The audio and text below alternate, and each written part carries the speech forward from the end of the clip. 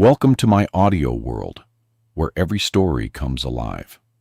I'm so glad you're here. Get comfortable, close your eyes, and let yourself get lost in the mystery that's about to unfold.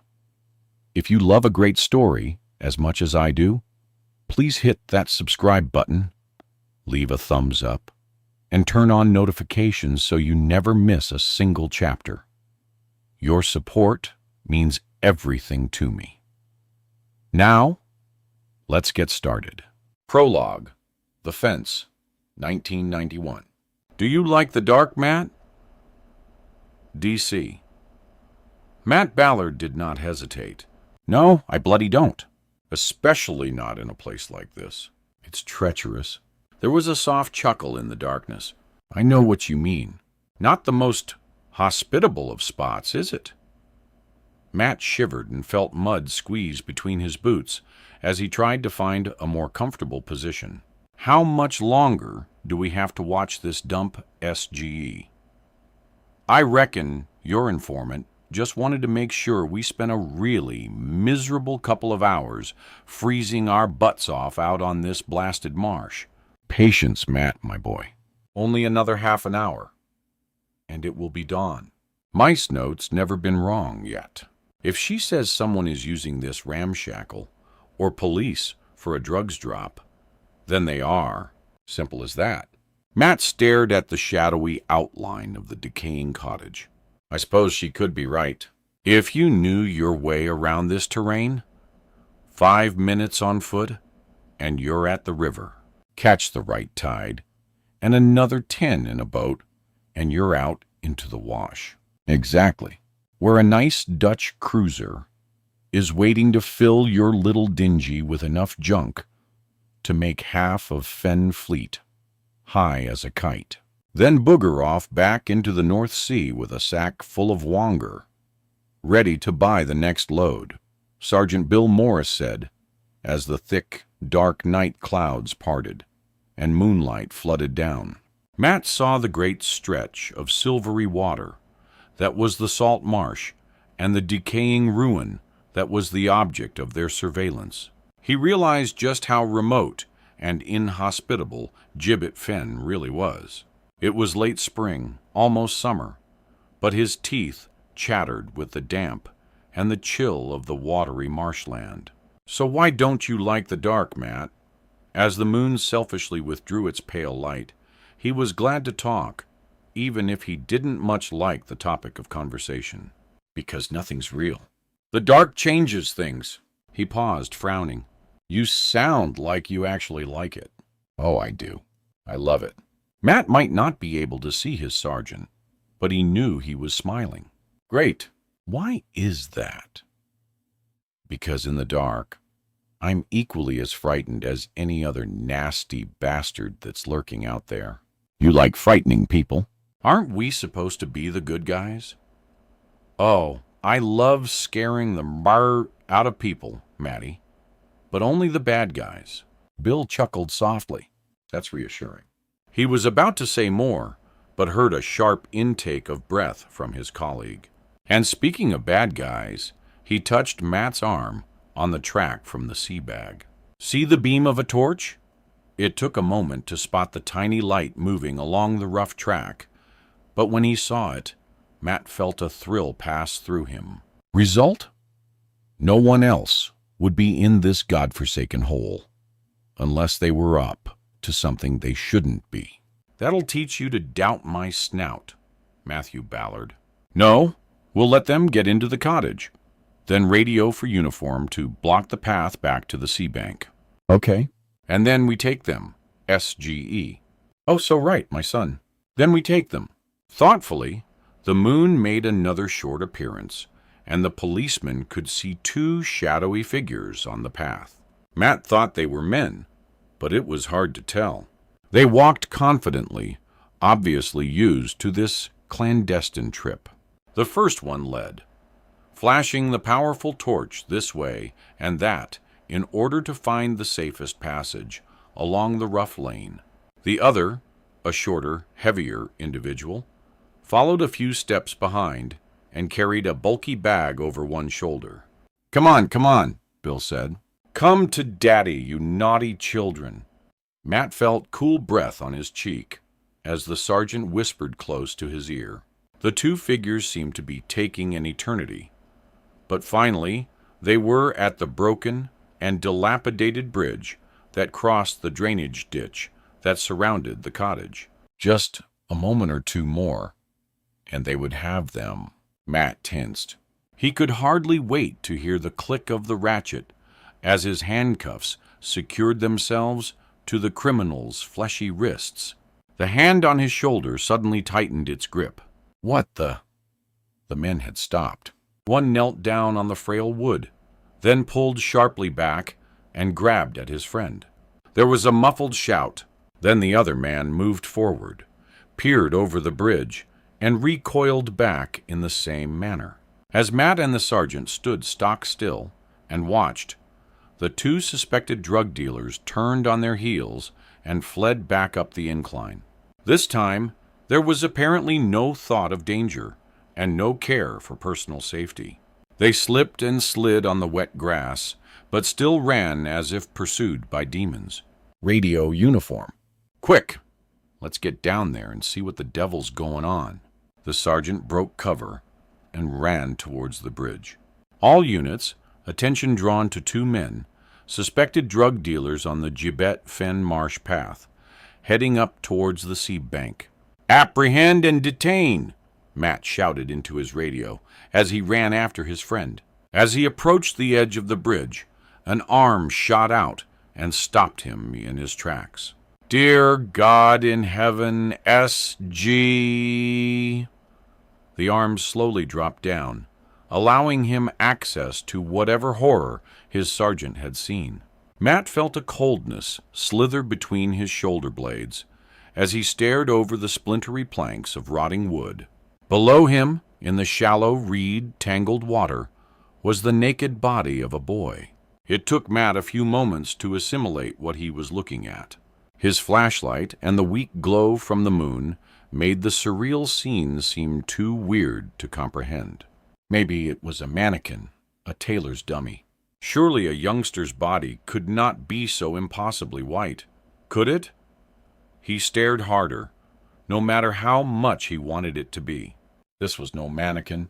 He looked around helplessly and saw that his sergeant had abruptly returned to consciousness and was barking orders into his radio.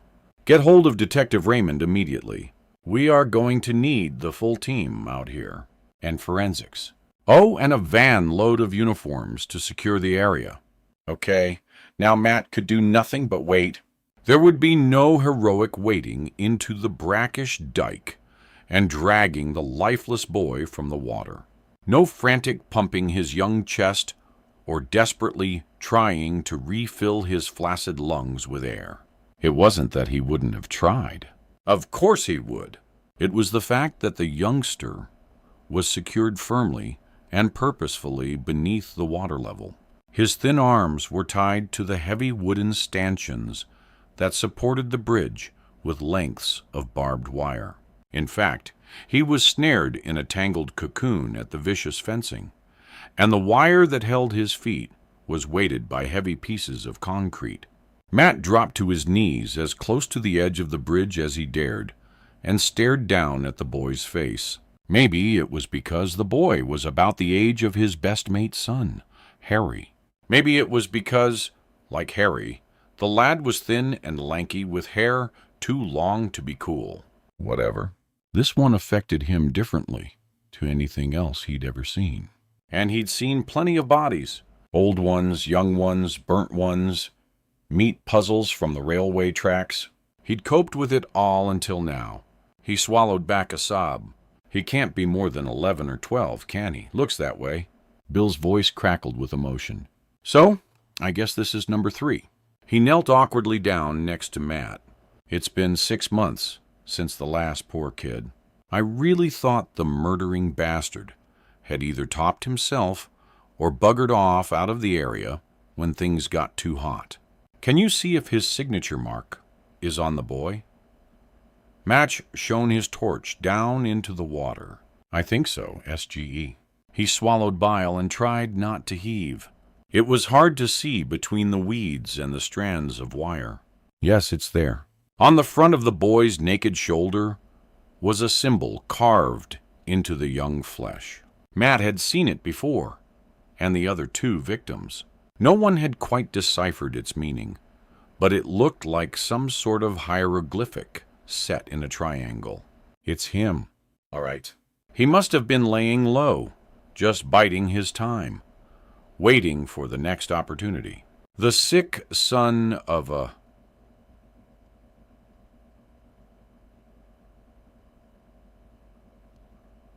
I'd like to rip his... The older man's words faded into silence. Then he sighed and rubbed a broad hand across his stubbly face. We'll catch him, SGE? Matt's voice wavered as he stared at the boy's black hair flaring out from his cold white face like a beautiful dark sea anemone. Won't we?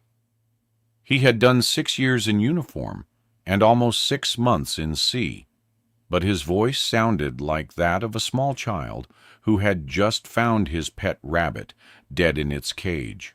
An arm encircled his shoulders, and as the two men stared down at the dead boy, the dawn broke over the silent and desolate landscape, casting an eerie, pale light on the strange tableau.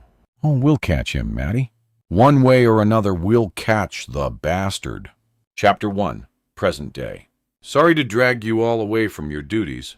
He surveyed the room of police officers and acknowledged their puzzled expressions with a smile. I thought you should be the first to know. He paused because he knew exactly how much his news would mean to his team. I've just heard from London. Brendan Kyle and Tricia Brown have been given life sentences. The room erupted with shouts and cheers. Men and women punched the air, slapped their colleagues on the back, and hugged each other. Detective Chief Inspector Matthew Ballard held up his hand, and slowly the fur died down. Without your painstaking work and dedication, we would never have got a result like that. I know that every one of you sweated blood to see those two go down. It was a difficult and a delicate case, but your attention to detail and thoroughness has paid off. Well done. Thank you all. Well, we couldn't have done it without you, boss. The unusually bright voice of his detective inspector, Jason Hammond, rang out. 3 cheers for the governor. Matt shook his head. Thanks, but it was a team effort. A bloody good team effort. Which means if you have the time when the shift finishes, meet me in the Dragon Bar. The drinks are on me again, shouted someone. Yes, we've had a pretty good run over the last few years, haven't we? Matt ran a hand through his iron-gray crew cut. But it looks as though this may be my last big case as your DCI. Only 6 months to go. A new scruffy lot will be dancing to a new piper. DCI Ballard retire? Never. It's just a ruse to keep us all on our toes. Detective Sergeant Liz Haynes smiled at him. Sorry to disappoint you, but 32 years is enough for anyone, including me. We'll believe it when they hand over the gold watch. With the budget they allow us these days, I don't think I'll be that lucky. The congratulations went on for a few minutes more. Then slowly the room began to empty. Sir, may I talk to you? Matt looked around and saw the short blonde hair and friendly smile of P.C. Gemma Goddard standing behind him. Gemma. He pulled up 2 chairs. Come and sit down for a moment. I think I need a break after all that excitement. What's the problem? He sat back heavily. The policewoman sat down and stared at him, biting her lip and apparently unsure of what to say. This was not like the P.C. Goddard that had worked with him for the last 5 months. She was bright, forthright, a bit gobby, and apparently at her best when it was a slanging match in the mess room. If he had to be hypercritical, her only failing seemed to be that she didn't suffer fools gladly and didn't disguise the fact. After a while, she said, "This is pretty weird, sir." She pulled an envelope from her jacket pocket. This came in this morning's post. I opened it. It's addressed to me, but inside I found a second envelope. She offered it to him with a shrug. I really can't think why anyone would do this. Can you, sir? Matt stared at it, then, almost without thinking, produced the ever-present disposable gloves from his pocket, slipped them on, and took the brown envelope from her. He handled it as if it were made of fine-spun gossamer. Thankfully, she'd had the sense to leave it sealed. It came to your home address. Yes, sir. By normal royal mail, not pushed through the door by hand, along with all the bills and the junk mail, sir. Look, the postmark is local. It was mailed here in Fenfleet. He glanced at the outer envelope. Has anyone else handled this, Constable? Only my dad.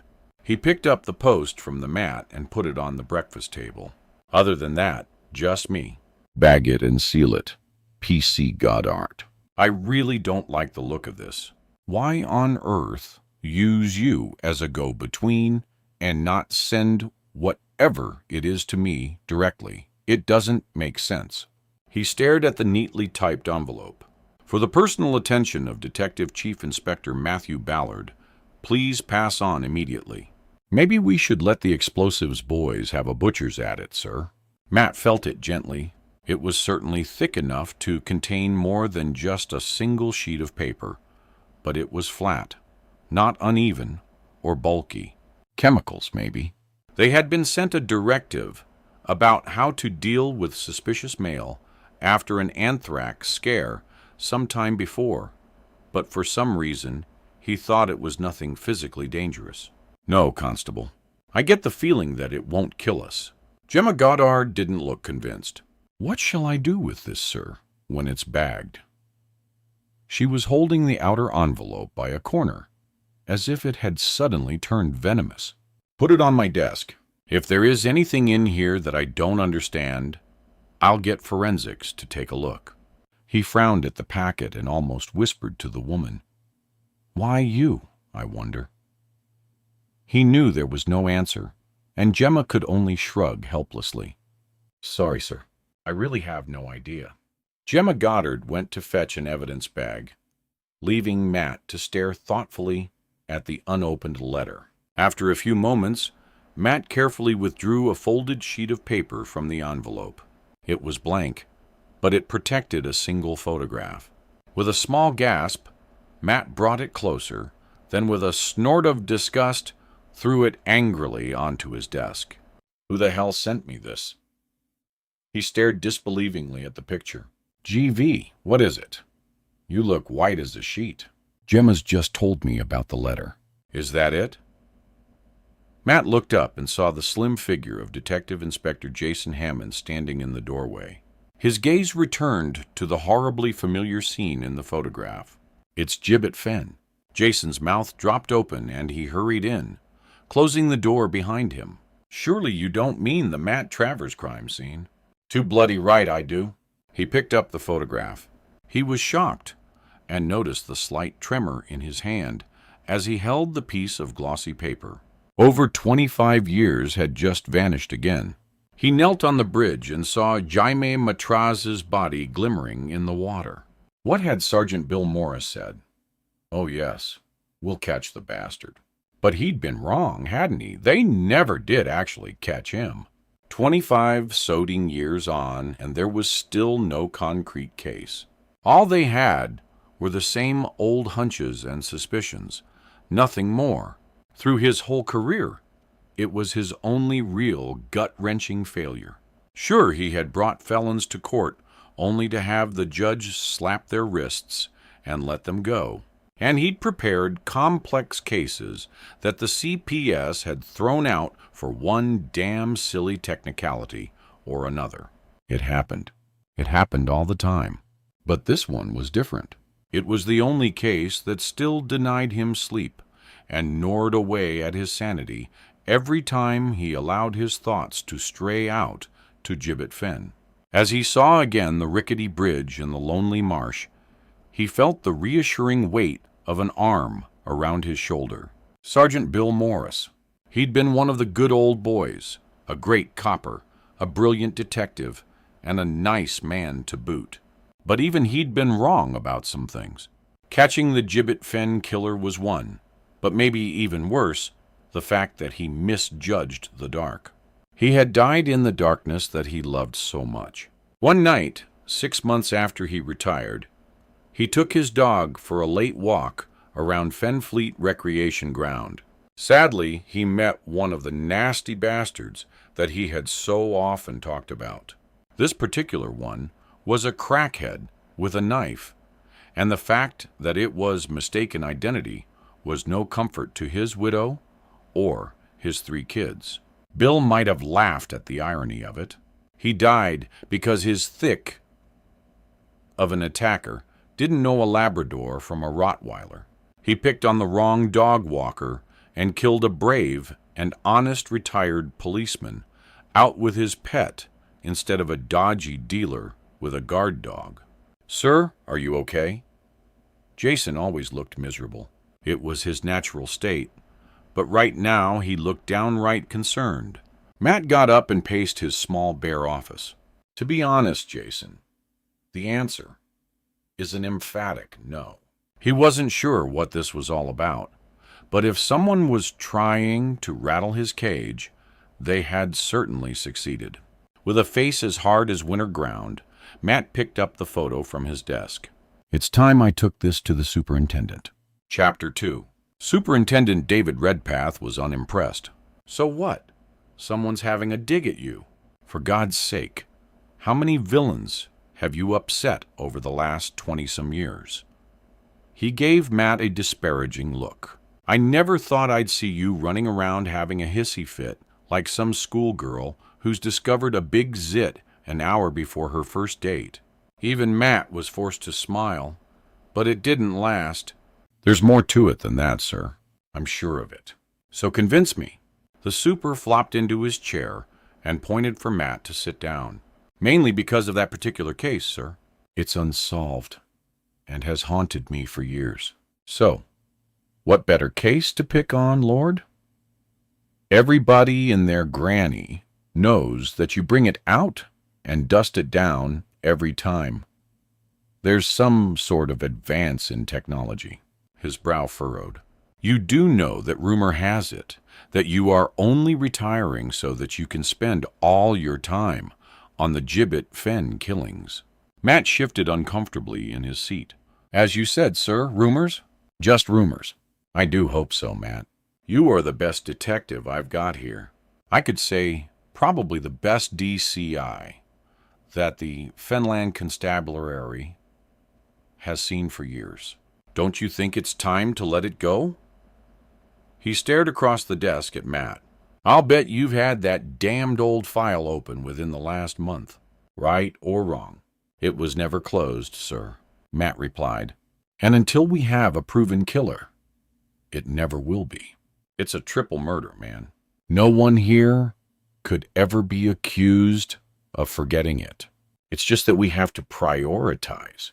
And for one thing, it's a decades-old cold case. And another. When our main suspect died, the killing stopped. We all care, Matt, but we need to keep it in perspective." His boss's eyes bored into Matt. It was almost impossible to argue in the face of such an irritatingly sensible man. "Okay. Well, would you entertain the concept of Copper's nose? I really do have a very bad feeling about this." The superintendent moved his hands in a juggling action. "Normally, and with any other officer, I would. With you and your bloody batire, it's only a very shaky maybe." Matt knew that he was in with a chance and immediately seized the opportunity. "Look at the picture, sir. It's a photo, all right? But I think it's been printed off a computer."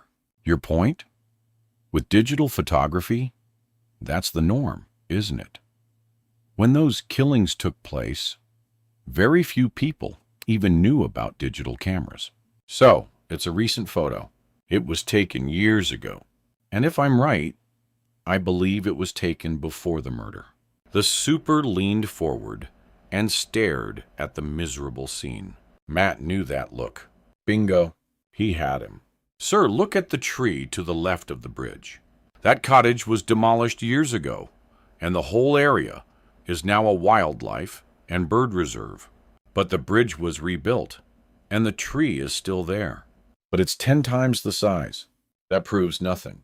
You can scan and print old photos. Easy peasy. Even my wife has mastered that, and she's a technophobe of the first order. So who would have old photos of a murder scene? Dozens of people. We would. Journalists would. Archivists, locals, and ghouls, and ambulance chasers, and they'd all be taken after the event. Wouldn't they, sir? There was a silence. David Redpath sat back in his chair and peered at Matt. And why are you so damn sure this was taken prior to the place attaining notoriety? We broke the railings on the bridge when we freed Jaime's body from the water. We had to get the fire surface down there with some cutting gear to slice through the barbed wire. The bridge was collapsing even before Trump stamped all over it in their size 12S. He picked up the picture from the desk. The bridge in this snapshot is undamaged. It's exactly as it was when Sergeant Morris and I arrived that night. Superintendent Redpath closed his eyes and sighed. Who in heaven's name would have a picture of a crime scene before the murder? Matt gave a sigh of relief. I rest my case. The super leaned back in his chair and swore softly. Okay. You can get that photo in the 2 envelopes down to forensics. Just don't make too much of a song and dance about it. Thank you, sir. And, well, as we're pretty quiet at present, Matt decided to go for broke. Could the team make a few low-key inquiries? On what, for God's sake? I still think it's just some clever sticking 2 fingers up at you. You know exactly what I mean. Ballard's coming up for retirement. Let's remind him about the one that's got away. Matt shrugged. This was not the moment to push it. You're probably right, sir. I hope so. He stood up and carefully picked up the photo. And thanks for this. I'll get it down to the lab. I'll keep you posted if they find anything. He glanced back as he closed the door and saw his boss staring at him thoughtfully. In the outer office, Jason clicked through a file on a local car thief. No matter how hard he tried to concentrate, his mind kept going back to that sinister picture that his boss had received. Want a coffee, sir? He looked up to see P.C. Goddard grinning at him. Thanks, Gemma. Black, very strong. No sugar, please. Wow, brave man. You do realize I'm talking about Fenland constabulary coffee, not finely roasted Arabica beans, don't you?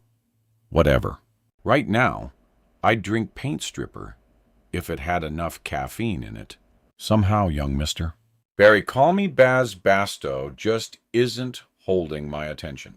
Gemma leaned over his shoulder and stared at the image on the screen. As she did, Jason detected a hint of the light, flowery perfume that his eldest daughter wore. He's an ugly little bugger, isn't he? Possibly more rat than human. No wonder your mind keeps wandering. She stepped away, then turned and perched on the edge of his desk. Did the boss tell you about the letter I received this morning? Yes. It really bothered him, didn't it? Of course it did. You, of all people, should know just how badly he wanted that case solved before he jacked in the job. The Gibbet Fenn murder is why you're here, instead of pushing paper clips around the front office. Sorry. Gemma looked puzzled. Jason gave her a long, suffering smile. Didn't you think it a teensy bit funny that the DCI offered you a temporary desk job in C after you hurt your ankle in that football match, Riot? She frowned. Not really. The injury stopped me going out on foot patrol, but the rest of me was okay. I thought I was just being put to best use, that's all. The frown deepened. Okay, spill the beans. Have I been duped? Jason broke into a rare smile. Not really. You've been a great help, actually. It's just that the chief doesn't like his team detectives spending too much time on the old cold case. If the super catches them, he's in hot water. So you were a gift, a total blessing in disguise. And if you don't believe me, tell me what's been your main occupation in the last few months. Gemma gave him a withering look, checking what new DNA techniques are available to us, reading updates in forensics. Oh, yes. And bringing the Gibbet Fang case information up to date, checking on the status of all the original witnesses and suspects. Who's dead, who's still alive, etc., etc. Yeah. I'm starting to get the picture. Jason smiled at her knowingly. But you've enjoyed it, haven't you? Of course I have. It certainly beats sorting out the old lags and binge drinkers on a Friday night, and it gives you a good insight into how C works, which, at such an early stage in your career, is more than most ever get to see. He looked at her thoughtfully. I can't see a smart girl like you wanting to pound the beat forever. Gemma shrugged. I joined up because I wanted to make a difference. I don't really care how I achieve that goal as long as I do. Well, I can give you one really good tip to do that. She leaned forward expectantly. Never promise an inspector a coffee and then keep him waiting. Gemma almost jumped off the edge of the desk. Thanks a bunch, Guff. One strong mug of paint stripper coming up. About a 5-minute walk from Fenfleet Police Station, a man wearing heavy, thick-soled trainers and a hooded tracksuit jogged purposefully along the river walk. After about 5 minutes, he paused in his run, squatted on the grass beside the river, and did a series of leg stretches. After a while, he took several deep breaths and resumed his road training, stopping only once on the 2-mile run home to slip a carefully typed envelope into one of the many town postboxes. Chapter 3. It had been hard getting to sleep, but somewhere around 2 o'clock in the morning, he must have finally dropped off.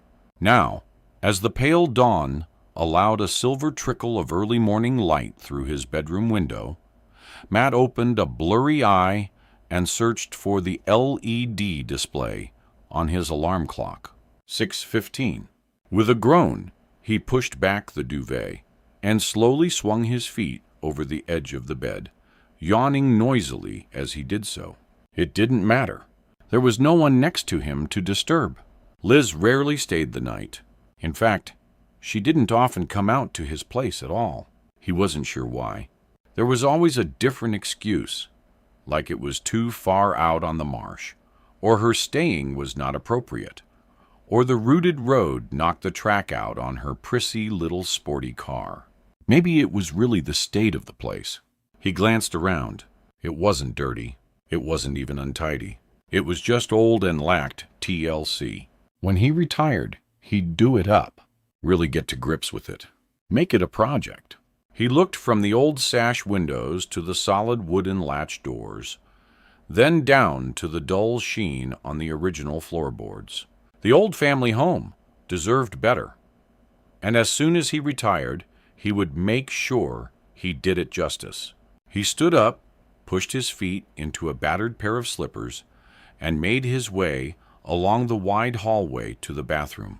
The face that looked back at him from the mirror still didn't look old enough to belong to a man who was about to retire. His thick, wavy hair had begun to change color way back in his early 30s, and now he wore it short and bristly. He forced a grin. Life had dealt him some shitty knocks in the past, but in time, he had learned how to cover them up. At least physically, they didn't show. With luck, he might even keep his hair into his dotage, along with a small something of the bad boy cheekiness that had enabled him to get his fair share of the girls as a young man. When Liz had seen a snapshot of him in his 20s sitting on his old motorbike, she swore he had substituted it with a still from The Great Escape. His expression hardened. Then his full 50 years showed themselves. The memory of the photo of his smiling self had morphed into the desolate landscape that was Gibbet Fin. He turned on the shower and stripped off the shorts and t-shirt that he slept in. As he stepped into the powerful stream of hot water, all the worries of the day before returned. He couldn't shake the nagging concern that there was more to this than some old enemy rubbing salt into the wound. He took his time, soaping himself over and over again, then letting the water pound onto his stiff, aching shoulders. Suddenly, he flipped the temperature control to cold and gave a loud grunt of shock. He needed to get moving, and that was one surefire way to get his ass into gear. As he wrapped a large towel around himself and rubbed vigorously at his hair, the phone rang. With wet feet slapping on the boards, he hurried back to the bedroom. D.C.E. Ballard. Sorry, boss, but before you remind me, I do know it's only 6:30. It's all right, Jason. Apart from the fact that I'm standing here stark, bloody naked, dripping wet, and freezing my bollocks off. Oh! Well, sorry about that, but I think you'd better hear this. Matt didn't like his inspector's tone. It had its usual despondent quality, but there was a nasty hint of apprehension behind it. Go on. When I got home last night, Michelle had taken the youngest girls to their friends for a sleepover. She'd then gone on to visit her mother, so she was really laid in. And for Christ's sake, Jace, get on with it. I'm causing wet rot here. There was an irritated snort from the receiver. Yes. Well, the thing is, Michelle forgot to tell me there was a letter for me in the Morning Post. Matt shivered. I haven't opened it, sir, but I'm dead certain it's the same as the one P.C. Goddard received. Same brown envelope, an identical typed dress. For a moment, Matt was silent. If it was another photo, it confirmed his fears. But fears of what? He wondered. Can you bring it over here, Jason, before work? Certainly, sir. I'm already showered and dressed. But can I have breakfast first? No. I want to see that envelope. Then we'll have breakfast. The photo was of a car, a dark Ford Cortina Crusader. As before, it was a computer-printed black and white picture and showed the vehicle parked on the side of a long, straight drove. The rest of the frame showed huge stretches of farmland and a sky full of clouds. Jason broke the silence. Isn't that the same model of car the killer used to incinerate his second victim, sir? Matt found it hard to speak. When he did, it was little more than a whisper. Worse than that, it is the same car. What? Jason's voice really changed, its grave timbre. But it had gone up several octaves. But it was torched, totally gutted. He swallowed, then added, along with the body in the boot, Christopher Ray Fellows. You mean? He knew he sounded angry as he stared at the photograph, but there was nothing he could do about it. He was angry.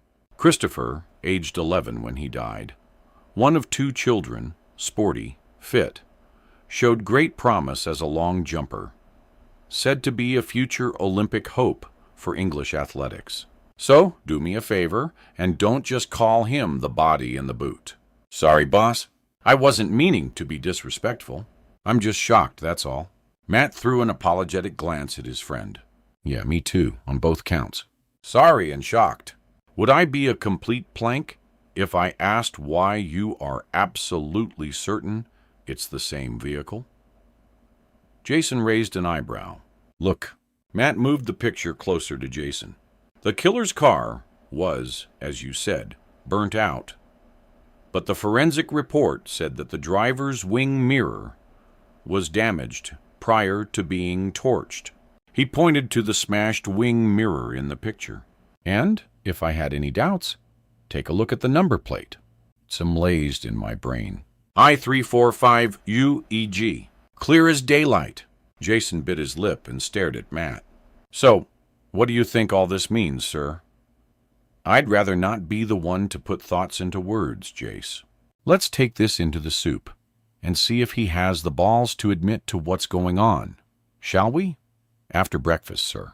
Jesus, Jason, you could look miserable for England. Come on. Once we've seen Superintendent Redpath, I'll take you to the greasy spoon of your choice and buy you the biggest fry up you can fit inside that scrawny frame of yours. Deal. With a sigh, Jason stood up and nodded gloomily. Have to be, I suppose. The superintendent's office was something of a respite from the cheap office desks and uncomfortable chairs of the sea room. David Redpath's desk was made of a dark wood veneer, maybe, but he kept it polished and uncluttered. Even the chairs had padded seats, unheard of in the rest of the station. Matt placed the latest photo on the polished surface and sat back down next to Jason. The super opened a drawer, took out a magnifying glass, and scrutinized the picture of the Ford car for several minutes. Neither of the other two men said a word. Finally, the super sat back and stared at them. What is your position at present case-wise? Matt paused. Well, the Stockbridge case is pretty well tied up, and I saw William Cross's brief yesterday. They are planning on changing his plea to guilty, so that more or less wraps that up. What have you got pending, Jason? Nothing much. Small stuff, really. I've been helping D.I. Short sort out a few loose ends. The super nodded, his expression serious. Then I'm going to suggest you get your team together and take a fresh look at the Gibbet Finn killings. He directed his gaze at Matt. And listen hard. I still think this is an elaborate hoax. Something to get at you personally. Okay? But I can't ignore the fact that there is a small chance that it may be something far more serious. Matt wanted more. Wanted to hear the super say the words that he was thinking. Like what, sir? As if you damn well hadn't already reached this conclusion on your own. The super stared at him stonily. Well, if you want it spelled out, it's this. At the very far end of the spectrum, the most extreme explanation, Matt, is that the killer is still alive, and he sent you those photos. You are the last serving officer here at Fenfleet who had any dealings with that case. Work the rest out for yourself. He leaned forward across the desk. And for God's sake, keep this low-key. I don't think the chief constable would like it too much if he knew I'd committed a damn great chunk of our budget to a cold case and on the strength of only 2 black and white photos. Right. Matt swallowed hard. Understood. And thank you, sir. I really appreciate this.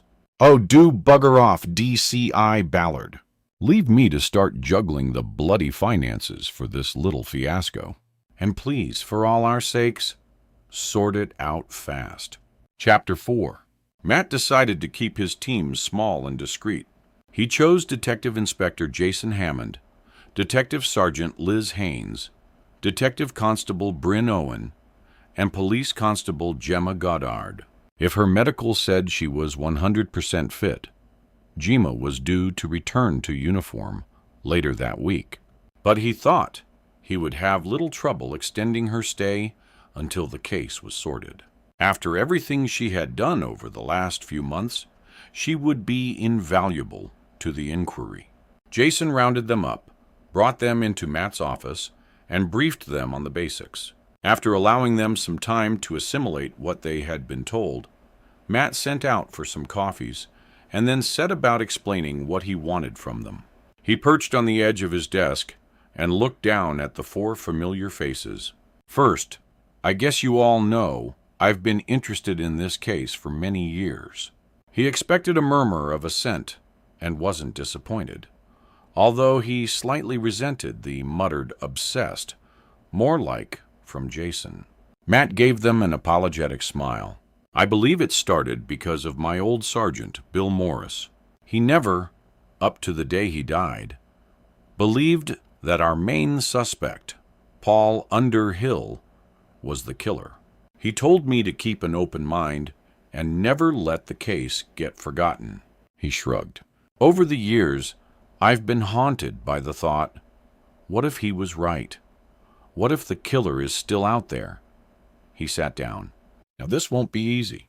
After all, you've all heard me bleating on about it for years. But I want you guys to forget about my theories. and try to look at this case with fresh eyes. Take it from the top. Use every new system available to us and see what you come up with. Okay. There was a ripple of agreement. I've already sent down to the evidence store, sir. All the boxes will be brought up here this afternoon, Jason said.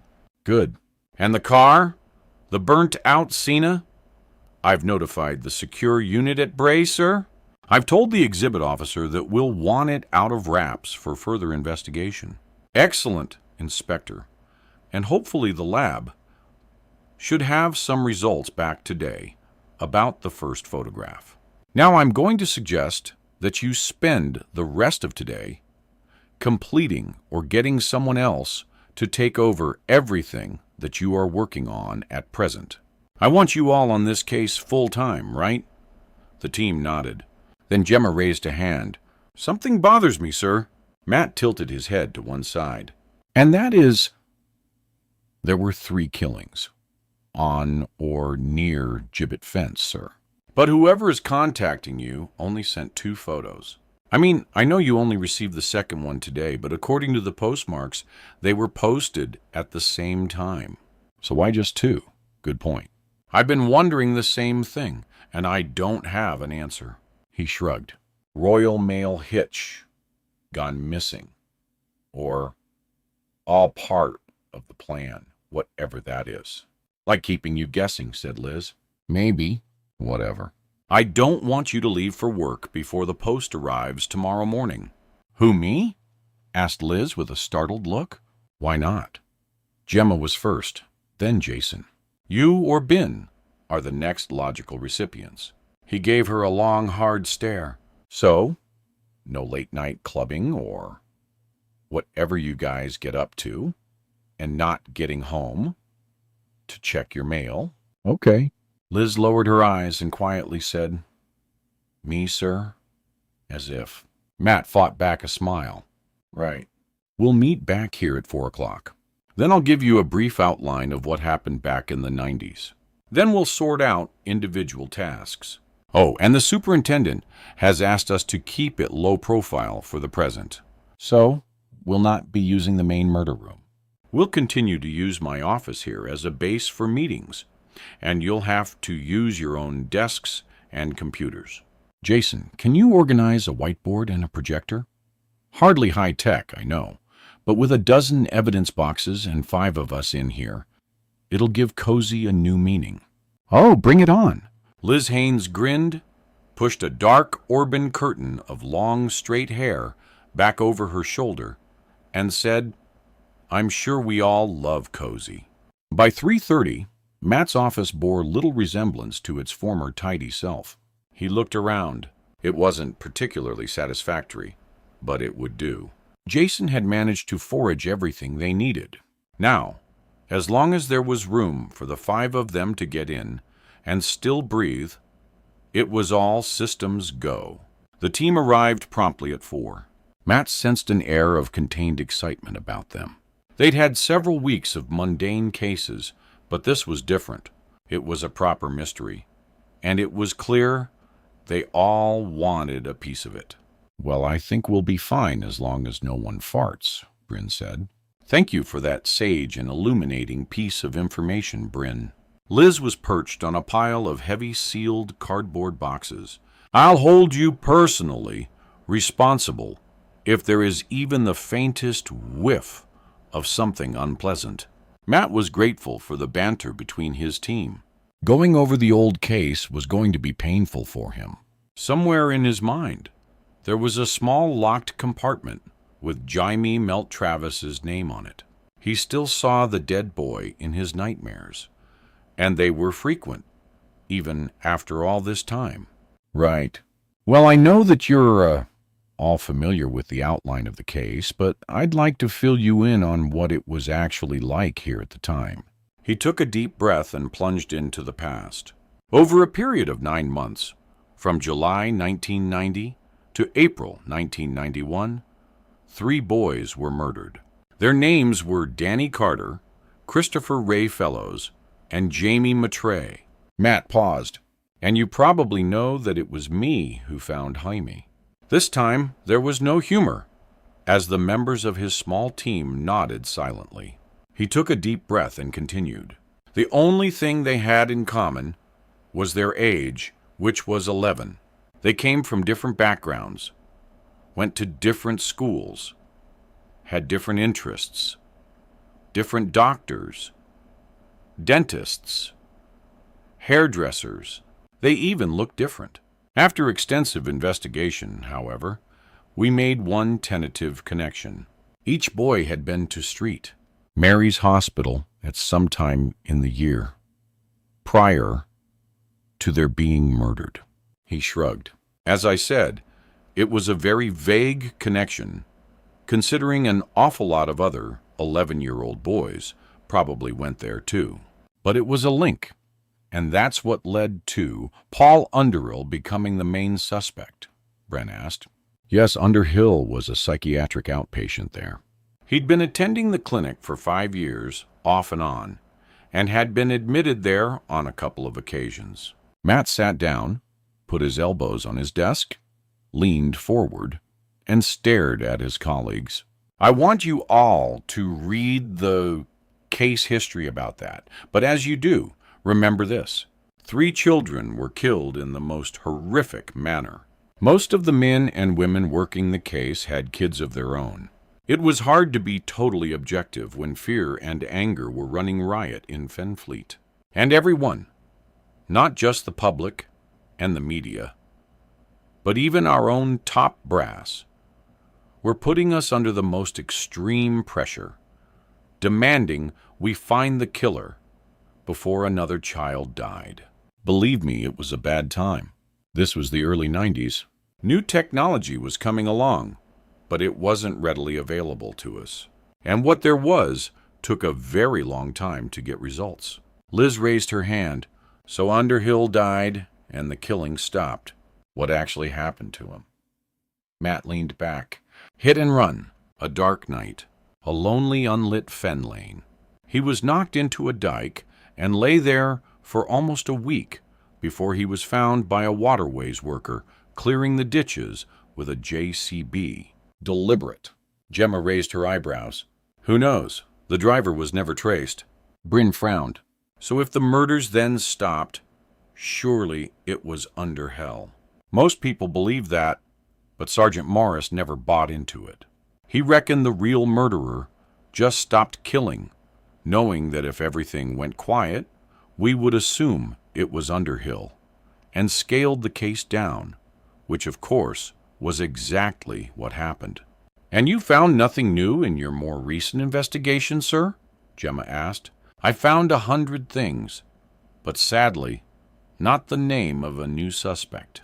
Matt stood up and passed out folders to each of his team. This may help you. It's something I've been preparing over the last few months. A sort of overview of the case from day one. I thought it would help whoever stepped into my shoes after I left. It has only facts, no suppositions or theories. It contains witness statements, forensic reports, and a mass of other relevant data. Naturally, you can access everything in full detail from the computer database, but I'm hoping this will make our job easier. The officers leafed through the document. Whew, this is pretty thorough, sir. It must have taken forever to collate. Bryn looked impressed. Yes, sadly, it just proves that I don't get out much these days. Matt grimaced. It wouldn't do to tell them that the file had been intended entirely for his own use, something to help fill the days and nights after he left the force. DIY was all well and good, but there were only so many rooms you could repaint or wallpaper. So get yourselves home now. Use that for your bedtime reading tonight, and we'll start fresh in the morning. The team made their way out. Sergeant Hayes, 1 minute before you go, please, Matt said. Liz stepped back into the room and pushed the door too. Sir, Matt made sure the others were out of earshot, then said softly, There's a cold bottle of Shabi in my fridge at home. It's definitely too good to drink alone. Dear me, I thought I was supposed to be tucked up in bed with a murder report and not leave home until Pasti has delivered my mail. She flashed him a supposedly innocent smile. I can read you the bedtime story and get you home in time for the postman. Tempting, Matty, but perhaps not tonight. He felt a rush of irritation and something like fear. He really did not want to spend another night alone. Come on, Liz. It's important. These photos have really got under my skin. I need a distraction. Oh, so that's what I am. Wonderful. He moved a little closer. That's not what I meant, Liz. And you know it. I'm really not sure it's a good idea, Matty. He could smell her perfume and almost feel the softness of her hair and the warmth of her skin. Is it the house? Because if it is, we could go to the hotel. Ad's place again? He shrugged. Well, it's out of town, and it's safe. Ad would roll naked in red ants before he was indiscreet. He gave her a lopsided smile. And it's clean. The faintest hint of amusement crossed her lips. What more could a girl ask for? You'll come. She passed her tongue slowly across her lips and said, I usually do, don't I? He grinned. Usually, always, I sincerely hope. You'd better ring Ad then. Make sure he has a room. No need. You've not been assuming things again, have you? He threw her a disparaging look. No, and I wouldn't dream of it. Oh, yes, I forgot. There's always a room for you, isn't there? Ad Clarkson and I go way back. H, funny that? Liz tilted her head provocatively, making it desperately difficult for him not to reach out and touch her. He really doesn't seem the type that a detective chief inspector would associate with. Long story. And as I said, we go back a long way. Want to tell me about it? No. Never. Maybe one day, but not today. See you there at 7 o'clock. Only as long as you order one of his juicy fillet steaks and a bottle of something very expensive. He brushed past her ostensibly to open the door and whispered, Whatever you want, it's yours. Excellent. I'll tell you exactly what I want at 7. Okay. Chapter 5. As Matt and Liz made their way up the back stairs of Ed's hotel, Ted sat quietly in front of the computer and stared at the image on the screen. Ted wasn't his real name. He had adopted it in honor of one of his childhood heroes. And although he had no inclination to follow in the man's footsteps, he felt that they did share a few characteristics, and he just liked the idea of being called Ted. It was at least a lot better than the name he had been given at birth. His latex-gloved fingers sped over the keyboard. He adjusted the picture, enhanced it, then sat back and nodded. That was just right. Exactly as he wanted it. His heart thumped against his rib cage. Ted took a deep breath. It was hard to believe that after all this time, things were actually happening. Years of planning and scheming. Now he was actually doing something concrete. He wondered what had kept him going. Hate? Revenge? He stared at the screen and shook his head slightly. No, it wasn't that. It was more a sense of justice being done. The truth finally coming to light. He pressed the button and the picture whirred into life. After a moment or two, he carefully picked up the photograph and smiled with satisfaction. Perfect. Ted pushed his chair back and walked over to another desk, where he found a plain sheet of white paper and a large brown pre-addressed envelope. He knew that it was far too early to post it. The timing for the second part of the game had to be minutely accurate, but it was ready. That was the main thing. It was too damned important to rush it. He smiled again, this time a full-blooded grin. If nothing else, no one in the land could accuse him of impatience. How many people would wait over 20 years to make things right? With one last searching stare at the picture, he slid it between the folded white sheet of A4 paper and slipped it into the envelope. Ted went back to the computer and closed it down. No point leaving it on. After all, it was never used except in connection with the project. He looked at it scornfully. What a piece of junk. Nothing like his own little wizard. But there, that was the idea, wasn't it? Keep everything neat and tidy. No one would ever trace it. He'd paid cash, bought it second-hand from a mate of a mate, then put it back to its factory settings. It was a bog-standard, obsolete PC, and apart from the project, there was nothing on it, not a single piece of personalized wallpaper, not even spider solitaire, and definitely no connection to the internet. The monitor light turned from green to amber, and he leaned forward and switched it off. As he pushed back his chair, his contentment faded. He stood still and listened. From somewhere else in the house, he heard a faint mooing sound. Half cry, half sob. Damn. The boy shouldn't be awake yet. He'd given him enough stuff to keep him down until at least dawn.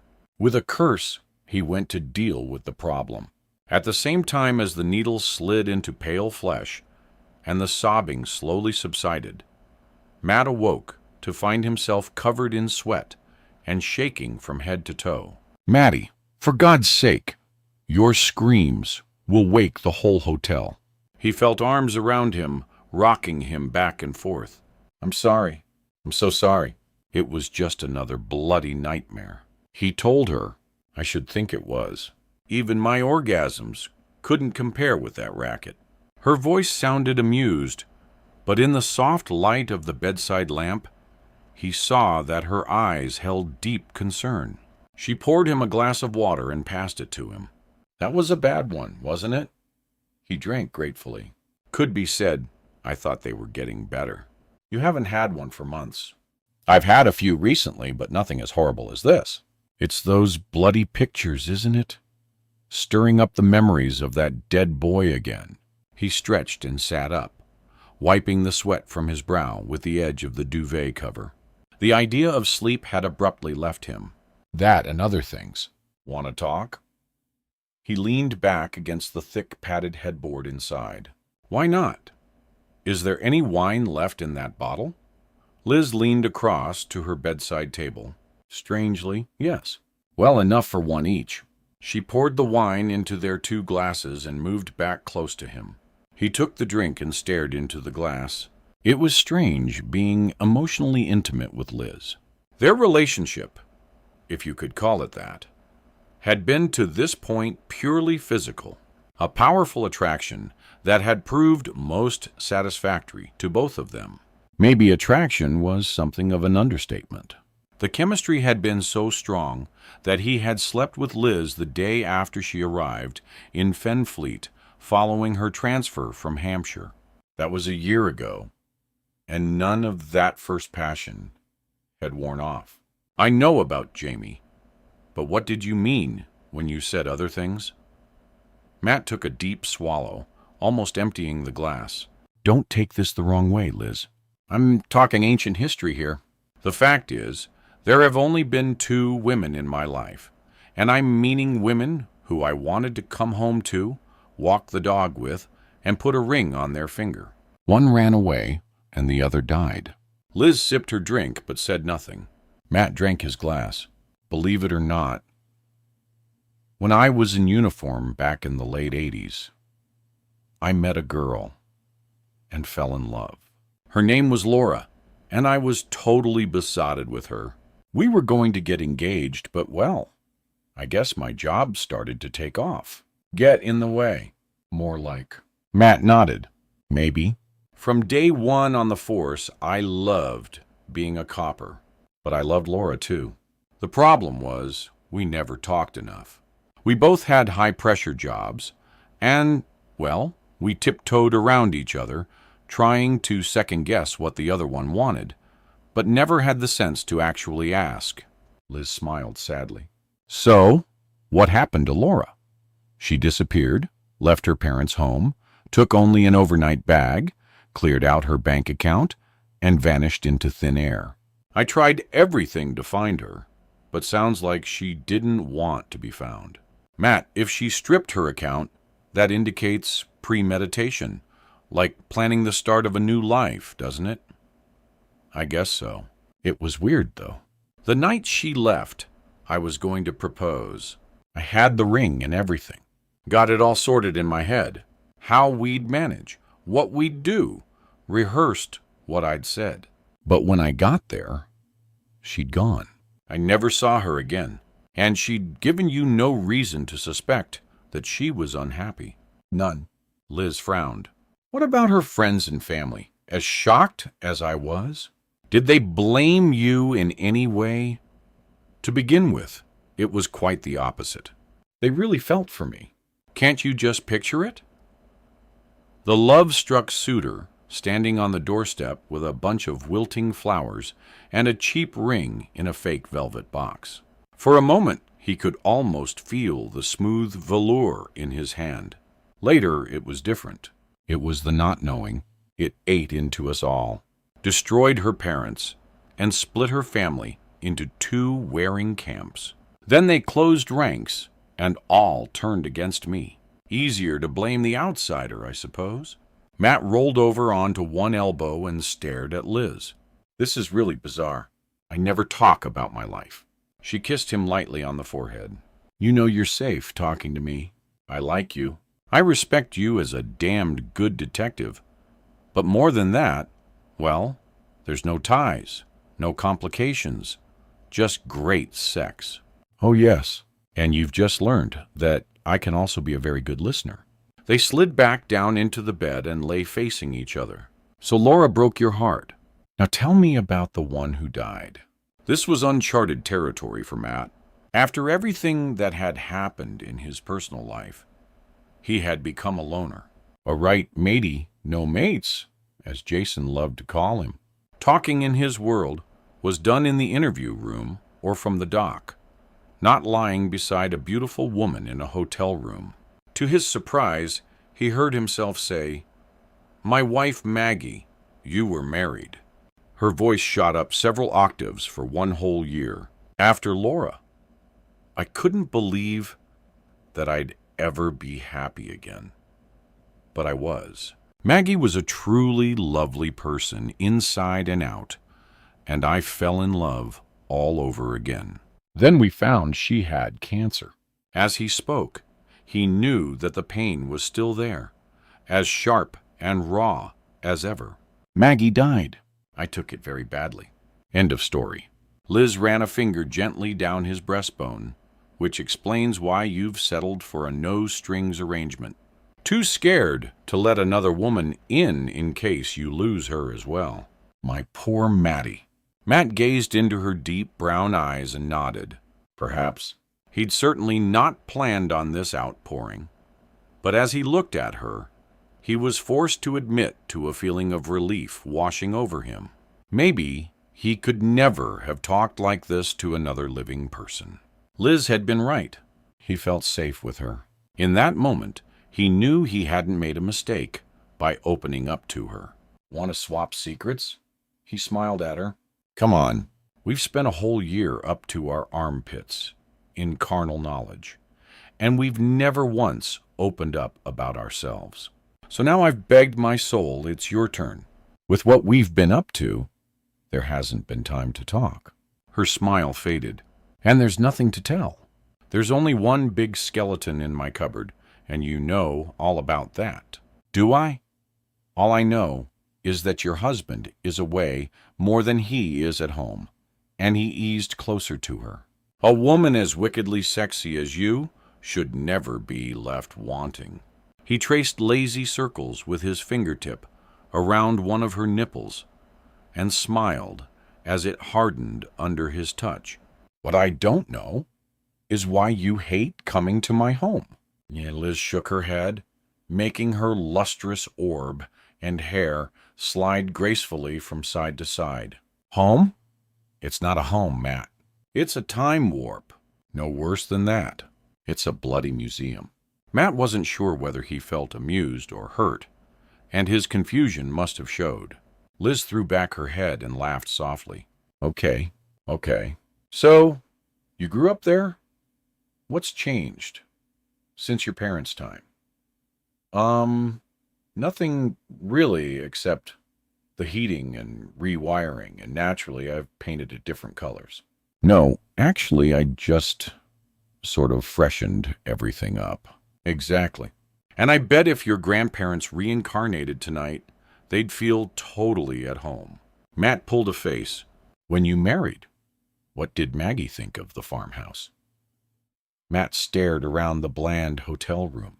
We had great plans for it. Well, Maggie had plans. I would have just gone along with her. She did cheer it up a bit. Plants, flowers, that kind of stuff. But then his voice faded. It was too late. Liz took his hand in hers, and he nodded silently. So why not do the whole place up? Change it, modernize it, revamp it, blow away the ghosts, and invite some fresh air in. I thought maybe when I retired, I'd do something like that. Don't wait. Get on with it. Then when you meet someone special, she won't feel like I did.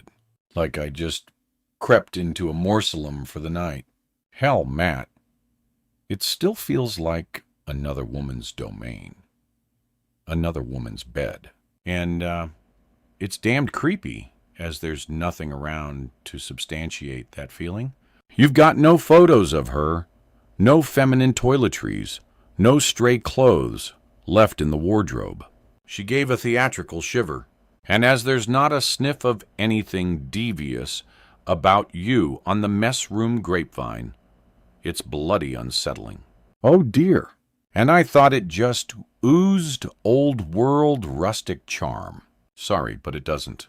Although I have to say that the things that you've told me tonight do explain one little mystery. She grinned at him mischievously. One thing that I've often wondered about. Matt frowned.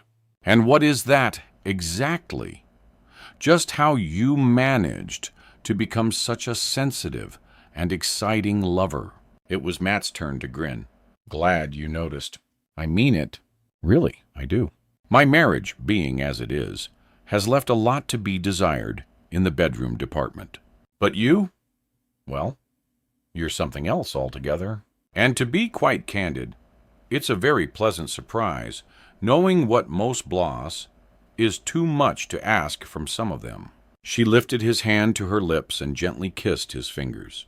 So which one taught you, Laura or Maggie?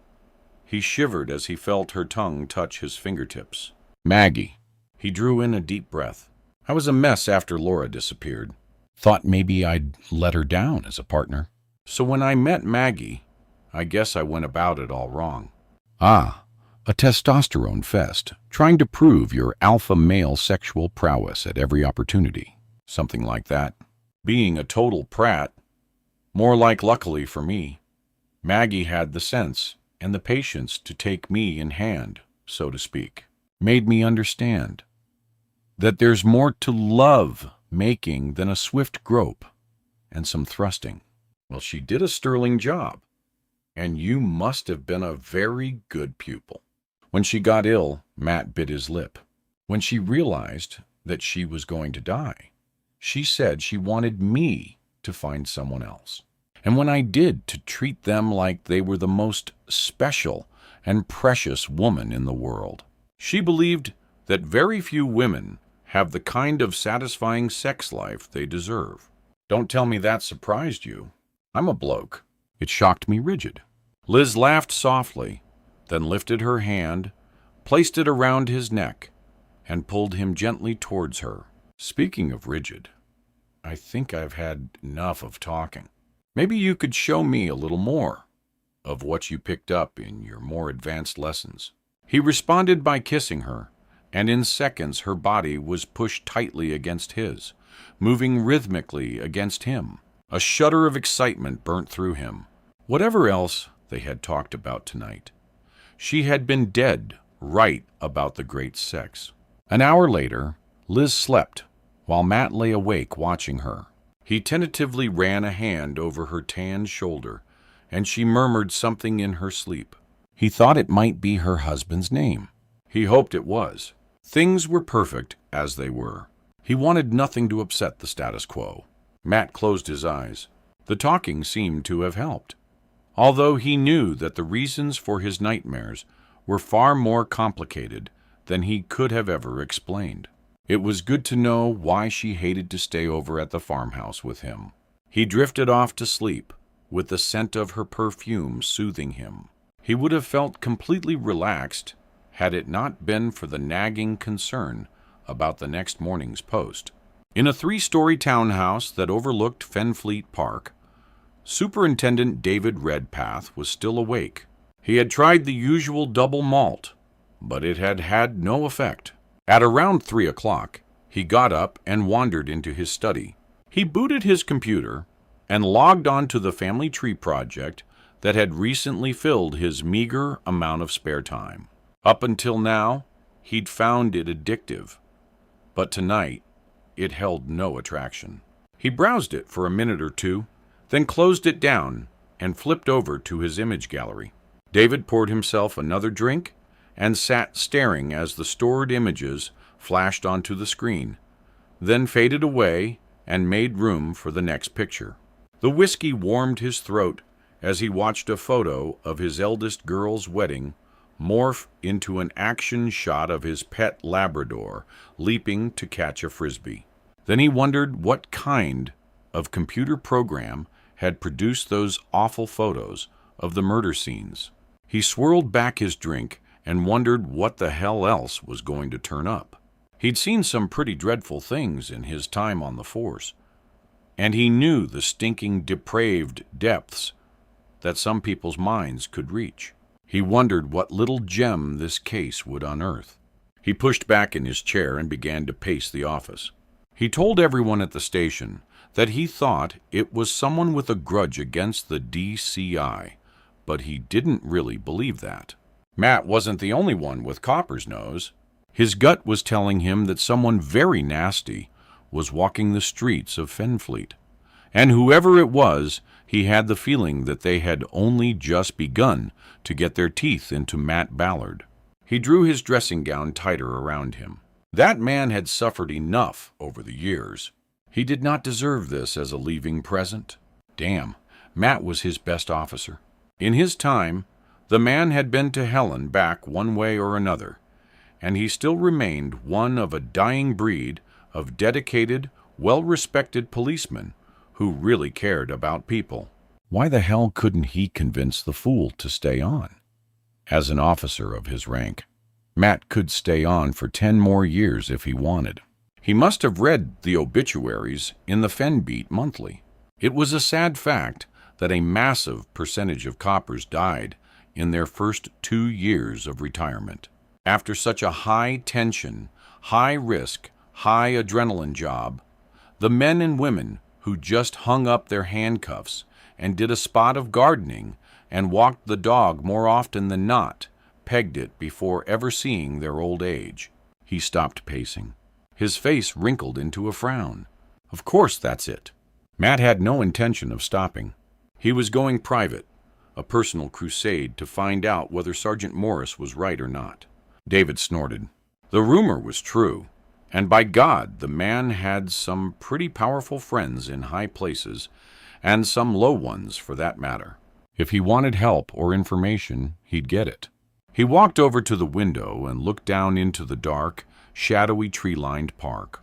He shivered, not because of the cold, but because the thought had just struck him that maybe Matt's plans to catch the cold case killer were about to be upset. From where he was standing, it looked rather more as though the murderer was looking for Matt. Chapter 6. Sergeant Ains, not in yet, sir? Bryn asked. Guess her post hasn't arrived. Jason looked edgy. I assume you didn't get anything, Bryn. No, sir. I asked my flatmate to ring me as soon as it arrived. My post consisted of 2 credit card statements, 1 pizza delivery advert, 2 offers for loans, and a discount magazine for surgical appliances. That's useful. Well, as the boss didn't get anything, and Gemma and I have already received one, it looks as though we're going to be hanging by our eyelashes until we hear from Liz. Jason pushed his hands deep into his pockets and began to jingle some loose change. Droid worry beads, Governor. My girlfriend swears by them when she's stressed. I'm not stressed, grumbled Jason. Bryn smiled innocently. Oh, I never assumed you were, sir. I meant my girlfriend, not you. Jason grunted something unintelligible and continued to jingle the coins. Uh-oh. Bryn looked up. That's the DC's phone ringing.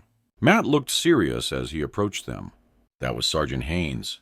There was nothing in her mail. She's on her way in now. When she gets here, we'll discuss what this may mean and how we'll proceed. He turned on his heel and left the two detectives looking glumly at each other. I never thought I'd be upset by not receiving bad news.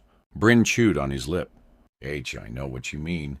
I think this bastard's playing mind games with us, getting us all heated up, waiting for the third murder scene photo. And bingo, nothing. If he is, he's succeeding. My nerves are jangling more than those bloody coins in your pocket.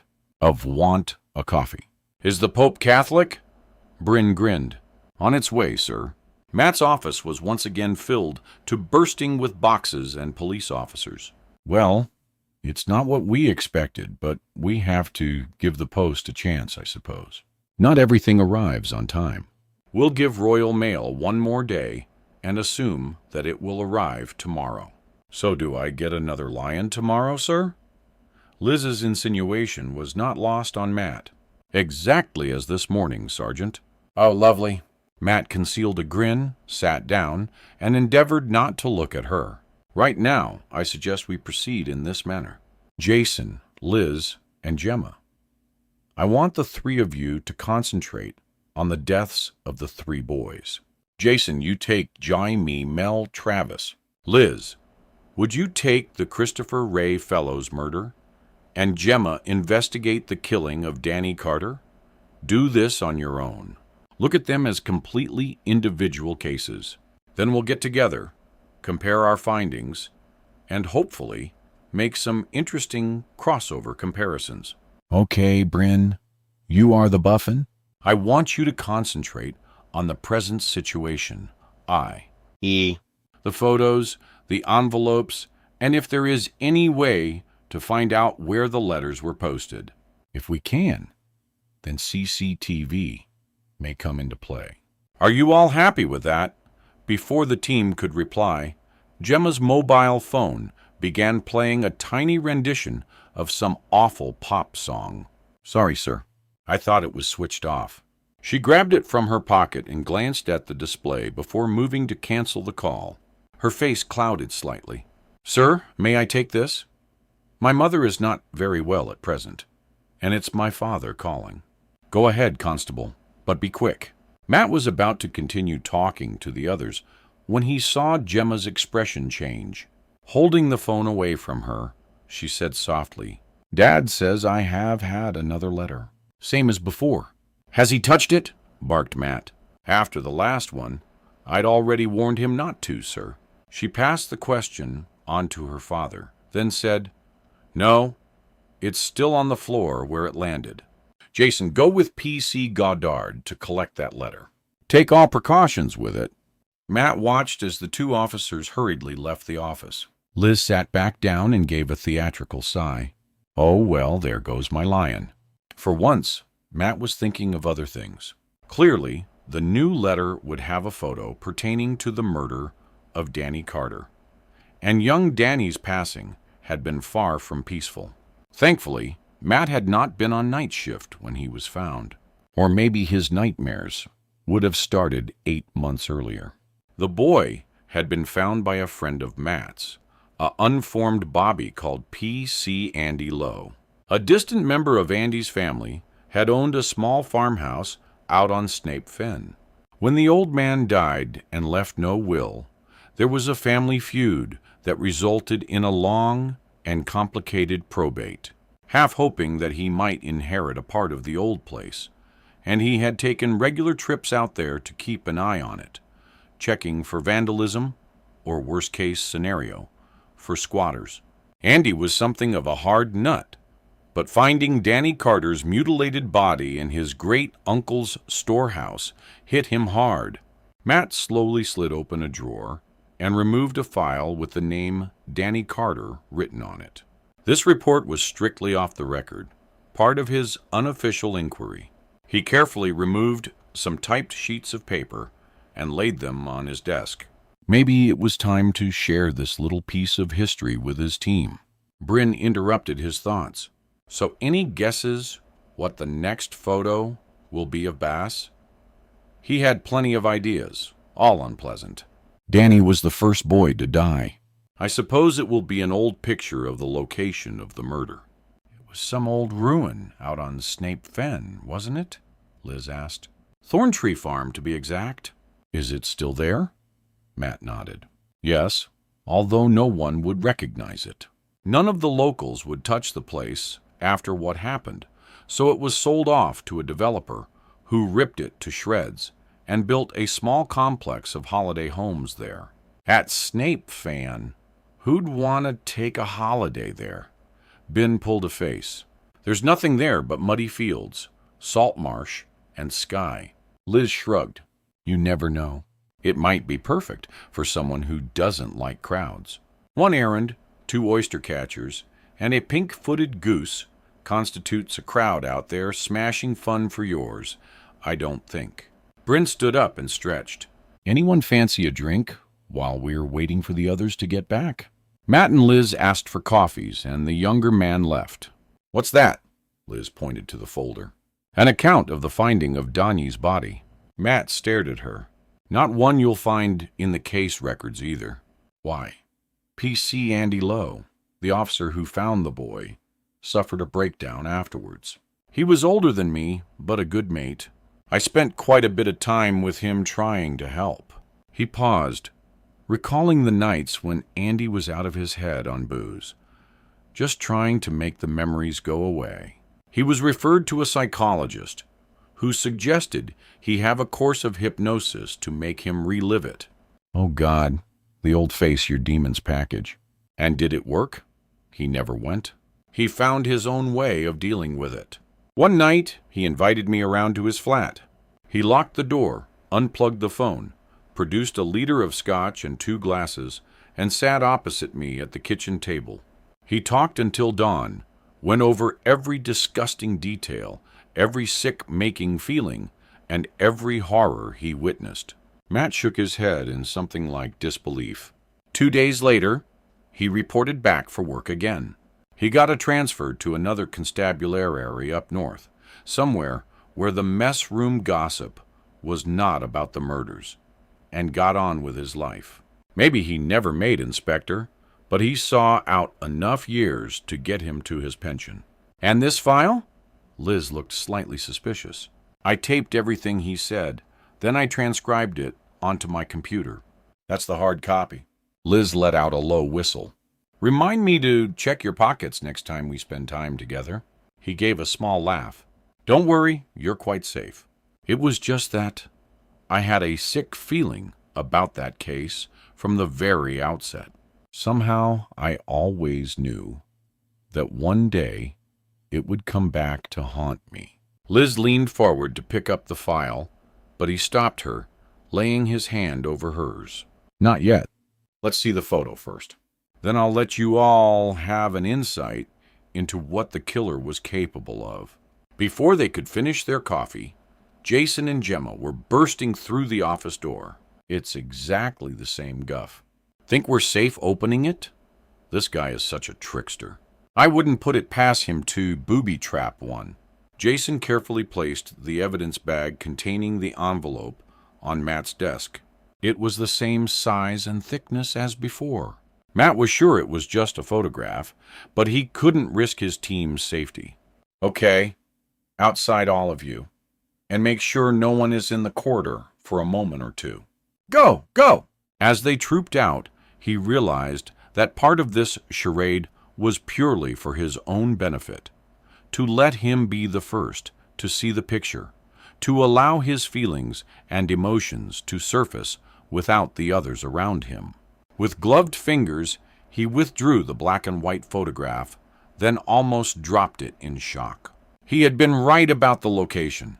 It was Thorntree Farm, and it was certainly taken many years ago. What he hadn't bargained for was the smiling face of Danny Carter beaming at him. The photo showed the boy sitting on an upturned barrel just outside the door to the storeroom where he was to spend his final hours. Matt's mouth felt as dry as chaff as he stared at the image. Suddenly, it was hard to swallow. He carefully placed the picture on his desk and hurried out into the corridor. "Okay to come in, sir." Bryn was waiting at the far end of the hall. Matt brushed past him. 1 minute, right? Give me 1 minute. He crossed the hall and went down the stairs to the foyer in the water cooler. As he drank back the paper cup of water, he saw that his hands were shaking uncontrollably, which was not exactly something he wanted a station full of wooden tops to witness. He swallowed another cup of cold water and shook himself. This last photo had nothing to do with a crime scene. It was all about the abduction of a child. No one could have taken that shot other than the man who tortured and killed Danny Carter. He wiped his damped lips and took a deep breath. He would show it to the team, then take it to the super. Damn the budget and damn the chief constable. It was time to bring this case out from the shadows and throw everything they had at it. As far as Matt was concerned, a killer, maybe the killer, was back, and that meant every 11-year-old boy in the fence was in danger. Chapter 7. 2 hours later, the investigation team had been allowed out of their closet. The murder room was his, and already large blow-ups of the 3 photographs were on one wall, and the floor, toe-ceiling whiteboard showed both family pictures and the scene of crime photographs of the boys, Danny Carter, Christopher Ray Fellows, and Jaime Matt Travers. Matt's team remained the same, and he now had several uniformed officers with him and the promise of backup, as and when he needed it. Those forensic shots in no way convey the horror of what the killer did to them. Matt stood beside one of the gruesome pictures and looked at each of his team in turn. "I think it's time to come clean with you guys about my involvement in this case." "You," he indicated Jason, "say I'm obsessed." "Well, you're right. I am. I have been for 20 years. And yes, I was intending to follow this case up after I retired. I have amassed a whole cartload of information about this case, and I will gladly share it if it brings this madman to justice." He turned and picked up the folder that had so interested Liz. "This is one policeman's personal account of what the Gibbet Fen killer could do. I was going to read it to you." He paused, then threw it back on the desk. "But instead, I'm going to play you the original tape recording, not all of it." The actual conversation went on for many hours. I've selected the section that I believe you should hear. Listen to the voice of P.C. Andy Lowe. "Remember, if the man who did this is still out there, and we don't catch him, this could be you one day. That is the sort of monster that we are dealing with." Matt leaned across and switched on the player. There was a crackle, then the tiny clink of bottle on glass, and the sound of a chair being moved. The voice that began the conversation sounded strained. The accent was clearly a local one. "You still up for this, Matty? You can bug her off if you like, and no hard feelings." Matt's voice joined in. It was much younger, but distinctly his. "No way, mate. If this is what you want, I'm here for you as long as it takes." "Okay. Well, as you already know, I kept an eye on the old place." The evening in question, there was a long break and a deep sigh before the man continued. "We were really quiet, and I just checked out a call to Sneap Village. So I went up to the farm and had a good nose around. Normally, I'd only check the house itself, but for some goddamn reason, I thought I'd check the outbuildings too. There were 2 of them. The first was a sort of stone shed. Stanto Evan. It had obviously been his vegetable store, and rotten potatoes were still stacked in large brown paper sacks, or what was left of them after the rats had chewed through them. There was other stuff too, all moldy and stinking. I remember covering my nose and almost running back out into the daylight. I wanted to puke at that smell. There was the sound of another long drink being taken, and then the glass was placed heavily on the table.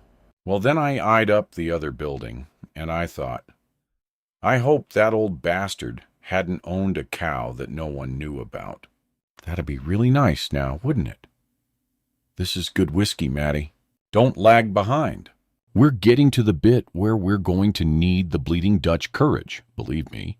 In the present, in the long silence that followed, Matt could see the amber liquid sloshing into the glasses and could smell the mellow, malty Glenlivet. He could also smell end fear and see him biting angrily on his thumbnail as he prepared himself to continue. "You all right, boss?" Jason asked. "Yeah, it's just a bit heavy, that's all." "Listen," he's speaking again. Everyone was silent, the pain in their fellow officer drifting around the room like a living thing. It was a stronger, larger place, brick built with a pantoil roof and an arched stone doorframe. It had 2 big old doors, weathered but still sturdy, and I couldn't get the buggering things to open. I didn't remember there being any keys to the outbuildings, so they couldn't have been locked. I reckoned they must have just jammed shut with lack of use, but I noticed the traces of oil on the hinges. I felt totally confused, Matt. I remember touching it with my finger to prove it was what I thought it was. Uncle Lionel wouldn't have known what an oil can was, let alone know how to use one. It felt all wrong, mate. You know that gutty feeling that says, this ain't right? Watch your back. Well, I finally decided to put my shoulder into it. I can hear it now. It gave one almighty groan, and then it swung open. I thought, oh, well, it can't smell worse than his veggie store. So I went in. It was dark. The light from the doorway didn't reach to the far end of the building, and my torch was back in the car. I could just make out some sort of fixtures, wooden stalls or something, and I thought, oh God, perhaps he owned that cow after all. I walked inside and it hit me. You know it, Matty. Once smelt, never forgot, huh? And I don't know why I didn't call for backup straight away. I should have. I really should have. There was something like a sob in his voice. I froze, Matty. Just froze. Didn't know what I was looking at. Maybe my mind didn't want to know. Whatever. The old brain didn't quite compute with what my eyes were looking at. Jesus, Matty. If I'd believed things were bad when I looked in the veggie store, I was sadly mistaken. Bad was where I was standing right then. You okay, mate? The young Matt's voice was full of compassion for his friend. Yeah, I gotta do this. Just this once, Matt. Then that's it, finito. Never again. There was a sniff and an intake of breath, and he struggled on. I thought it had to be a joke. A really sick joke. Or maybe someone was using the place as a venue for some trashy home video stuff, for some scary thrill. I remember edging backwards and pulling at the other door. I needed all the light I could get to give me the courage to get closer to whatever it was that was in those shadows. I wedged it open, and oh, hell, Matty, I still don't know how I managed to walk to the back of that barn. He swallowed more scotch and coughed. I thought it was a dummy. Maybe someone had dumped some sort of special effects model there. After all, the place had been empty for a while. Then I thought, since when do dummies smell like rotting meat, you asshole? He laughed bitterly. I think that was the point when my brain gave up trying to make damn stupid excuses. I was looking at the mutilated corpse of a boy. He was suspended upside down. His legs were bent at the knees and draped and tied over the back of the wooden animal stall. His arms hung from the shoulders, the hands palm out with his thin fingers pointing downwards just an inch or so above the floor, and he seemed to be wearing some kind of long, dark, brownish-red scarf around his neck. The police officer took a deep, shuddery breath, but it wasn't a scarf, Matt. It was the blood from the gaping wound that had once been his throat. It had flooded down both sides of his face and drained into a gully that ran the length of the stable. There was another sob, this time A full-blown, heart-rending cry. Some bastard had taken a little kid and done that to him. Some sick bastard had bled him like an animal being sacrificed. The sound of sobbing intensified and almost filled the room with its anguish. Then it was abruptly stopped as Matt flipped the switch on the recorder. There is a lot more, but I think we've heard enough. No one spoke.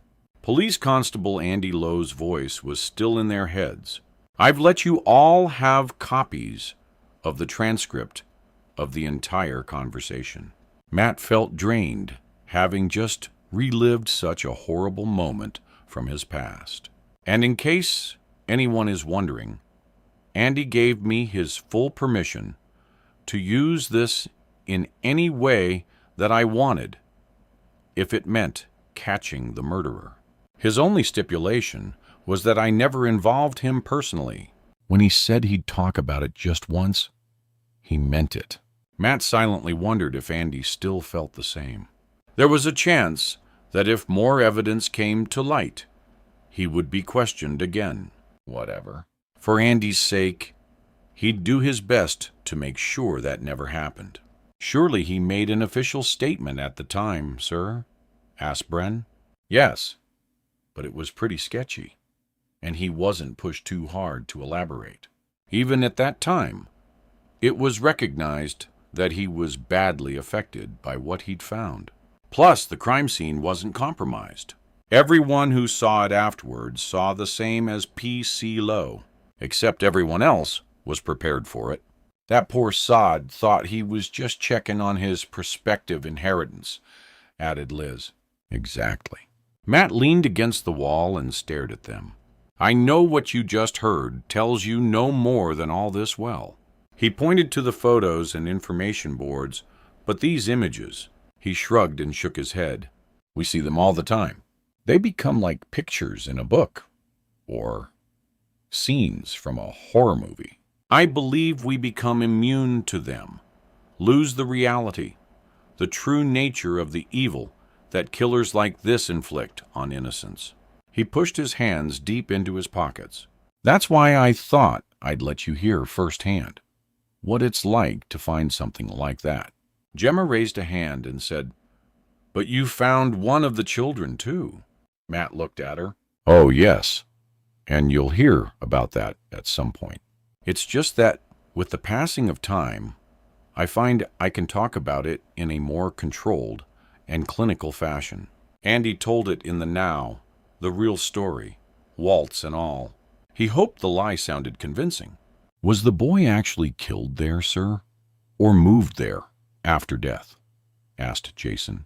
Pathology says that he was killed in situ, and the new photo more or less confirms it.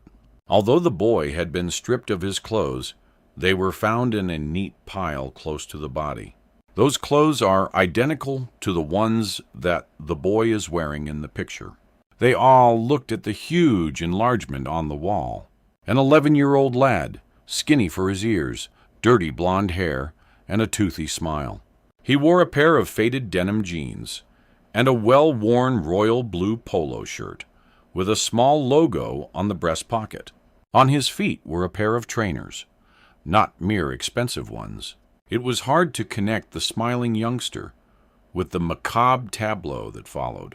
Jason shifted uncomfortably in his chair. He knew his killer, didn't he? You don't smile like that for a stranger. Matt nodded.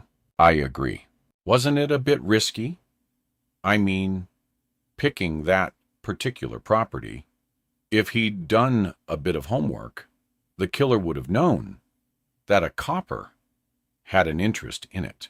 To be honest, Jason, I think that's the very reason he did pick that house.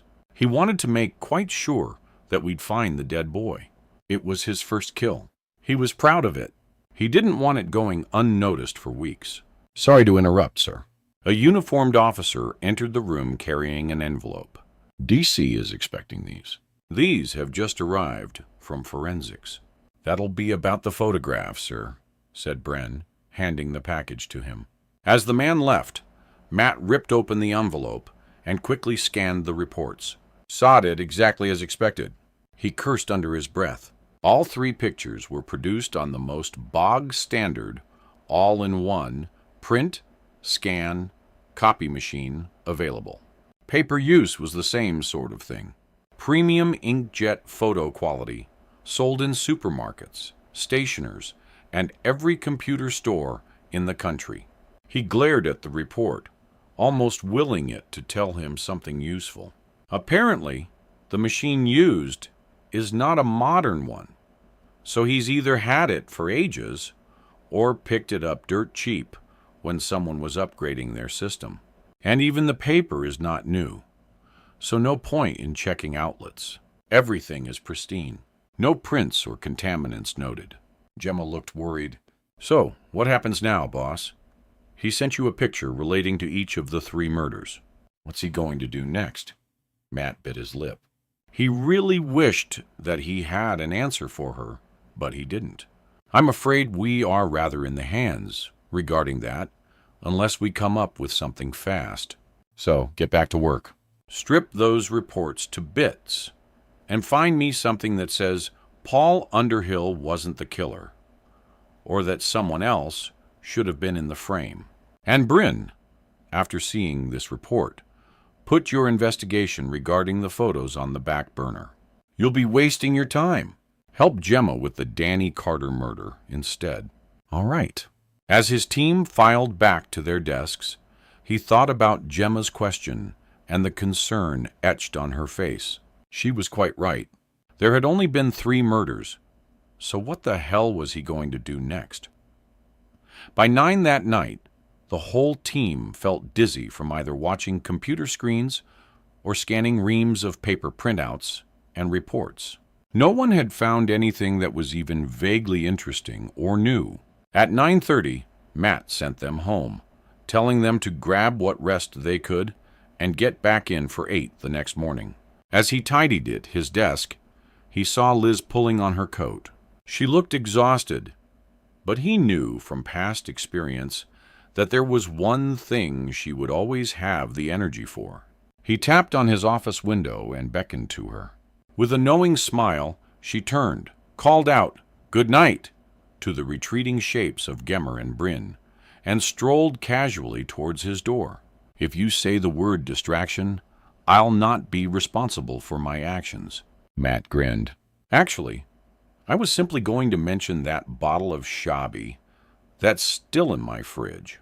Maybe it would help us unwind. Well, now I know a little of the history of you and your creepy old family home. Maybe I should try to get used to it."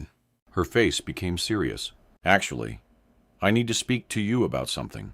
"So that wine sounds like a very good idea. I'll have to go home and grab some clothes for the morning, though." "No problem. I'll throw some pasta and a salad together, if that's okay." "Perfect." She began to walk from the office, then turned around. "I was meaning to ask, what were you really doing earlier, playing that tape to the team?" Matt shrugged. "Sorry, I'm not with you on that. You know exactly what I mean. I wanted them to feel it." "What?" "To feel like you did when you found Jamie. To see what you see every time you close your eyes. Every time you wake up screaming at 2 o'clock in the morning." Matt slumped down into his chair. "I know how it must seem to you, Liz, but I hear them talking. The young rookie officers. They're so blaz, so bloody gung-ho. They don't have a clue what it's really like to come face to face with something like that." "Stop right there. You sound like Methuselah?" She gave him a look that contained both reproach and compassion. "We live in a violent society, Matt. You know that better than any. The youngsters get it stuffed down their throats day and night, and that's just watching the news on TV. Give them a break. If they are called on to deal with something horrible, then I'm sure they'll cope in whatever way they need to." The smile became all compassion. "If the truth be known, you just don't want any of our kids to finish up like Andy Lowe, or maybe like Matt Ballard. Do you?" He didn't answer. There was nothing to say. I thought that was the case. But you can't wrap us in cotton wool, Matt. We all know the risks. You look after yourself, and your team will still be right behind you. Now, chill out, and I'll see you later." Liz walked from the office, calling out aloud, "Night, boss!" "See you tomorrow." Later that night, as Liz carefully parked her MGTF in Matt's barn, a dark figure moved silently along the edge of the dike that ran beside the marsh lane. Ted was clothed in black jeans and a thick black waterproof jacket, his features obscured by a peaked cap and the hood from the jacket. He pulled up his sleeve and pressed a tiny button on his watch. A pale or light told him it was 10:30. He made a mental note of that, then carefully made his way up the bank and onto the narrow lane. It was odd for the woman to stay, and that was obviously what she had in mind. It was far too late to be paying a casual visit, and he knew they certainly wouldn't be talking shop. He almost giggled. In fact, he knew exactly what the two police officers would be doing in a very short time from now. He gave a leerous smile in the darkness. They'd be doing exactly the same as they did at that city hotel that they used. He felt a pressure building in the close-fitting jeans. He wondered what they'd do if they knew how many times he'd watched them. He clutched himself. This was not the time or the place, and he had far too much to do to play the peeping Tom tonight. He licked his lips much as he'd love to. As he walked across the dark and lonely fen, he felt a strange feeling of empowerment. He knew such a lot about Ballard, certainly more than any of his police colleagues, and not just about his sex life. Although, for someone of the policeman's years, he was quite impressive. Ballard knew how to treat a woman. There was no question there. He had watched the woman detective wriggle and squeal often enough. The dirty bee couldn't get enough of him. Ted increased his stride, partly wanting to get home and attend to his house guest, and partly to exercise his body, to calm the physical reaction he was getting after thinking about that naked woman writhing beneath her lover. Yes, he knew everything there was to know about DCI Matthew Ballard, and it was that knowledge that made him feel powerful and in control. Ted sighed for once in his life. That was exactly where he was, and he liked it. He liked it very much indeed. Matt chopped lettuce, cucumber, tomatoes, and yellow peppers, threw them into a large wooden salad bowl, and drizzled some vinaigrette over them. "Pour the wine, Liz. The glasses are in the cupboard over the fridge." He tossed the salad together. "Pasta's nearly ready."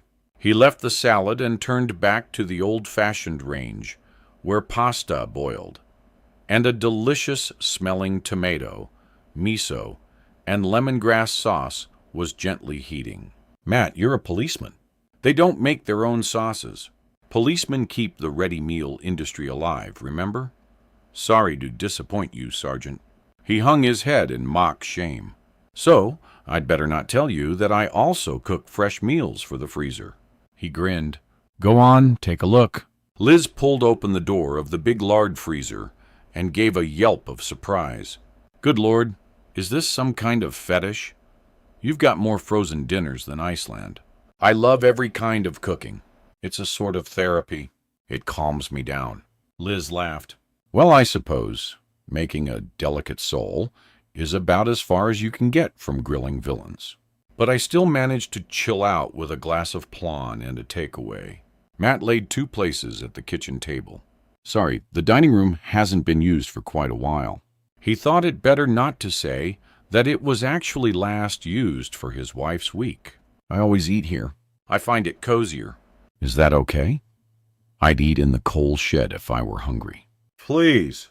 "No standing on ceremony for me." "Right. Well, grab a chair and enjoy." He placed the food on the table and sat down opposite her. "So, what did you want to talk to me about?" She sipped her wine and looked at him over the top of the glass. "Gary is coming home on Thursday." He raised his eyebrows. "Really? I thought his tour of duty was keeping him out there for months yet." "It is. He's escorting the bodies of 2 of his battalion back home for burial." Oh. Matt wasn't sure what to say. Liz gave him a wry smile. It's okay. He'll only be here for a few days. It's true those poor boys were caught by ISIS terrorists, but the escort duty is a bit of a cover-up for why he's really coming back. She sampled the pasta. This is really lovely. Beats Tesco's, doesn't it? It bloody better. That's got organic tomatoes, fresh-grown basil, and I'm joking, Maddie. Don't blow a gasket. As I was saying, Gary has to report to his commanding officer over here. He has some information about some sort of in-house problem. He told me before he left that he may be home on some pretext or other. Whatever he's got his finger on, it's too hot to use telecommunications. He needs to deliver the report in person. She gently forked up more food, and that means he will be pretty busy. I don't expect to see you if your husband's home, Liz. You know that. Matt knew the rules.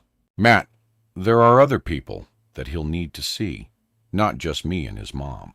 Believe me, if we want to meet, there will be plenty of time. I just wanted you to know before I tell the others at work. Remember my usual Oscar-winning performance as the excited little house frilled at the master's return. Don't be like that. You know you love him. She helped herself to more salad. Why don't I eat this leafy stuff at home? Oh, yes, of course I love him. She looked up at Matt provocatively from beneath lowered lids. But you also know this is no ordinary marriage. Matt shrugged and lifted his glass of wine in a toast. Then here's two extraordinary marriages. She touched her glass lightly against his. Absolutely. Chapter 8. Bryn and Gemma stared at the monitor screen. The more I look at all this data, the more I believe it had to be Underhill. Bryn pushed back his chair and scratched his head. But unless he's found a way of sending photos from beyond the grave. Gemma rested her chin in her hands and leaned on the desk. I have an idea. We use a clairvoyant or by a Ouija board. She bowled up a sheet of paper and threw it at him. Be sensible, you great paylock. No, I really do have an idea. And as far as I can see, no one has used it as a line of inquiry yet. Bryn leaned closer, his eyes wide. Then tell me everything. Gaze into your crystal ball and tell me what you see. Gemma scowled at him. For Christ's sake, this is a triple murder inquiry. You need to get serious. He raised his hands in submission. Okay, it's just my way of dealing with it. So tell me, Miss Marple, what have you thought of that 2 decades of detecting has missed? Was the body in the ditch really Underhill? Who identified him? Bryn frowned, but remained silent. Then he opened a large file and began to leaf through the paperwork inside. After 5 minutes, he stared at her blankly. I'm damned if I know. I can't find anything about the identification process. Nor can I. And I've been searching for hours. Bryn puffed out his cheeks.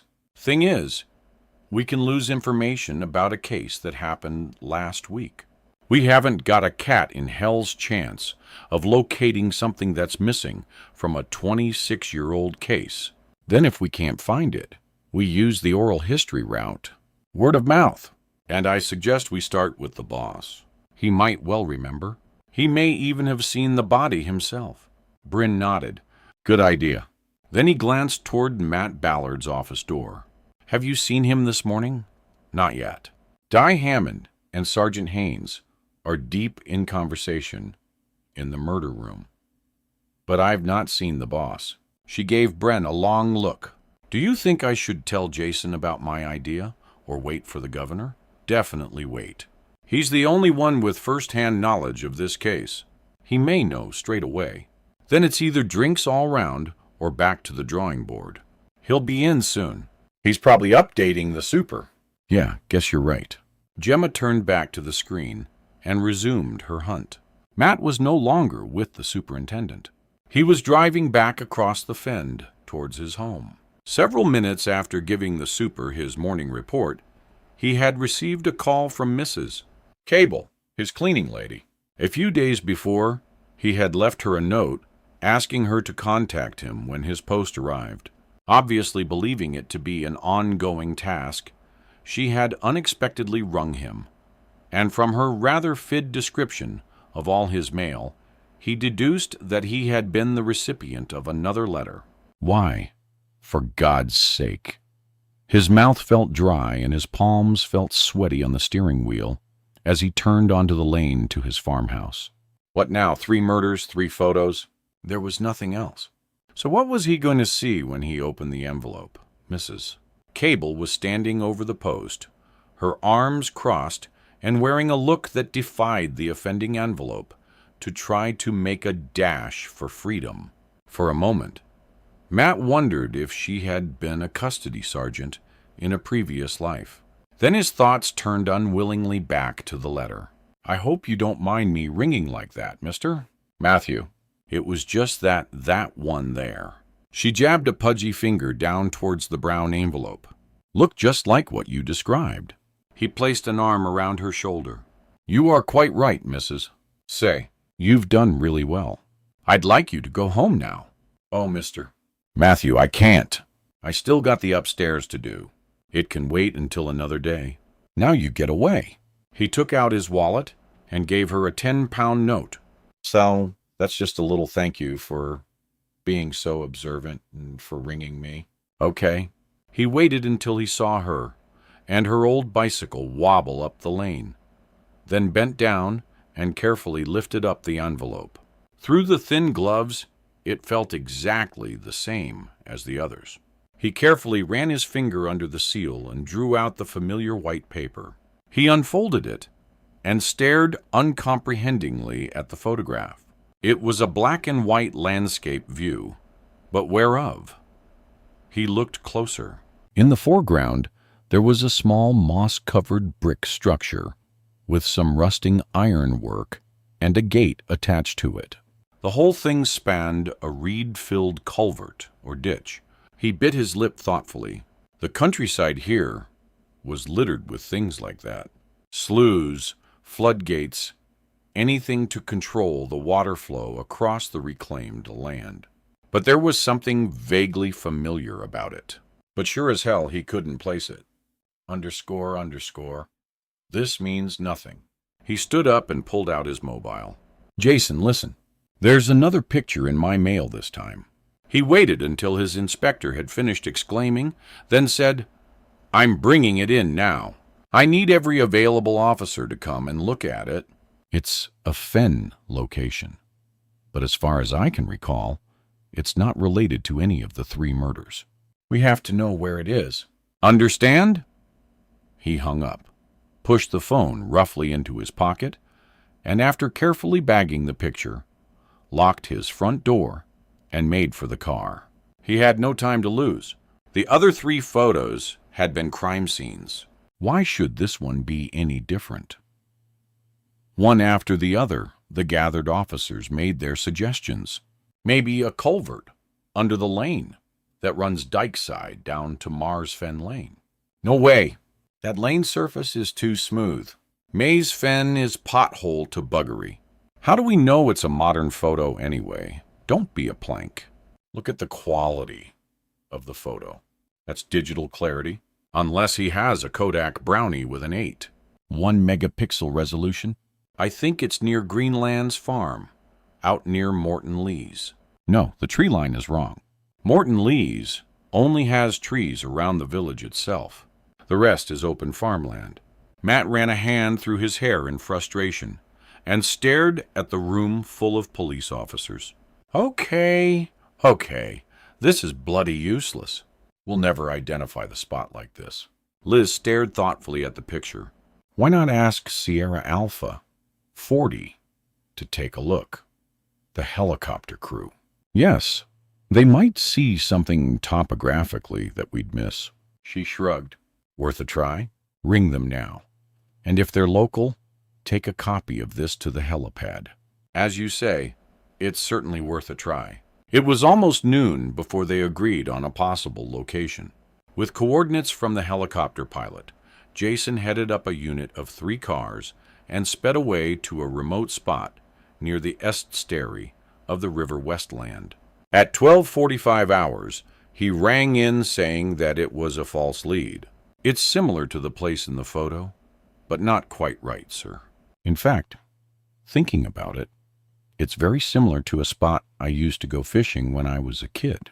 Jason's voice suddenly intensified. He almost shouted down the phone, "Boss, get down to Allen's Gout. There's a spot about half a mile north of the river. I used to leave my bike there and walk the rest of the way. I'm sure that's it. It's almost identical to this place." "Yes, I know where you mean. That's why it's so damn familiar. We used to do school nature rambles there." Matt's heart began to race. "Thanks, Jace. Good work. We'll meet you there ASAP. He glanced at his watch. The letter had arrived at 9:30. He could only suspect that whoever sent the picture knew that fact. They had taken a further 3 hours to pinpoint the location, if it were the right location. Of course, add another 20 minutes to get there. He felt slightly sick. He could only imagine what a madman could have done in that time frame. Team with me now. Chapter 9. Matt's car was first to arrive. He parked off-road about 200 yards from the SLL and signaled for the following vehicles to do the same. He had no idea what they would find, but whatever it was, he didn't want a possible crime scene contaminated by a stampede of police boots. He gathered his team and they moved slowly towards the SLL gate. His feet and legs felt unnaturally heavy. He really didn't want to look down into that water again, just in case a long-dead Jamie Matravers was lying there in a wicked web spun from barbed wire. Liz and Jason moved ahead of him. He knew as the boss he should be leading. He had a responsibility to his people, but they pushed forward and he let them, although this time he was prepared for the worst. He just didn't want to be there.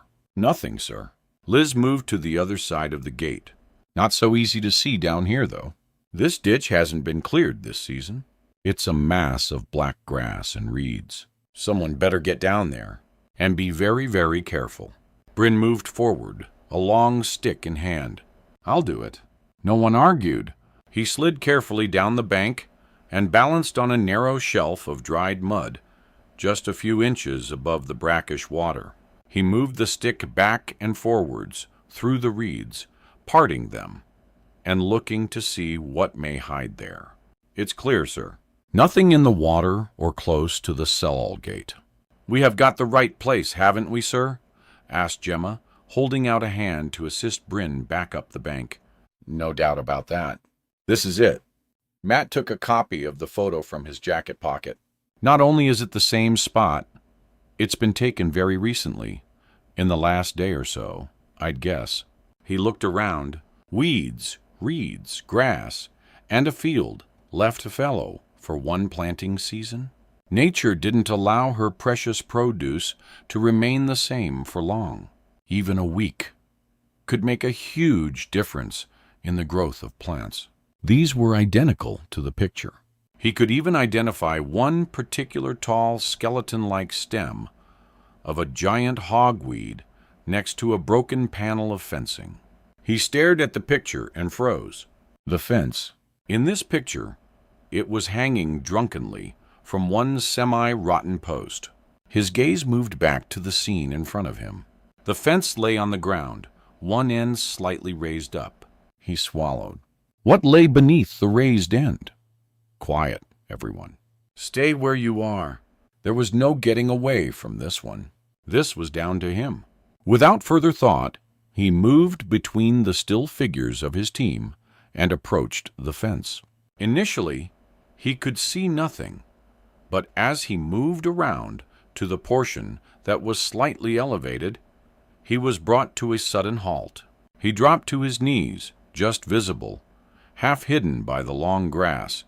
He could see part of the back of a pale, motionless hand, a small hand with bitten fingernails and a patch of dried blood on one knuckle. It took Matt several moments to speak. Then he said, "There's a child here. I believe it's a boy, and I think he's dead." I need help to get to him. But this is now a crime scene. So if you approach, be careful."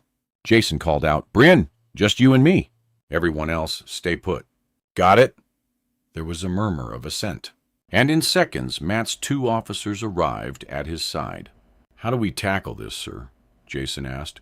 "Very gently. I want you two to lift the fence. Not far? Just enough so that I can slide underneath and check his vital signs. If you're ready now." Bryn and Jason took a side each, and with great difficulty eased the old wood from the ground. Oh, dear God. Matt scrambled backwards away from the child. He lay in the damp grass, took a deep breath, and almost whispered, "Put it down." "Put it back down." He stood up unsteadily. "I'm sorry. I'm afraid we're too late. We're going to need forensics out here fast." "Sir." Jason was looking at him, deep furrows of concern etching his face. "He's dead." "Oh, yes, he's dead. All right."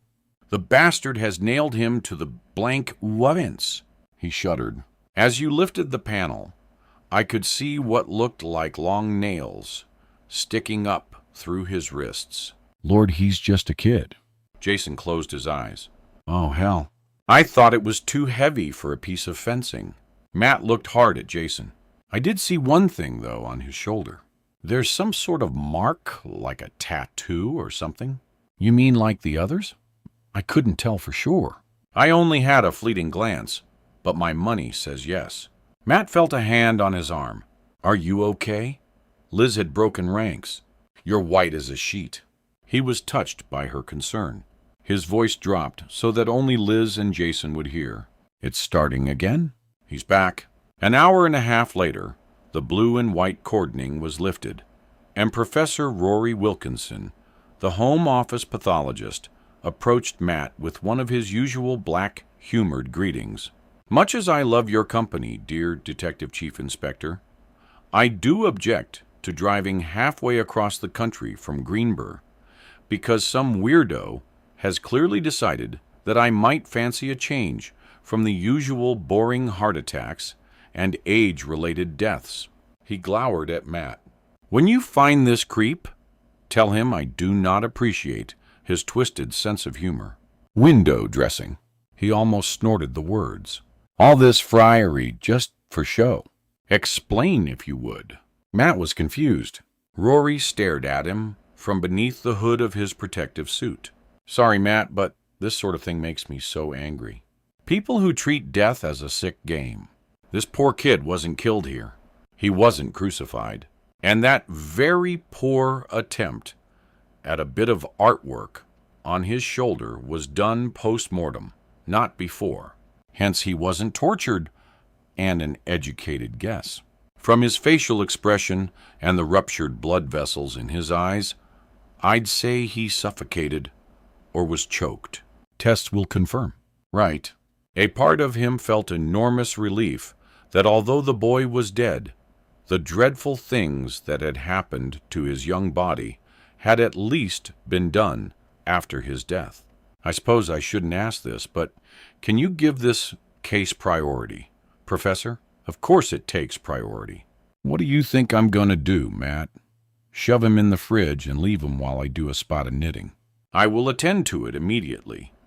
And considering the state of the mind of the person who did this, I suggest you act with equal speed and efficiency. I don't want too many more like this." "Thank you very much." Rory was about as ruffled as Matt had ever seen him. But then the pathologist was a man who respected the people who passed through his mortuary, and the desecration of a young body was hard to take, no matter who you were. "I'll notify you of my preliminary findings immediately I finish the post-mortem." He abruptly pulled up his face mask and turned back. "This young man needs me, and I plan on giving him my full attention, not freezing my nuts off chatting to you. Bye." "Thank you, Professor," said Matt, realizing he was talking to a retreating white suit. He couldn't quite make out the muffled reply, and was thankful for small mercies. Jason and Liz were standing a short way away, looking across at him with mild amusement. They'd seen this all before, and never failed to take the piss out of him for it. Somehow it made his recent discovery easier to deal with, brought back a bit of normality. Gallows humor was not a bad thing in their job. Every copper knew that it helped you cope, and he badly needed to cope. Whatever happened, he knew he must not let the situation get to him. Not like it had before. He threw them a hopeless grin and beckoned them to return to their vehicles. Don't say a word. It's not my fault that I have no idea how to handle that man. Really? Well, I'd never have guessed. Would you, Die Hammond? Not in a million years. Jason's hangdog expression remained in place. I always find the professor a real breath of fresh air when it comes to death. Then, my boy, you can be the one who goes down to the mortuary tonight to check on how the post-mortem is going. Lovely. Can't wait. Matt opened his car door. Okay, round up the others. It's time to get back to the station. The Sockos have plenty to keep them happy right now, and they sure don't need us getting in the way. Now that Uniform have secured the area and got that protective awning up over the immediate scene, I guess we're redundant. See you back in the murder room? Matt's expression was grim as he drove off ahead of them. On mentioning the murder room, he had suddenly realized that by later that evening, there would be a new face added to the photo gallery of dead boys, and somehow he needed to ensure that there would be no more. Ted opened the bottle of vodka and poured himself a stiff drink. Not to steady his nerves, not to calm himself. He simply thought he deserved a little something by way of celebration. Everything had gone as smooth as silk. His timing had been spot on. The old Bill had reacted exactly as planned, and hell, he'd even managed to sort out the guest room. He walked slowly around the house, glass in hand, and rechecked everything. Yep, the pigs could stroll in here with a whole unit of forensic investigators, and they'd find zilch. He sipped his vodka and gave a little laugh. He certainly knew how to clean up, and if he had any doubts about his own skill, well, the Sockos weren't the only ones who knew how to use luminol. In the office, he paused, then sat down at the old computer. As he was on something of a roll, he may as well prepare the next picture. This one was something of a gamble, a definite change of direction. He chuckled softly to himself as he booted up the machine. Yes, if nothing else, this should throw a damn great spanner in the works. For DCI Ballard. Chapter 10. Jason, wearing a green gown and face mask, stood at the end of the stainless steel table and stared at the remains of the boy. For some reason, this part of the job had never bothered him. Having 3 children himself, he was always waiting for the time when one particularly nasty death would sneak up on him and get his heart in a stranglehold, like it had Matt or Andy Lowe. As he stared at the naked child, he knew that this wasn't going to be the one.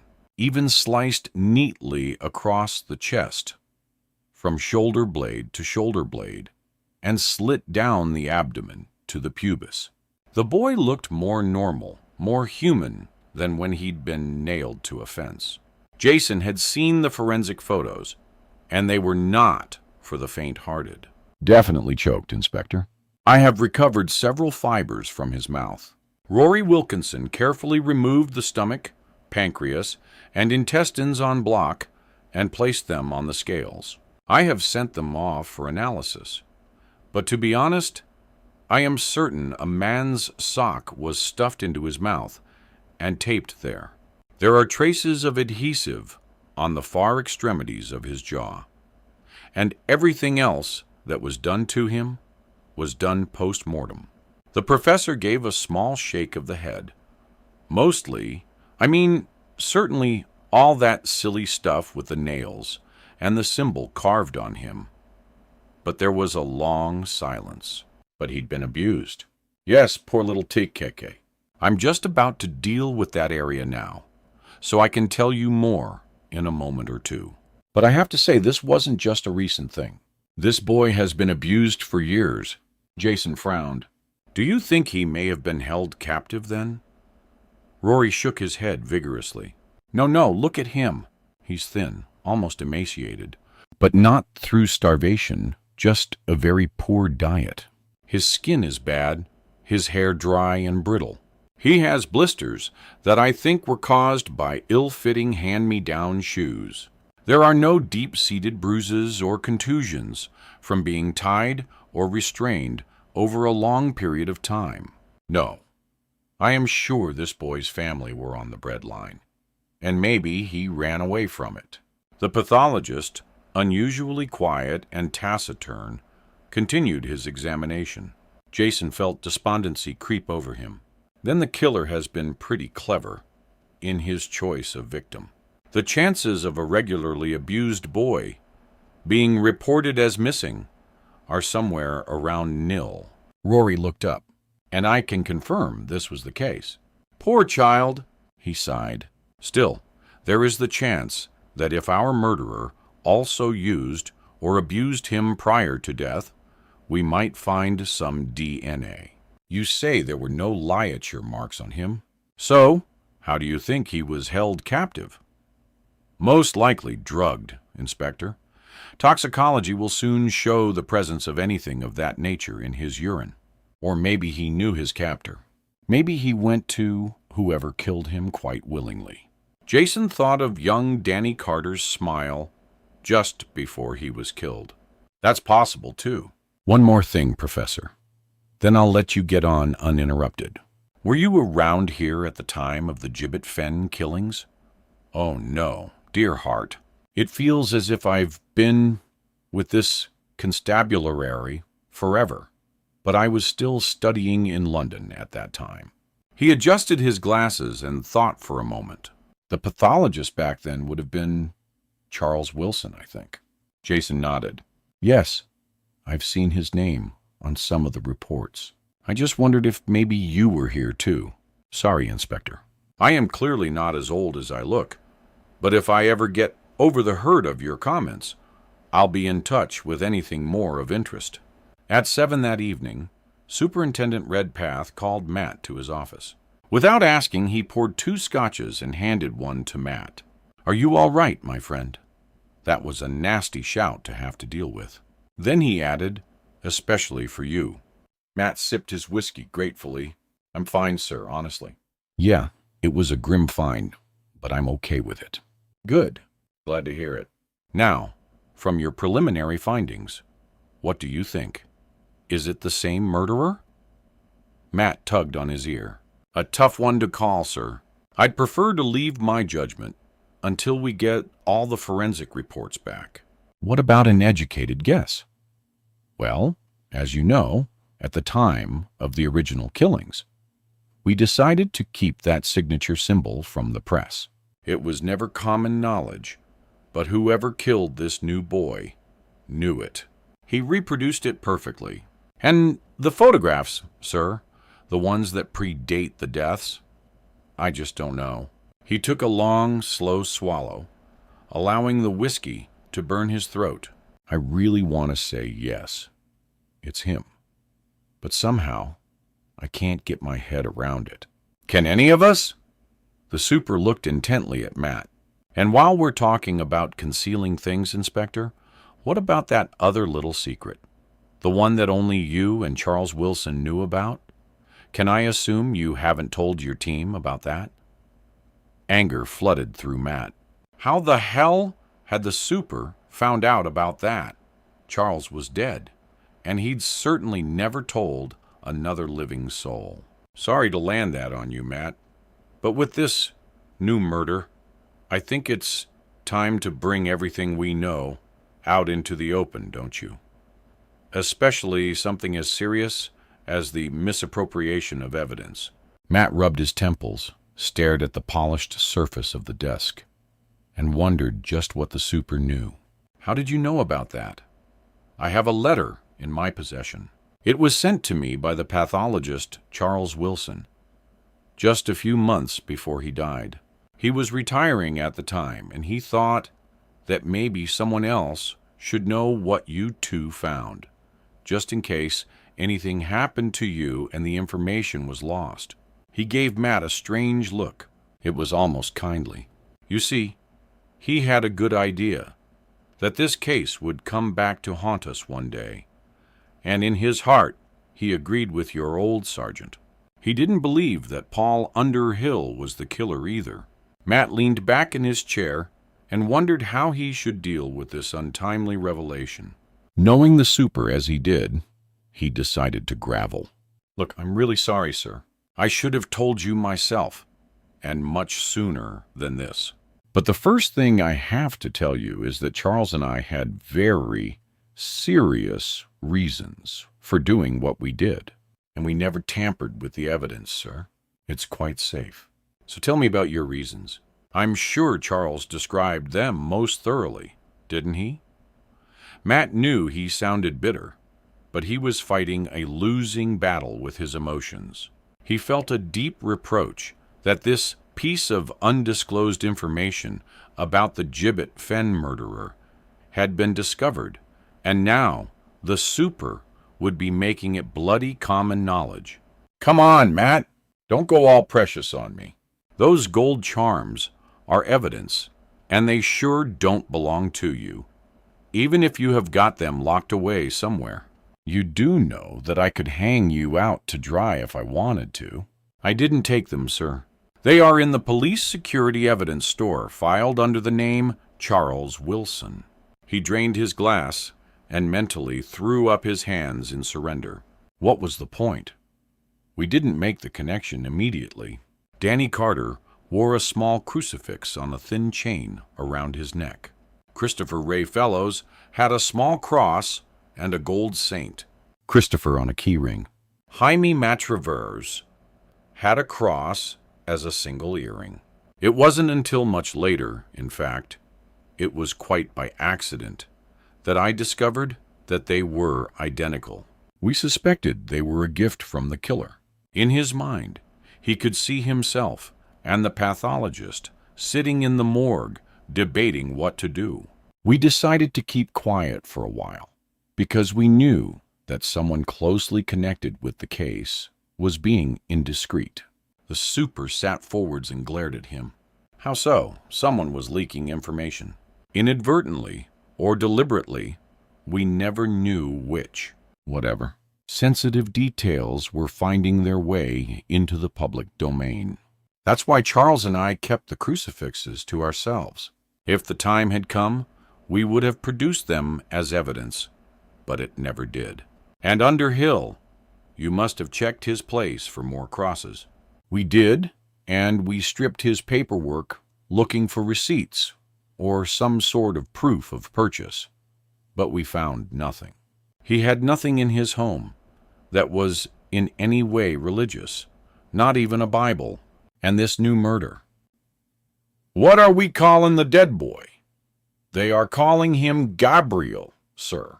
P.C. Goddard commented that he had the face of an angel. He had no cross on him. He was naked, sir, and we found nothing so far. I just want to be sure that one doesn't turn up either from inside his body or left in his clothes if we can locate them. The super lifted the scotch bottle and proffered it to Matt. No thanks, sir. Got to drive home? He cursed silently.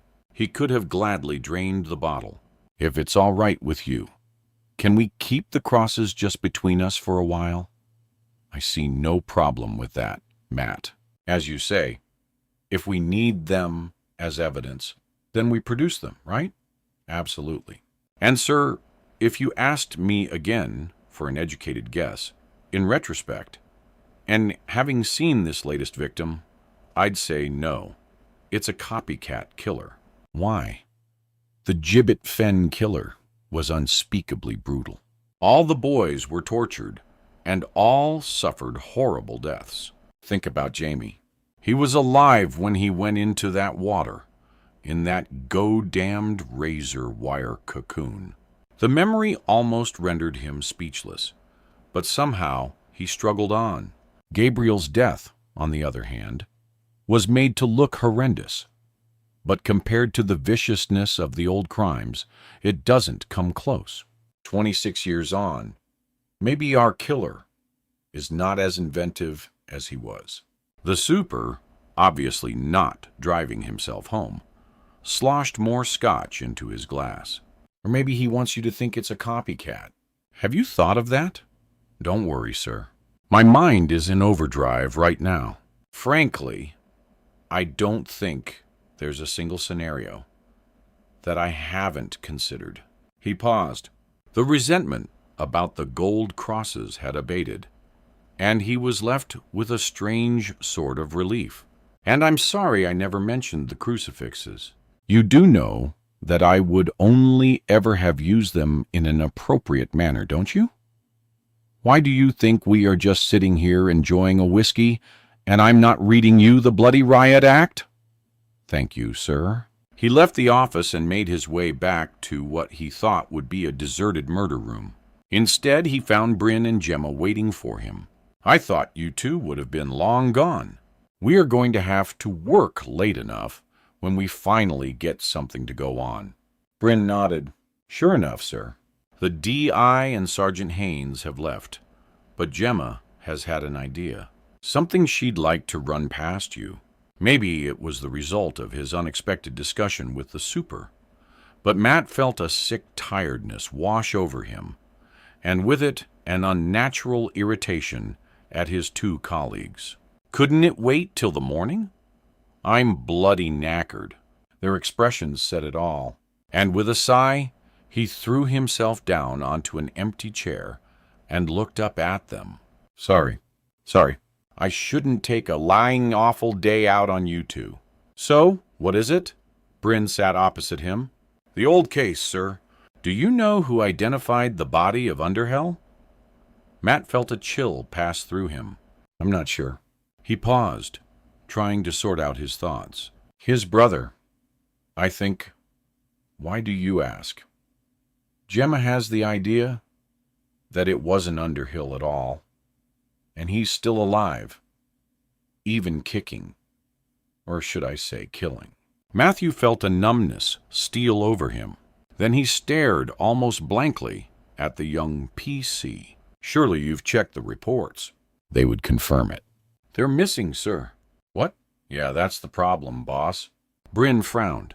We hope that you'd be able to fill in the gaps, you being here at the time and all that. Actually, I wasn't here when Underhill was identified. He frowned, trying to push unwanted memories back into the box in his brain, where they usually festered silently. I think I was on leave, he added lamely. Gemma's eyes almost glittered with excitement. Then there's a damn good chance my hunch is correct. Matt rubbed his sore eyes. No, Gemma. Look, I'm sorry to disappoint you, but it was Underhill. When I got back, the whole station was full of it. They would never have made a mistake like that. He was the prime suspect. Everyone knew him. Maybe. But how many people actually saw his dead body? Apparently, he was in a ditch for a week. You know the state his corpse would have been in, boss. The eyes had not lost their enthusiastic glow. What if Underhill did it?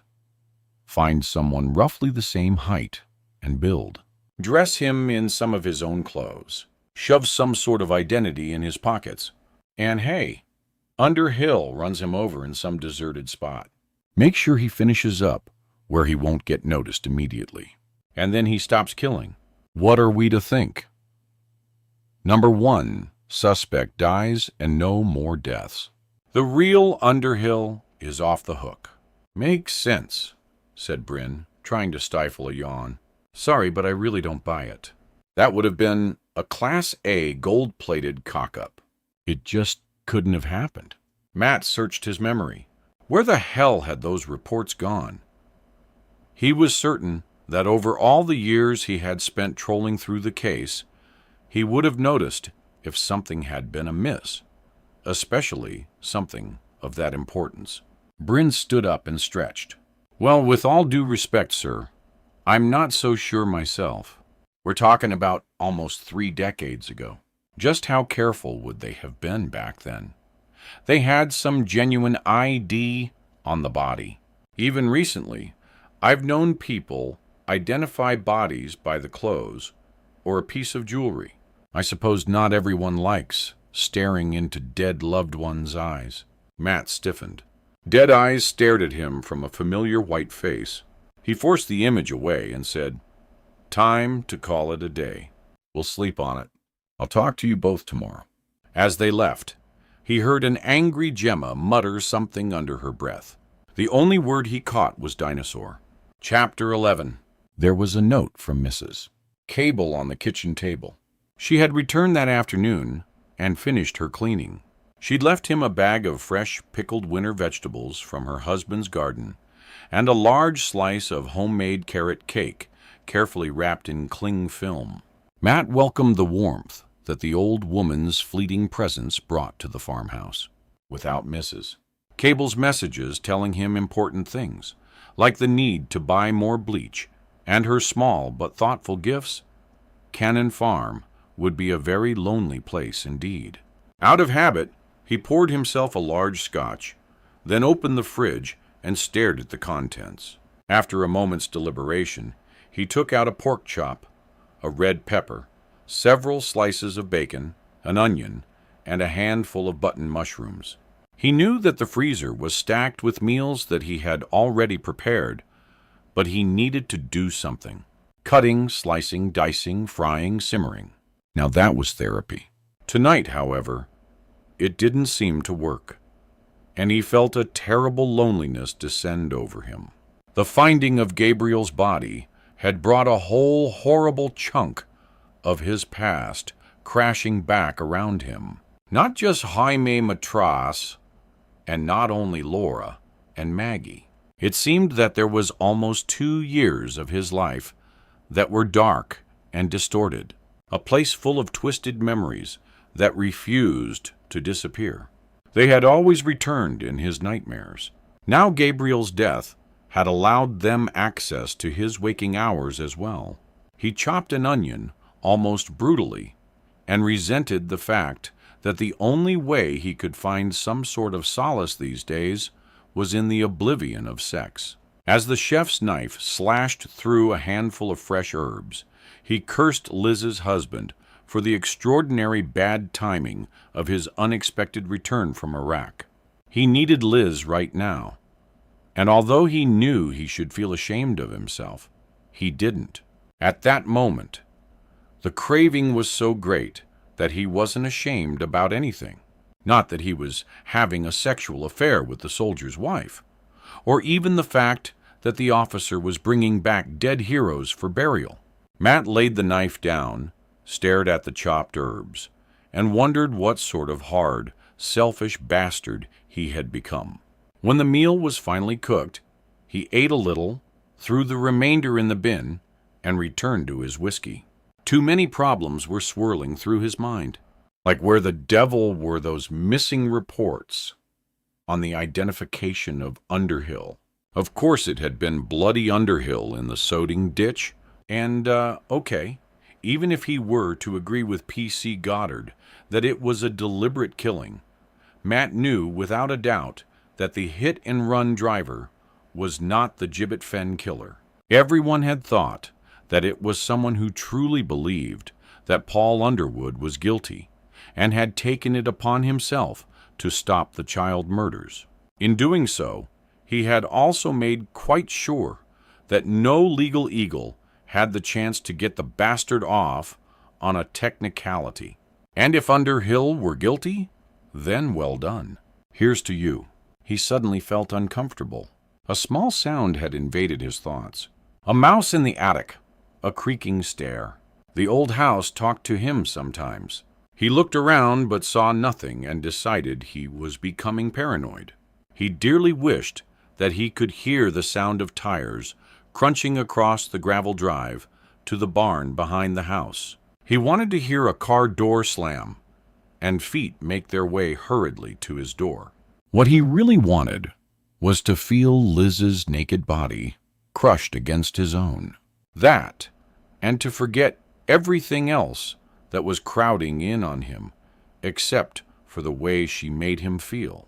He got up, his almost empty glass still firmly in his hand, and walked to the window, where he looked out across the darkened Fenland. He had never underestimated the astonishing circumstances that surrounded his affair with Liz. For both of them, the situation was near perfect, as long as they were discreet, and they took great pains to be just that. He was free, and all too willing to provide what was missing from her marriage, and she happily accommodated his voracious appetite. He took a sip from his glass and grimaced. The police force was full of illicit sexual liaison. It had always been like that, and nothing was likely to change. It was the sort of job that provided 1,000 plausible excuses for not being where you were supposed to be. Sorry, darling. I'm stuck out at a traffic accident. I have no idea what time I'll get away. I can't get home, sweetheart. I'm doing observations. It'll probably be all night, etc. Us, etc. etc. He had never had the slightest inclination to keep up with who was shagging whom. In fact, if the mess room gossips were to be believed, he doubted it was within his capabilities. Whatever. He was pretty sure no one had the good luck that they did. One unattached male, and a woman with a husband who spent most of his time working hundreds of miles away. And Liz was clever. She made sure that her station reputation was purely as a harmless flirt.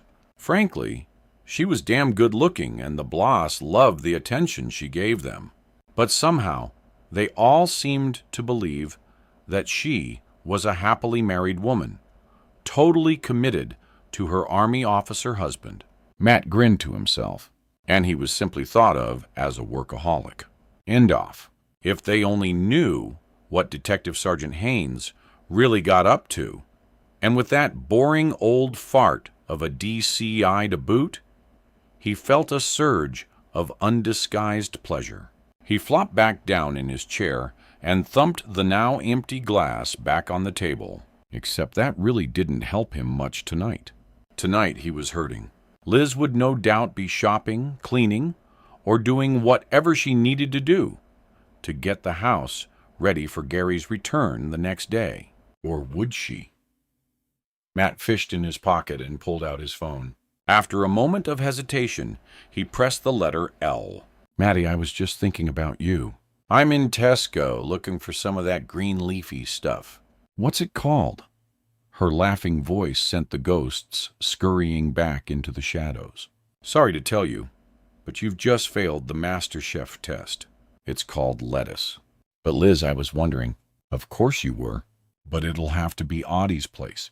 I have got all these boring groceries to get home yet, and I still have a house to get in order. It's the best I can offer. So, how does 10:30 sound? Matt looked at the whiskey bottle. Risky. Very risky. He wouldn't have a leg to stand on if he got stopped by traffic. These days they like nothing more than to nab one of their own, and the more brass, the better. He looked around the quiet room. The shadows in the corners called to him, echoes from the past, desperate to make themselves known. Perfect. See you then. For some reason, their love-making seemed to have moved up to another level. Matt flopped down beside her, gasping for breath. Liz eased herself up onto one elbow and looked down at him. That, I have to tell you, was incredible. The breast that gently brushed his own chest as she did so looked like soft white silk in the subdued lamplight. He swallowed, then smiled at her. Do I get a gold star? You get the freedom of the city for a performance like that? Really? You mean I can access all areas? Come and go as I please. He grinned and pulled her down onto him. God, man, surely you don't want more? He raised an eyebrow, then planted a quick kiss full on her lips before whispering in her ear, Do you need a moment to revive yourself? Don't tell me you can't stand the pace, because he flicked his tongue backwards and forwards across her earlobe. I've had this wonderful idea. and seeing how flexible you are tonight. Perhaps you'd like me to." He nuzzled in close to her ear and whispered the last few words. She groaned aloud. "You have got to be joking." He whispered a few more words of encouragement, and in quite a short time, all things considered, he managed to prove to her that he was deadly serious. At around 2 o'clock in the morning, Ted carefully climbed down from the attic space of the deserted schoolhouse. It had taken several months to select the perfect spot, the one that gave a clear view into the window of the second-floor room of the Wagner's Rest Hotel. They were always careful to pull the main curtains in the bedroom, but for some reason they never considered the side window in the dressing room, or to be more exact, the peculiar angle of the full-length mirror that covered half the wall. He was thrilled that he had picked this particular night to try out his new toy, a very special camera. The thought that he had managed to capture on film the show that he had just witnessed made him shudder. If those sizzling shots were half as good as he believed they would be, they could be used not only for blackmail, but to bring some heat to his own lonely nights. He edged down the dangerously tilting staircase, then silently slipped across the dust and debris-covered hall and out into the night. One thing was for certain.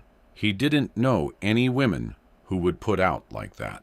A heat raged through him every time he thought about the gyrating rhythm of the woman's hips as she rode that lucky bastard of a detective in the damp, dark place that was the derelict school storeroom.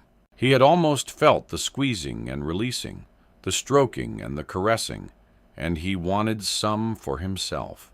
Luckily, the night was cold as he moved across the potholed concrete playground, and it helped to cool his air somewhat. Like a wraith, he drifted between the bushes and overgrown shrubbery to the wire that surrounded the site. With a sigh of longing, he ducked down beneath it and walked out into the fields beyond. It had never been part of the plan, but maybe, just maybe, he could alter the game a little and find a way to feel that warm flesh for real. Jason sat quietly on the edge of his youngest daughter's bed and gently stroked her hair. He wondered how much longer he should sit there. The bad dream was over, and the child now slept. But something made him wait until he felt quite sure that the new dreams were happy ones. As he marveled at the softness of the girl's hair, he allowed his thoughts to wander to the murder case, and perhaps more to his DCI's long-term obsession with it. It was weird. Matt Ballard was something of an enigma, a bloody good detective. There was no doubting that. But as a man, Jason pulled a face and stared about the shadowy room. What did he really know about Ballard? Surely no one could be as completely work-orientated as he appeared. He knew he lived alone out on Tanner's Fen. He knew that he had no brothers or sisters. He also knew his father was dead, and his mother was in some kind of home. Matt had intimated to Jason that there was a long-running and irreconcilable family rift, and he saw her only occasionally on purely obligatory visits. What else? Oh, yeah. He loved cooking, and that was where the facts ended and supposition began. Jason didn't like gossip, but he knew there were unsubstantiated rumors about the DCI's past. One concerned some sort of illness, a breakdown or something, but that was way back when he was just a DC. The grapevine said it was most likely due to finding them a Travers boy. Jason shuddered. That kind of thing had been known to push even the toughest copper over the edge, and it sure wasn't the kind of thing that you brought up in polite conversation with your boss. And there was another rumor about a lost love. Well, most people had one or two of those at some point in their lives. It didn't always turn you into a recluse, did it? He smoothed the child's duvet and told himself that he should leave her to sleep. But he didn't want to go In a few days' time, they would be working every hour God gave, and he had no idea when he'd get another chance to spend some quality time with his kids. And this was quality, peaceful, and calming.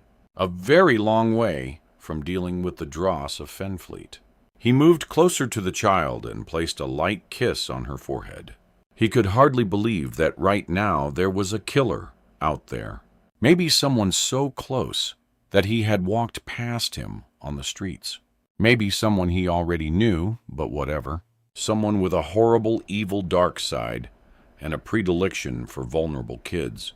He swallowed hard and gazed at his daughter, her blonde hair spilling across her pillow. Lord help him. He loved his children so much, he would kill to protect them.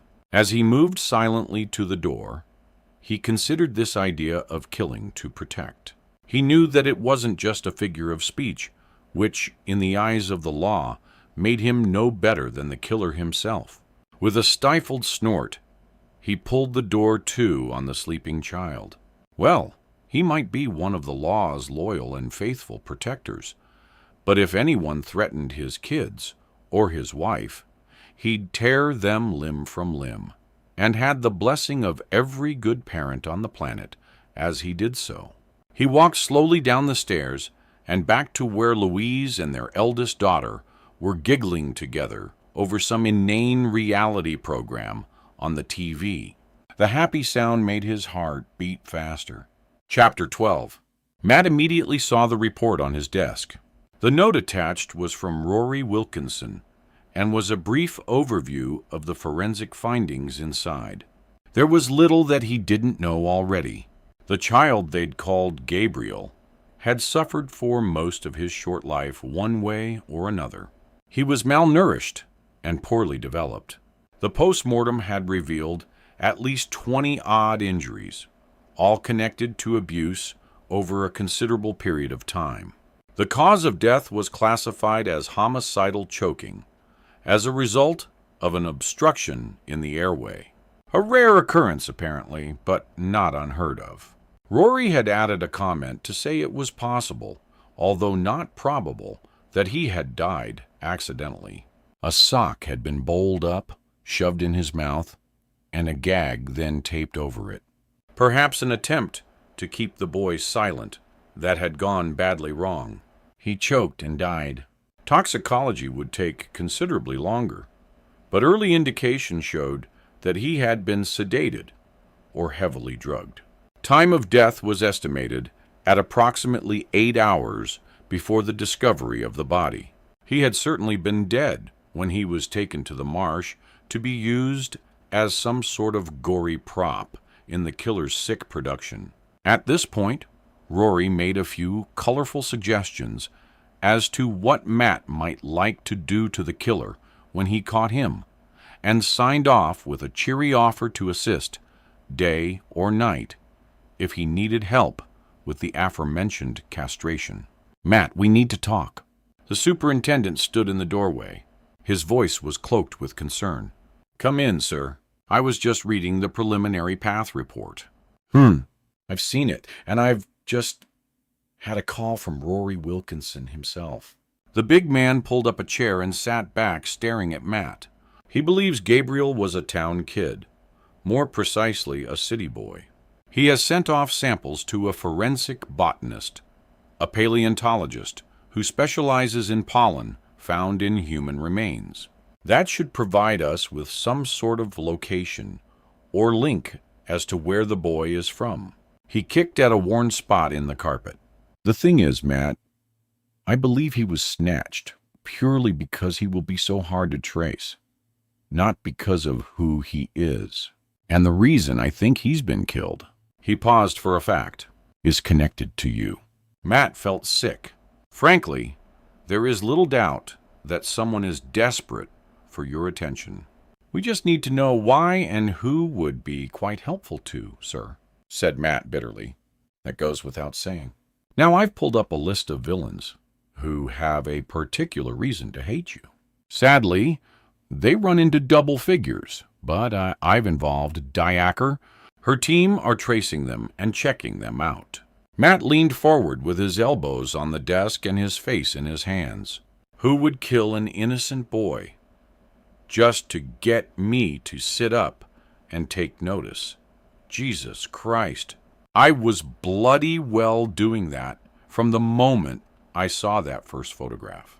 I know, maybe he's just making quite sure that we know he means business. But what does he want?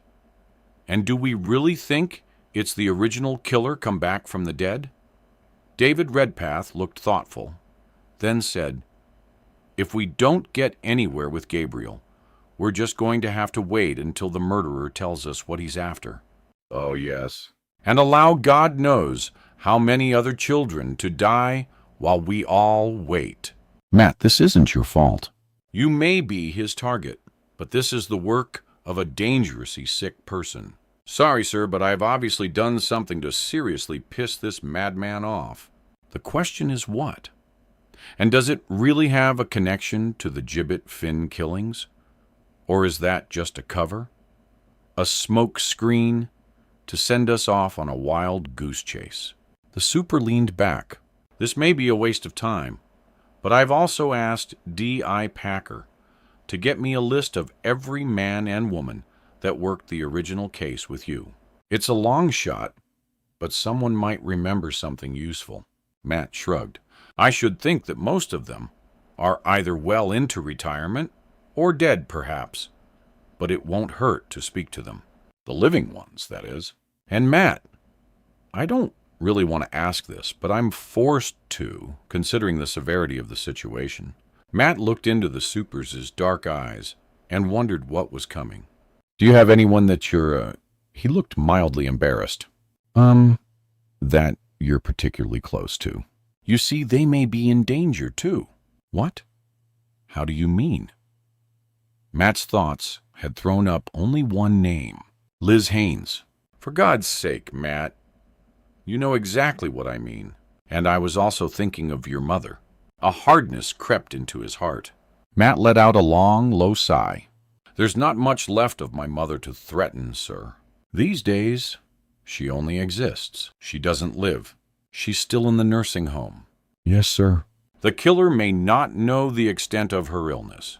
I think we should notify the home, and we should also provide some low-key protection for her. If you think so, I'll get hold of them and explain. Go in person.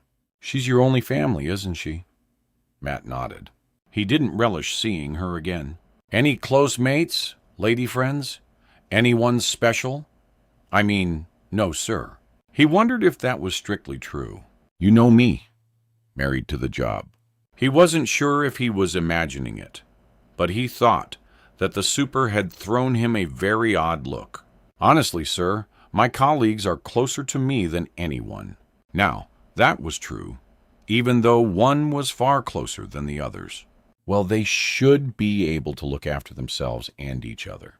So, we'll concentrate on your mother. Okay, I'll go now. I'll pass everything over to Di Hammond until I get back. Where is Sergeant Haynes this morning? I haven't seen her. I've allowed her the morning off. Her husband is on a brief and unexpected leave from Iraq. He's flying in. He glanced at his watch. More or less right now. I know we're up to our eyes here, but under the circumstances, I hope that was in order. Redpath nodded and stood up. Of course, of course. Ah, the Morning Post. He held out a hand and accepted a thick wad of mail from the smiling civilian with the post trolley. Nothing nasty, I hope. Matt quickly sifted through the pile, then froze. I don't know about that, sir. He pulled on a glove and extracted a familiar envelope. I think we have another one. Careful, Matt. This could be the day that he chooses to hurt you. Remember that psycho who sent anthrax through the post a while back? He's not ready for that. Matt's mouth felt dry, but he was convinced it was just going to be another photo. I think he has a lot more taunting to do before we get to that stage. He looked up.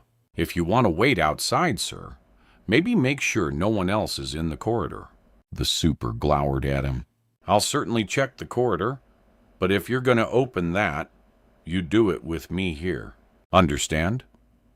A moment later, Matt removed the folded sheet of white paper and slid the photo from its protection. He turned it over and stared at it. Very pretty, I'm sure. But what the hell is that supposed to tell us? Redpath's voice seemed to come from a very long way away. Matt continued to stare at the landscape photograph until he realized that he was hardly breathing. "Matt, what's this all about?" He found speech difficult and desperately wanted to be alone to try and make some sense of what he was looking at. But that wasn't going to happen. The super looked like he was about to shake him. "Matt, for heaven's sake, what the hell is that photo of?" He slumped back into his chair, took a deep breath, and forced himself to speak. "After I found Jaime Matravis, and after my wife died, I was a mess." Yes, I've read your file. "I know about that, but what? I needed help. And finally, I went to the police convalescent home for a while." He shivered at the memory of sitting in the counseling circle, the ring of damaged minds, as he'd named it, and trying to talk about things. "I made a good recovery, but afterwards, I knew that I'd reached some sort of turning point in my life. So I took a couple of weeks annual leave and went off on my own to do some serious soul searching." He was making a cataclysmic personal crisis sound like something out of a trashy magazine. "I wasn't sure if I wanted to continue in the Forcer. I needed some time away to evaluate my life." He stared at the photo, remembered the heat from the dusty road, smelt the crushed wild thyme beneath his feet and the eucalyptus on the air, saw the olive grove that stretched up to where it met the dense, packed pine forest on the hills. He remembered the cool azure water of the Aegean Sea lapping around his bare ankles. "You went to this place in the photo." The super sounded genuinely surprised. He nodded mutely. "I walk that path every day, through the grove and up to that chapel."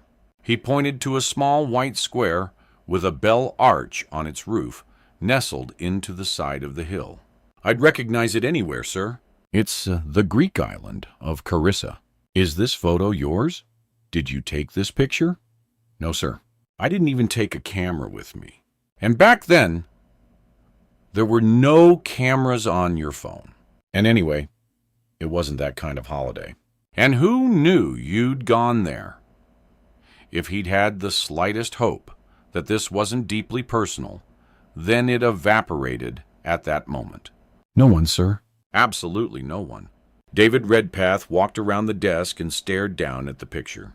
An image so evocative of a path through a Greek olive grove that Matt knew his boss was almost tasting ouzo. A big hand gripped his shoulder for a second before releasing it. "Sorry, Matt, but you're obviously wrong on that score. Someone certainly knows where you were back in the early 90s. As Matt tried to come to terms with the fact that his world was shattering, Ted, sweat glistening on his pale skin, was working out with a set of dumbbells. The next part of the game was more physical, and he relished the challenge. The mind stuff was great, but he'd done years of that. Now he needed something earthy, something gritty, something real. Not that disposing of his reluctant guest hadn't been, of course. He replaced the colored weights back in their box and glanced at his watch. 30 minutes to go. Time for a shower, a change of clothes. And to do this job well, he'd need a complete change of mindset. Jason shoved his hand into his pocket and produced a $5. "Make mine 2 jam donuts, a Belgian bun." "Oh, and a sausage roll for later." Gemma held out her hand for the note and raised her eyebrows. "On a diet. Guff bar off before they ran out of fresh donuts." Gemma laughed and made towards the door. "Do you think the boss would like anything? Frankly, I wouldn't want to go in to ask, Constable. Him and the super have been shut up in his office for nearly an hour. I dread to think what they're talking about." "Little doubt about that, sir." I saw a forensic report get taken in earlier. Bound to be Gabriel, she shrugged. Maybe I'll buy him a chocolatey Claire to cheer him up. Gemma pulled on her thick navy police sweater and made her way to the foyer. Because of her ankle injury, she'd managed to evade the boring chore of doing the bun run, but now it was considered good exercise, and as the most junior of the officers on the team, it had become a regular morning trip. Valentino's petty carry was down a narrow cobbled street that led to the river. There was a shortcut through the churchyard of St. Benedict's, then out onto the towpath. A thin rain began to fall as she approached the church. She strode purposefully up the path between the old moss-covered gravestones. High above her in the tall tower, a bell began to ring. A tall figure stepped from the shelter of the rear porch, grabbed her arm, wrenched it up behind her back, and pushed her to the ground. The wind was forced from her lungs as she hit the worn concrete of the path. Instinctively, she rolled over and flung out an arm, tried to catch the man's legs. Her hand grasped nothing but air as he skillfully stepped away from her and swung a vicious kick into her ribs.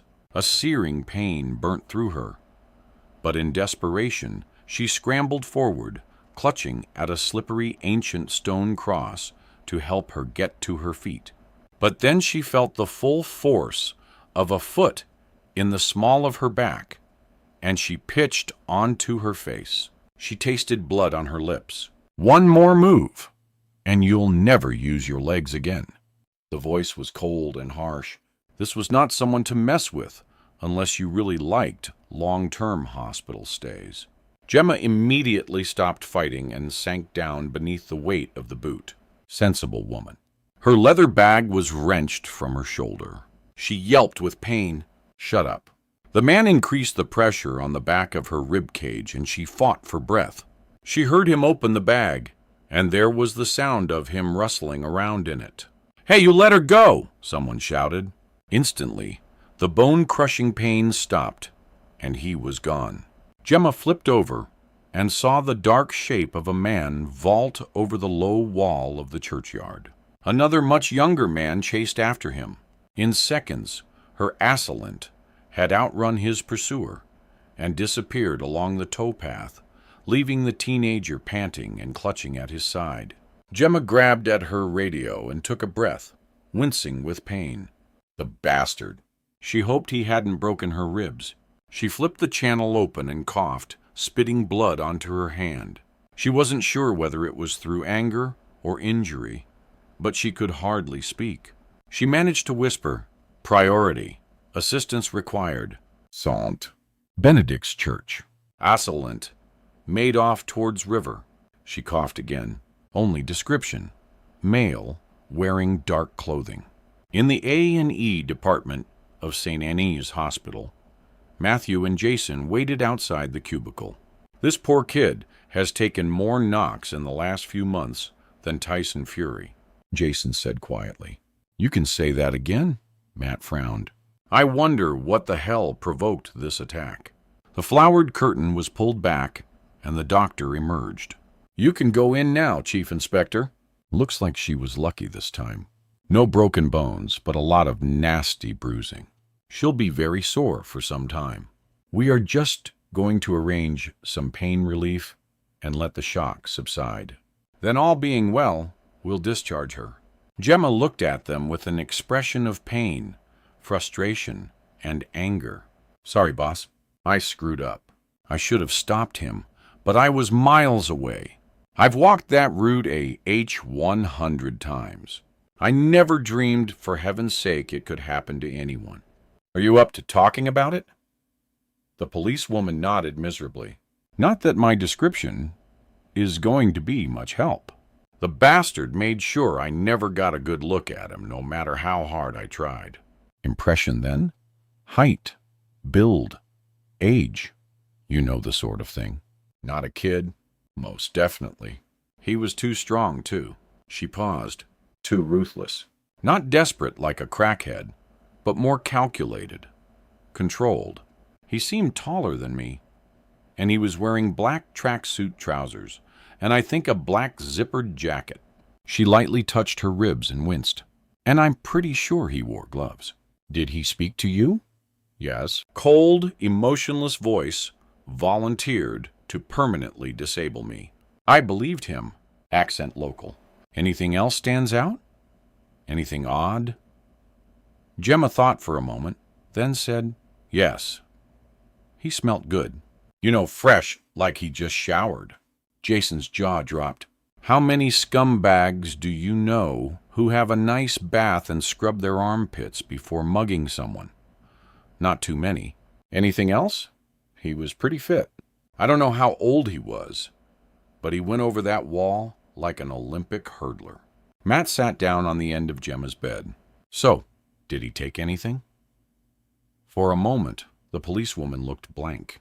I guess he just nicked my bag. Jason looked under the trolley. No, he didn't. It's here. Did he open it? Gemma's face clouded. Yes, I think so. But he grabbed it from me. Look. She moved her gown down across her shoulder and revealed an angry red welt where the strap had forced the material of her uniform into her skin. I thought he'd taken it with him.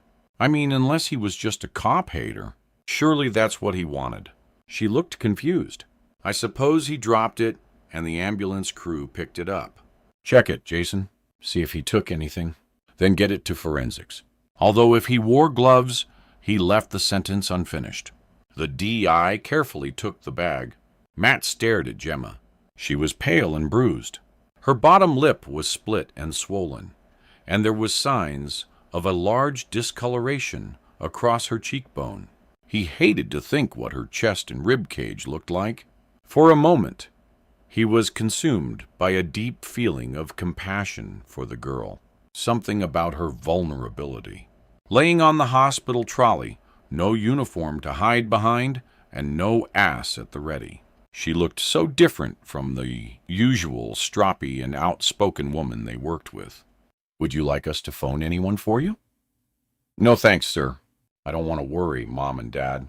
She lightly touched her cheekbone with a fingertip, then winced. Although I'd better give my boyfriend a ring. Let him know what's happened. If he hears secondhand, he'll freak out. I'll do it if you like. Sorry, boss, Jason interrupted. The voice was 10 degrees below its usual gloomy level. It was no mugging, and he wasn't stealing anything. He was delivering something. He held out an envelope, addressed DCI Matthew Ballard. Lexi, stop steering. He'll see you. Amy Hammond tugged on her friend's sleeve and tried to pull her away. I want him to see me. He's really lush, isn't he? Lexi smoothed her uniform skirt and looked unashamedly at the boy, who was unloading a delivery of soft drinks to the cafe. You are such a tart. Your mom would kill you if she saw you. Now please hurry up. The bus will be here any minute. Miss Ken will put us on detention if we're late again. That old hag. She's really got it in for us, hasn't she? Lexi looked sadly at the boy as he climbed back in the van without even glancing at her. Cross-eyed old witch. Amy tried not to smile. She's not that bad, really, and we were. She faltered and stared up at the man who had appeared immediately in front of her. Amy, please don't be alarmed. He looked around swiftly, then pulled a wallet from his inside pocket.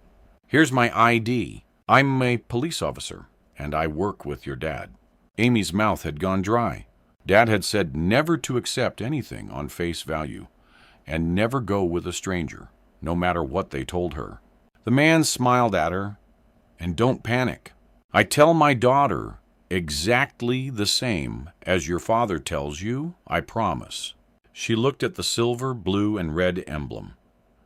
The warrant card was for real. She was sure of that. She'd seen her father's often enough.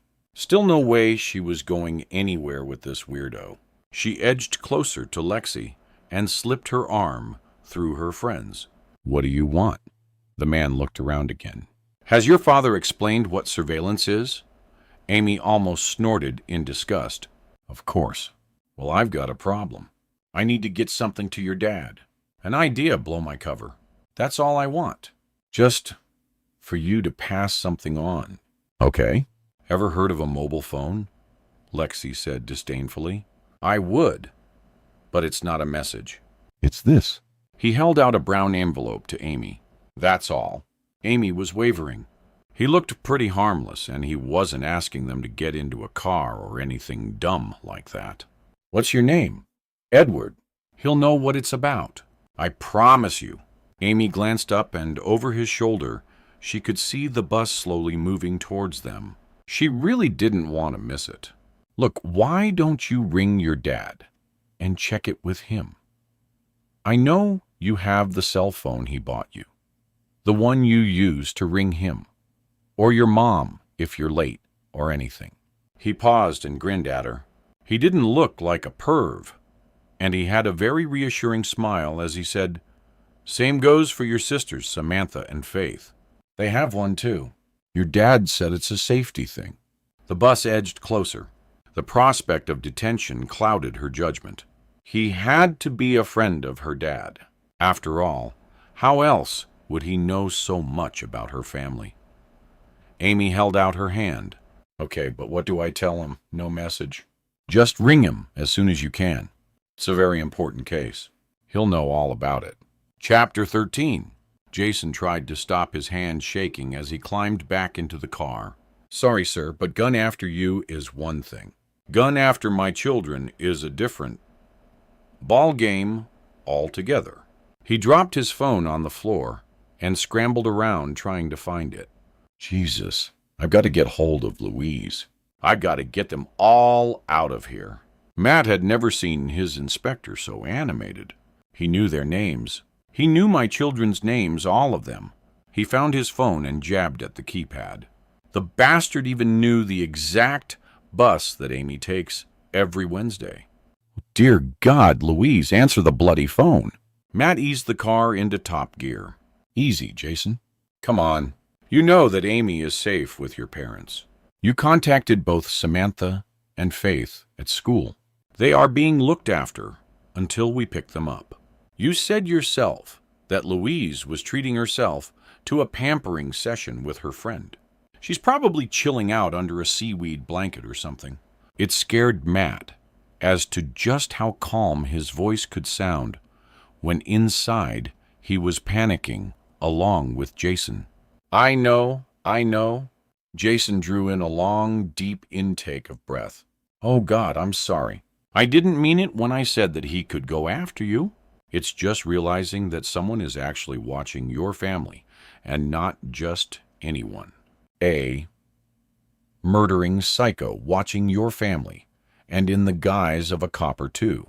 He sat back, swallowing hard. I'm not sure if I can go on with this case, Matt. Don't try to make decisions right now. Let's just gather up your kids and get them somewhere safe. Then we'll find Louise and decide where to go from there. Okay. A selfish fear flooded through him. He couldn't lose Jason from the team. Not now. Yeah, I know you're right. It's just the thought of him being that close to my little girl. It makes me want to vomit. Relief replaced fear. I'm with you there, Jace. But you have to hand it to your Amy. Call us a cucumber. And she's given us one hell of a good description of him, hasn't she? Jason began to relax. As good as any 11-year-old, I guess. I'm not too sure about the bit that went. He was really old. Dad, like you. Okay, so the age may a bit iffy, but between Amy and her friend Lexi, they certainly got the clothes taped. They're kids. They notice the really important things in life, like black and deer, max 360 sport shoes at $119 a pair. Exactly. Matt dropped a gear, overtook a slow-moving tractor, then accelerated hard. He was glad he was driving. Concentrating on the road dulled the memories that kept stabbing at his mind. The call about Jason's daughter had come in just as they were opening the new envelope pushed into Gemma's bag. The envelope that contained another moment of his life, a second photograph from Greece. As the car flew past vast fields of green crops, and Jason tried again to contact his wife. Matt saw the picture in his mind. More felt it than saw it. It wasn't just a view. Although the misty hills and trees did form a panoramic backdrop to the shady courtyard in front of the chapel, it was taken from some distance, a study of two men, one young European, maybe in his 20s, and one considerably older, undoubtedly Greek, wearing a straw hat that partially obscured his face. They sat on a low, white-painted wall and were deep in conversation. It was a picture of Matt and the man who had become his mentor on that idyllic island. A man he'd never met before and never seen since, but someone who changed Matt's life. Someone whose wisdom and clarity had helped to bring that young Matt Ballard back from a very dark place indeed. He remembered the reassuring tones of the man's voice and felt his own anguish. The place, the chapel, the island itself had been special, very special. A secret place where he still went in his head when things got tricky. Somewhere he'd never told anyone else about. He eased off the accelerator. They were almost at Faith's school, and he needed to pull himself together. But that photograph had hurt him. The island, the peace and tranquility, the healing process had been violated, corrupted. Someone had been there watching him, watching his pain. Now, as he pulled between the school gates, he felt a little of that old agony returning, and along with it, a slow-growing tendril of hate forming. "Over there, sir. Park right outside the entrance. Then we can get Faith straight into the car." As Matt pulled on the handbrake, Jason was already out of the car and running. He watched him throw open the big doors and dash inside. Matt wondered just what it must be like to have children and have them threatened.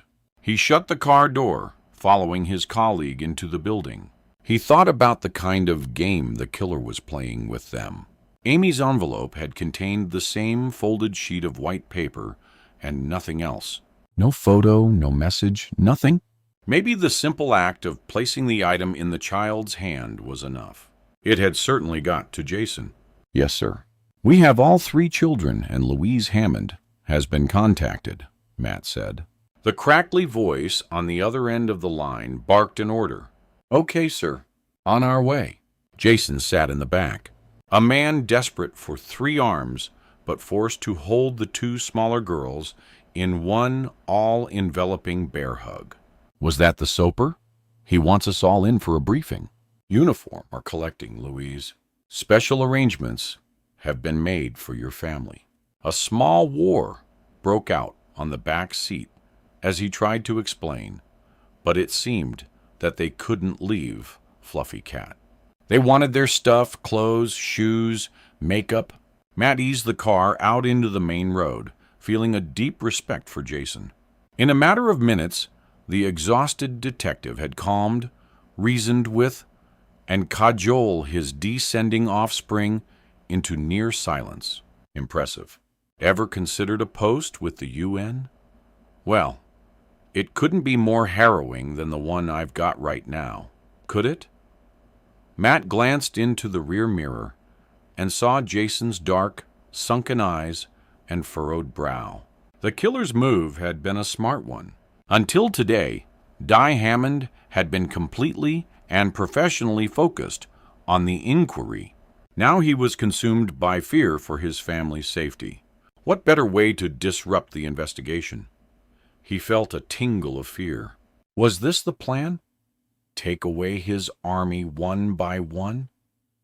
Gemma had already been attacked and hurt, and now his number 1 man's emotions had been turned into high-voltage porridge. So, who would be next? Bryn Liz? Without making it too obvious to his passengers, Matt pushed his foot gently down on the accelerator. Chapter 14. 2 down, 1 to go. Ted was flying. It would have been easy to get carried away with his success, but he was controlled enough to know that this was not the moment to congratulate himself. Sure, the scenario with Miss Fuzz had been pretty successful, and he could only imagine what Di Hammond was going through right now. He smiled bitterly and hoped, whatever it was truly terrible. Now on to stage 3. He checked his watch, then counted backwards, calculating pace, running time, and distance. With a deep breath, he zipped up the tracksuit top, looked out across the long marsh path, and began his run. It took 15 minutes at a steady pace to reach the lane to the lake. As he expected, it was empty. To his right, the endless salt marsh stretched out and disappeared into a gray, misty horizon. To his left, 1 or 2 scattered dwellings were visible across the fields. A lonely place, but a few people still lived here.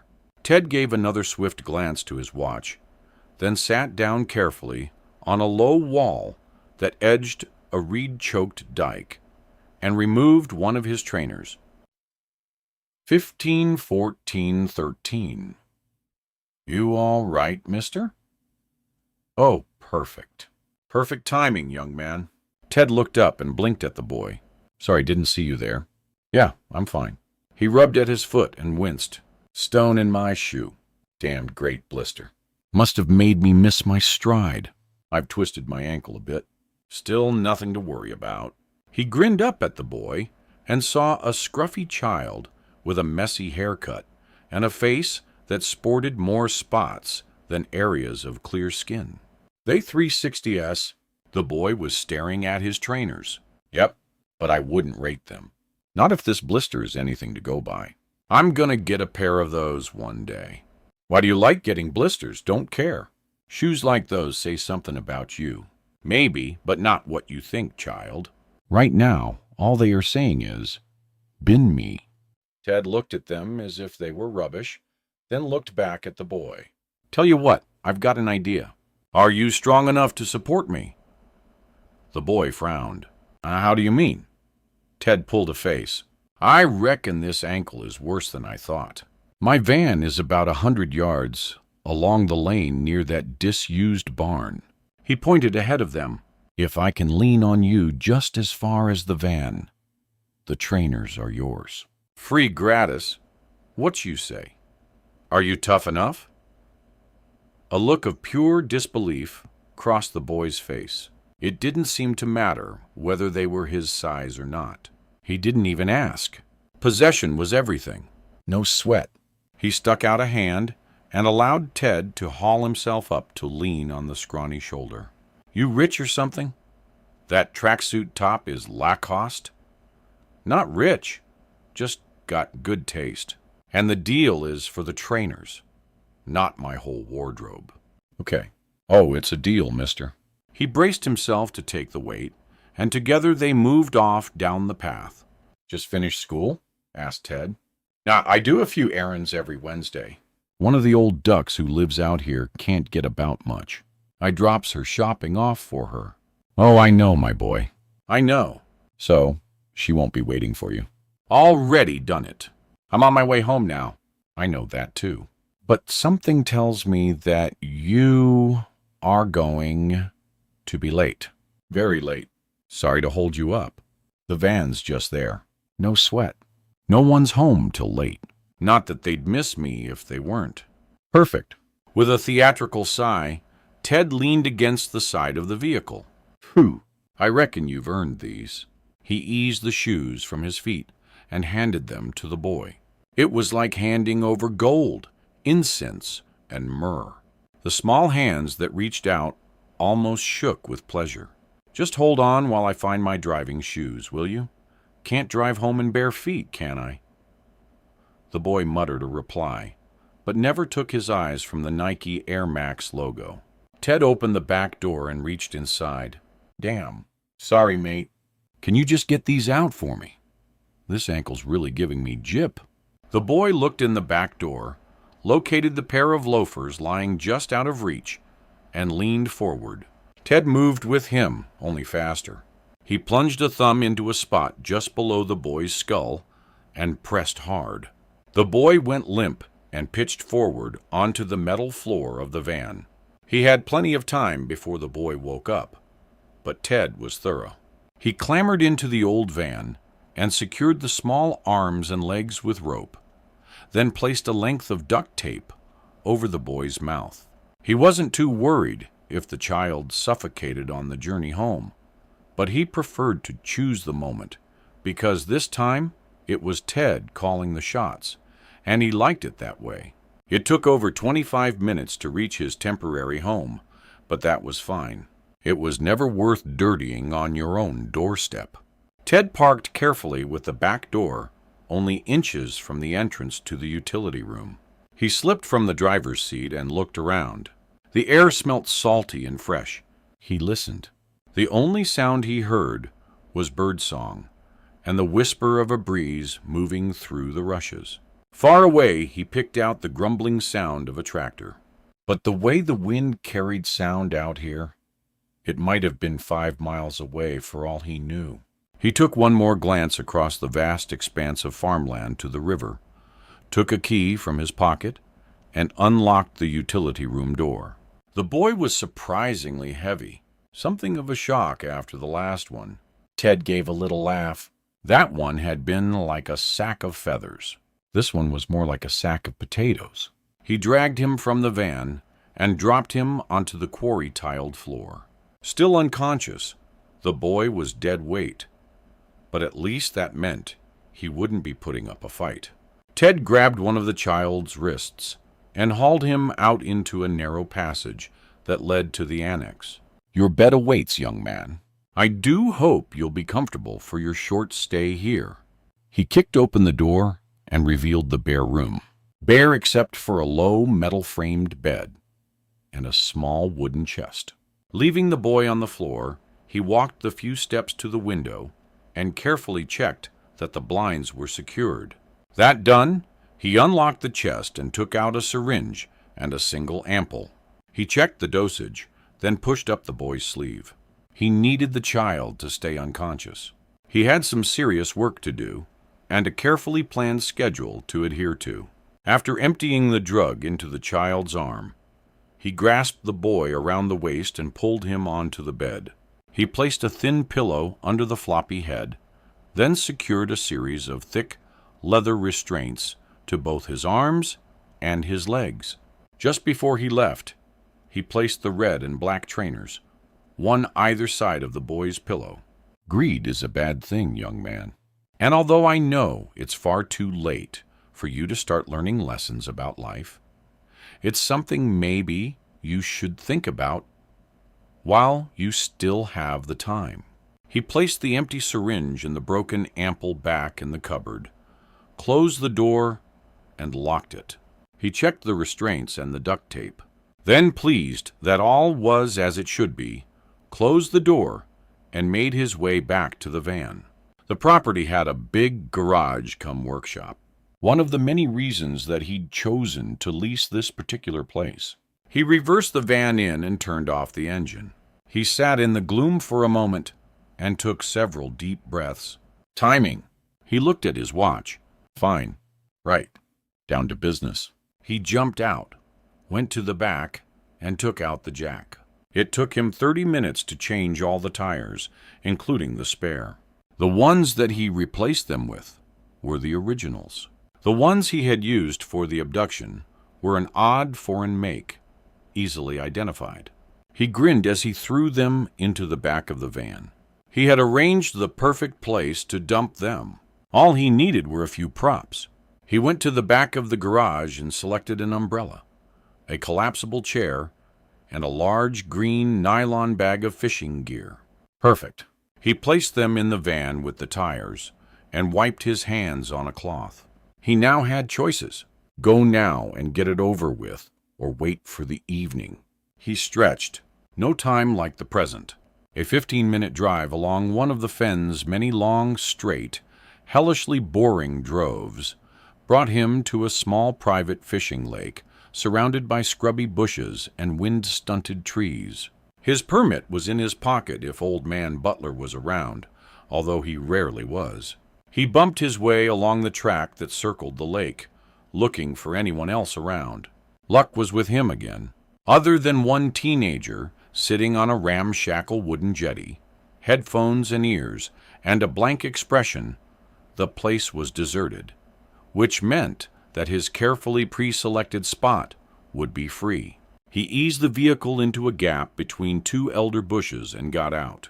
Behind him was a rusting chain-link fence that separated him from Old Man Butler's main money spinner, a small scrapyard. Whistling happily, he opened the back doors and took out his fishing tackle. He set up the chair and landing net, giving the only other person on the lake a friendly wave. The lad raised a gloved hand unenthusiastically and went back to his music and gazing into the depths. Ted nodded to himself. Excellent. Now he had to be quick and quiet. On his previous visit, he had released a large square of the old wire from its fixings, pulled it up, then folded it back again to appear untouched. He moved silently to the back of the van and ripped back the wire. One by one, he fed the tires through the gap and into the junkyard beyond. Lastly, he slipped through after them and rolled them over to the back of a small mountain of rubber tires. Weeds grew through the untidy and precarious pile, and it was plain that they had sat here undisturbed for a very long time. He swiftly covered them with some older, moldering hunks of rubber, then slipped back through the fence. Before he secured it again, he took some more equipment to his lakeside spot, baited up his line, and cast it out into the water. Leaving the rod on the stand, he went back and closed the hole in the fence. The whole job had taken less than 10 minutes. He sank down onto his chair and gazed across the still waters of the lake. He breathed out long and slow. 1 hour here. 1 hour of complete relaxation. Then back to work. If anyone had noticed him, they might have envied him. He sat quietly staring at the cold water, a small contented smile on his face, at peace with the world. And he might have been, had his mind not been in such a dark and dangerous place, a place no one would ever want to go. Chapter 15. Matt's return to the station had been a grueling exercise in self-control. The last thing he wanted to do was convey his immediate fears to the others. But his relief at finding both Liz and Bryn working at their desks required all his acting skills. He had then briefed the super on everything that had happened, and his senior officer had immediately put official wheels into motion. After an emotional goodbye, Jason's family had been spirited away. Matt had watched with admiration as his second Eining command took a deep breath, drew himself up, and strode back into the murder room. Gemma had shown up as well, bruised and obviously in pain. She had blankly refused time off and pitched straight back in. Now Matt allowed himself to breathe again. He sank down into his chair, gratefully accepted the coffee that Liz handed him, and found that miraculously he was more or less back to full strength. So, what have we got, boss? Bryn's impatience was barely in control. A description courtesy of young Amy Hammond and her friend Lexi, backed up by the witness who chased off Gemma's attacker. They are certainly the same man. Only this time, he was impersonating a police officer and referred to himself as Edward. He's stretching himself a bit, isn't he? Who long between giving Jimmy or a good kicking to locate Amy? Liz was writing figures on a pad. An hour. Maybe an hour and a half. He's organized, that's for sure. Matt looked at his notes and continued. So, what we have is white male, approximately 5'10", well-built and athletic, graying hair, a tack, and a close-cut beard. Age we can't even hazard a guess. Amy thinks he's like her dad. Gemma thinks around 40-ish. And the witness who gave chase wasn't sure at all. Gay hair? Surely he's older? Asked Jason. Really fat? Maybe younger? Said Bryn. I was gray at 30, Matt threw in and shrugged, trying not to look at Liz. And I'm still pretty fit. He felt Gemma's eyes boring to him. So it's just possible. It's Paul Underhill. You were almost the same age, weren't you? He took a deep breath. I believe we were. But then I think we should find out once and for all. We have enough of his things still in the evidence boxes. We can certainly get DNA samples from something. Then we should arrange to dig him up. And Matt held up his hand. Whoa, Gemma, hold it right there. Have you any idea of the complexities involved in an exhumation? Jason looked at him with interest. Frankly, boss, she may have a point. Oh, come on, you guys. Why him? Why now? Why not? Asked Bryn. This was going all wrong. Let's think about this logically. The photos that he sent us, the later ones, they are all pertaining to me. He paused. This was not somewhere he wanted to go. He really wasn't ready to share everything yet. They referred to things in my past life. But why me? I wasn't in charge. I hardly even knew Underhill. Well, not enough for him to come after me alone. Liz looked at him thoughtfully. Maybe it's not you as a person. You are the last serving officer. So who else can he vent his spleen on? Maybe you represent the whole inquiry. Yes, you may have got just close enough to stop him doing what he enjoyed best. But why leave it all this time? Matt felt exasperated with them. Jason raised his eyebrows. What is it they say? Revenge is a dish best served cold. Yeah, but not freezing. It's been decades. Have you considered that he may have been banged up doing time for something else? Plenty of time on his hands to plot and plan. Festering in a cell would be a good place for that, I'd say. Gemma sat up straight, then clutched at her ribs and groaned. Whoever he is, I'd like to meet him again on my terms. There was a silence. Then Jason said, that could answer a lot. Maybe we should check on who has recently been released from a long prison sentence. Matt took a deep breath. He needed to move them on. Fighting them was getting him nowhere. And the thought of someone hatching a complex plot while banged up was a distinct possibility. Yeah, you're right. That is definitely a line to follow. And he looked at Gemma. If you want to consider that our present-day stalker may be Underhill, why not run a computer comparison check with the witness descriptions and the photo from Underhill's file? I know it's not going to be perfect, but the techie's computer graphics aging process could at least give you a maybe. If there's a close match. He raised his eyebrows. Then I might consider that exhumation request. He drew in a deep breath. The truth is, my recollection of Underhill's face is hazy. You can see from his file that he wasn't a man who had distinctive features. And as I said before, although I was acutely aware of the carnage he caused, I had very little to do with him personally. Plus, he was interviewed, but never arrested, as he had an alibi for each of the murders. Hence only one rather poor mug shot. Gemma made to speak, but Matt held up his hand to silence her. Right now, my biggest worry is you guys.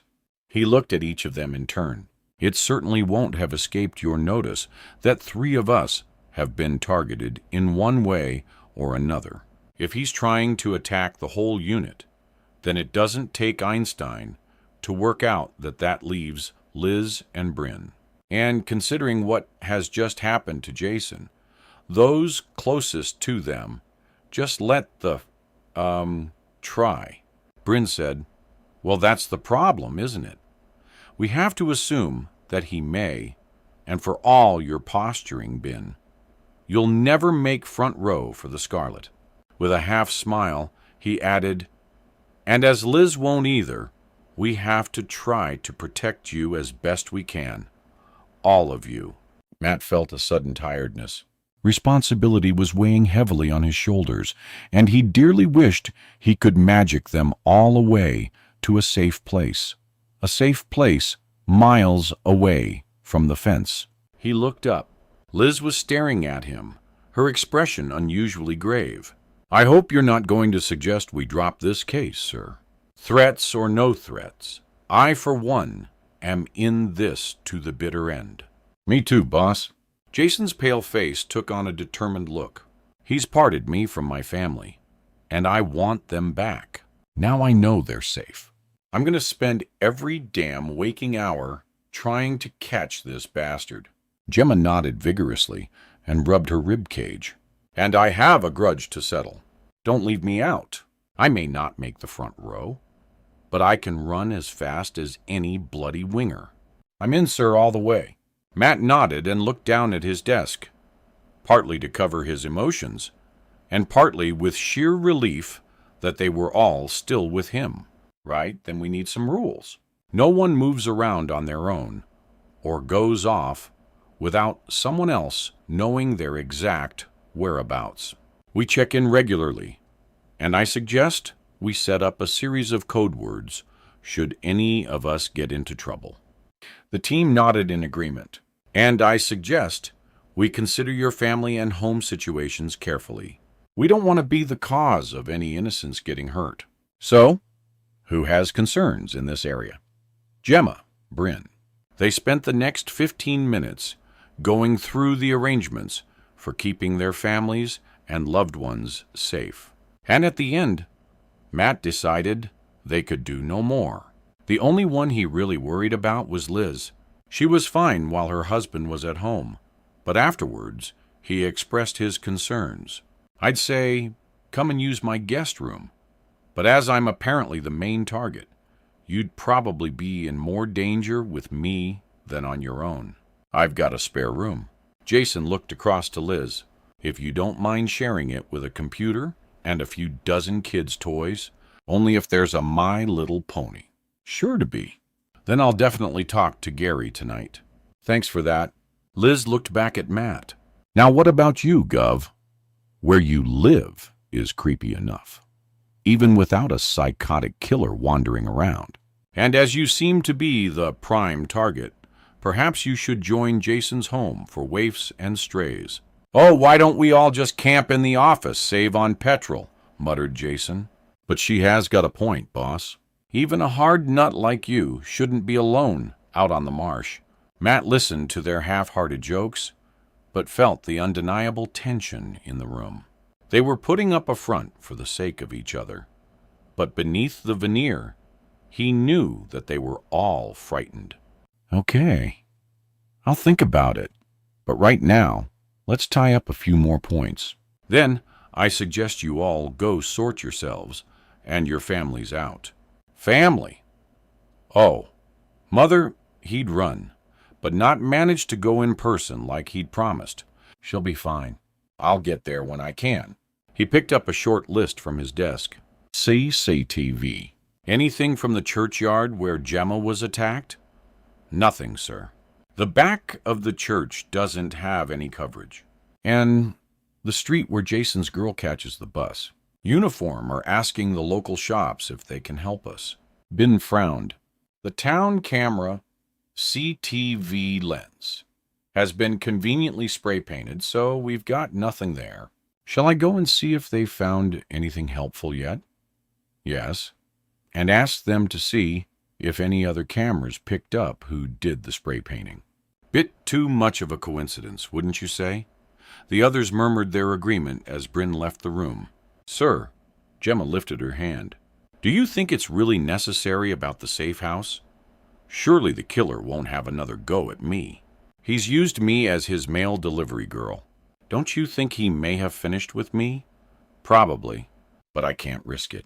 This man is playing a complicated game with us, and right now, we have no idea what he's going to do next.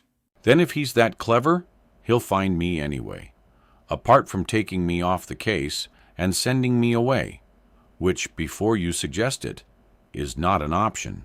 He can just follow me when I leave the station, can't he? That's true, sir, said Jason. And as there's safety in numbers, why don't I add Gemma to my guest list, along with Liz? After all, the girls' rooms are empty. He said the last words bitterly. What about your boyfriend, Roy? Was it? Asked Matt. Thinking about that, I don't think he's in danger. Do you? Gemma smiled. I said he's no fighter, but he's not a shrinking violet either. Plus, his home is in the Casterfields' private estate. You can't even drive into the grounds without a pass card. Oh, very posh.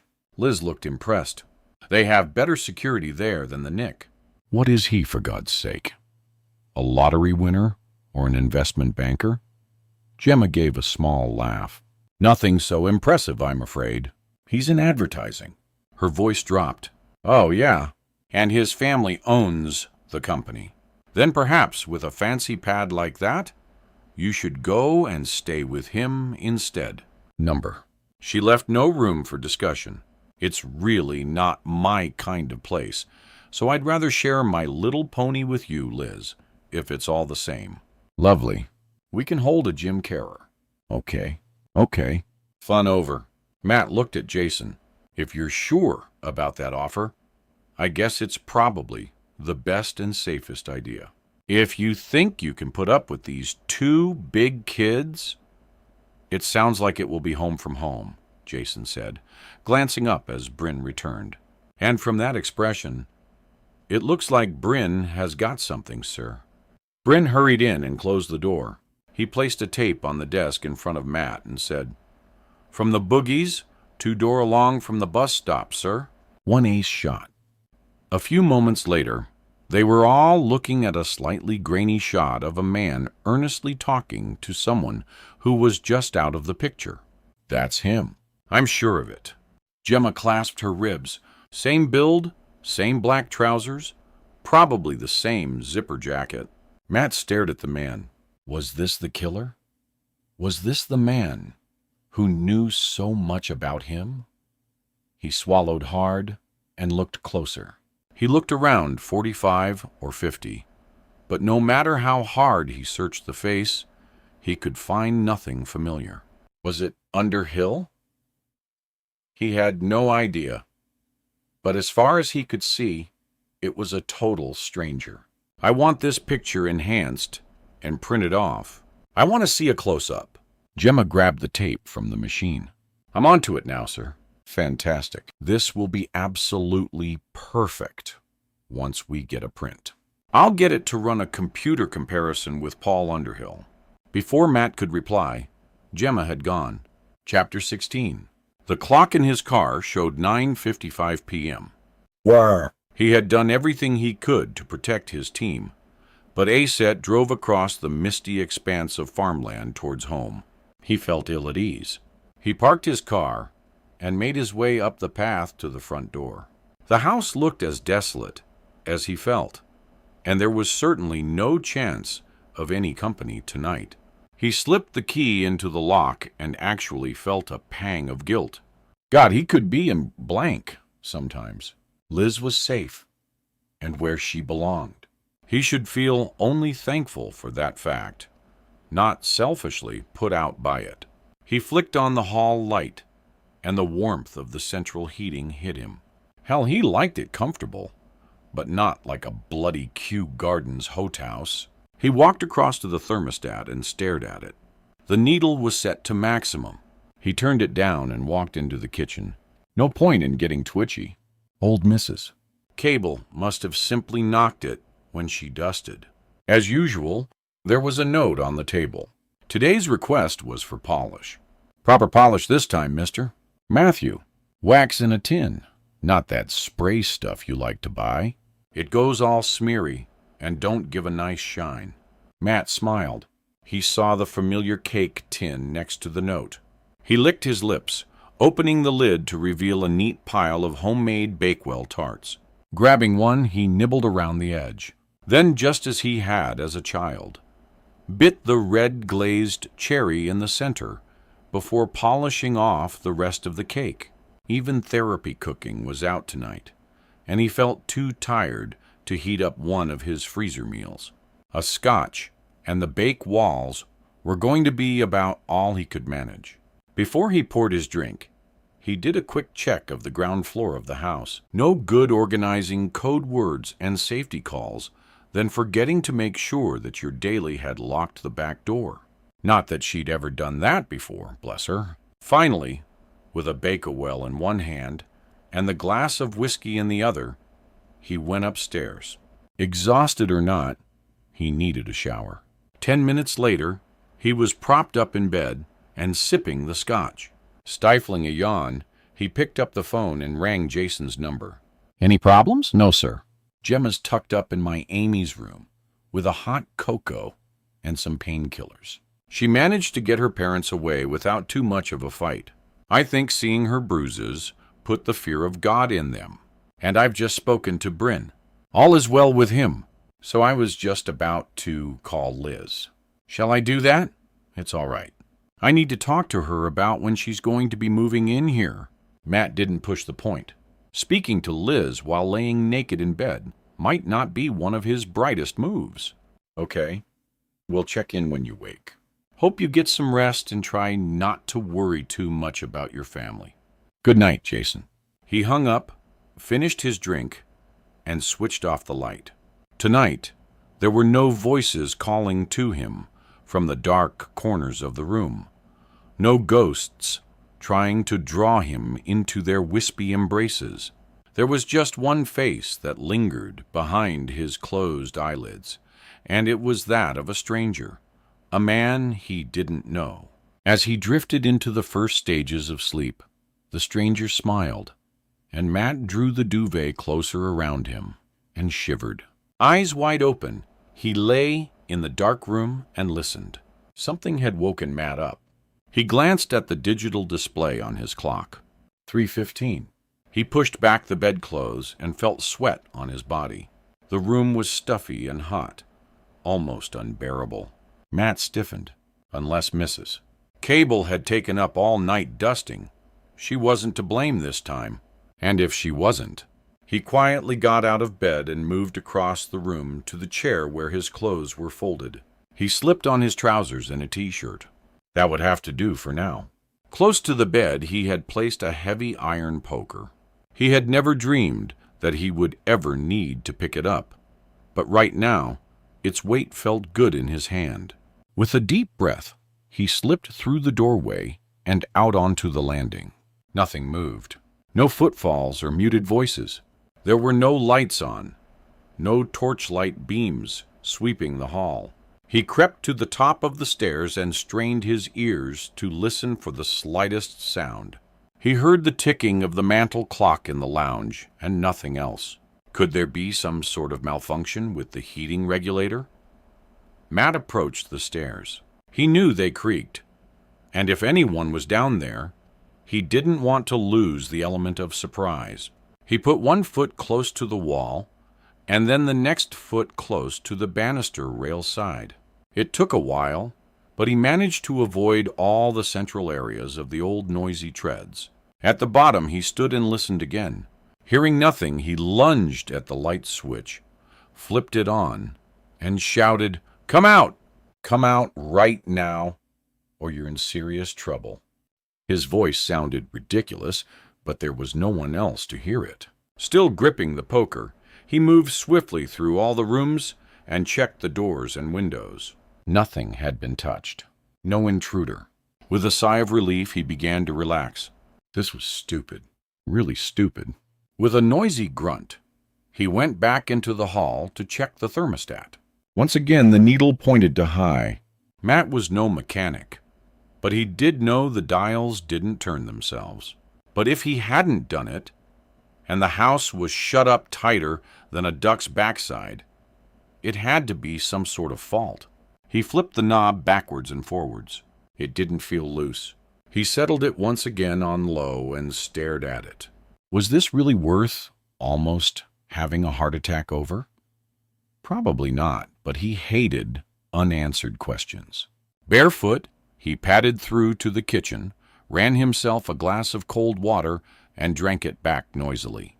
Tomorrow, he'd get a heating engineer in. He had enough real problems to cope with right now. He could do without dysfunctional boilers, frightening the rind out of him at 3 o'clock in the morning. He put the glass in the drainer and turned to leave when something jarred his heightened senses. Matt froze. Something was not right.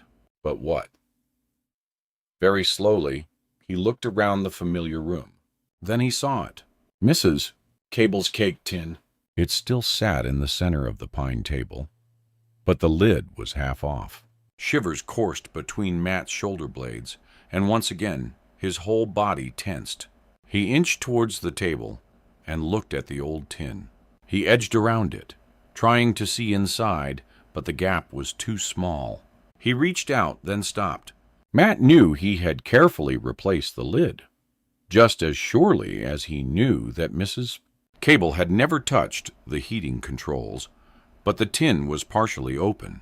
With a sharp intake of breath, he almost ran to the other side of the kitchen and grabbed a large cook's knife from the block. He then tore off a length of cling film from the catering roll that stood next to the knives and hurriedly returned to the table. They could be prints, so holding the film in his fingers, he lifted the lid. A cry escaped him before he could stop it. Oh no. Oh, please. This isn't happening. You have absolutely no doubt that this is your wife's ring. Although the heating had been fired up to maximum, Matt felt icy cold. Matt shivered as he felt the superintendent's hard, gray eyes bore into him. And before answering, he watched the stare returned to the innocent-looking tin of homemade cakes, especially the center one. Its decorative cherry had been removed from the sweet white icing and replaced by a gold wedding ring. No doubt at all, sir. One ring looks much like another, Matt. You could be mistaken. Maggie lost weight. His voice faltered. It was when she got really ill. She had it made smaller, but the jeweler made a balls up with the detail around the edge. I noticed it straight away. It's hers, sir. The super took a deep breath. And when did you last see this ring, Matt? He pulled his sweater closer around him on Maggie's finger. Just before they sealed the coffin. Chapter 17. The air felt chilly and damp. Matt shivered and zipped up his old barber jacket. The sun had not shown itself over the horizon, but the sky was slowly changing from 40 shades of gray to muted pinks, blues, and peaches. A late frost still clung to the grass, and Matt could see his single line of footsteps across the shaggy and uncut lawn. He might need a new mower this year. The old one had been his father's, but now it was more antique than utilitarian. He gazed across the deep, dark furrows of the plowed fields behind the house and wondered how he could stand there and consider something as mundane as a lawn mower. It actually wasn't too difficult to work out.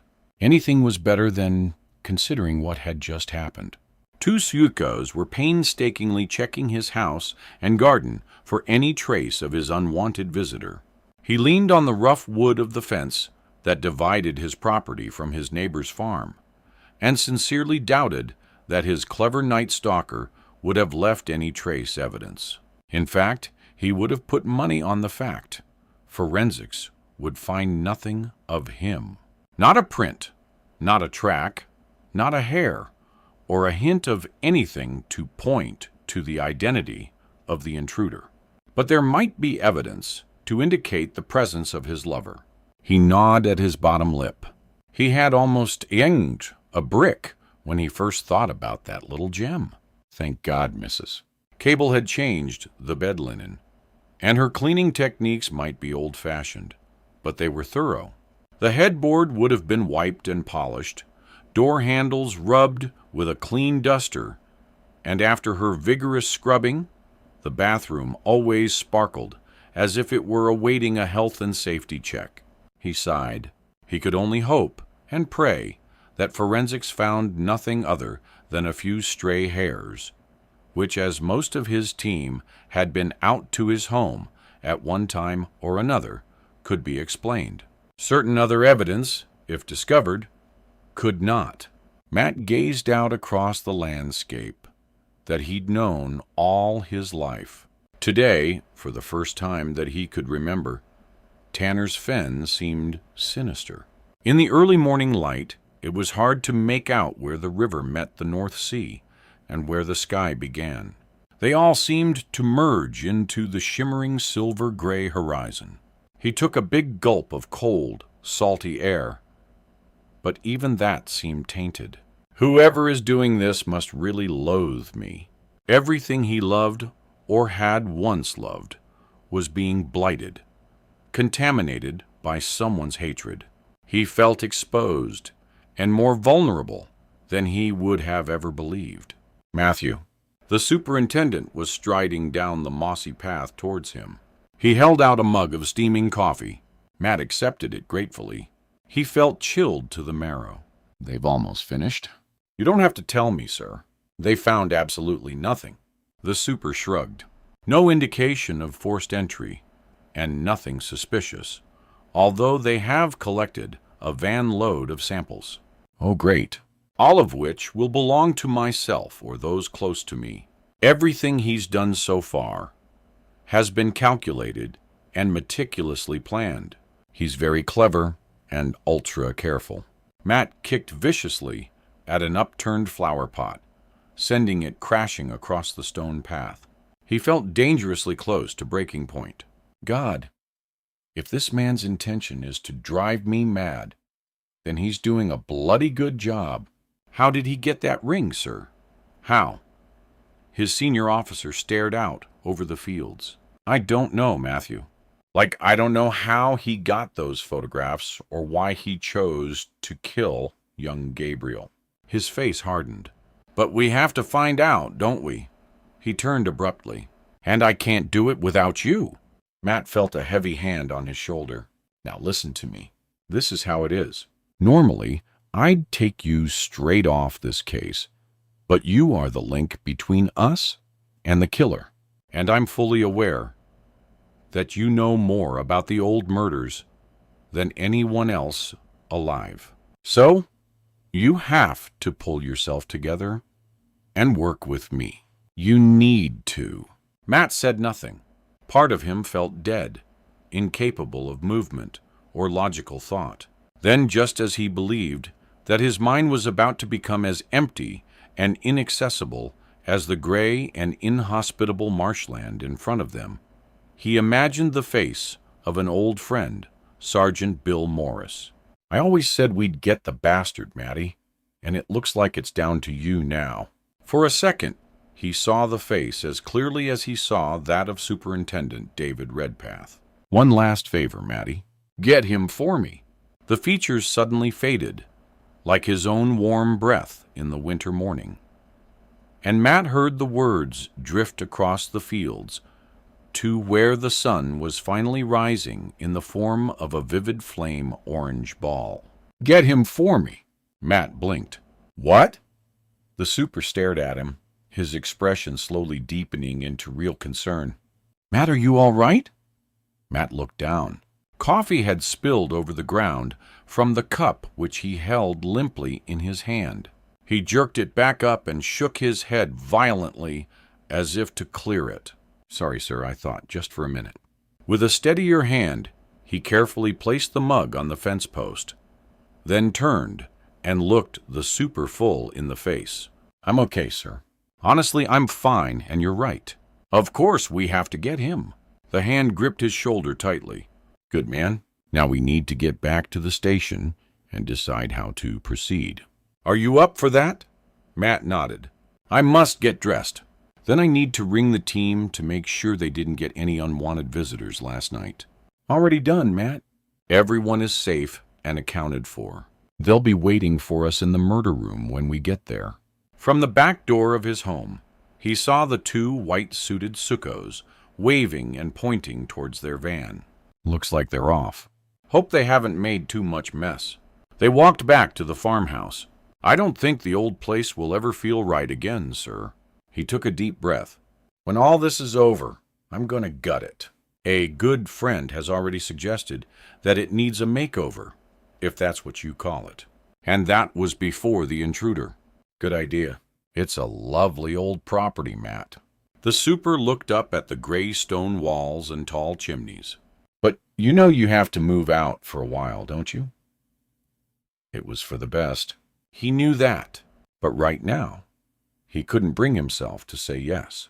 Ted woke early to find the pale light of dawn creeping into the room that he was using as his bedroom. He turned over and looked at the clock just before 7. Not that it mattered. It had been such a hectic day yesterday, followed by a very late night, that he had promised himself a lie-in. He pulled the duvet up under his chin, then turned and punched his pillows into shape before settling back into them. Today would be far less demanding, although there were still several things to do. He stretched his legs and closed his eyes. He could afford another half hour at least. He needed his sleep to keep himself fit and alert. That was the mistake so many people made. You couldn't work as hard as he did without plenty of rest and good food. When he got up, he would have breakfast, work out for a while, then check the day's schedule as if he needed to. It was tattooed on his brain. He turned on his side and yawned. The program was progressing very nicely, and there was no reason why it shouldn't continue that way. Even his change to the original plan should slide into place perfectly as long as he kept his cool. He smiled when he thought about the pleasure that his small deviation would bring him. Then the smile faded into an irritated frown. He couldn't deny that this alteration was important to him. It was something he wanted really badly. But he couldn't let it cause a problem and ruin the end game. Not after all this time and meticulous planning. It would be nice, very nice, but he wasn't going to jeopardize the final act just for a bit of carnal delight. He took a very deep breath, and the smile returned. For now, he would just have to dream about it. The morning meeting had taken much longer than usual. There had been a lot to say. As the superintendent walked back to his office, he wondered about Matt's present state of mind. There was just so much a man could take. And back there on Tanner's Fen, for one nasty moment, he had thought that Matt was going to lose it.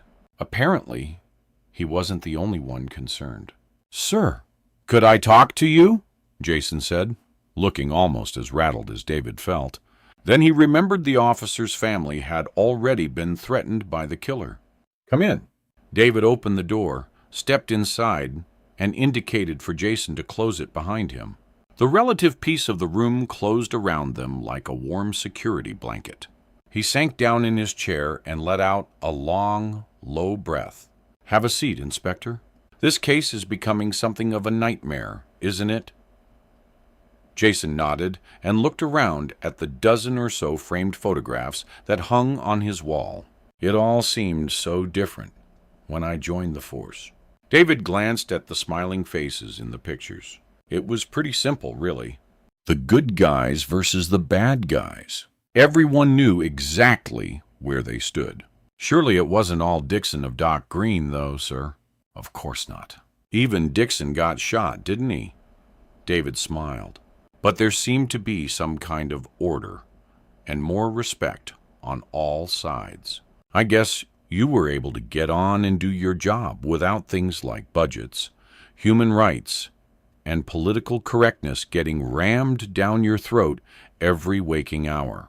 David wondered if he could actually pinpoint the moment when he had stopped being a proper policeman and become the resources and financial manager that he seemed to have evolved into. This time, when he looked up, the pictures offered no help, only a sort of regret about the passing of time. And David forced his thoughts back to the matter in hand. "What can I do for you, Jason?" "It's Matt, sir. Sorry. I'm worried about the DCI. At a time like this, he shouldn't be stuck out on that fin, all alone in that old house." "I agree. I'd have asked him to relocate temporarily." He threw up his hands in frustration. He didn't actually refuse to go, but up to now he's showing no immediate signs of budging. "Can't you insist, sir? The team and I believe he's in real danger, and he feels the same about all of you. I think he has the twisted belief that if the killer concentrates on him, then he will leave you guys alone." "That's rubbish, sir." "Well, I can see where he's coming from, but it's actually not helping at all. And whereas I applaud his loyalty to his team, I don't want him jeopardizing himself or cutting himself off from us in the investigation. David picked up a thick file from the desk, a file of notes that he had made for the meeting. This is confusing stuff, Jason. Someone really has Matt by the balls and is squeezing the life out of him. He looked at the heading, wedding ring. This last incident is horrible. It's shaken him to the core. Jason pulled a face. It held a hint of something like hurt. None of us even knew he'd been married, sir. After all the years I've known him, it came as a bit of a shock. I can tell you. Matt's a very private man, Jason. I'm sure he had his reasons for keeping his past under wraps. So it seems, reading between the lines, it looks like he was knocked sideways by the combination of his wife's death and finding the dead boy. Do you know what synergy is? Sounds like the face cream my wife uses. David gave a small smile. Not exactly. It's when two things come together, and the effect caused is far greater than the sum of the two original parts. Like 2 + 2 = 5. Sort of. I think that's what may have happened to Matt. Maybe now that all this has blown up, you should talk to him. I will. I just thought perhaps I should let him come to us when he's ready. If I were you, I wouldn't wait. You need to know the facts, or you're playing a game with a half deck of cards. David looked Jason in the eyes. It's not some personal affront to you. You know, until this point in time, he's never been able to speak of his past. Now he'll have to, and he'll need your help as a colleague and a friend. Matt thinks very highly of you, Jason. Okay, sir. Thank you. Jason managed to look a little less injured. So, what's happening with the ring? It's with forensics at present. They'll be able to define its origins and at least tell us what type of gold it is, its age, and whether it's English. Right now, we have to assume that it's a fake. The alternative, and a theory that worryingly Matt seems to be favoring, is pretty grisly. And that is, sir, Maggie Ballard was buried in Fenfleet Cemetery, and Matt had been insistent that her wedding band be left on her finger. David exhaled.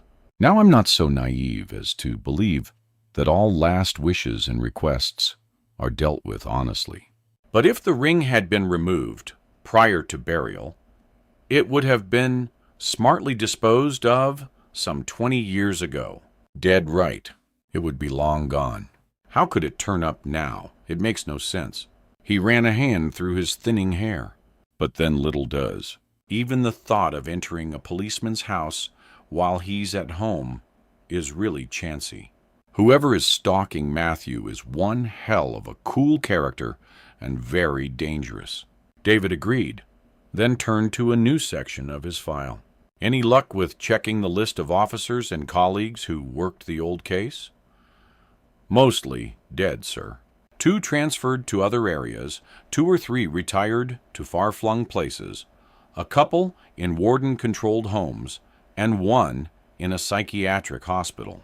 Only 3 men are still what I'd call active. 1 runs a small security firm.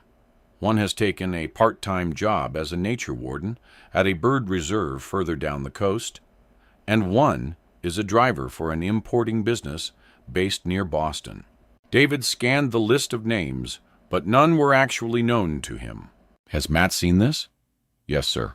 No one stood out as a possible troublemaker, and I've spoken to each man individually. Not one held any form of grudge against Matt, and apart from asking to be remembered to him, they all seem to have moved on with their new lives outside the force. Well, I've checked this list. David pointed to a much longer one. Offenders, men and women, that Matt has put away. None of them sent their best wishes, but so far, no one seems to have either the freedom, the wherewithal, or the inclination to take up murder and deception as a way to pay the chief inspector back for their incarceration. Which leaves one nasty supposition, doesn't it, sir?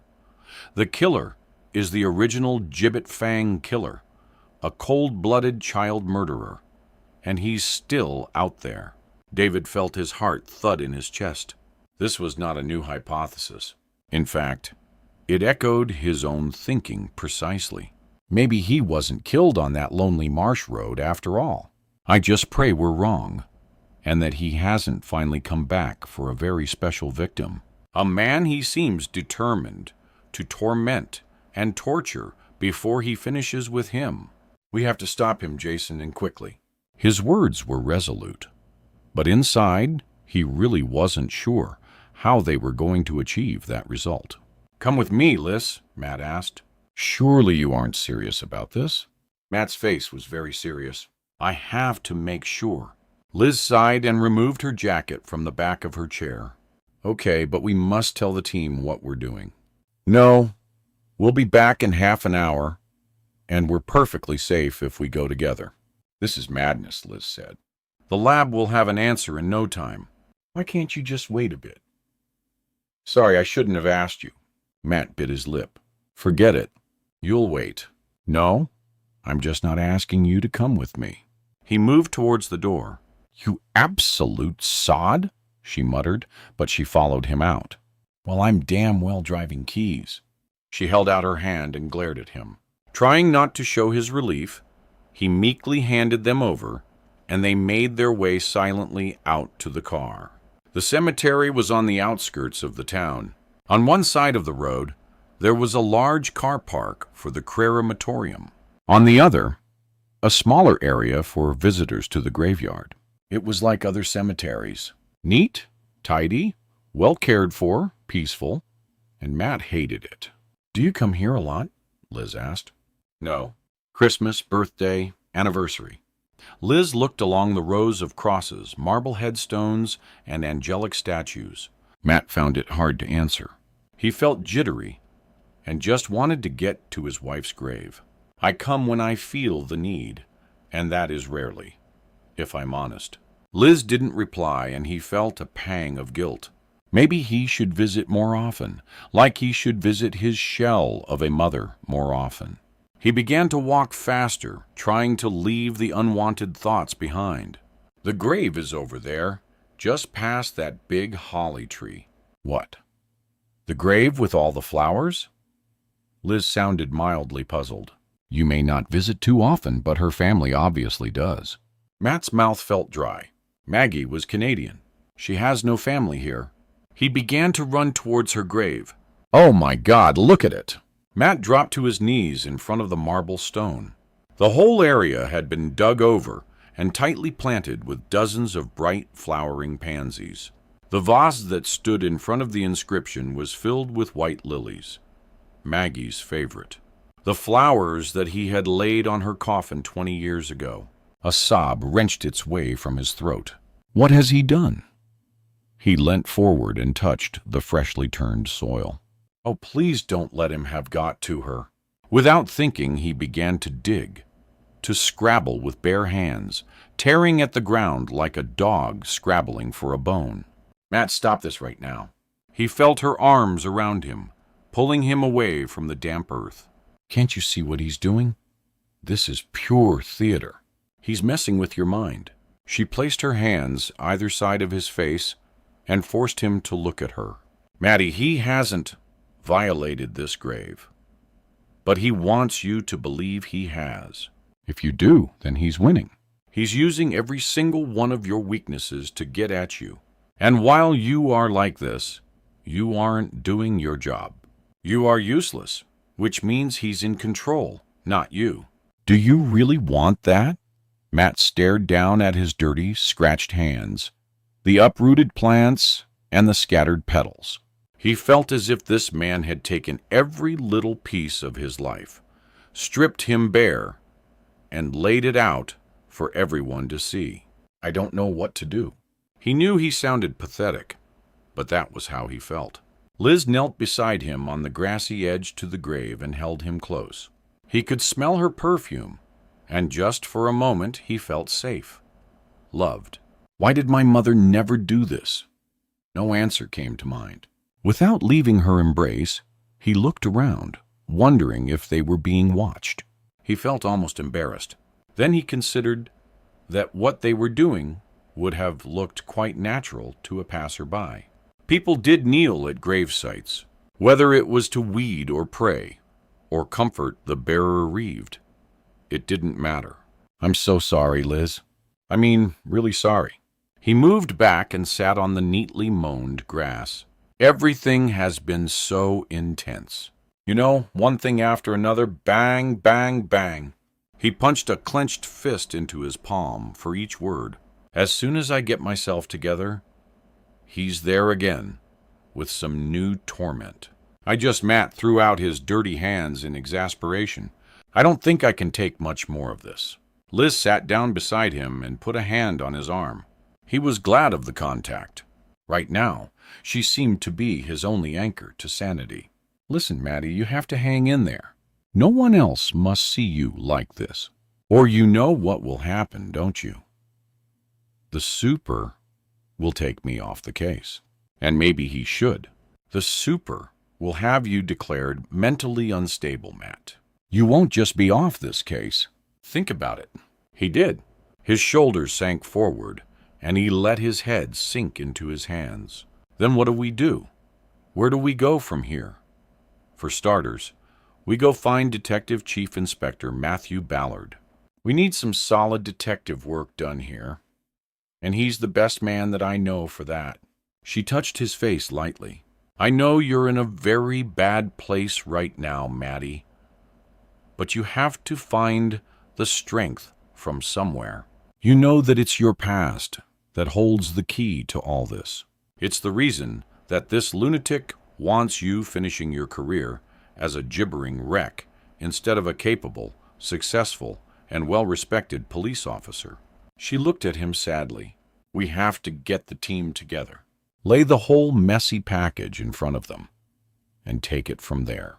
They're a loyal bunch, Matt. They really care about you. So tell it like it is. Okay? No secrets, no lies. Nothing but the truth. He straightened up. He heard his dead sergeant's voice. Get him for me. You're right. I owe it to everyone to get myself together. Bugger everyone else. You owe it to yourself, Matt. He stared at the mess all around them. It seemed to reflect his whole life right now. For a moment, he gazed at a bright yellow and purple flower. Pansies for thoughts, Maggie had said.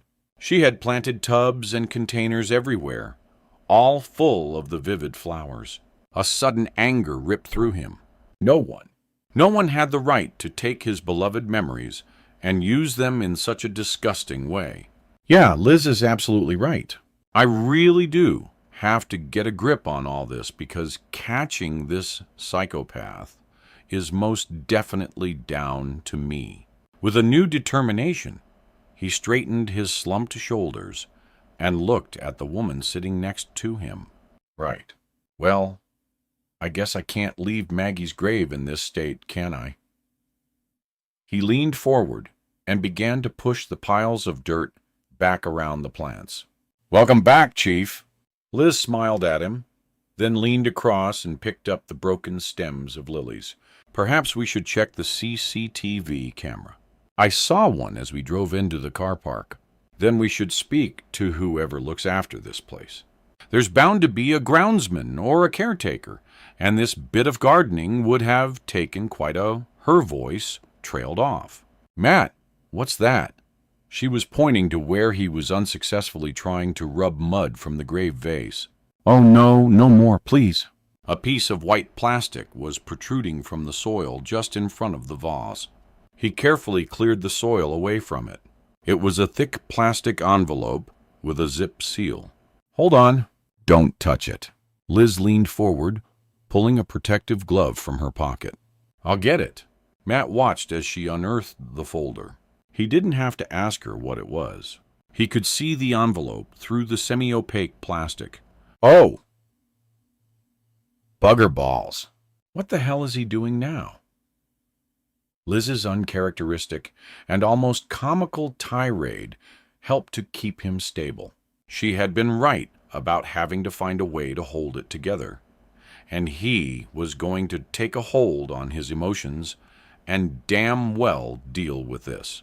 After all, he should be used to it by now. It was just another envelope, one of many. I wonder which particular skeleton he's dug out this time. Just how many have you got? Liz raised her eyebrows and gave a short staccato laugh. Too many, apparently. He held out his hand for the folder, but Liz held it back. Whatever this is, we have to deal with it rationally. Agreed. Good. So, shall we get it back to the station to avoid contamination? Matt pulled on a glove. The only thing we'll be avoiding is looking inside that envelope. Give it here. In the car, Matt. She began to walk back towards the car park. Not out here. And I suggest we ring Jason and get him to chase up the CCTV right away. Matt nodded. He pulled out his phone and rang the Nick. By the time Liz was unlocking the door to his Land Cruiser, Jason had already got the wheels in motion, and a squad car was on its way to check with the cemetery caretaker. Can't procrastinate any longer, Sergeant Haynes. Time to open the envelope. She passed it to him reluctantly. Go ahead. Just don't ask me to get out of the car and hide behind a tombstone. Matt slid the photograph from the usual sheet of pristine white paper and stared at it silently. Who is that? Liz's voice was little more than a whisper. Matt tried to answer, but his brain failed to compute. Matty, who is it? Laura, your old girlfriend. The one who disappeared. He nodded mutely and stared at the picture. Laura. Memories flooded back. They had been at a motorcycle rally. It had been sunny and warm. She had turned up at his place in shorts. He'd freaked out and made her wear a pair of his protective leather trousers. She had sulked all day. A friend had taken the picture. Young Matt was smiling. Laura wasn't. It seemed like yesterday. He gently touched the glossy surface with a gloved fingertip. There she was, sitting on the pillion of his old bike, pouting for England. But he wasn't there. He had been ripped from the picture. Chapter 18. He'd had a pleasant start to the day. It would have been even more enjoyable, if not for his new guest. But there, you couldn't have it always. Ted had hoped to keep the boy conscious after all. They were in the middle of nowhere. Even the mail had to be collected from the post office. And with the nearest neighbor miles away, he felt pretty safe. However, the child had proved to be extraordinarily vocal, which was irritating when you needed to concentrate. So he was forced to administer a small but very effective sedative. Ted ran a bath. His recent exertions had made him feel less than fresh. The thing he hated most was feeling dirty. As he scrubbed at his body with a soft brush and some sea mineral bath cream, he wondered if he was getting OCD. He smiled and turned the handheld shower to hot. As it cascaded over his face, he shuddered with pleasure. Hey-ho, what was one more little idiosyncrasy when you were as screwed up as he was? Ted lay back in the steaming water and laughed out loud. Superintendent David Redpath had allowed Matt the use of the conference room for the special meeting that he'd called. The murder room had seemed inappropriate, as he particularly didn't want the talk to take the form of a lecture. He certainly didn't want to stand before his team and spill his guts like some old-style abstinence meeting. It was ironic, but he had chosen the same format that he'd suffered so many years before. The circle. He still shuddered when he recalled his ring of damaged minds. But he had to agree. It was still the best way to engage with your colleagues. Everyone equally important. No lies, no secrets, just the truth. Liz had said those words sincerely, but she had no idea exactly what she was asking of him, or how difficult this was going to be. Matt looked around the empty room. Dark mahogany bookcases, a severe portrait of the Queen, and heavy patented curtains gave the room a chilly formality. It was rarely used, and Matt sniffed the canned air. It smelt of polish and dust. Maybe he'd made a mistake choosing it. He sat down to wait for his team. He decided it was the best he could do. No lies, no secrets, just the truth. He interlocked his fingers and leaned forward, leaning his chin into his hands. No lies. He could do that. The truth? Yes, he was a truthful man. But secrets. Now that was the bummer, wasn't it, GV? Ben stuck his head around the door. Sorry to barge in, but before the others get here, I've got something from the lab for you. He placed an enlarged copy of the last picture on the table in front of Matt. They found something. Confronted by the blow-up of the beautiful, serious face of Laura, Matt couldn't prevent an involuntary gasp. Then he looked at where Bryn was holding his index finger. In the right-hand corner of the photo was a tiny string of numbers. It's a telephone number, sir. Matt stiffened. Had the killer changed tech and finally given them something to go on? The lab have checked it out, sir. It was obviously not on the original image. It was added digitally. So, it's been put there specifically for us to find. Definitely. And has anyone rung it? Yes, sir. He passed Matt another sheet of paper with an address on it. 16 Baltimore Street, Sunderland, as a tattoo parlor. Instantly, the image of the strange mark on the dead boys sprang to Matt's mind. Has anyone spoken to them yet? Only to ascertain that the number was kosher and to get an address. Okay. Matt stood up. We might have to postpone this meeting. I want someone to go there and talk to them immediately. In fact, maybe it should be me that goes. Respectfully, boss, might that not be just what the killer wants? It would be safer to let the Northumbrian boy send a few uniforms or in to ask the questions.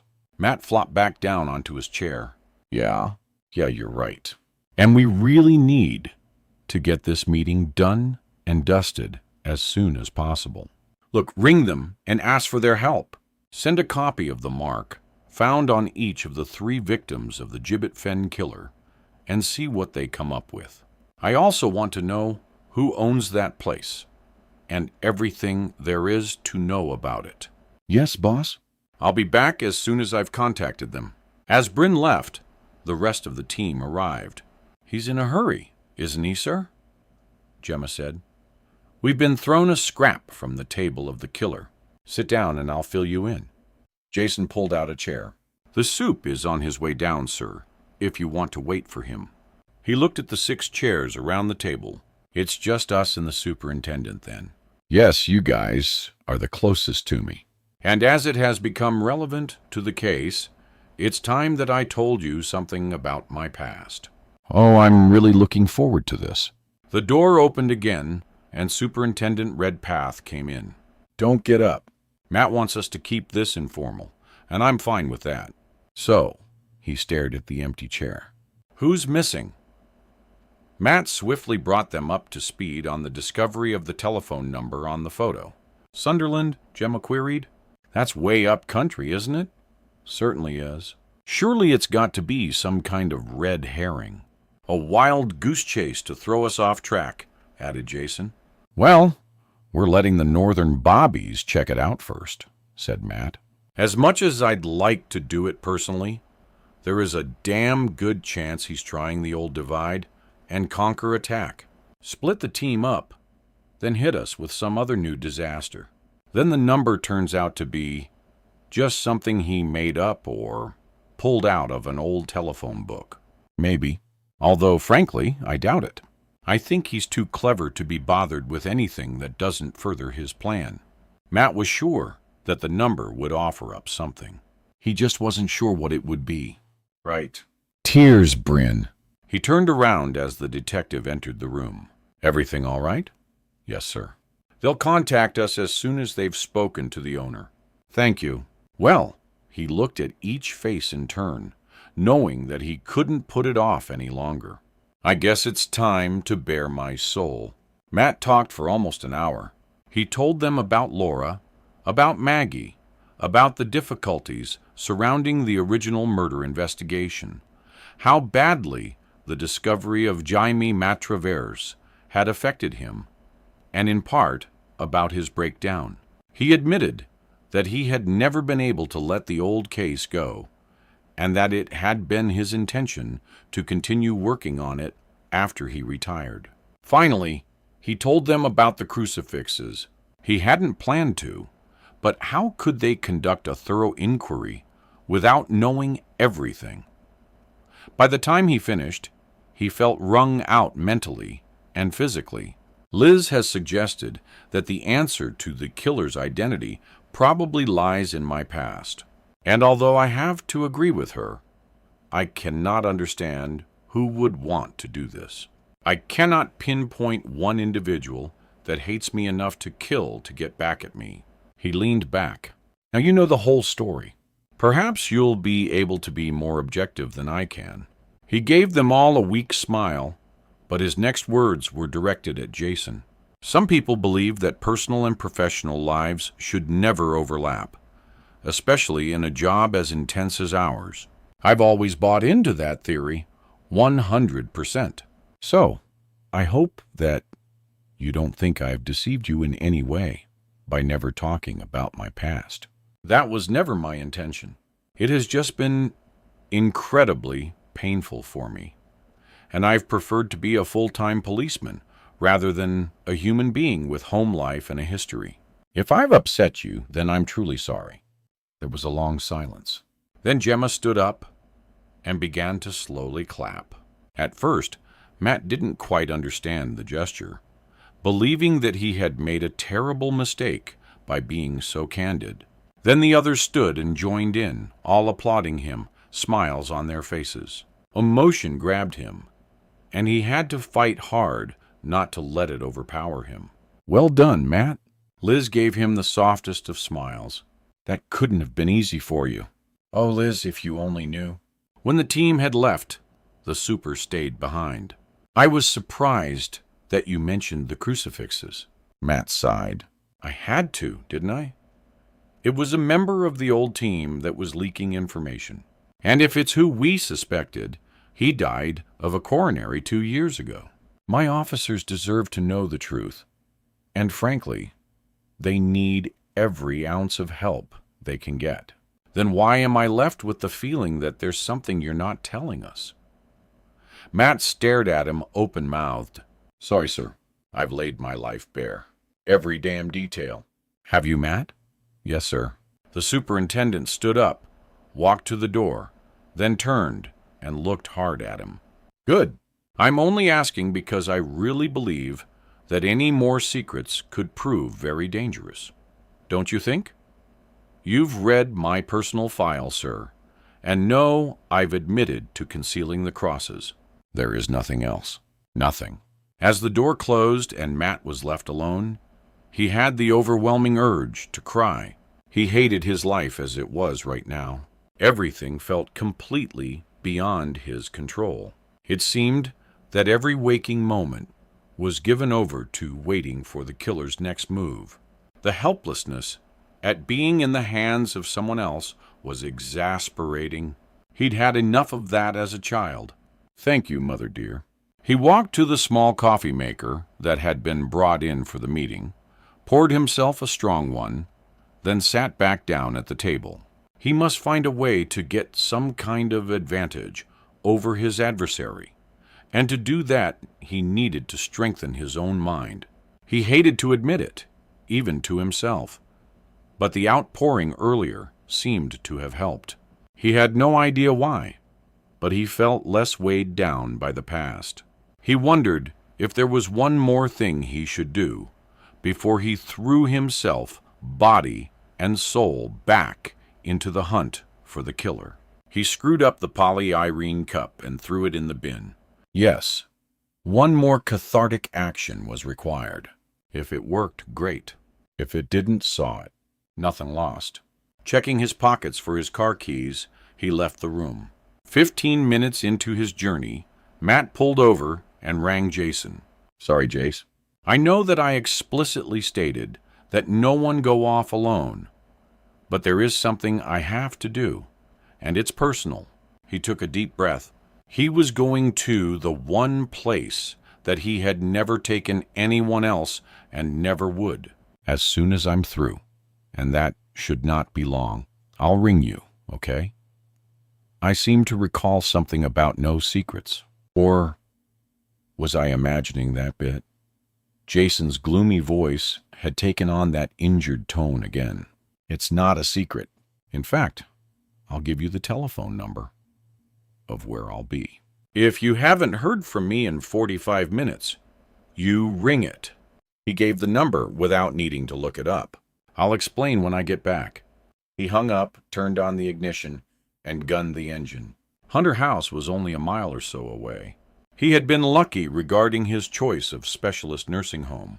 He had never believed that they would deliver half of what they promised in the glossy brochure, but he had been surprised to find that they managed to be both very efficient and compassionate. Even the ever-present smell of urine was kept to the minimum. He passed between the high red brick pillars that stood either side of the heavy gates. Usually the place gave him the same depressing, miserable feeling that he got when he entered a cemetery. In his mind, there was little difference anyway.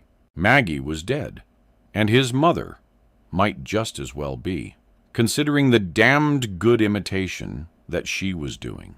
Today, for some reason, he saw the tree-lined walks, the neat lawns, and the rows of wooden benches looking over huge beds of brave, early spring flowers.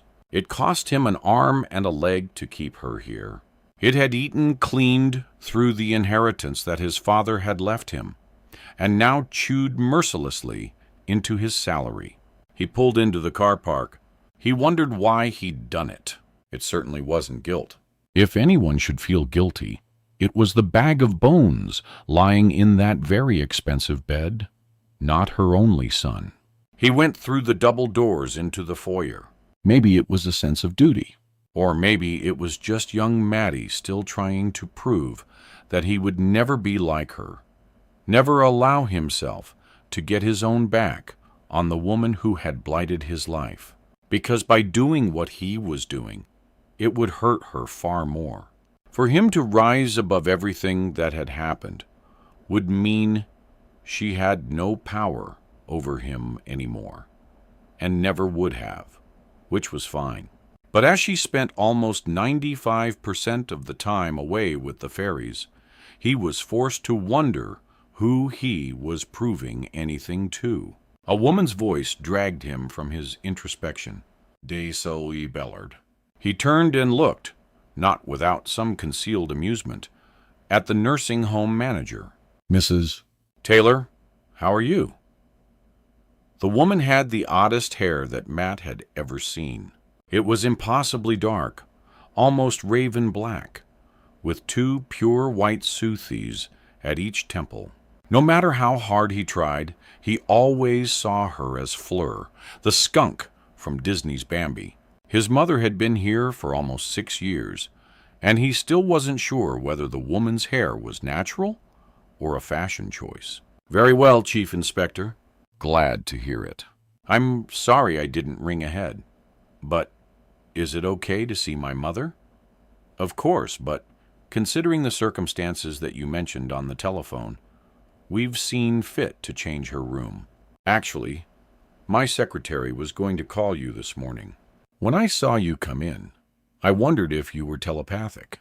She smiled at him, but he saw badly disguised anxiety in her eyes. "Is there a problem?" "Not with the change of room, Chief Inspector. In fact, it's better for us to keep a closer watch on her. It's her condition that's giving concern." "It's far from good, I'm afraid." It was Matt's turn to offer a wan smile. "You've done wonders with her, Mrs. Taylor. Probably extended her life by years. Whatever happens, you have my sincere admiration for what this home has achieved." Audrey Taylor nodded, but said, "I'm never quite sure if extending life when it is the quality of your mother's is a good thing or not." "Whatever." "It's not our call to make, is it? Is she?" For once, he wasn't sure how to put the question. Dying? Yes, I'd say so. Although, I know we've been here before, haven't we? I really don't expect a recovery this time. She shrugged. But as you say, she surprised us before. She gestured towards the lift. I'll take you to her. She's on the first floor, in the room next to the nurse's station. Has she been lucid at all? Hard to say. Ruth said she was rambling again last evening. Seemed quite distressed by something. The lift doors opened. I'll get Ruth herself to tell you about it. It may make sense to you. Or, she gave a little shrug, or be the usual mixture of mangled memories from her childhood, or some soap she watched 10 years ago. At least she's past the self-harming stage. Matt remembered the claw-like fingers, picking and tearing at the paper-thin flesh on the scrawny arms. Even for him, that had been the worst part. Yes, small blessings, Chief Inspector. They stepped out onto patented carpet and moved swiftly down the bright corridor. The long casement windows, although secured for safety, at least let in a lot of light. The woman held open a door. Ruth, Catherine's son, is here to see her. Matt held back for a moment. He took in the new room, light, airy, spotless. A good size, not pokey or claustrophobic. Ruth, a chunky, smiley woman, his mother's dedicated nurse, looked up as she checked her patient's catheter. One large window allowed shafts of sunlight to fall on a vase full of red roses. And there he stopped. We put the flowers where she could see them if she wakes, the nurse said. Matt turned to the manager. Where did they come from? Who sent them? It was Mrs. Taylor's turn to look confused. Well, you did. They arrived first thing this morning. And who brought them? One of your officers. He said you'd asked him to deliver them. You have security cameras in the foyer, don't you? We have cameras everywhere, Chief Inspector. Half of our residents have Alzheimer's, or some form of dementia. Cameras are essential. I have to see who delivered the flowers. Can you show me the tapes? If Mrs. Taylor was in any way flustered. She never showed it. We'll be back shortly, Ruth. Stay with Catherine. Don't leave her under any circumstances. In her office, Matt paced up and down, dreading what the tape might reveal. He didn't have to wait long. This is the early morning tape. The man arrived at 8:46 on foot. No car. No. He must have parked outside in the lane somewhere.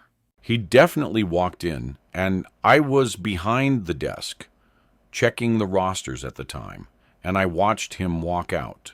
She fast-forwarded, then stopped, and jumped frame by frame. Here, that's him. He gave his name as Detective Constable Edward Dennis. In the freeze frame, a familiar face stared at the CCTV camera. The gray hair, the close-cut beard, the arrogance of the sly smile. It was the same man who accosted Jason's daughter. Do you know him? No, sadly I don't. But he knows me very well. He pulled out his mobile. May I use your office for a moment or two, Mrs. Taylor? I need to make a call. Then I want to go and see my mother. She nodded and left the room, leaving him to speak to Jason. I've got some evidence bags in the car, so I'll bring the roses and the CCTV tape back with me. I doubt the flowers will be of the slightest use, but I'm damned if I'm leaving them at my mother's bedside. Can I get uniformed to send someone to stay with her, sir? Just in case he goes back? He won't come back, Jason. He's made his point. And if he did, and his intention was to harm her, he's too late. Nature is taking care of that as we speak. I'm very sorry, sir. Jason's voice gave somber a new dimension. Don't be. Just keep a close eye on the team until I get back. He hung up and left the office. Time to get a few things off his chest. Even if you can't hear me, Mother, things need to be said before it's too late. She was barely recognizable as the woman who had played such a big part in his life. He tried to superimpose the formidable matriarch with hard features and thick, dark brown hair over this emaciated wisp of a woman, but he failed. It just wasn't possible. She talked a lot last evening. Even when the night staff arrived, she was still unsettled. Ruth handed him a cup of tea. Anything coherent? Are you sometimes called Maddie, sir?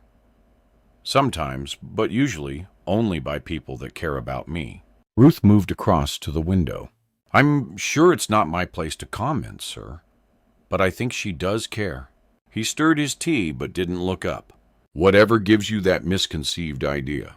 In between the gobbledygook, she kept saying that she needed to talk to you about Ben. She was sorry about Ben. Tell Maddie, she said over and over. Matt flinched. Ben! She actually said she was sorry repeatedly, and she kept saying the word bad, too, in connection with Ben or me. Ruth thought for a moment. I got the feeling she was referring to herself, not anyone else. Matt forced himself to sip the hot tea. You are sorry about Ben. Is he someone close to you? This Ben? He was my dog. He'd been my father's before he died. Matt felt a lump in his throat, felt again the rough brindle coat, and saw the huge brown eyes. I was late home from school one day. I found that she'd accidentally shut Ben in my room, and he'd peed on the floor. I cleaned it up, but she went berserk. She threw Ben into the back of the car, drove off, and I never saw him again. Oh my, what a horrible thing to do. The pain was a physical thing. I thought I'd never get over it. Ben was my best friend, probably my only friend. But that, Ruth, was typical of my dear mother. There may be last night she realized that there wouldn't be many more lucid moments, and she was trying to apologize. I sincerely doubt it. He looked at the silent woman, so skinny that she barely made an indentation on the bed covers. It's a nice thought, but highly improbable. He looked across at the nurse. I wonder if you'd leave us for a few minutes. Of course, but I'll just be next door if you need me. As the door gently closed, he placed his cup on the bedside table and took his mother's hand in his. It felt like dry leaves, and almost as fragile. I had this all worked out, Mom. The farewell speech. But even now, you've managed to find a way to send it all to buggery, haven't you? One of the BS at work, he's ex-military. He has a great bit of terminology for a time like this. He'd say, situation snafu. You know what that means, Mom. Situation normal. All are up. He gazed at the still form and squinted slightly, looking for some tiny response, but there was none. He talked to her for the next 10 minutes, said everything he needed to, then added, Are you really sorry about Ben, I wonder? If you are, you must be far more astute than I gave you credit for, because that was the exact moment when I realized that I was alone in the world and how much I hated you.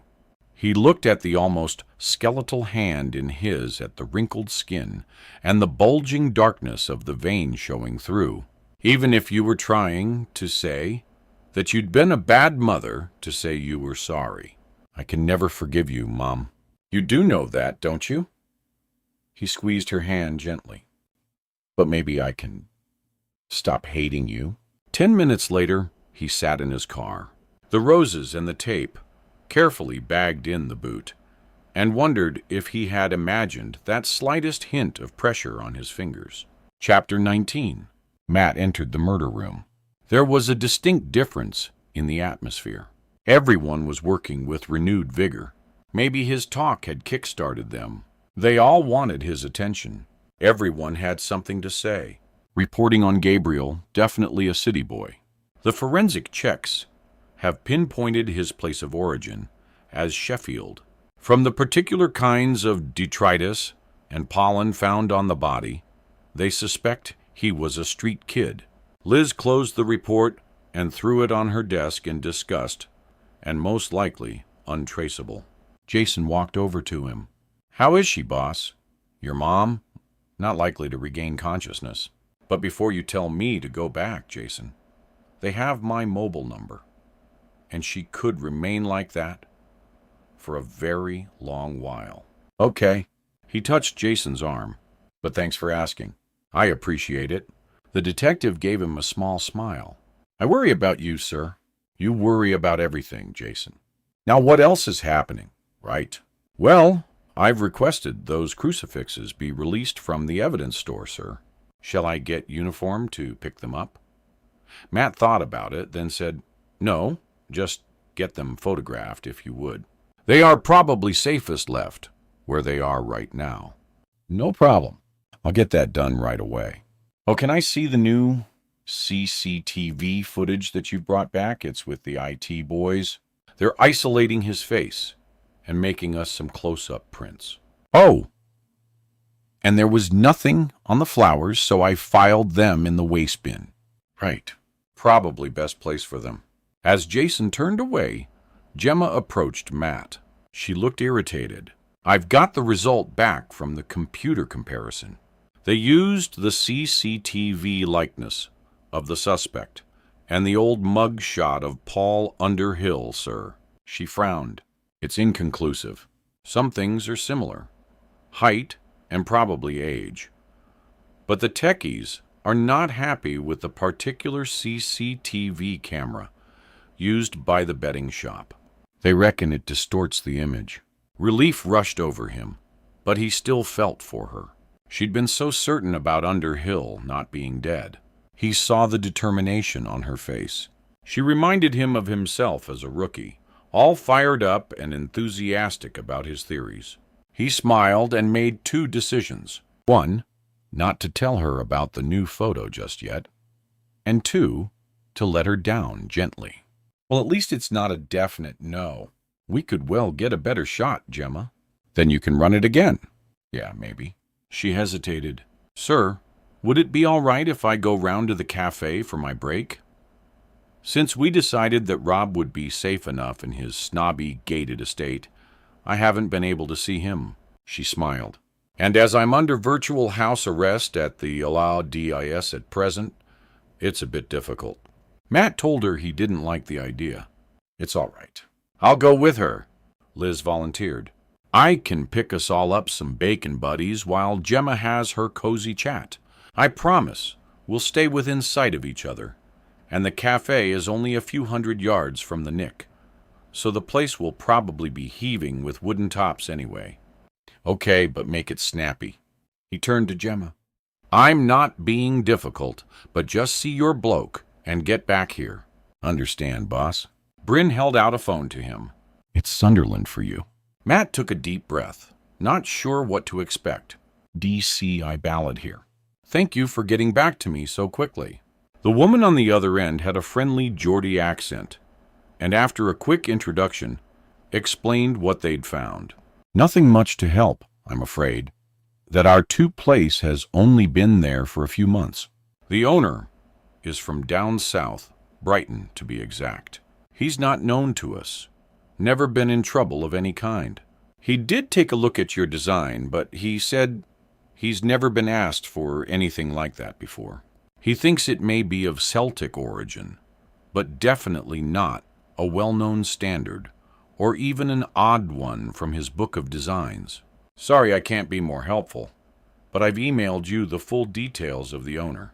Matt bit on a jagged fingernail. He had hoped for more. We had already worked the Celtic bit out when the old case was running, Sergeant. But thank you for checking it out for us. What other things, sir? Maybe nothing. Before this chap bought the place, 60 Baltimore Street was owned by an adoption agency.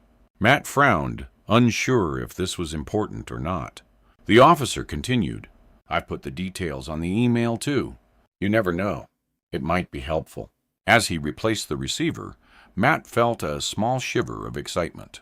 This was it. Nothing to do with tattoos. Everything to do with who owned the place earlier. He went swiftly to his office, logged in, and opened his email. The memo was already waiting to be picked up. He scanned through the first part, then saw what he wanted. The email read, The Cadogan F. Adoption Agency, no longer operative, closed in 2005. Although allowed the premises at 16 Baltimore Street to be used on a temporary basis as a charity shop supporting a local hospice. Manager, when the agency ceased to operate, was Mrs. Alexis Purr, now retired.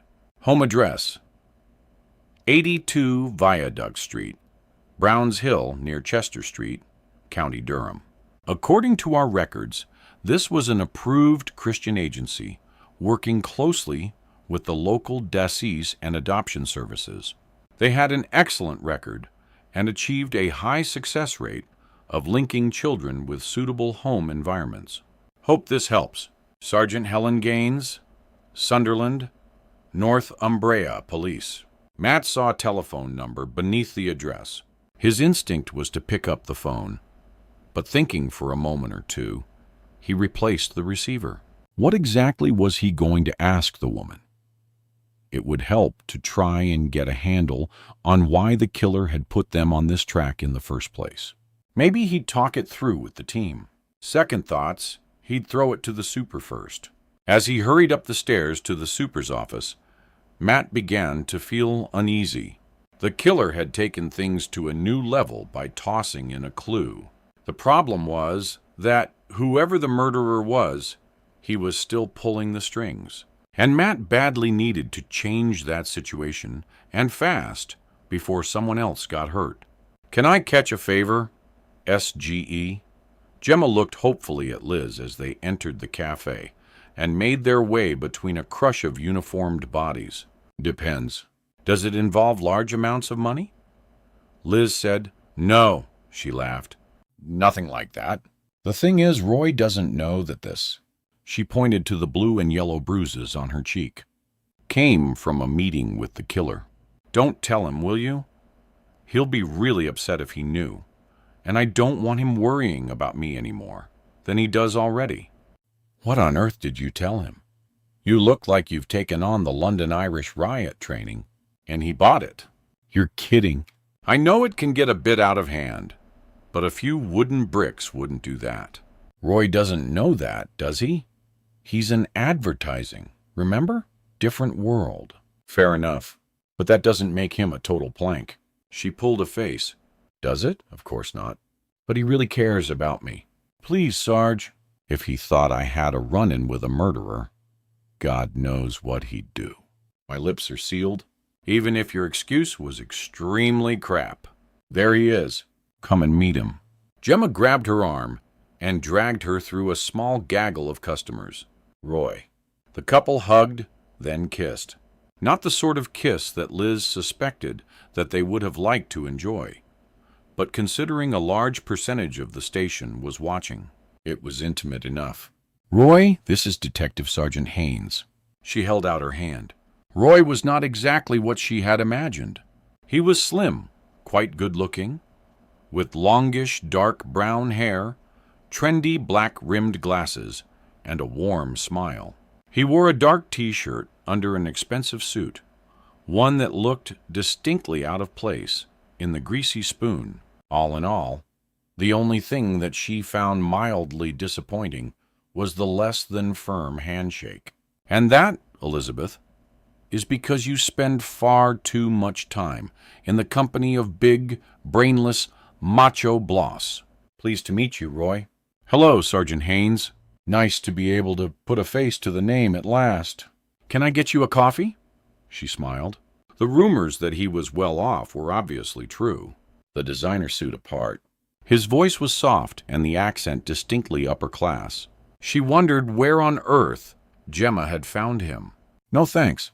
We're on a pretty tight schedule at present. The boss has got us both on a very short rein. So I'll leave you two alone while I sort out the buddies." "Good to meet you, Roy." She looked across at Gemma. "Sorry, but 10 minutes, max." "Okay." Gemma nodded and threw herself down next to her boyfriend. "Skip the drinks. I just want to hold your hand and talk to you, and I don't want to waste a minute." Liz joined the queue. Even in this demanding job, and in tough times, love seemed to find a way. She glanced at her watch, then at the slowly moving queue. They shouldn't be too long, or Matt would worry. The line snaked in front of her, and as she waited, a darkness began to cloud the idyllic scene. The young officer looked so happy with her man, but she'd already been badly knocked about just for the sake of delivering a poxy photograph. Was she really safe now? The place was crawling with fellow coppers, but still Liz felt a chilly sort of disc surround her. Even the boyfriend, Roy, well, she certainly couldn't imagine him wading in. If there were any rough stuff, maybe he was a disposable target too. She glanced across, not wishing to intrude, but needing to be vigilant. From what she saw, it was pretty clear how they felt about each other.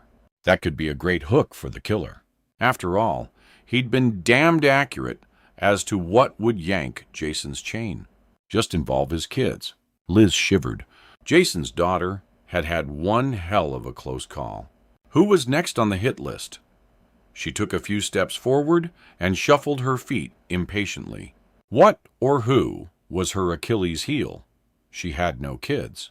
There was not even a dog or a pet budgie to worry about. Caring about Gary went without saying, but he was a highly trained soldier with years of service under his belt. She was forced to smile, and that was apart from being built like one of his own tanks. She would never worry about someone trying to jump Gary. In fact, God help anyone who did. Her only sister lived in New Zealand, and Gary's twin brothers were also serving in Iraq. Both their parents lived miles away and visited rarely, so they were more or less out of the equation, which left just one person, and that was someone who really shouldn't be as important to her as he was. Liz watched Gemma and Roy as they talked earnestly together, heads almost touching. Matt had never meant to become anything more than a sexual outlet, but right now she was forced to admit that her feelings for Matt had changed. She felt a slight confusion when she was with him, and there was a comfortable, easy feeling when they were alone, one that, considering the circumstances, just shouldn't be there. Before all this, the sneaking around had evoked only a strong sense of danger and excitement. Now, although the sex was still electric, there was something else as well, and that could be truly dangerous. As she approached the counter, she offered a small prayer of thanks that Matt didn't feel the same, because if he had become her weak point, then she could be his, which was a nasty and frightening thought. Thank God he'd made it clear that she was just a useful and pleasant distraction. She finally placed her order, feeling a little better. No way, after everything that Matt had suffered in the past, was he going to go all soft on another woman, especially one in her complicated situation. She took the bag of sandwiches and gave herself a swift dressing down. And you can just forget all that sentimental garbage about feelings, too. It's just a very convenient and satisfying interlude. And that's exactly how it's going to stay. The super stared at the telephone number. Could it actually have anything to do with the woman in the photograph?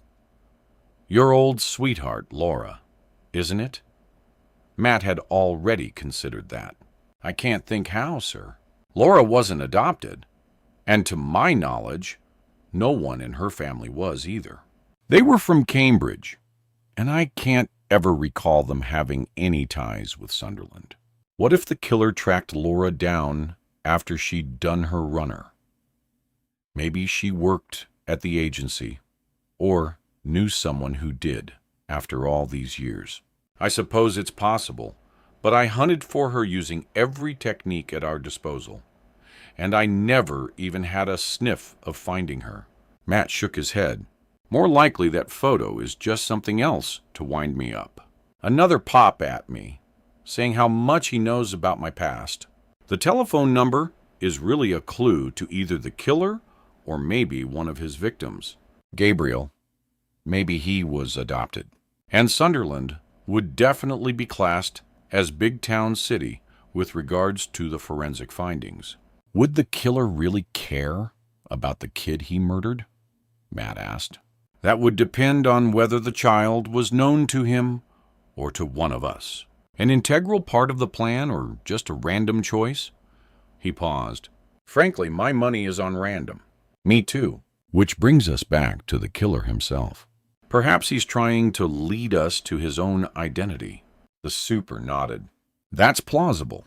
Serial killers can crave notoriety, and they can also love to play with the authorities. It can't be much fun when you have all the cards stacked in your favor, can it?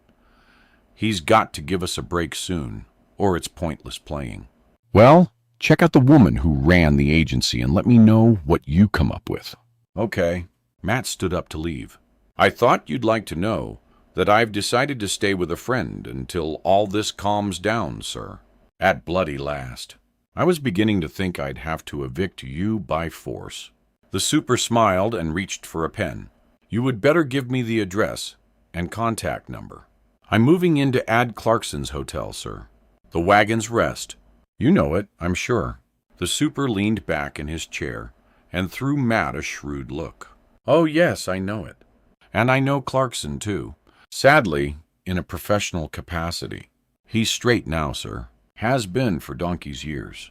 Forgive my cynicism, Matt. But that's one man I never thought would stay out of prison for long.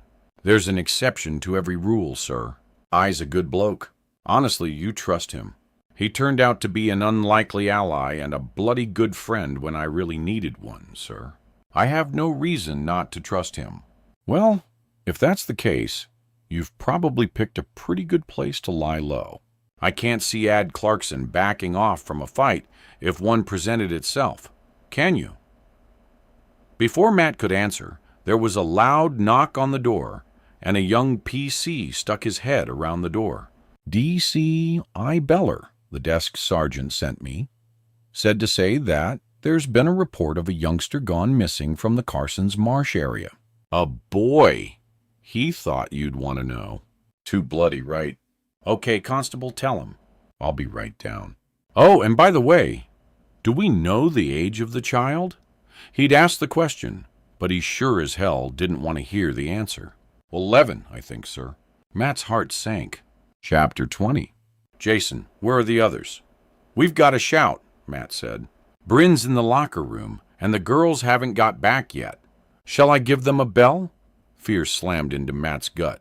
They had been gone for 25 minutes. Far too long. Yes, do it right now, boss. Liz swallowed back a bite of her sandwich and said, You look a whiter shade of pale. What's happened?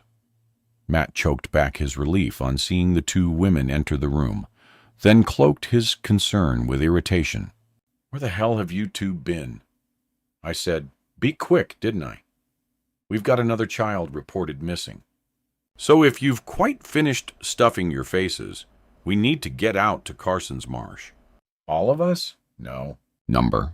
Liz, you come with me. Gemma and Bryn crack on here with Jason. We'll let you know what we find. Liz threw the bag of sandwiches to Gemma and hurried after him. Share those out, Gem. I've got the bosses here. He can eat it in the car if he's calmed down enough not to get galloping indigestion. That is, Liz called to her colleagues. Outside, he checked the address that they had been given. I shouldn't have shouted at you. You scared me, he said to Liz. The cafe was really busy. I'm sorry. She got into the car. Maybe I should have rung you. Number. He backed the car out of his parking space. It's me. It's hard to relax when you know that some psycho's got people you care about in his sights. Tell me about it. I was watching Gemma with her bloke earlier. It almost freaked me out, realizing how vulnerable everybody is. What's he like, the boyfriend? Apart from a handshake like a wet lettuce, he seems to be a pretty cool guy. Oozes money. And he's obviously got a severe case of the hots for our Gemma, which gave me the creeps, knowing how our killer works. I just hope for his sake that his posh Desiree is as security conscious as we think. Matt sucked in air between his teeth. Maybe we should organize something safer for him. You wonder how far to go with the protection. You can't wrap everyone in cotton wool. But yeah, I know. But if anything happened to them, you'd feel responsible. She leaned across and gently touched his leg. But you shouldn't, Matt. None of this is your fault. It's entirely down to that psycho. She squeezed his leg, then reluctantly released it. Now, as the smell of bacon is overpowering your air freshener, why not eat your buddy and tell me about this missing kid? Is it likely to be connected to our case? Matt tried to suppress the excitement that her touch had caused. Hopefully not, although his age has got me pretty wired.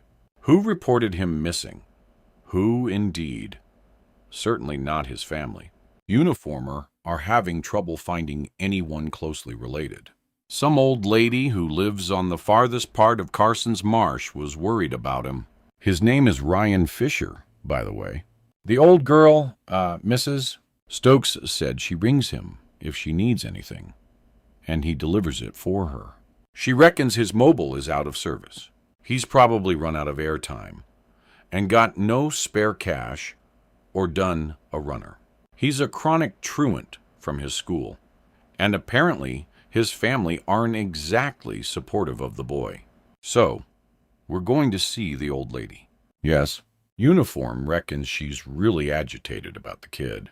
Matt settled into fifth, and with one hand carefully folded back the bag that held his sandwich.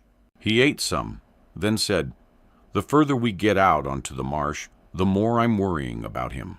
In fact, I'm beginning to get a really bad feeling about this youngster." Liz sighed.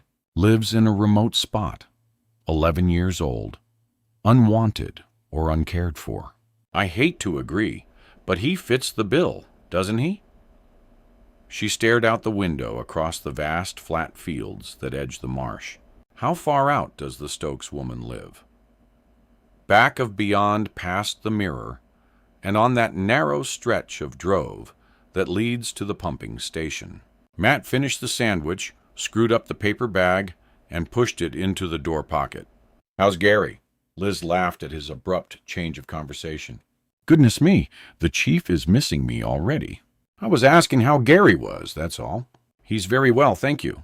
Although not too happy about what's happening right now. The timing couldn't be worse. He wants me to take some leave."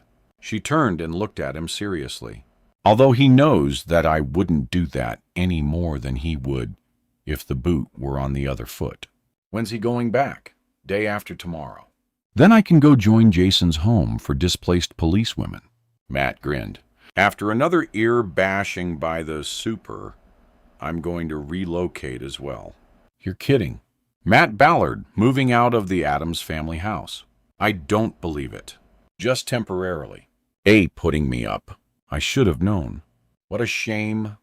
I'm stuck playing My Little Pony with Gemma, when there are so many other games I would prefer to be playing. "Maddie, please don't." He groaned. "Well, we'd better hurry up and catch this bloody killer.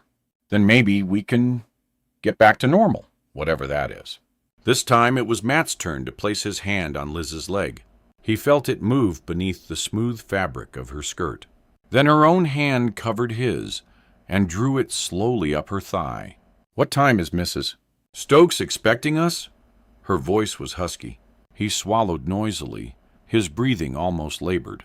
With a great effort, he squeezed the hand and pushed it slowly away. "She's expecting us 10 minutes ago, and we need to focus." "Pity, Mrs.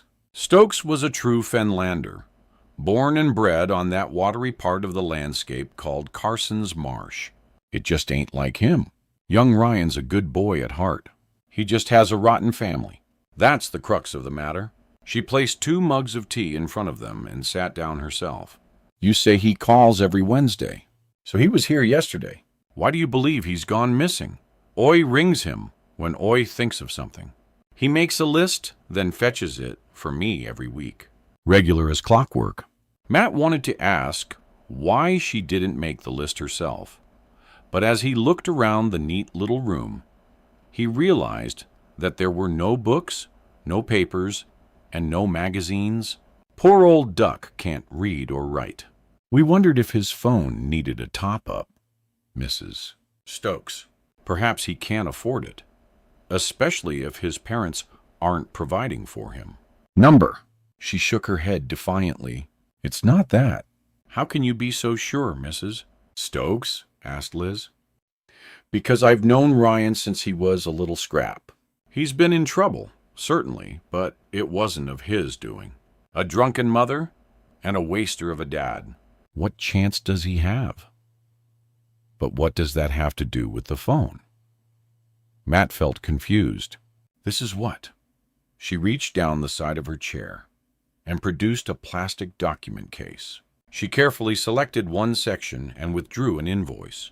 Matt looked at the folder with interest. On the top of each section was a small, roughly drawn picture.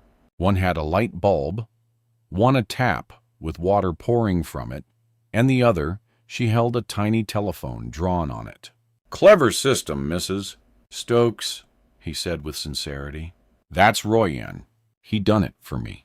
Helps no end. With a leathery, weather-worn hand, she passed him the telephone bell. It's not much and he never takes advantage. You pay for a cell phone for him. I thought it might help keep him safe. If he had an accident or something, this place don't get too many visitors. If you landed in one of the dikes, you could lay there for a month before someone found you. Matt felt a shiver slip down his spine, and he thought about Paul Underhill. And I gives him a bit of pocket money when I can. Matt took out his notebook and scribbled down the number for the boy's phone. Then he pulled out his own mobile and rang the number. He got the usual mechanical voice telling him that it wasn't possible to connect him at that time. Have you seen anyone strange around here recently, Mrs. Stokes?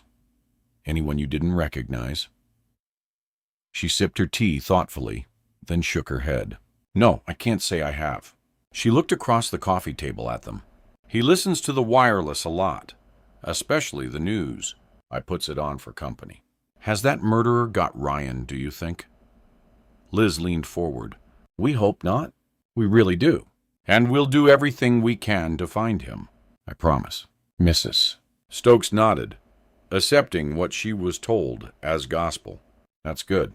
Matt reached into his pocket and produced one of the printed pictures of the man who had accosted Jason's girl. I suppose you haven't seen this man at all, have you? The old lady pulled on a smeared pair of glasses and peered at the photo. When you were talking about strangers, I didn't realize you were including your own policeman, dear. Yes, of course. That's that nice detective Dennis. He called last week. Said his inspector wanted him to make sure all of us far-flung residents were all right and not having any problems. Lovely man, isn't he?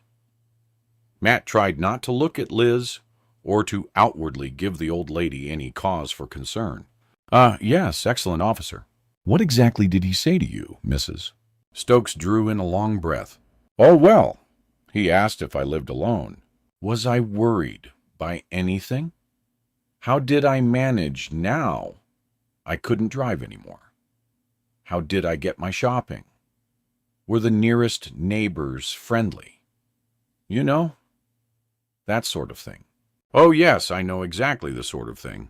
Matt rubbed his forehead. Do you have any relatives close by, Mrs. Stokes? Not close by. Not anywhere, dear. I'm afraid I'm the last in our family. This time he turned to Liz. Sergeant, we need to make some arrangements here. Yes, sir. Shall I make a call? Signal's best outside, I think. I'll help Mrs. Stokes clear these cups away. He raised his eyebrow. Understood, sir. As Liz went to ring the station, Matt gently explained that it wasn't safe to remain out on the fen alone. At first she protested. There were the cats and the chickens to think of. And where would she go? Our people will find you somewhere warm and comfortable, just until we know that it's safe for you to come home. And I'll go and see your nearest neighbors and get them to feed your animals and your birds. Okay. He put an arm around her shoulders. I can't leave you out here. Honestly, I can't. Something about her seemed to deflate. I knew it. That madman's got young Ryan, hasn't he? Matt didn't want to lie to her. He may have, But we can't give up hope, can we? With your help, we'll do all we can to find him. Now why don't you go and get some things together? Pretend it's like going on a holiday. I've never had a holiday, dear. Never slept one night out of my old bed. Matt's heart ached as she turned and went slowly upstairs. Liz appeared at the door and whispered, "Sorted. A car's on its way to pick her up. Everything all right here?" "Hardly, poor old duck." He gritted his teeth. This bastard's got such a lot to answer for. It's not just the main victims who are suffering here. It's good people like her. He's certainly a clever little shite. Getting her to tell him all that stuff. Yeah, how'd you get your shopping, dear sweet old lady? And oh, my Ryan gets it for me, officer. Such a nice boy. I can almost hear him salivating into his beard. Makes you want to puke. Oh no, was it me? Mrs. Stokes stood at the top of the stairs, hands clasped to her mouth and her voice shaking with emotion. Did I say something to put that poor child in danger? Matt threw a dark look at Liz, then ran up the stairs to the old woman. Absolutely not. You are not to blame in any way. I believe the man who came here impersonating a police officer knew every detail about Ryan before he ever set foot inside your door. He was just checking on what he already knew. Now let me help you get your things ready. Then I'll go sort out the cats, etc. Our colleagues will be here to collect you very soon.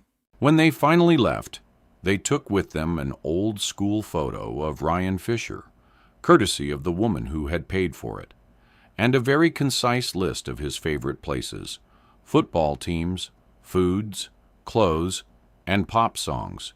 Matt thought that it was just a shame that it wasn't the kid's own family who had supplied that very personal information. Chapter 21. Hope they found somewhere suitable for her. Liz looked up from her desk at Matt. And I'm really sorry about earlier, me and my big gob. I thought she was in the bedroom packing. I was just so bloody angry at the way he manipulates everybody. I know, but she's okay now. They got her a temporary furnished room at the Elmdale Warden-controlled flats in Barley Street. The officer who went with her said she was well impressed, and her new neighbor was talking her into joining them for bingo tonight. She could use some friendly faces around her right now. Take her mind off that lad. Any luck with his family? Yes. The father is working on some building site in Nottingham. He's been notified and is apparently on his way home. And the mother was found out cold at her friend's house earlier. As soon as someone has managed to sober her up, they'll bring her in. I would have thought the news that your only son might have been abducted would sober anyone up. You haven't seen Mrs. Fisher, boss. Perfect Jeremy Kyle show material. Lovely. I can hardly wait to meet her. Matt sat on the edge of the desk. Uniform were doing a house-to-house out on the marsh, but he shrugged. What a godforsaken area to have to cover. Any leads yet? Nothing. But we've got every available officer out there, asking questions, and showing the photographs of Ryan and the bogus Detective Dennis. Maybe we'll get lucky. He stood up. While we wait, I'm going to try to follow up this adoption society place. I know the boy is missing, but as most of our complement is working on that, I can't ignore the only clue that the killer has given us. Of course not, sir. By the way, what was the name of that officer from the old case who you reckoned was leaking info to the press? Detective Constable Colin Bristol retired out 10 years back, and it was reported he collapsed and died while on holiday in Tenerife in 2009. Why? Just making sure he really is brown bread. Don't want something nasty popping up out of the woodwork at a later date. Good thinking, Liz. Although I'm pretty sure I read his obituary in the Daily Telegraph. I'll check it anyway. And I thought I'd try to chase up the other holiday makers who accompanied you on that voyage of personal discovery to that Greek island. See if any familiar names or faces show up. Matt puffed out his cheeks and exhaled loudly. And how the hell do you propose to do that? It was so long ago. The kind of holiday that you described wasn't your average bucket seat. Cheapy to a napper now, was it? That sort of alternative vacation usually occurs after a major life upheaval, and it stays with you, sometimes forever. People come back from that kind of break to find themselves changed, their lives altered. You don't forget it, or the people who were around you. But I never mixed with them. I kept to myself, other than hours spent with my mentor, Dmitri. I walked the olive groves and the beaches alone. Then they'd remember you as the loner. You probably made more of an impact on them than the ones who threw their miserable lives down for all to see, and accompanied it with constant verbal diarrhea. They probably thought of you as polite but aloof, a man who needed to find answers outside of the personal development classes. I'd think that a good few of the women spent their nights fantasizing over the tall, brooding, and handsome stranger in their midst. She smiled at him, and her eyes twinkled mischievously. There's nothing more attractive than a silent mystery man. Believe me. Yeah, right. Well, I'll take your word for that. But that line of inquiry could turn out to be a big waste of time. And I could find out who took those photos, couldn't I? Now, hand over the name of the tour company, and a girl can get some work done around here. Matt threw up his hands. Okay. It was called the Angelus Healing Center at Carissa. They were based in London, the Fulham Road, I think. Do whatever you need to. Just don't do it alone. Okay. Back in his office, Matt dialed the number of Alexis Payette. There was no use procrastinating any longer. He had no idea why the killer had sent him this particular clue, and certainly couldn't afford to wait until he did. She answered on the second ring. She had a strong, non-nonsense kind of voice, which promoted Matt to cut the wow, and after introducing himself, tell her quite bluntly exactly why he was ringing. There was a short silence. Then Alexis Peer said, "Naturally, I will help you all I can, but I am at something of a loss as to where to start." "You and me both, lady. How far back would your records go?" "Since the day we started, Chief Inspector, we are required to keep them indefinitely. And as I have the facilities available here, I decided to store them all." "Excellent. Well, my initial inquiry would probably start with the name of the young woman whose photograph he wrote your number on. It is more to eliminate her than anything." "She was a close friend of mine, Mrs. Piet, but she disappeared back in the early 80s. Her name was Laura Schofield." "I suppose that doesn't mean anything to you." "Schofield?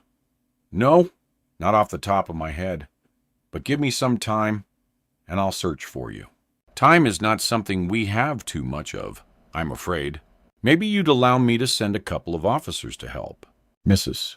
Peer gave a small laugh. "I didn't mean that I'd take days, Chief Inspector. My system is very easy to access. I can cross-check that name before your officers have unlocked their cars, let alone driven up here." Matt's visions of something similar to the police evidence store with its long lines of shelving and cardboard boxes vanished. "It's all on computer, naturally. Although, when I said storage, I meant it. I do have all the paper records if required. Now, they may take an hour or two longer to sort through." She paused for a moment. "You said the number was written on a photograph." "Yes, it's an enlargement taken from an old snapshot." "Could you send it to me? You never know. I might just recognize her." She gave Matt her email address. He brought the picture up on his computer screen. "Are you ready? I'll go to my office and pick it up." "Are there any other names to check?" Matt thought hard as he selected the photo file and clicked to send. I'm sure there are a lot if I just knew where to start. The line crackled as the woman carried the cordless phone into another room. Okay, well, one at a time is fine by me. Let me just get this up and running. Tell me about your organization, Mrs. Pete. You say you founded it with my husband, John. We managed to help a lot of children in our time, I'm pleased to say. Were there many agencies like yours operating in the area? One or two smaller ones? It was mainly the larger Christian charitable agencies, really. She paused. Got it? Ah, what a beautiful girl, but so miserable looking. Matt laughed. That was what her mother used to call her, Marty face. The one she wore when she didn't get her own way. Were you in love? The question took him by surprise, and he didn't answer immediately. So you were? I thought so. But I'm afraid I don't recognize her, Chief Inspector. I'm sorry. I didn't expect you to, Mrs. Pay? And I don't expect her name to turn up in your files either.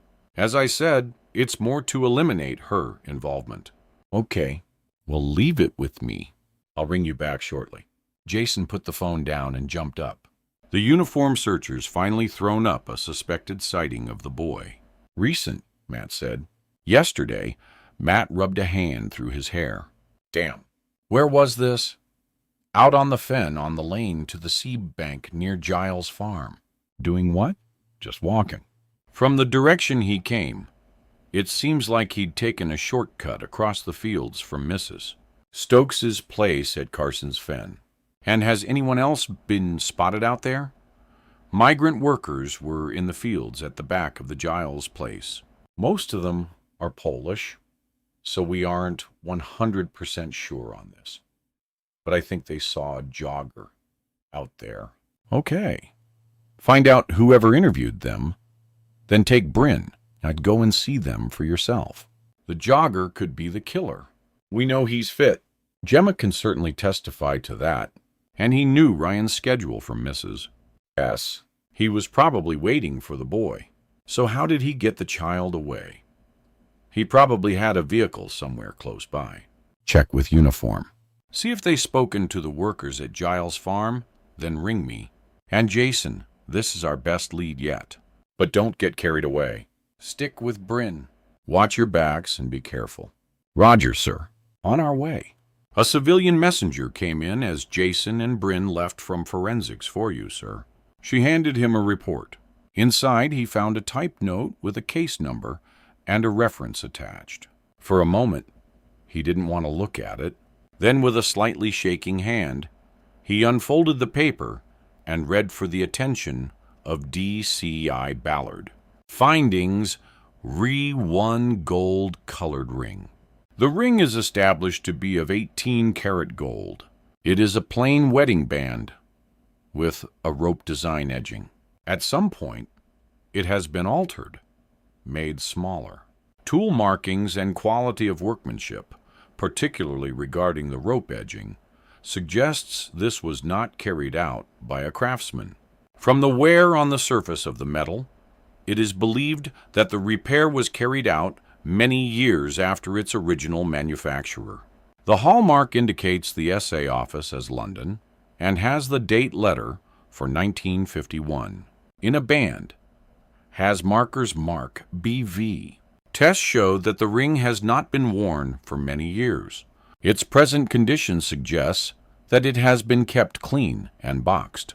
There were no traces of fingerprints, fibers, or other deposits present. Matt read it and reread it. Irritation coursed through him. This told him nothing that he didn't know already. Maggie's ring had been second-hand, so 1951 could have been correct, but he hadn't a clue. And yes, she'd had the ring made smaller in a local high-street jeweler who had done a less than brilliant job. But he really didn't know its origins, and he had no way of checking them. He was not the sort of man to keep old receipts, no matter how significant. He walked slowly across to the coffee machine and stabbed viciously at the buttons. He had been so certain that it was Maggie's ring. Now he was sure of nothing. The super had insisted that it was a clever ploy to get him running to her grave to see if it had been tampered with and to find the flowers in the next photograph, which was exactly what he'd done. Maybe that was all there was to it. Roll up, light the blue touch paper, and watch a detective run around like a crazy man. Well, maybe, but the seed of suspicion that a madman had somehow got hold of his dead wife's ring was still lying dormant beneath the surface of his mind, and he could do nothing to shift it. As he removed the polyirene beaker from the machine and picked up the report from the table, he saw a small note still in the envelope. Placing the hot coffee down, he stared at the handwritten message. Chief Inspector, do you have a clear photograph of your wife's ring? The wedding photo showing you cutting the cake, for example. I may be able to do a high magnification comparison with the ring itself. After all, I can work wonders. And it's certainly worth a try, I think. Rory Wilkinson. Matt closed his eyes for a moment. There certainly had been pictures, but where were they? In the attic? No. They were in an old leather attaché case in the cupboard under the stairs. When he went home to get his things, he would fish it out and get it down to the pathologist. He wondered how he'd found out about the ring in the first place. Matt certainly hadn't told him it was his wife's. Thanks, R. Jason.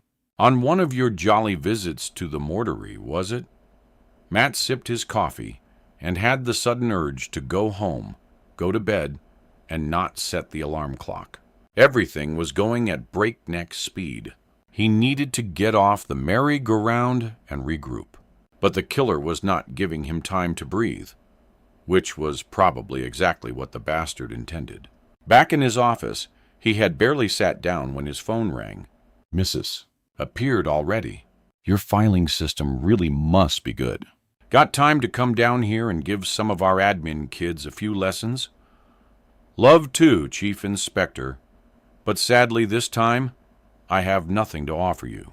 That name doesn't shop anywhere, and I have tried variations on the spelling, although that wasn't the kind of mistake we could afford to make when it came to legal documents.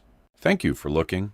If it's all right with you, as soon as I get a moment, I'll compile a list of other possible names, if you'd be kind enough to check them out for me. No problem. I'm both retired and widowed, so I have plenty of time on my hands. She hesitated. You are sure it has nothing to do with the new owners of our old premises? What's it called now? Oh, yes, the Inksmith Tattoo Studio. We've checked them out already and can't make a connection. Our man is devious, and I'm sure the answer lies with you somehow. How intriguing, although perhaps on reflection, maybe a little disturbing. Please don't worry yourself, Mrs. Pierre. He is not in your neck of the woods, I promise you. He's making himself very busy down here at present. In fact, he's managing to make our lives very uncomfortable indeed. How frustrating. Even I feel some sort of indignation that he should dare use my phone number to taunt you. I can't begin to imagine how you feel. She gave a snort of disgust. If there is anything I can do, just ask, Chief Inspector. And in the meantime, I'll do a little soothing of my own. We had to do a lot of evaluations and some pretty deep digging into people's history when finding a safe home in which to place a child. Luckily, I had a keen sense of intuition when it came to the rum ones. Sixth sense, my husband would say. While I'm waiting for your list of names, I'll run a few outside the box checks to see if there were ever any placements or old prospective adopters from your area. See if anyone sets off my alarm bells. Matt liked her initiative. That would be great if you can spare the time. It would be much appreciated. I'll give you my mobile number. Phone me directly if you find anything interesting. He finished the call, swallowed back the coffee, and wondered if Jason would come up with anything. Frankly, he doubted it. If the jogger was the killer, and he'd been seen, than he'd wanted to be seen. He was far too careful to leave clumsy clues behind. He checked his watch. Maybe he'd go home, find that old photo, and pack up a few clothes and toiletries. Yeah, he'd do that while he waited for Jason to return. But after everything he'd said to the others, he didn't dare go alone. He glanced through the glass panel into the outer office. Gemma and Liz were deepening conversation on their respective phones. Better let them get on. He could beg a uniformed officer from the desk sergeant, but he didn't feel like making polite conversation as they drove. With a sudden smile, he picked up his car keys and took out his phone. Thinking about it, he knew the very man for the job. He dialed A.D. Clarkson. A D drew up outside the front door to the Nick, threw open the passenger door, and called out, "Get in, my friend. I need to keep moving. This place gives me the screamers. No wonder you've spent enough time in it. And not one single visit is a pleasant memory." "Thanks for reminding me." He grinned at Matt. "So, what's going down? Why am I the chauffeur as well as the landlord?" Matt sank back in the comfy seat. "I needed a friend, not another copper for company. What about your foxy little woman? I'm sure she's very friendly." "Too right. But with all this heavy stuff happening, I'm happier with her and the rest of the team in safe places. And I'm expendable. You, mate, are big enough and most definitely ugly enough to look after yourself and me for that matter. So this lunatic is for real. He's in deadly earnest. What's he after?"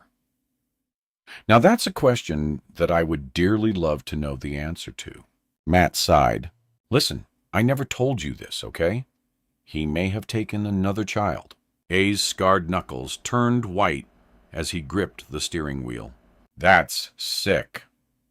I know exactly what I'd do to him if I got the chance." They drove out of the town in silence. 15 minutes later, they arrived at the farmhouse. Matt got out, stood on the path, and stared up at the windows. "This is my home, and he's been in here."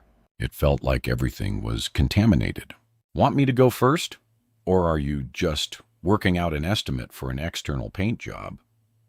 Matt hurriedly fished in his pocket for his keys. He'd been right to bring A.D. They stepped into the hall. "Blimey, your lot have been in here, haven't they?" "Right. Load of messy buggers. Hey, this all looks so familiar. It takes forever to get rid of this epoxy carbon black powder. And you should know. Tell you something. If ever I screwed a drum, I didn't leave it in a blank state like this. I took pride in my work. I did. So I recall." Yes. Well, moving on. What are we doing here exactly? A swift cleanup?" Matt looked around. It wasn't too bad. That can wait. I just need some things. Clothes, mainly.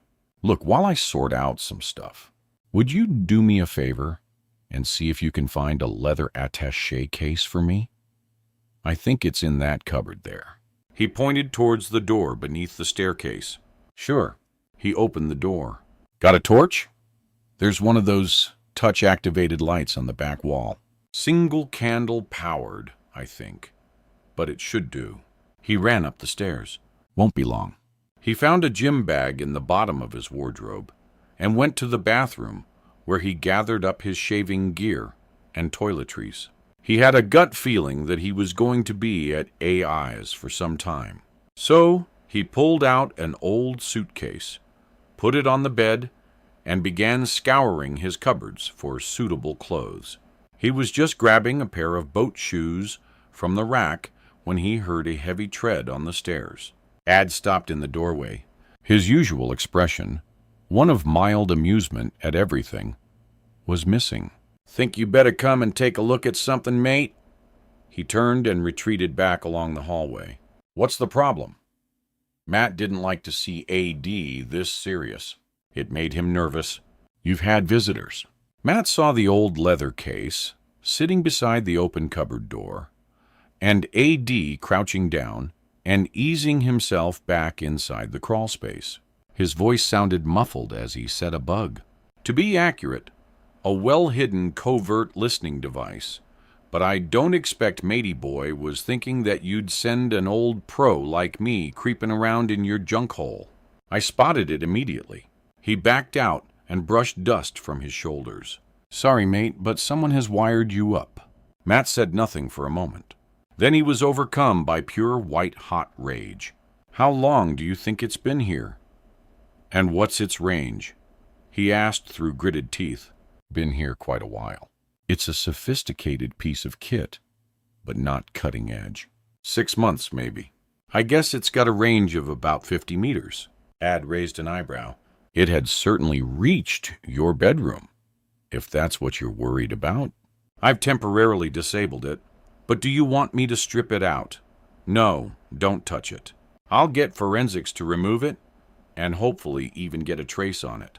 Jesus. He slammed a fist into the wooden banister rail. 6 months? Oh my God, what has he heard? I guess you don't go poking around in here too often. Matt felt sick. I never go in there. Mrs. Cable keeps the Hoover and the dusters there. Other than that, as you say, it's just old junk. Well, unless you're Mrs. Cable is a spook in another life. She certainly wouldn't have noticed it. Even your sockos missed it. A D reached forward and gripped his shoulder. Sorry, mate. This really does have it in for you, doesn't he? His face was still serious. Good move coming to my place for a while. If he shows up and I'm around, he'll be picking his teeth out of his ass while he waits for the judge to pass sentence. He gave Matt a rueful smile. I found your case. They stared at it. If you hadn't come looking for that, Matt said. Ad tilted his head to one side. So what's so important about it? Matt knelt down on the carpet and opened it. It was packed full of photographs. As he sorted through them, memories flooded back like waves crashing onto the shore. Each picture evoked a new and stronger recollection than the one before. Ad squatted down beside him, lifting photographs, staring at them, then putting them back.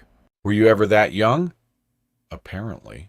I assume you're looking for something particular, and this is not just a rehearsal for a new run of This Is Your Life.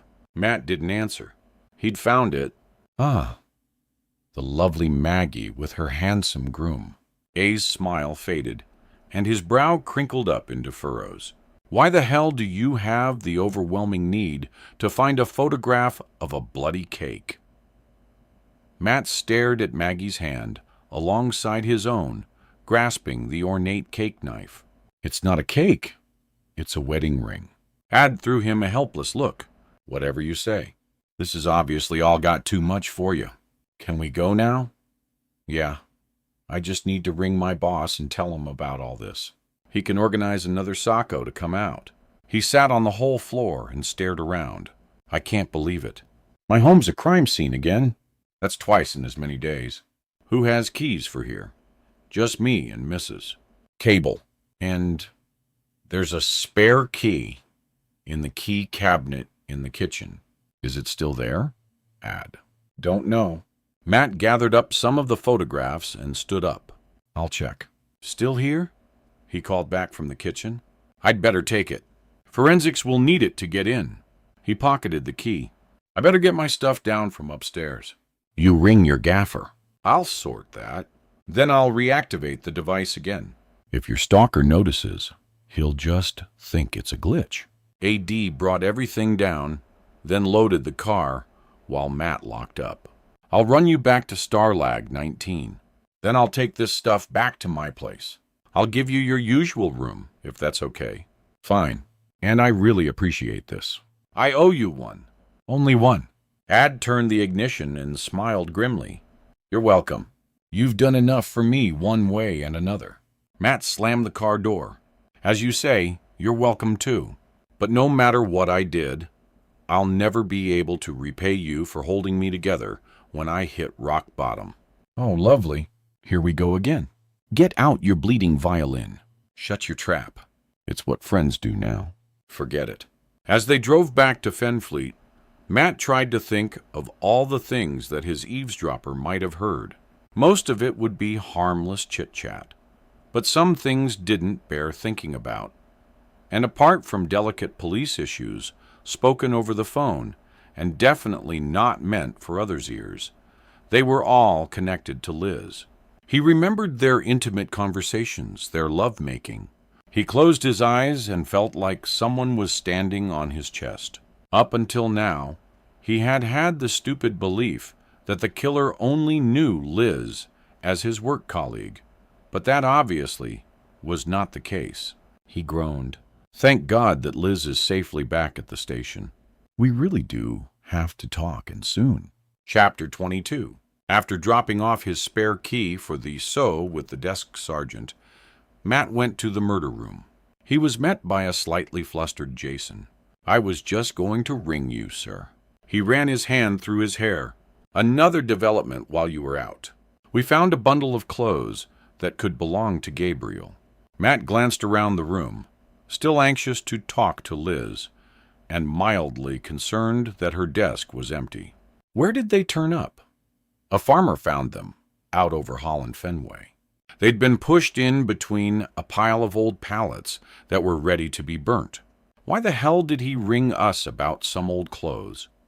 People dump everything from sofas and washing machines to bags of dirty nappies rather than go to the bloody tip. They were carefully folded and wrapped in brown paper, boss, not screwed up in an old black bin bag. And when he opened it, he saw a complete set of kids, stuff from shoes to underwear. He'd heard about the missing boy and put two and two together. Smart man. Matt's eyes still searched the outer office for signs of Liz. Have they been brought in? Straight to the lab for examination, sir. Good. Where's Liz? She was here a few minutes back. Jason looked around. Gemma, where's Sergeant Haynes? Gemma put her phone down and quickly ticked her name on a long sheet of paper before saying, Got a call from her husband, sir. She just popped downstairs to see him for a moment. Do you need her? Yes. I don't want to drag her away from Gary, but it's important. Could you find her and tell her to come to my office as soon as she's finished with her husband? Gemma stood up and groaned. No problem, sir. I could do with stretching my legs. I've been on that phone for hours. Jason moved a step closer and whispered, The super said you've had more problems at home. The bastards bloody well bugged the farmhouse. So, he puffed out his cheeks. But that may explain how he knows so much about you. It sure helped him. I just want to know how long I've had a silent house guest for. He could have been waltzing in and out when the fancy took him for bloody months. How the hell did he get hold of your key? Jason looked at him hard. That's how he's got in, isn't it? A spare key? Can't think of any other way, said Matt. I haven't tackled her on it yet, but I'm guessing that Mrs. Cable may have had a visit from our lovely and oh-so-convincing Detective Edward Dennis sometime in the recent past. Jason raised his eyes to the ceiling. Of course his specialty is duping old ladies, isn't it? Which reminds me. He went to his desk and picked up a large folder. I've got the enlargements from the CCTV at your mother's nursing home. I thought you'd want to see them first. Matt took them, relieved to know that so far Gemma had not been able to grab one to run another comparison check on Paul Underhill. The face that had stared deliberately at the camera made his flesh crawl. The half-smile was insidious, purposely meant to taunt. It said, I know everything there is to know about you, and guess what? You still know all about me, loser. Jason stared at it with him. What a slimeball. I'd like to slap that cocky grin right off his face. Matt thought about Adia's slightly more graphic comments. You aren't alone there, Jace. He slid them back into the folder. Can I ask you not to show these to Gemma just yet? She'll immediately go off on her Underge Hill is a live crusade, and we've got more than enough to contend with right now." Jason shrugged. "No sweat, Cuff, but I do rather wonder if she has a point." Matt sighed. He was too tired to fight this battle yet again. "You guys weren't here back then, Jason. I promise you, that was one identification they would not have cocked up." "No way." "Now can we let it rest?" Before he could answer, Gemma came back in. "Can't pass on the message just yet, sir. Desk sergeant says Sergeant Haynes had another call to meet her husband in the car park. She said she's quite safe with him, and she'll be back in 10. A shard of icy fear slipped down Matt's backbone. "Gemma, did you check the car park? Did you confirm she was there?" No, sir." When the sergeant said she was okay, without giving her time to finish, Matt raced from the room. He took the steps downstairs 3 at a time, and after fumbling frantically with the security numbers, burst through the back doors to the parking bay. With a sick feeling welling up in his throat, he looked this way and that. He dashed outside and ran up and down the rows of parked staff vehicles. After a moment or two, he stopped, leaned heavily on a 4x4, and carefully gazed down the rows once more. Bay 15, where Liz parked her red MG sports car, was empty. When Jason and Gemma caught up with him, they found him staring at his mobile. Her phone switched off. "Try her radio. I'll get uniform after her." Jason turned back and ran for the door. "She's only got a few moments head start on us." He paused and yelled, "Gemma, check your cameras. See which way she went." "And if she was alone," added Matt, his voice cracking with emotion. "Boss, hold up." Gemma was pointing to the far end of the car park. "Look in the visitor's bay." Both front doors of a silver Lexus had swung open, and 2 figures were scrambling out. "Sir, whatever's wrong?" Liz's voice rang out. Gemma was also struck dumb. With difficulty, Matt swallowed hard, took a deep, ragged breath, and said, "We lost contact with you." He indicated vaguely towards her parking spot and tried to pull himself together. "And your car's not there. We thought Gary brought me in this morning." She frowned. "And I told the desk sergeant exactly where I'd be." "Sweetheart, don't knock their concern about you." Gary Haynes chided his wife. "I actually find it very reassuring." He advanced towards Matt, his hand outstretched. "Hello? I think we met once before, didn't we? I'm sorry if we inadvertently caused you a minor heart attack." But Liz really thought she'd covered all the bases. Matt shook Gary's big hand and then fought off the urge to gently massage some feeling back into his own after the Vicel-like grip finally released him. "Not her fault," he mumbled. "We're all pretty strung out at present." He rubbed his hand across his forehead. It felt more than weird to be chatting amicably to his lover's husband. "Look, why not come inside, finish your talk over a coffee? It's okay. We're through, but thanks anyway." The soldier climbed back into the car, then looked back at Matt shrewdly. "I appreciate you looking out for Liz like you did. It makes me feel a whole lot better about her safety." He turned to his wife. "Ring me when you're ready to come home, babe, and I'll come and collect you." "Okay." Liz reached into the car and squeezed his shoulder affectionately. "I'll do that. See you later." As the car moved off, she turned and looked at Matt with sad eyes. "I'm sorry. I really frightened you, didn't I?" Matt glanced around and waited until he saw Gemma and Jason go into the station. Could be said. He gave her a small smile. "Jesus, Liz, I was terrified. I thought he'd got you. I really believed he'd got you." They held each other's gaze. He wanted to reach out to her, to touch her, to hold her, but he didn't need her swift glance towards the CCTV camera to tell him that he shouldn't. Neither spoke, but Matt realized that there had been another subtle change in their relationship, one that he suspected Liz was feeling as acutely as he was. He shivered. Under the present circumstances, that was not good. Not good at all. Let's get inside. I need a very strong coffee. You and me both. He felt the lightest of touches on his shoulder as they passed through the doorway, and he knew that he was right to worry. 20 minutes later, Matt gathered his team in the murder room. I've just seen the super. As you will probably know, because of the missing child, Orleave is cannelled. We are getting officers drafted in from neighboring forces to help with the search. And after talking to the parents, the superintendent has decided not to let them do an appeal. He's going to do it himself. Mother still too juiced up to be coherent? Asked Liz. Probably, but the official position is that they just aren't considered suitable to go in front of the media at present. Right. Definitely still slaughtered. Matt continued. Now the search is headed up by uniform. Plus they have a large contingent of community officers and volunteers. So, we are better deployed here. I know, considering the situation, that you'll all want to burn the midnight oil, but we do have to keep sharp. So, we'll work on until it's sensible to grab some sleep.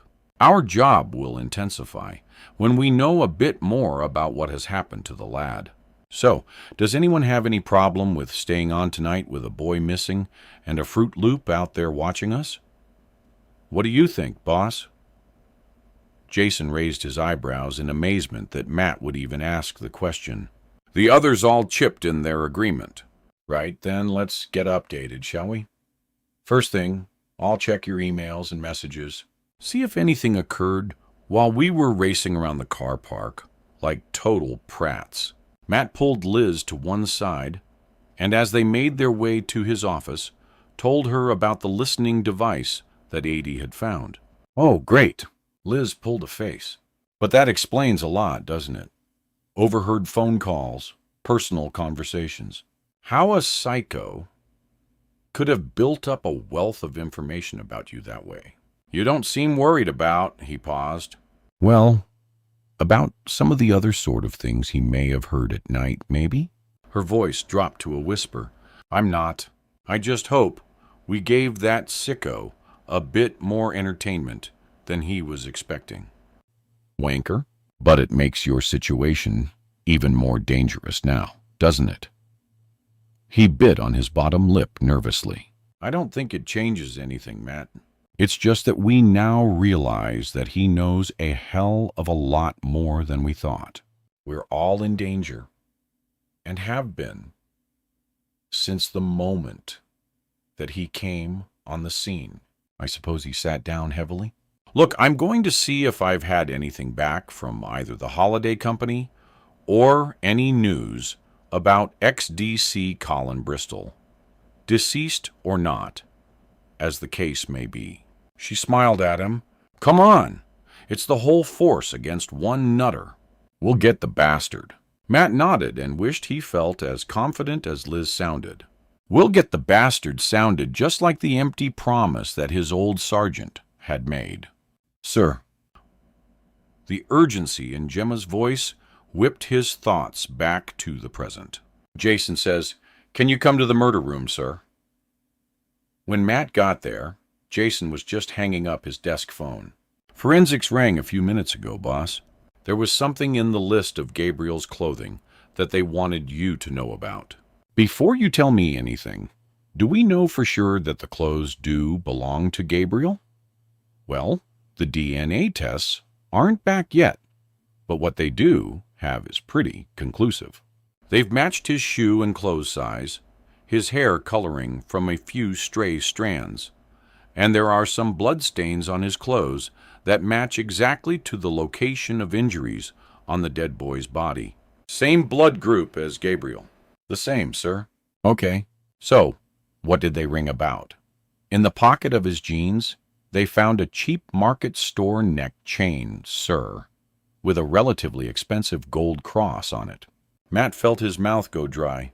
I've already asked Uniform to pick it up from the lab. I hope that's all right. Matt nodded mutely and tried to absorb the new information. The crucifix, Somehow he really hadn't expected that little twist. His thoughts flew to Paul Underhill. What if Gemma had been right all along?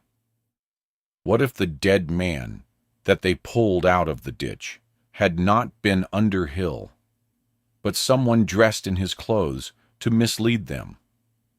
His head flooded with thoughts. And where had that damned post-mortem report gone? What if the identification had been screwed up in some way? Maybe his recollections were clouded. He had been pretty screwed up himself. Maybe. "Sir, are you all right?" Gemma's voice rescued him from the past again. He rubbed his temple. "Yeah, stalker of a headache, that's all. No wonder you look stressed out. Can I get you a coffee, Gav? I'm getting some for the others, please. And can you rake up a couple of paracetamol from somewhere?" "No problem. Be back in a mo." Liz came over, clutching a large sheath of papers. They found a crucifix in Gabriel's clothes. He told her.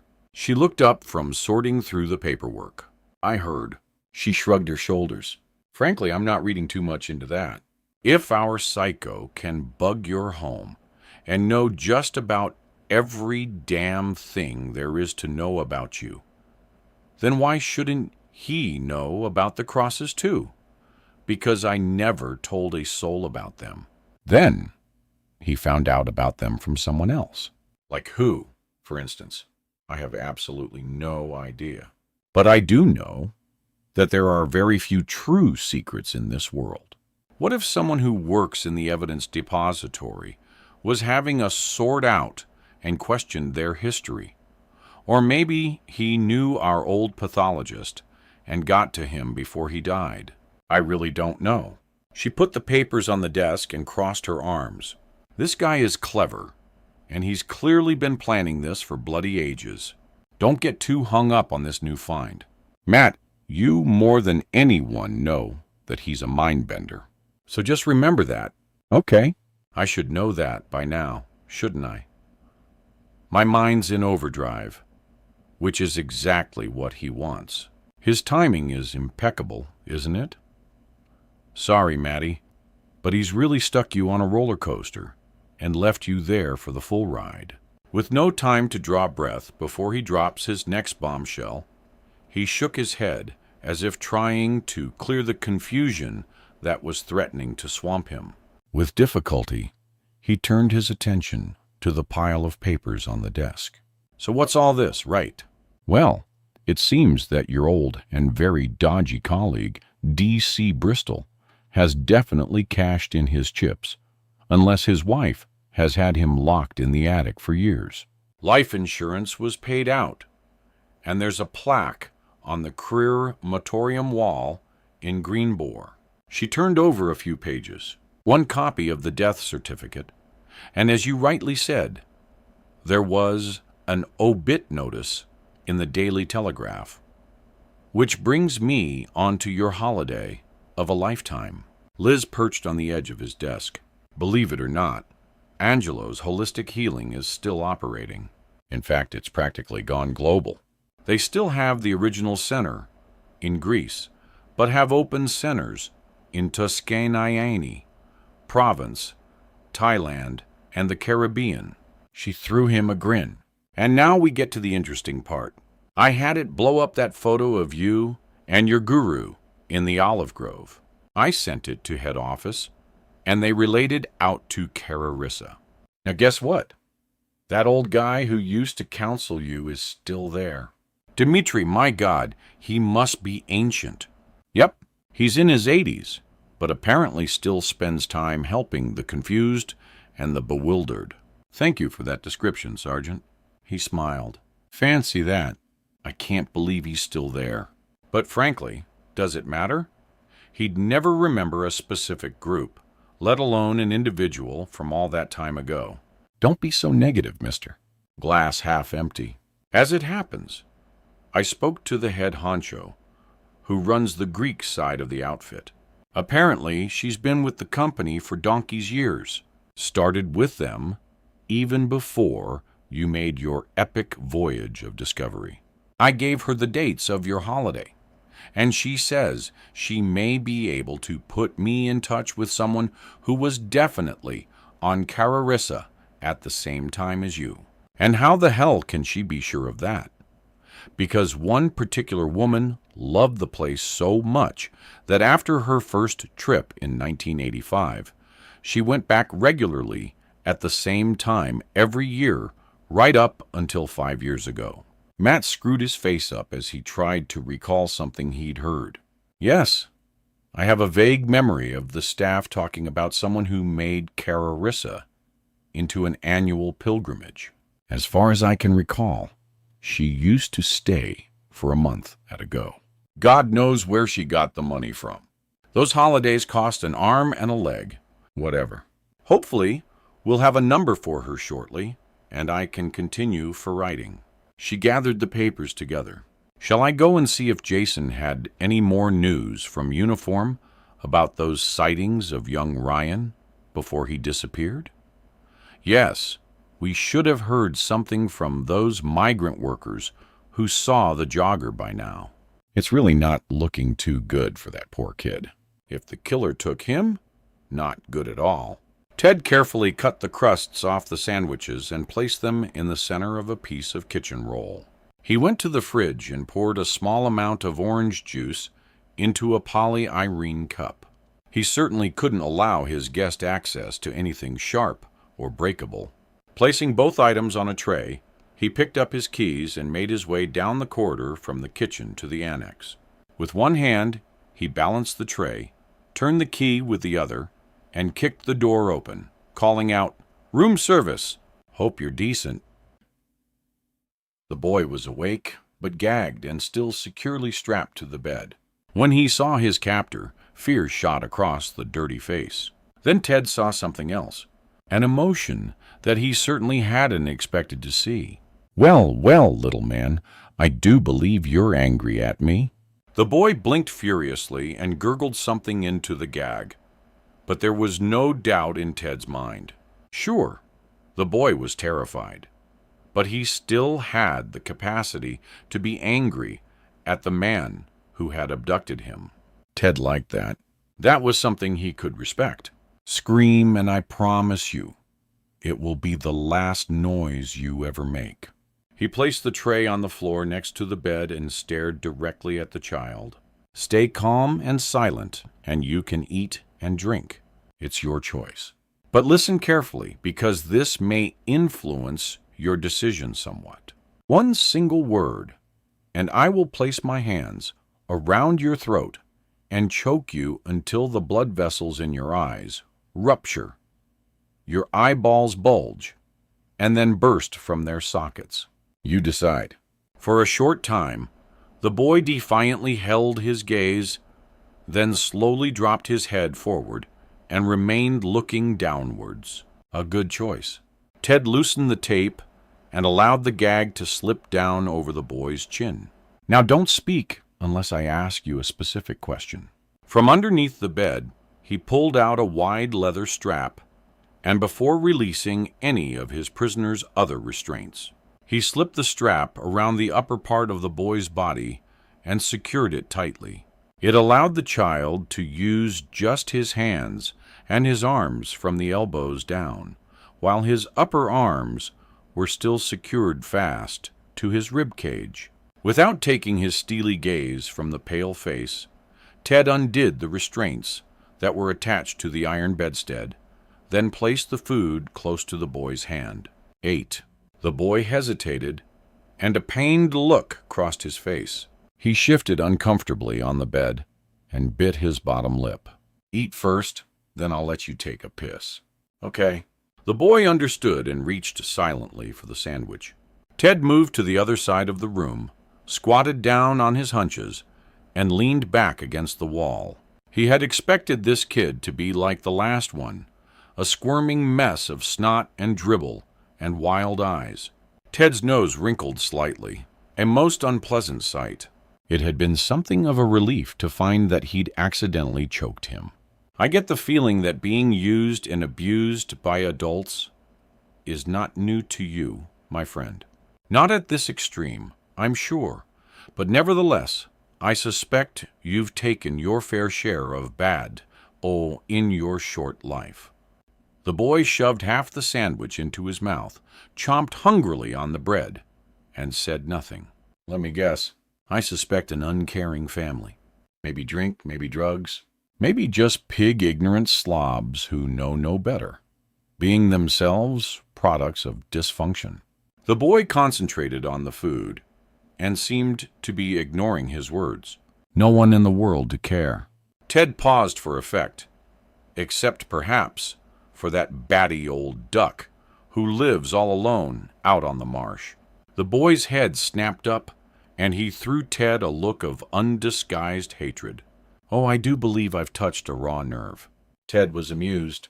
He could insult the kid's family with impunity, but mentioned the old woman, and the boy was ready to take him on. Look out for her, do you? Or maybe she looks out for you as best she can. You can answer me if you wish. You leave her alone, he said through gritted teeth. Don't worry, young Ryan. Oh yes, she told me your name. You see, I've seen her already. The implications of his softly spoken words sank in.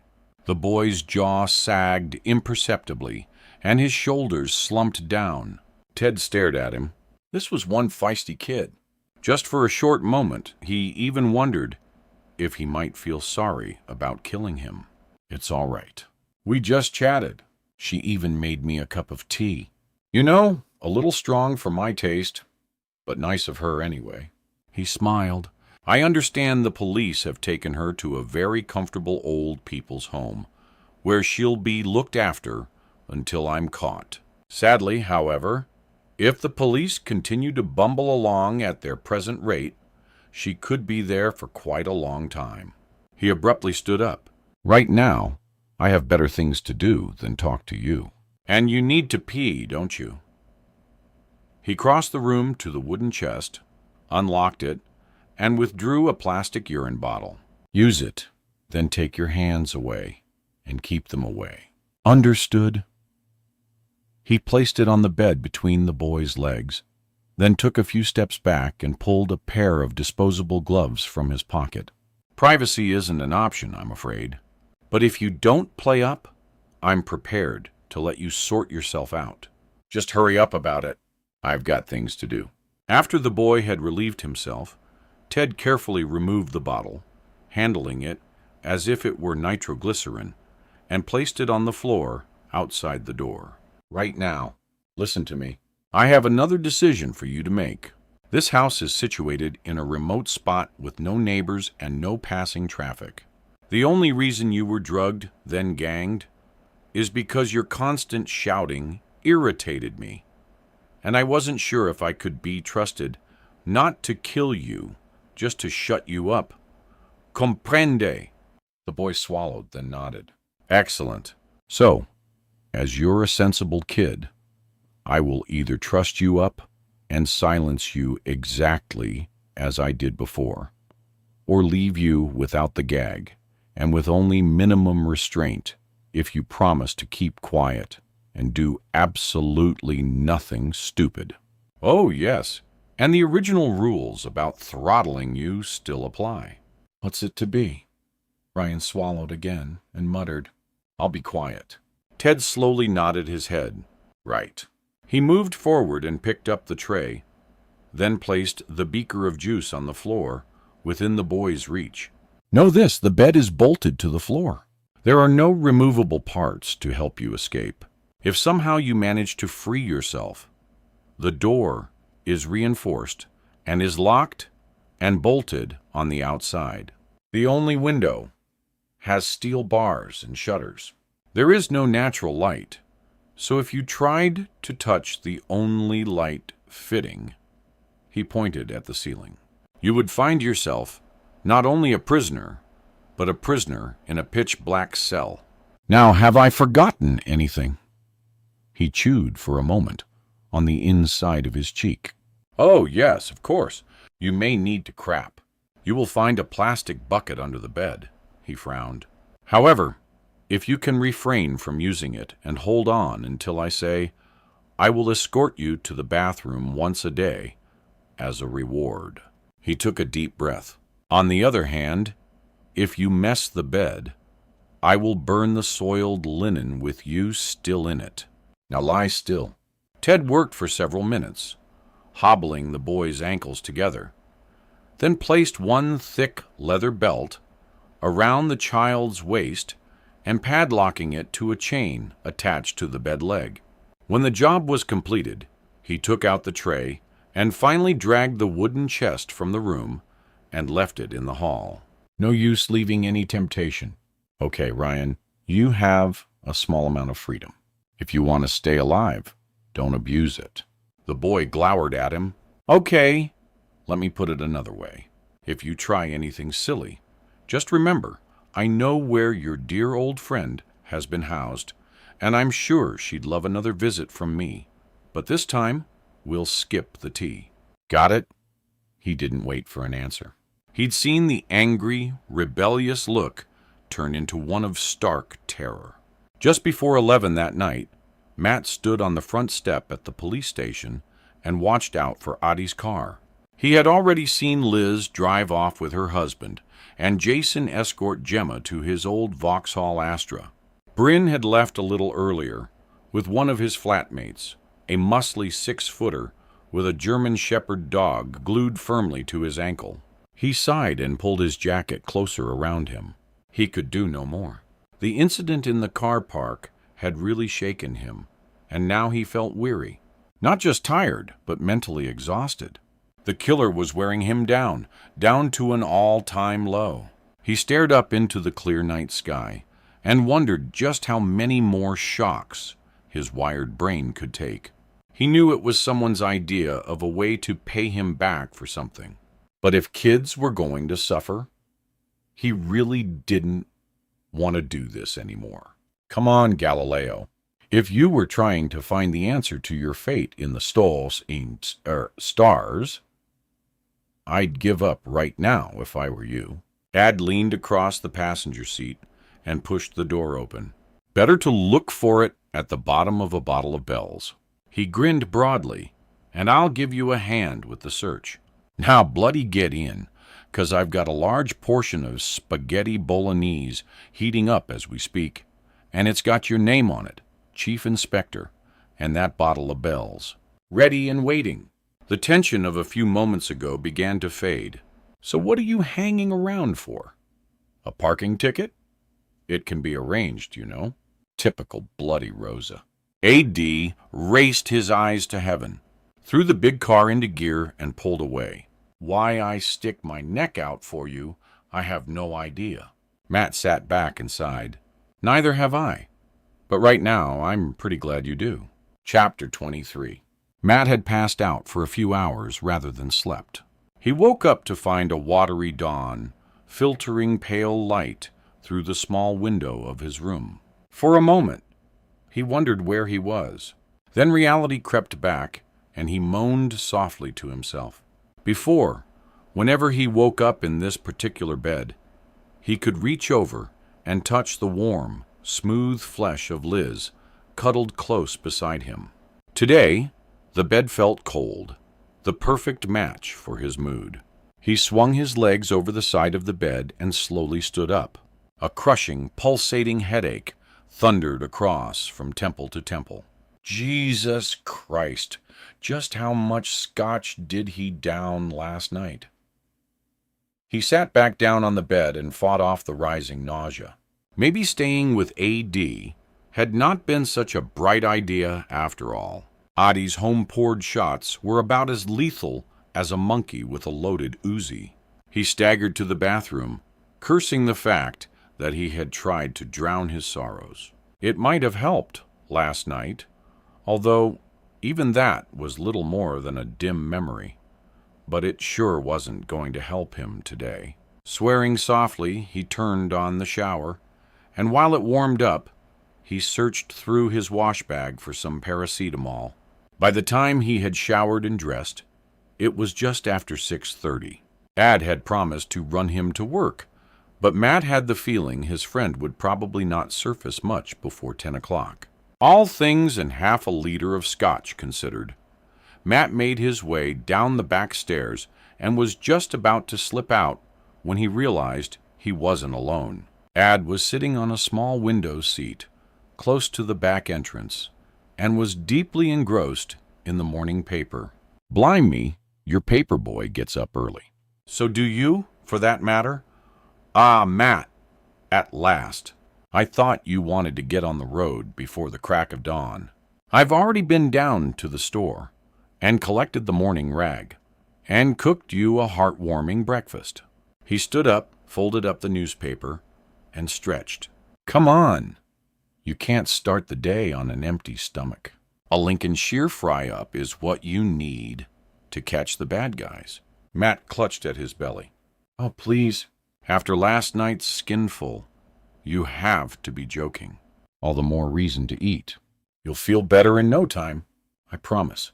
Without allowing argument, he propelled Matt into the tiny restaurant and sat him down at a table set for two. "Give me 2 minutes." Strangely, it worked.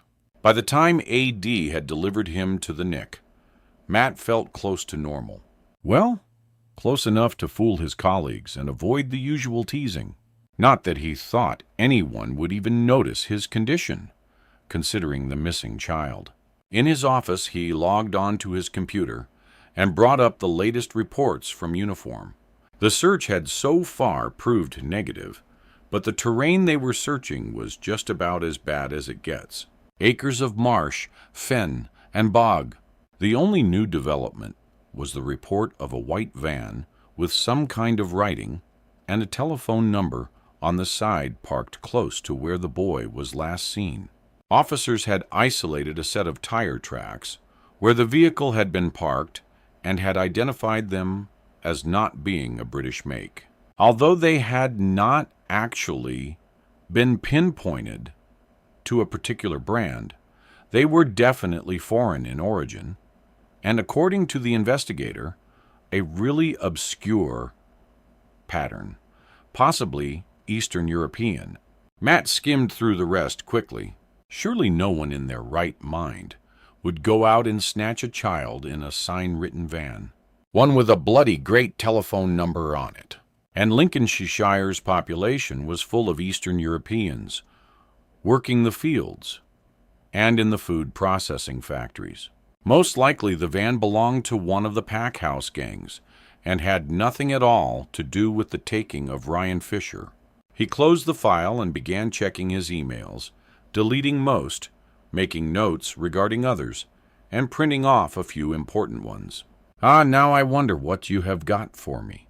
A message with the subject, "Our Cadogan F Adoption Agency," was listed. He double-clicked it open. "Dear Chief Inspector Ballard, forgive the early hour in sending this, but your problem has been on my mind ever since we spoke. Last night, I trolled through pages of listings from the 80s and 90s. To my surprise, I have found something that may be of interest to you, something I would prefer not to simply write down in an email. I know you are busy, but I wondered if you may be able to come up to County Durham and see me. Please call me when you can. I have a hospital appointment this morning, but hopefully will be home by midday. I look forward to hearing from you. Alexis Piet." Matt printed off the message and reread it. It was still early. Maybe he could catch her before she left. He flipped open his pocketbook and found her telephone number. Halfway through dialing, he stopped and hung up the phone. He had no idea what sort of hospital appointment she was attending or where it was. Maybe his call would upset her or make her late. Sure, he was intrigued by what she had said. But even so, she had requested that he ring in the afternoon, so he'd better go along with that. Just to make sure he didn't get embroiled in something else at that time, he set his phone alarm for noon, then tried not to second-guess what it was that she'd uncovered in the archives of Cadogan F Adoption. "So, who is this A.D. Clarkson, sir?" Gemma buttoned one of her epaulets and took a quick look at herself in the passenger vanity mirror. Jason turned down the car radio and shrugged. "He's someone that the boss trusts. They go back a long way. I believe. I heard he's an ex-con, too. Funny kind of mate for a DCI. With the hours we work, it's a wonder we have any mates at all other than the ones we meet in the line of duty, Jason said glumly. Yeah, but an old lag. I thought that was frowned upon. And he's not that hard up for friends, surely. PC Goddard. I don't believe the DC. I needs you to vet his friends for suitability. An inquisitive mind is fine, young lady, but being downright nosy is unacceptable. Jason dropped down to third gear and overtook a tractor, and you should know by now that the boss keeps his cards close to his chest regarding his private life. I know no more than what you've picked up on the grapevine.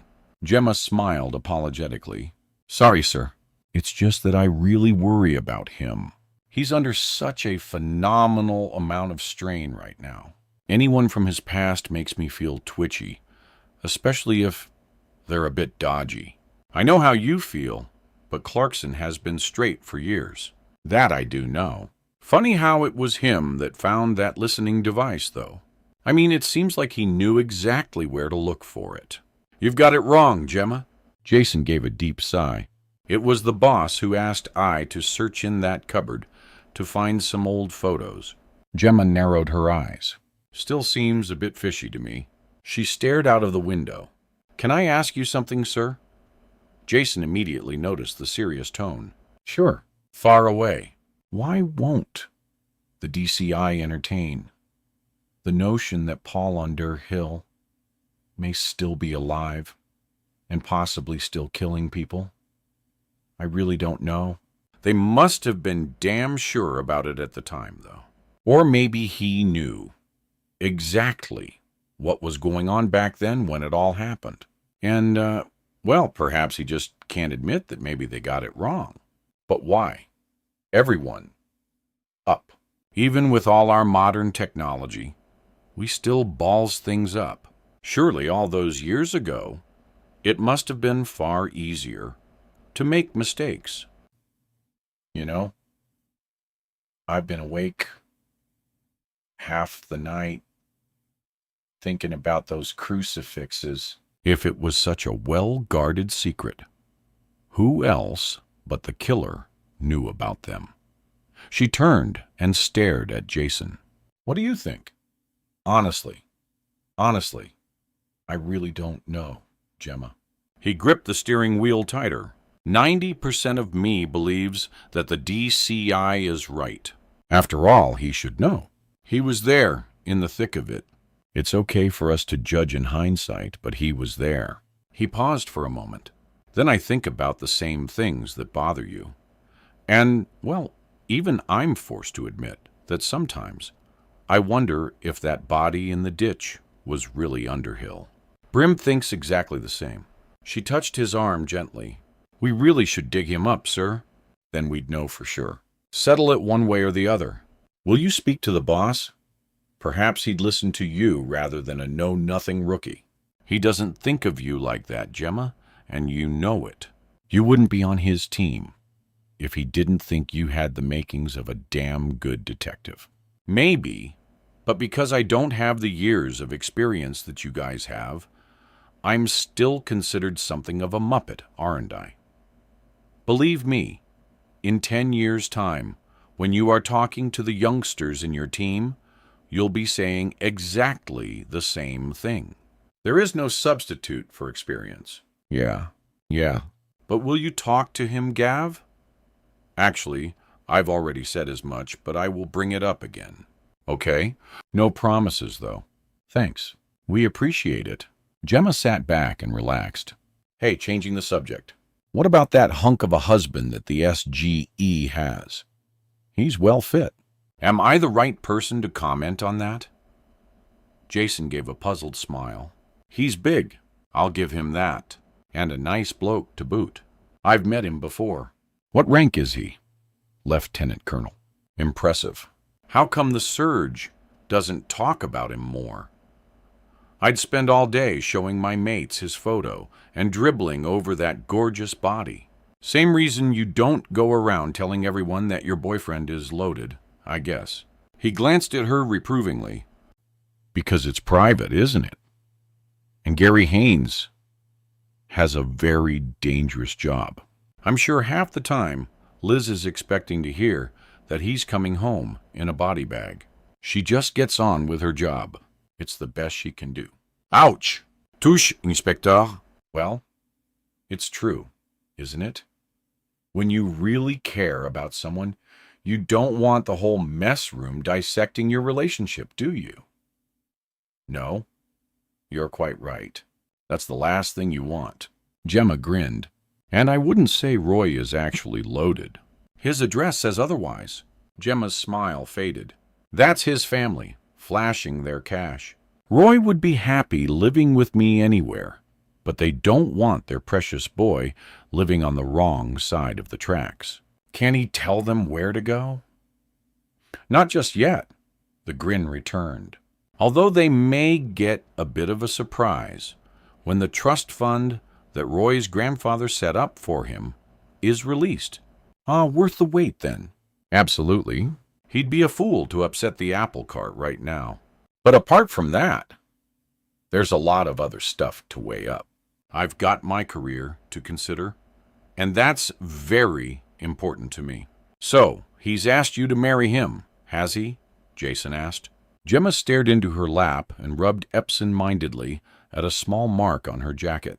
He may have hinted at it in a roundabout way, but he knows that I'm not ready, and I'd be throwing away all the chances that my mom and dad have given me.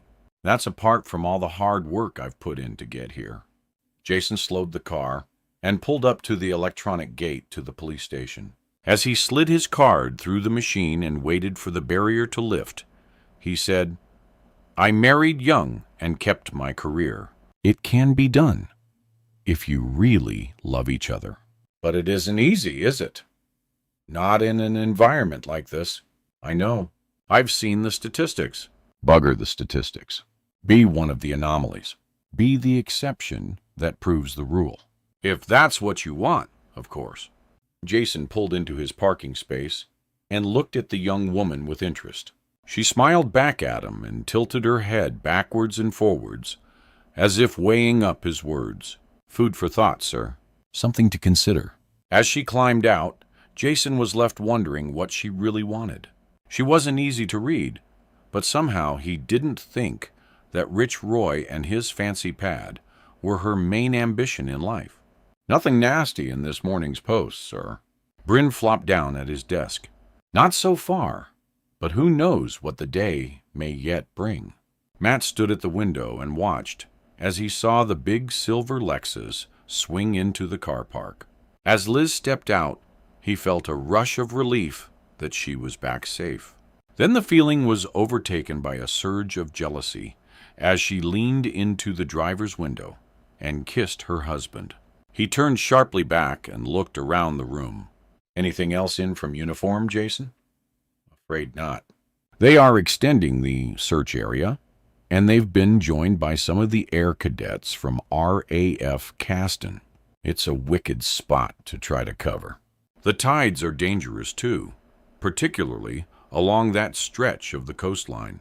For God's sake, what right do I have to feel envious of Gary Haynes? Matt took a deep breath and tried to channel his concentration on the present. And as every hour passes, I can't help thinking that when they do find something, it will be a body. Any news on those tires in the white van?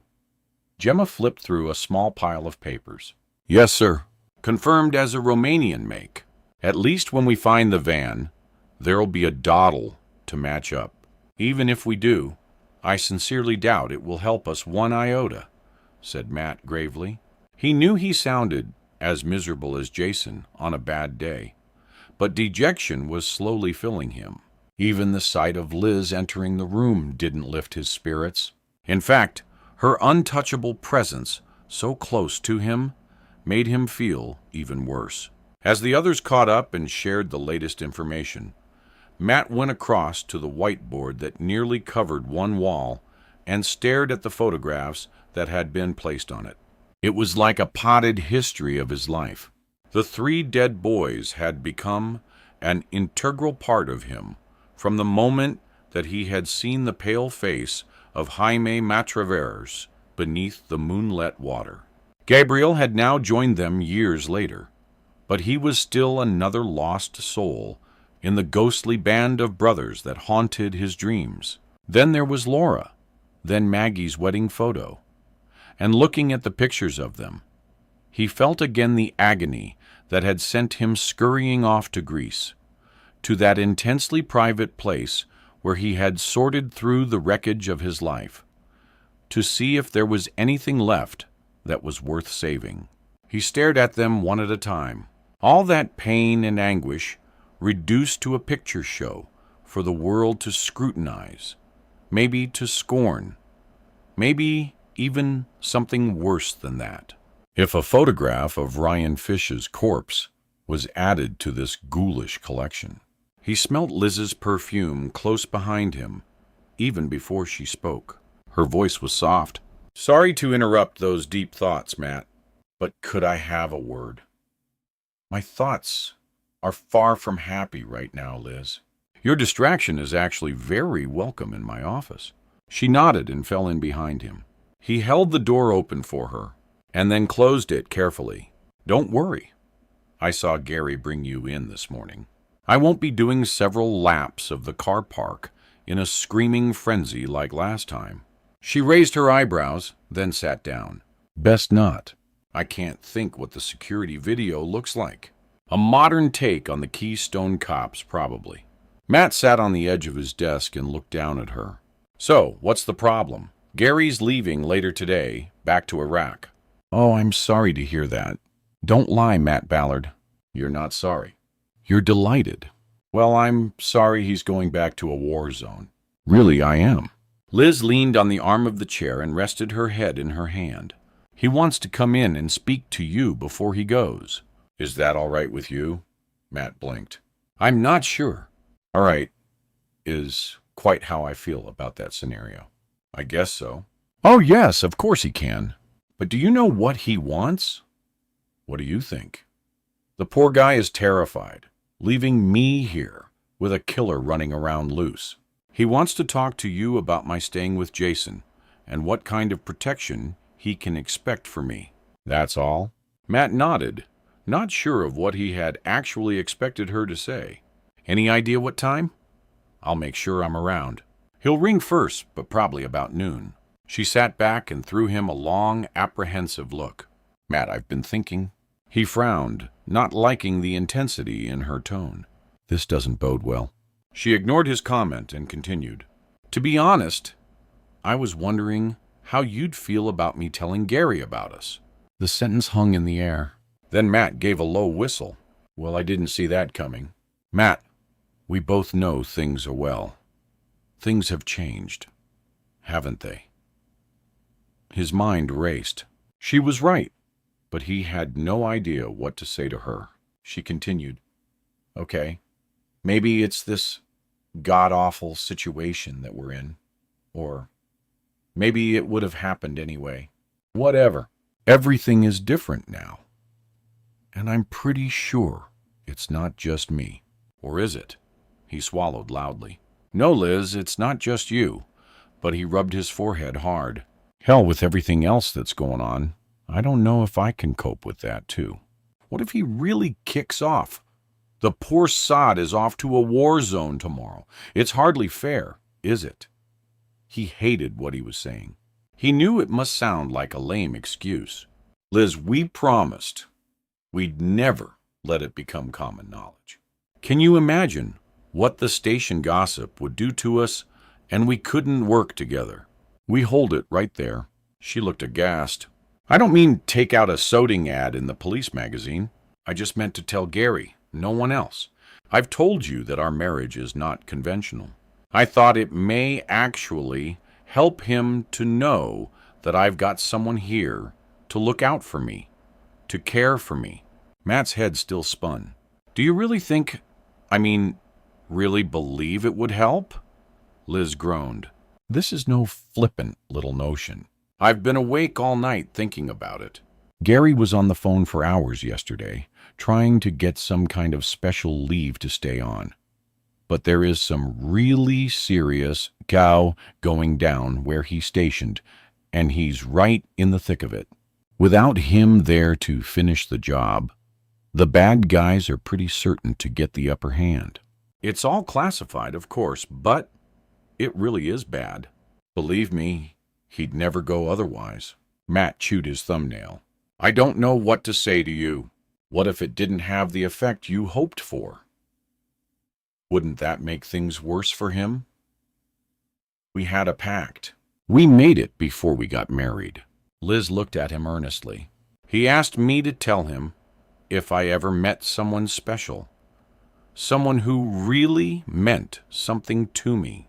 He didn't care about the casual stuff. Didn't want to know any details about what I got up to outside our marriage, as long as it was very, very discreet. Her eyes were fixed on Matt's. Thing is, in all the years we've been married, I've never had call to tell him anything until now. So, do you think you should rock the boat at such a traumatic time?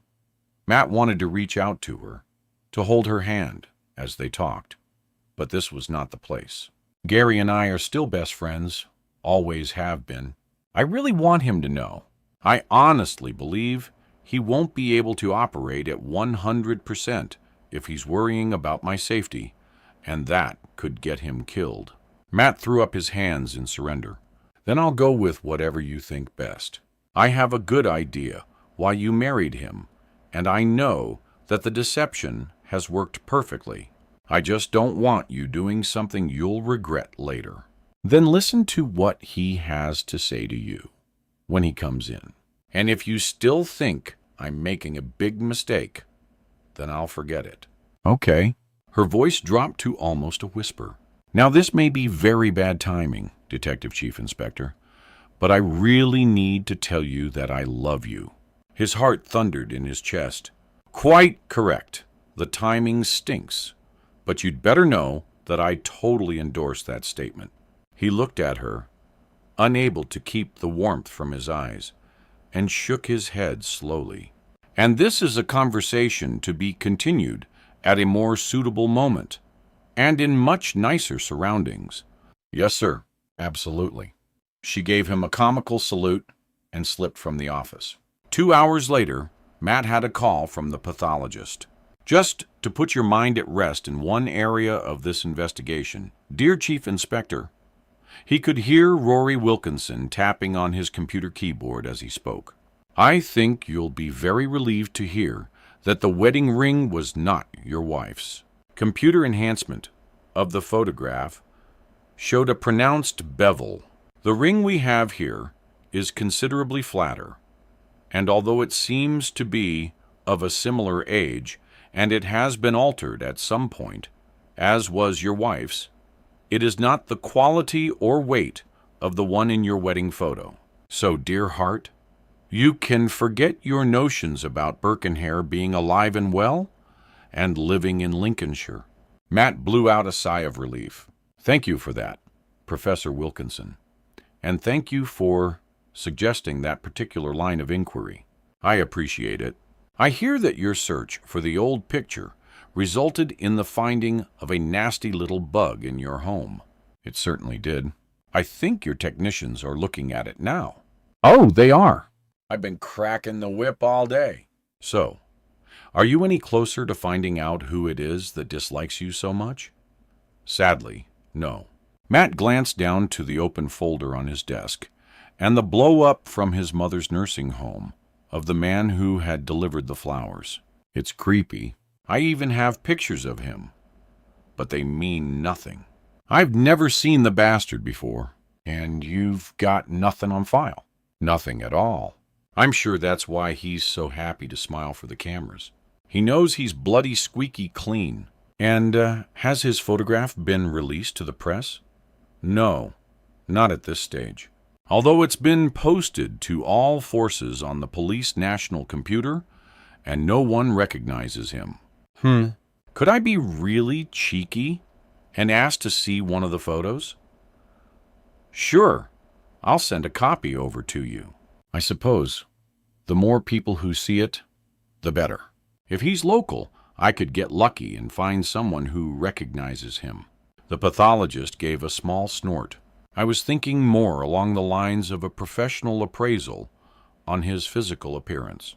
You may or may not know that one of my many particular areas of expertise in this vast and varied field is forensic anthropology, the study of humans and their cultures. Now I know that usually means the study of human remains, in particular human osteology. But I can deduce an awful lot about someone from their bone structure and physiognomy, right?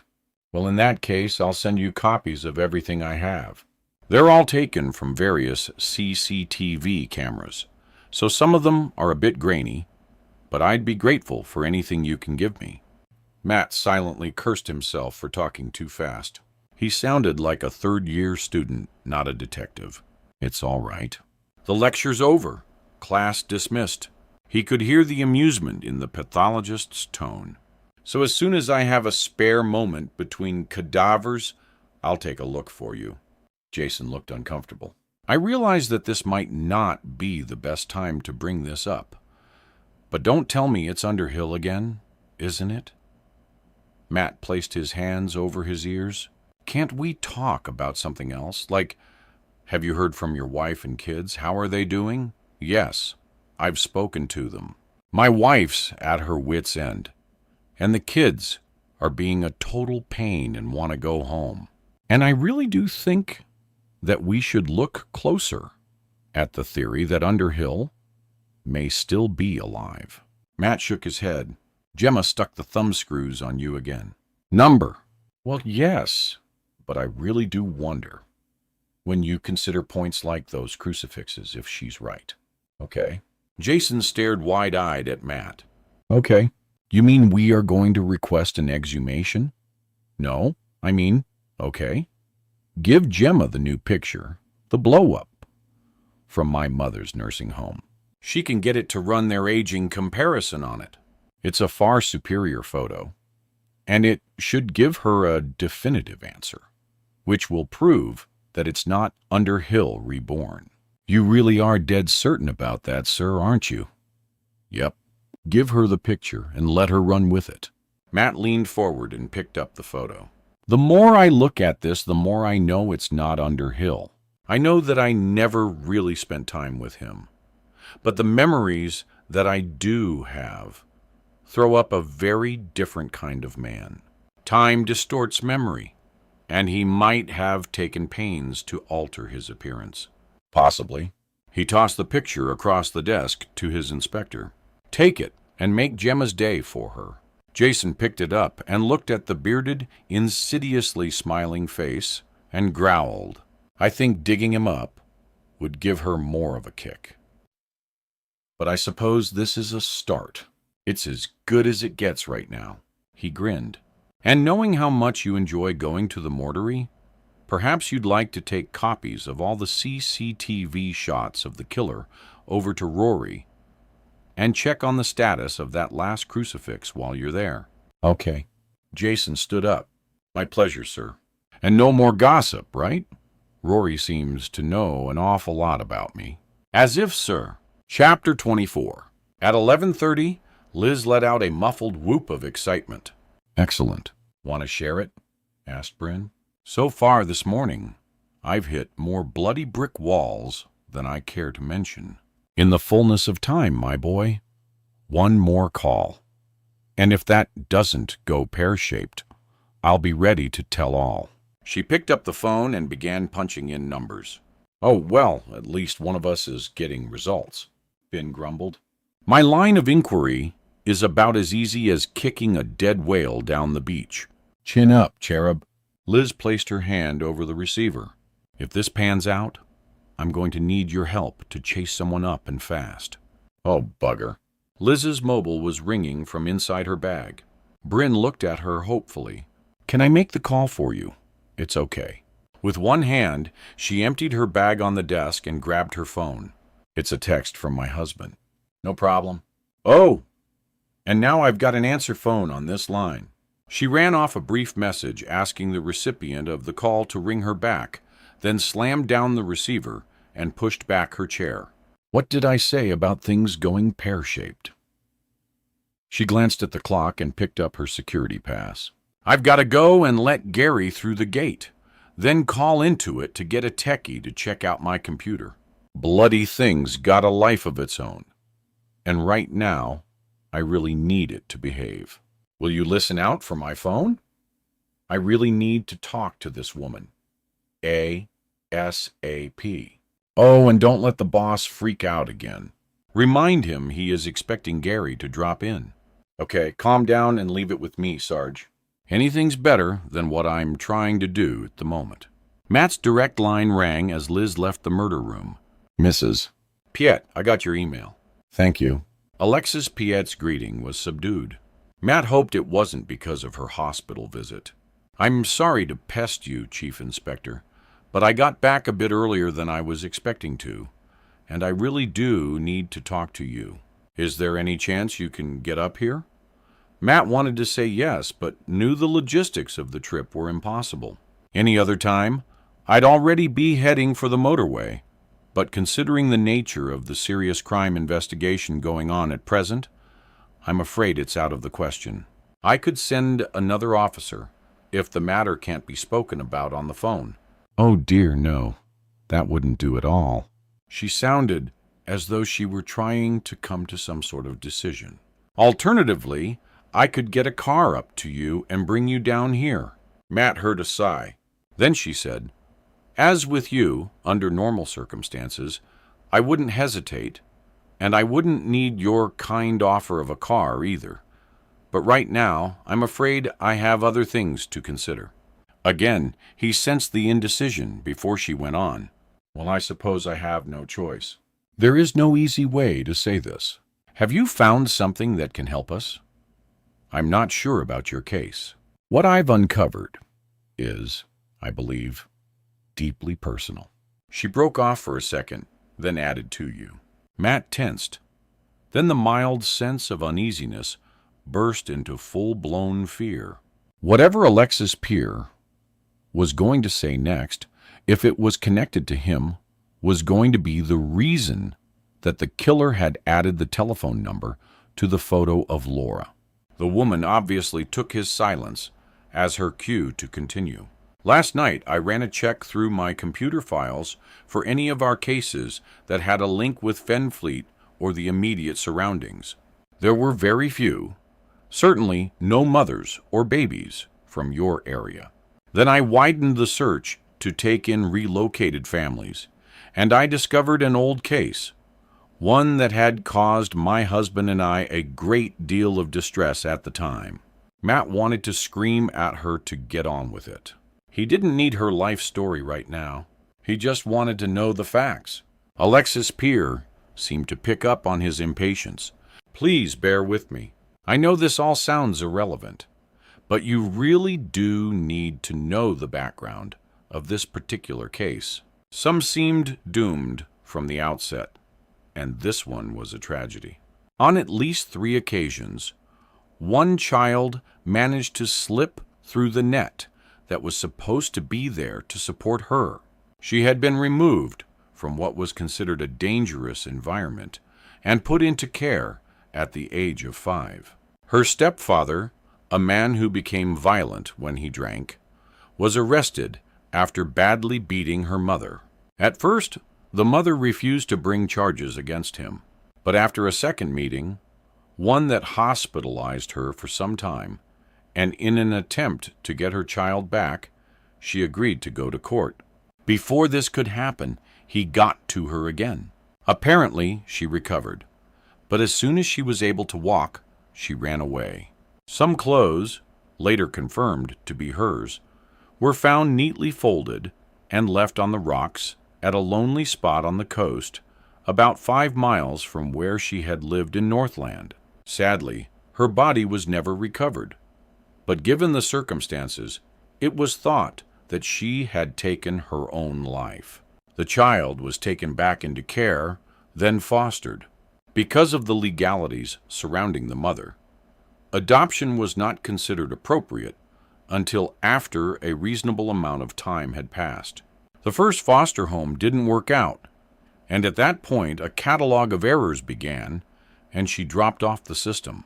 When she finally surfaced again and came onto our register, she was 7, and she had just been removed from another suspected abusive situation. Thank God we were finally able to find a suitable home for her with a local couple here in Browns Hill. At last, the child was given stability, love, and a safe home environment. Matt felt exasperated. I don't understand. What does this have to do with me? And surely your story had a happy ending anyway. Oh, it did. But even when she was rehomed, we were still uncovering horror stories about the kind of places that she had been sent to. Poor little mite. Matt gritted his teeth. And the connection with Fenfleet with me. Her new family moved to your area 12 years ago, and that's how her case file showed up. As soon as I saw it, I recognized it. Alexis Payot took a deep breath, so I dug deeper. I went to the basement and pulled out all the old paperwork connected to it. Then, with the help of the internet, I managed to access some information from local papers at the time, and also some reports that couldn't be traced all those years ago. The thing is, DCI Ballard, I now know that the child belonged to the woman in the photograph. You're Laura Schofield. Laura? She had a baby. But when? Matt felt as though he had been sucker punched. The child was born in 1990, a date which ties in with when Laura disappeared, replied Mrs. Pear. She married very quietly in a registry office a couple of years later.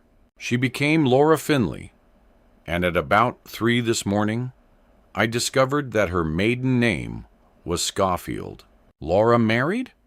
And to a brute who knocked her about. Matt gritted his teeth. Are you certain about this? When she spoke, Alexis Payet sounded close to tears. She was obviously far from happy, having to pass on such delicate information in such a blunt and hurtful manner. Now, can you understand why I wanted to see you, Chief Inspector? I've accessed everything that's available to me and double-checked everything as best I can.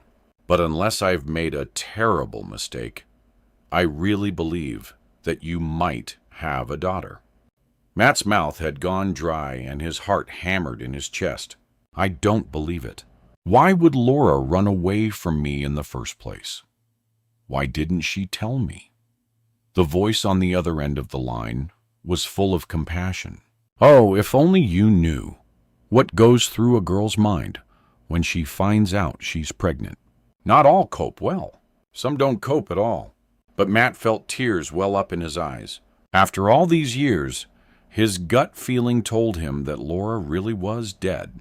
The policeman in him reminded him that this was totally unsubstantiated evidence, and all of it would all have to be thoroughly checked.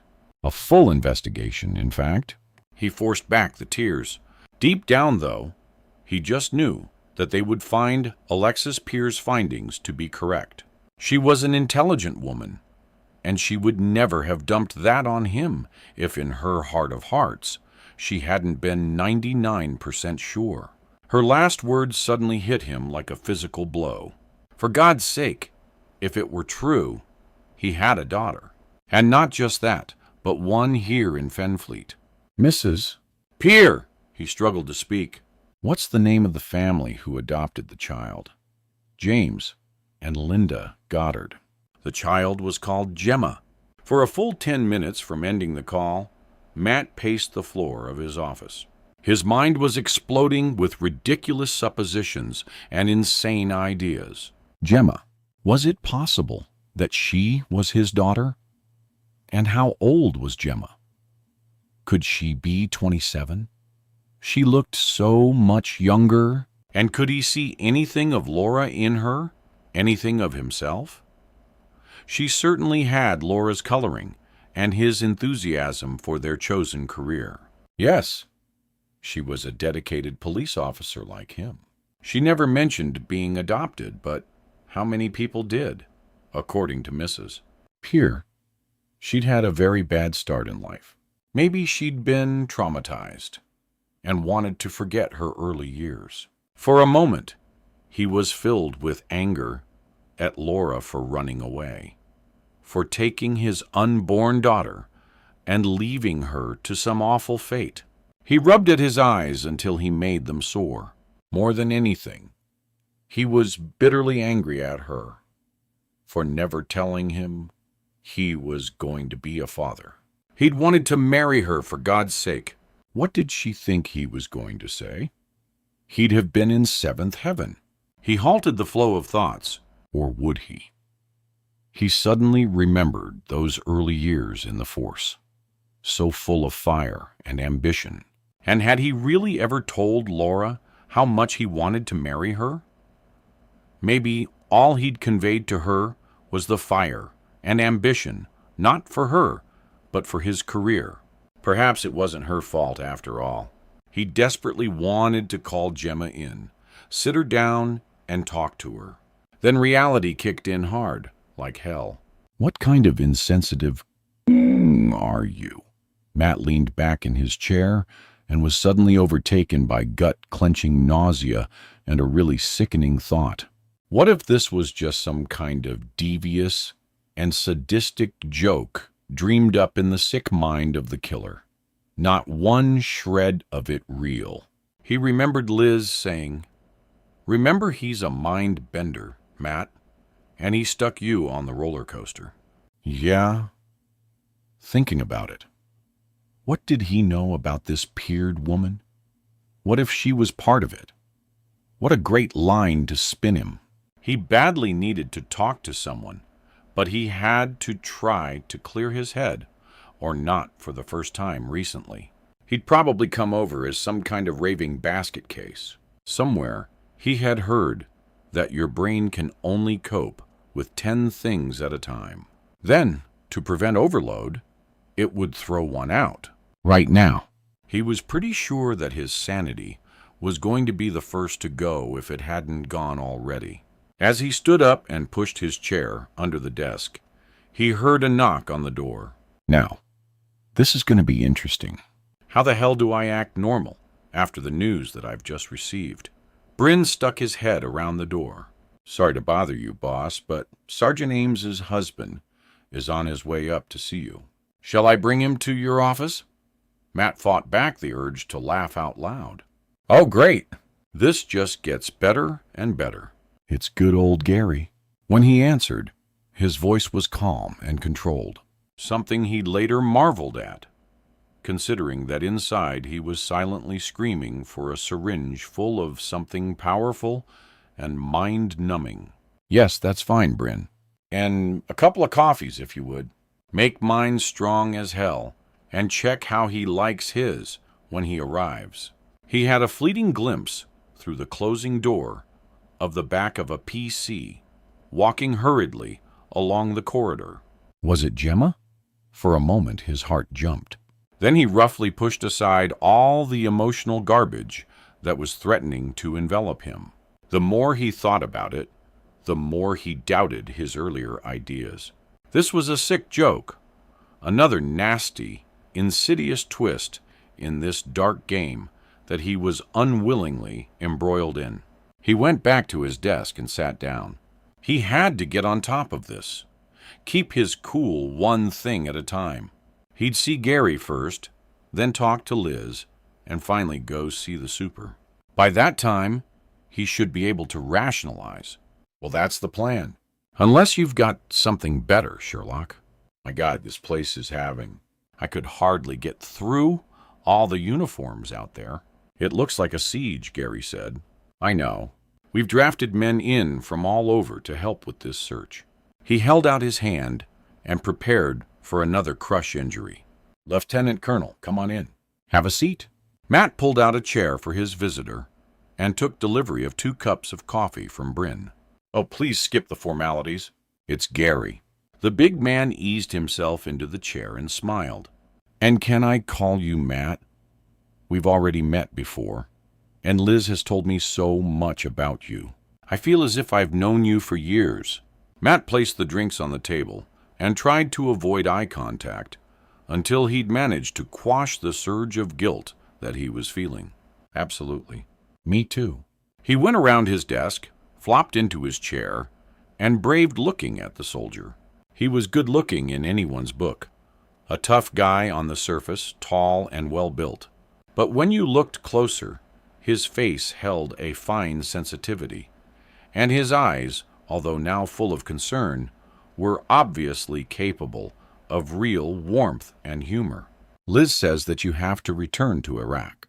I know you're going to be worried sick about her. If there is anything I can do to make things easier, just say." Worried is not quite adequate. Scared shitless is more accurate. And funnily enough, that's not a position I ever recall being in before. He leaned forward and wrapped his hands around the hot mug as if seeking reassurance from it. "She says you've made arrangements for her and another officer to stay with Detective Inspector Jason Hammond." "That's right. We all felt it's probably the safest option at present. I certainly don't want her home alone. You and me, both. No question of that. But I really need to know if you can vouch for your inspector. Jason, too, right? He's a top man, I promise. I've known him for years, and I trust him implicitly." He raised his eyebrows.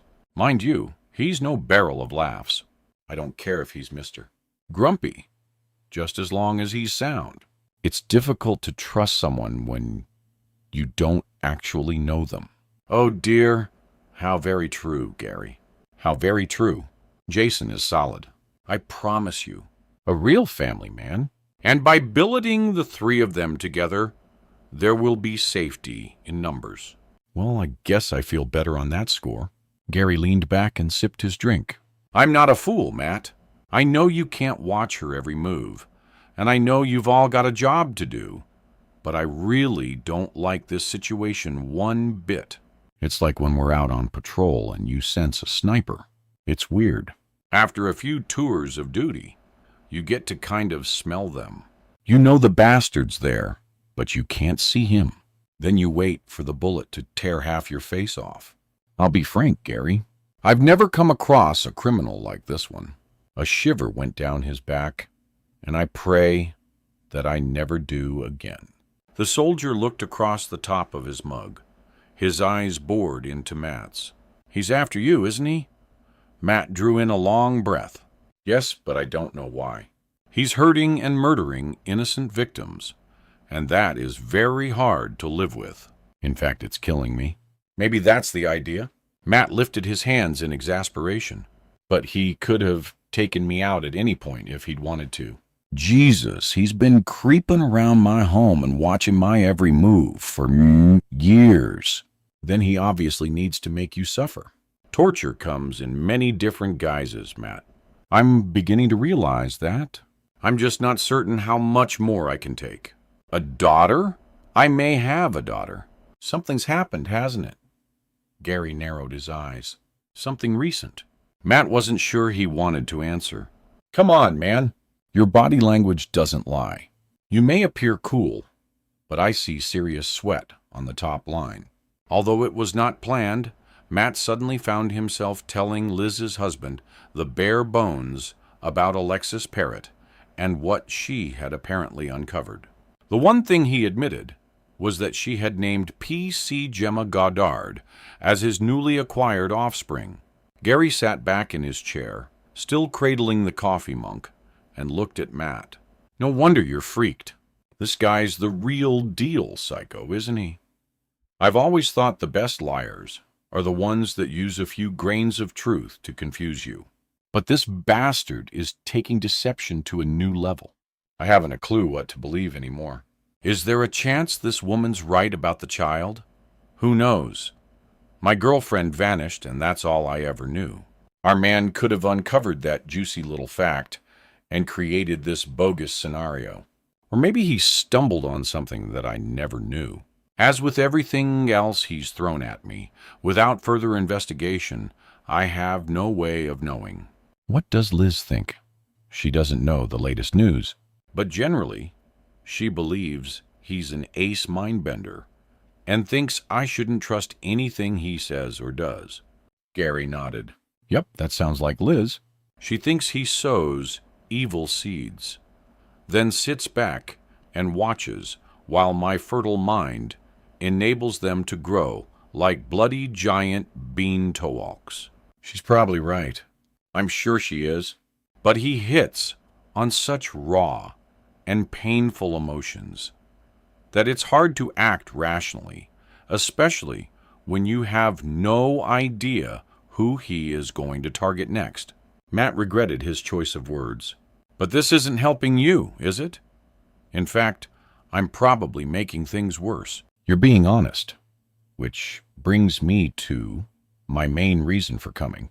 Gary placed his mug on the desk and gazed steadily at Matt. I'll say this and get out of your hair. If anyone is not helping, it's me. You have a killer running around the country, and I'm bleeding on about my wife. He lowered his voice. Matt, as I said before, I'm not a fool. I have the ability to read people, if you know what I mean. And I'm reading that something pretty intense is going on in Liz's life right now. Something other than this manhunt.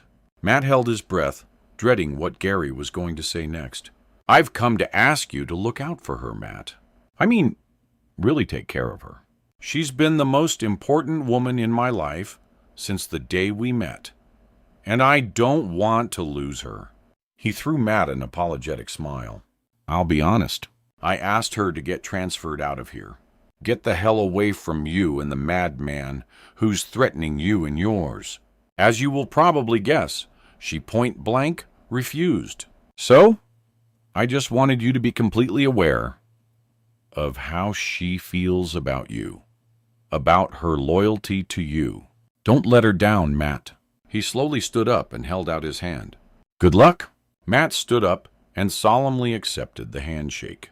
He was unsure of exactly how to take what he'd just been told, but thought he might have just been let off very lightly. Enter you. Stay safe from the snipers, and I'll be there for her. I promise. They walked out into the corridor. Matt felt a strange and unexpected camaraderie with the soldier. I'll escort you down to the murder room, Gary. I'm sure you and Liz will want some time together before you leave. I'd appreciate that. Thanks.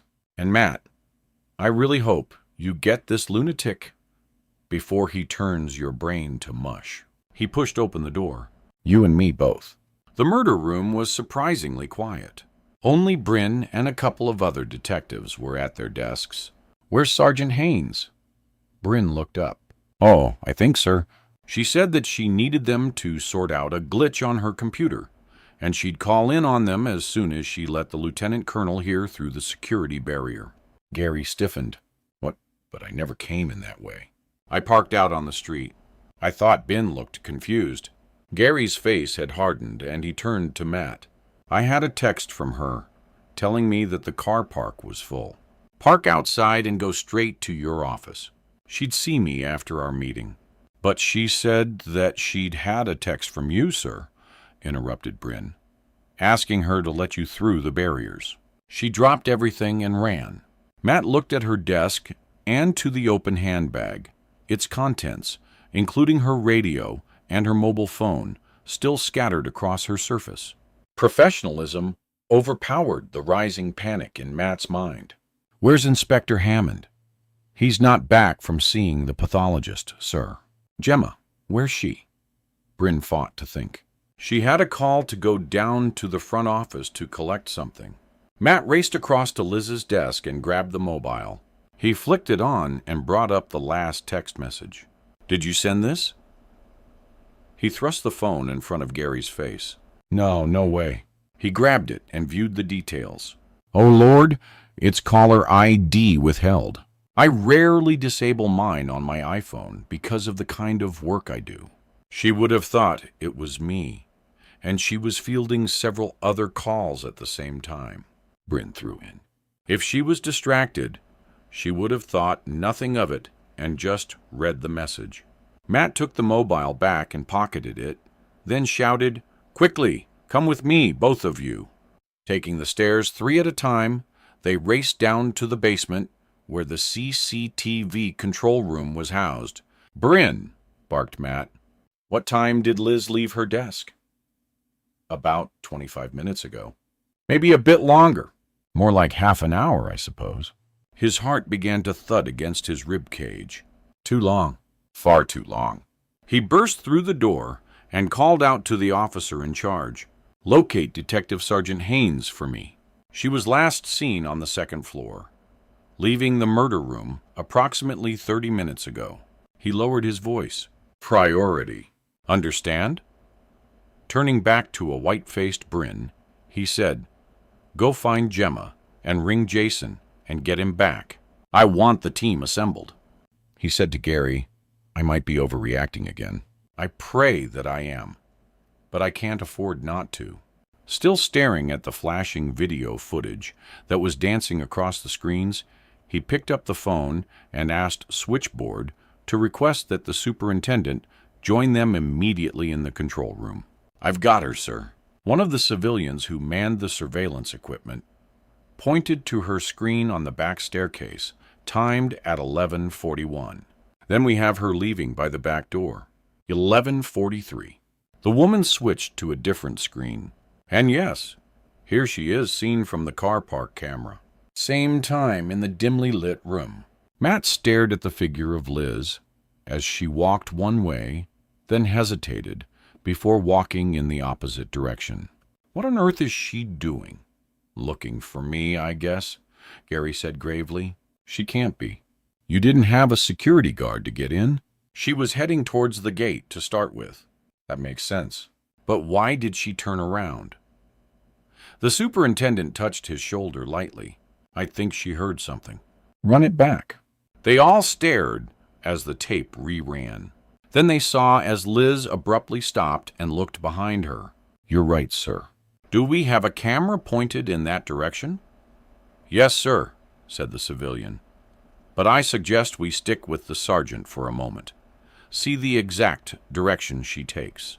With exasperating slowness, the video continued. They watched as Liz hesitated, waited, then suddenly almost ran from the camera's sight. "Where did she go?" asked Gary tensely. "Don't worry, I'll pick her up on the next angle." "Hold on." The screen blanked, and the operative swiftly brought up a different section of the car park. "Got her there? Damn."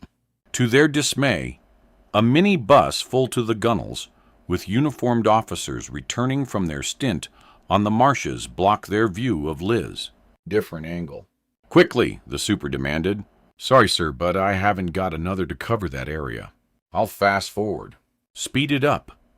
The officers raced from the vehicle and disappeared into the station like drones into the hive. Then the yard was once again visible and empty. There must be another camera. Matt felt physically sick as he stared at the deserted area. There's one at the gate. It may just take in a small chunk of this area, but it's only intended to log vehicles entering and leaving the car park. Then find it and fast. Footage flashed across the monitor. Vehicles flew in and out. The barrier lifted up and down, making them blink and rub their eyes. "That's it." "Stop." Matt squinted, trying to understand what they were looking at. In the farthest field of vision, and partially obscured by a wall and the side of the big police personnel carrier, a dark-colored 4x4 was parked. The driver's door and the boot were wide open. As they looked, they saw a tall figure bundle something into the back of the vehicle. Then, before they could try to identify who or what it was, another figure burst into the scene. A PC, her ASP, already drawn and raised, threw herself at the driver. "Jesus Christ, that's Gemma." "What the is she doing?" Matt hardly recognized his own voice. "Can't we get a better view, for God's sake? Not with that bloody minibus there buggering everything up." "Oh no, look." For a moment, the struggling figures moved out of sight behind the 4x4. Then they saw the back door slam down and a man run to the driver's door, and jump inside. We'll get a better shot as he approaches the barrier. But how the hell will he get out?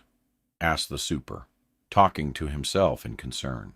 Like that, said Matt flatly. They watched an arm extend from the open window, and a hand carefully swipe an official card through the machine. As the barrier dutifully went up, they saw the hand give one defiant wave to the camera, and the vehicle accelerated away. For a moment, no one spoke.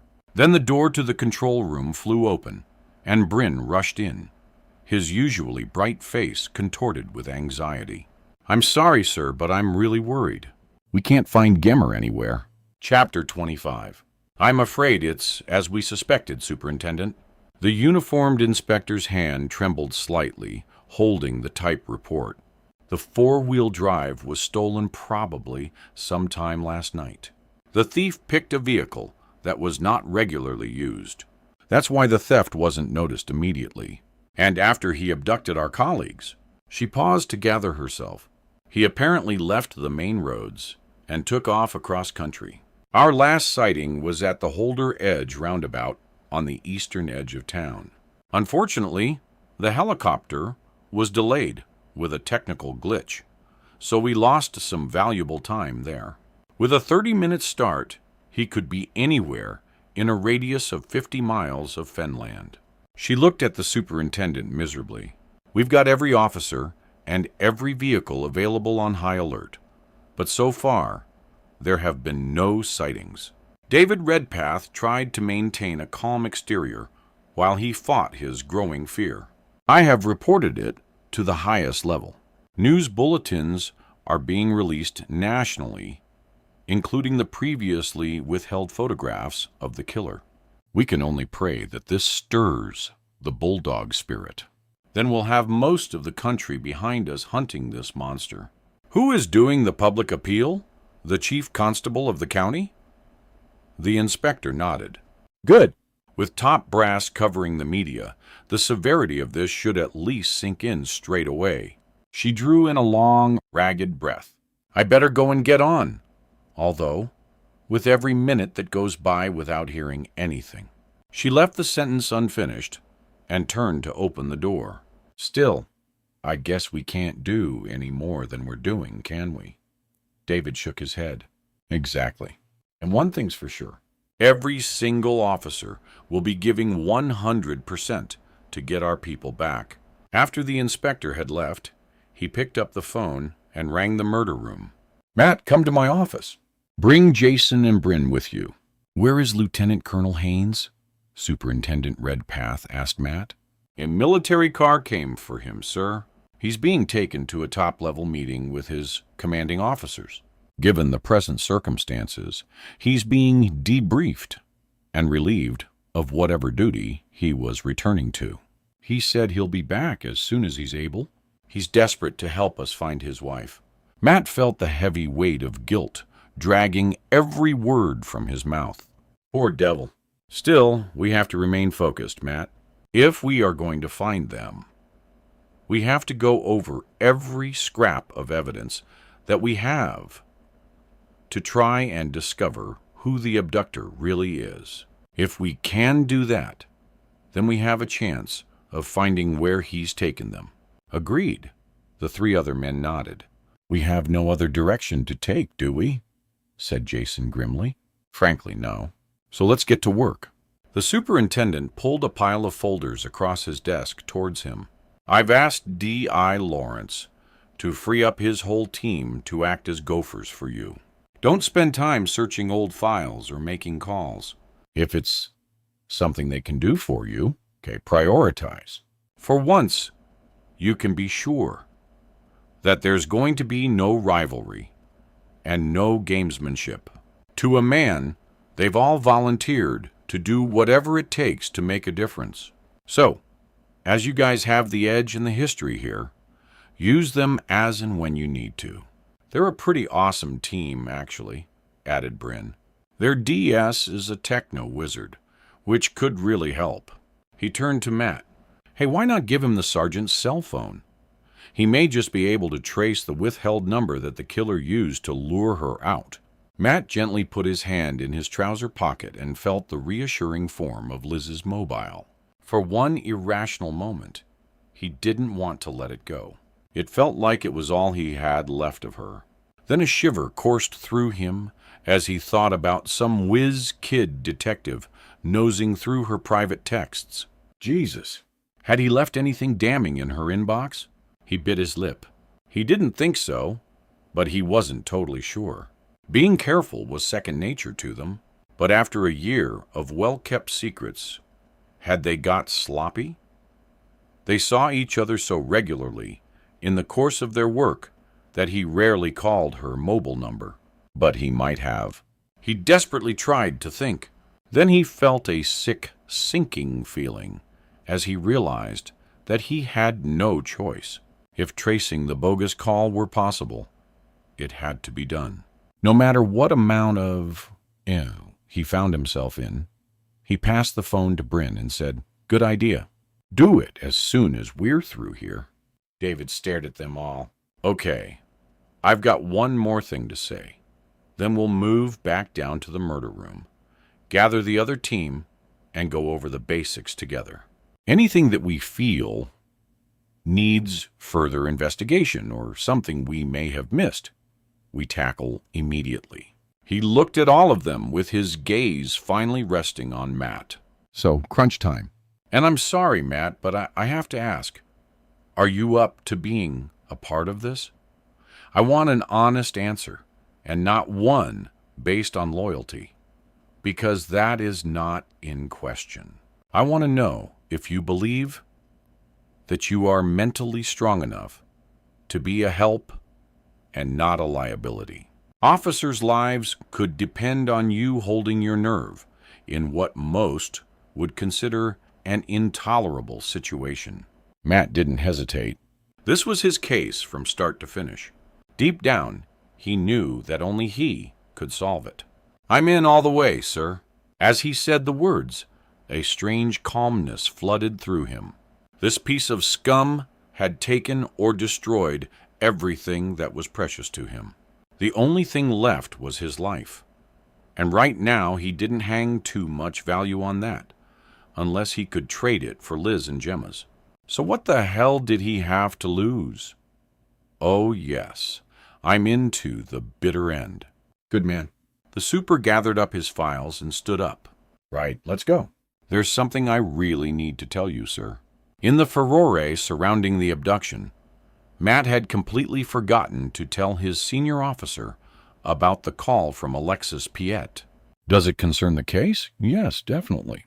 But I think you should be aware before then. Save your breath and tell us all together. Now come on, man. The first thing Matt saw when he entered the room was the addition of two large portrait-style photographs on the whiteboards, both police pictures, one of Liz and one of Gemma. He stared at them and allowed them to fill his whole field of vision. Then he closed his eyes for a moment. Behind the lowered lids, he still saw the two beautiful faces. Surprisingly, his calmness from earlier still remained, and that strengthened him, because he knew it was not a serene, peaceful calm, but a cold, hard determination. Everything else seemed to have been stripped away, and all he was left with was a ruthless, flinted resolution to get the man who had caused all this pain and suffering. And when he got him, Matt slowly opened his eyes, took in the room full of officers, and gave a small smile. "Well, we'll see, won't we, DCI Ballard, if you're ready." The super indicated to the seat next to him. "Let's take it from the top, as they say. Actually, there has been a development, one that occurred moments before the incident in the car park." He couldn't quite bring himself to say the word abduction out loud. "I had a telephone call from the woman at the telephone number written on the photograph of Laura Schofield, a Mrs. Alexis Piet from a village called Browns Hill in County Durham." He pointed towards the black and white picture on the wall. Laura pouted disdainfully back at him, and he looked away. "Go on. Tell them the time for secrets has long gone. Matt paused, aware that all eyes were on him and that the room had gone quiet. Maybe it was his own heightened sensitivity, but he felt that they'd picked up on his discomfort. In a voice that was nothing short of clinical, he told them everything that Alexis Peer had allegedly discovered. At the point of telling them about his girlfriend having her baby, he could almost hear a dozen minds doing the maths. A few murmurs and lifted eyebrows confirmed that they had all reached the same conclusion. He waited for the soft ripple of whispers to subside, then quietly said, "And if you think that is the worst of it, believe me, it isn't. It doesn't end there." He stared pointedly at David Redpath. 15 years ago, the child and her adoptive family moved to Fenfleet. The name that misses. Peer gave me for the girl was Gemma Goddard. Somehow saying it had the effect of making it real. Although his heart told him otherwise, it was 50-50 odds that Gemma might be his daughter. The room erupted into uproar. Questions fired back and forth, and finally he held up his hand. "For God's sake, shut up, all of you. Just for one moment. Think how I feel after all those years to find this out. And courtesy of a man who is a manipulative, head, child, killing son of a bow." And the super's deep voice cut through like a knife. As police officers, you all know that this is totally unsubstantiated hearsay until it's proven otherwise. No matter how shocked his senior officer might have been, Matt was thankful that he'd got a grip on it so quickly.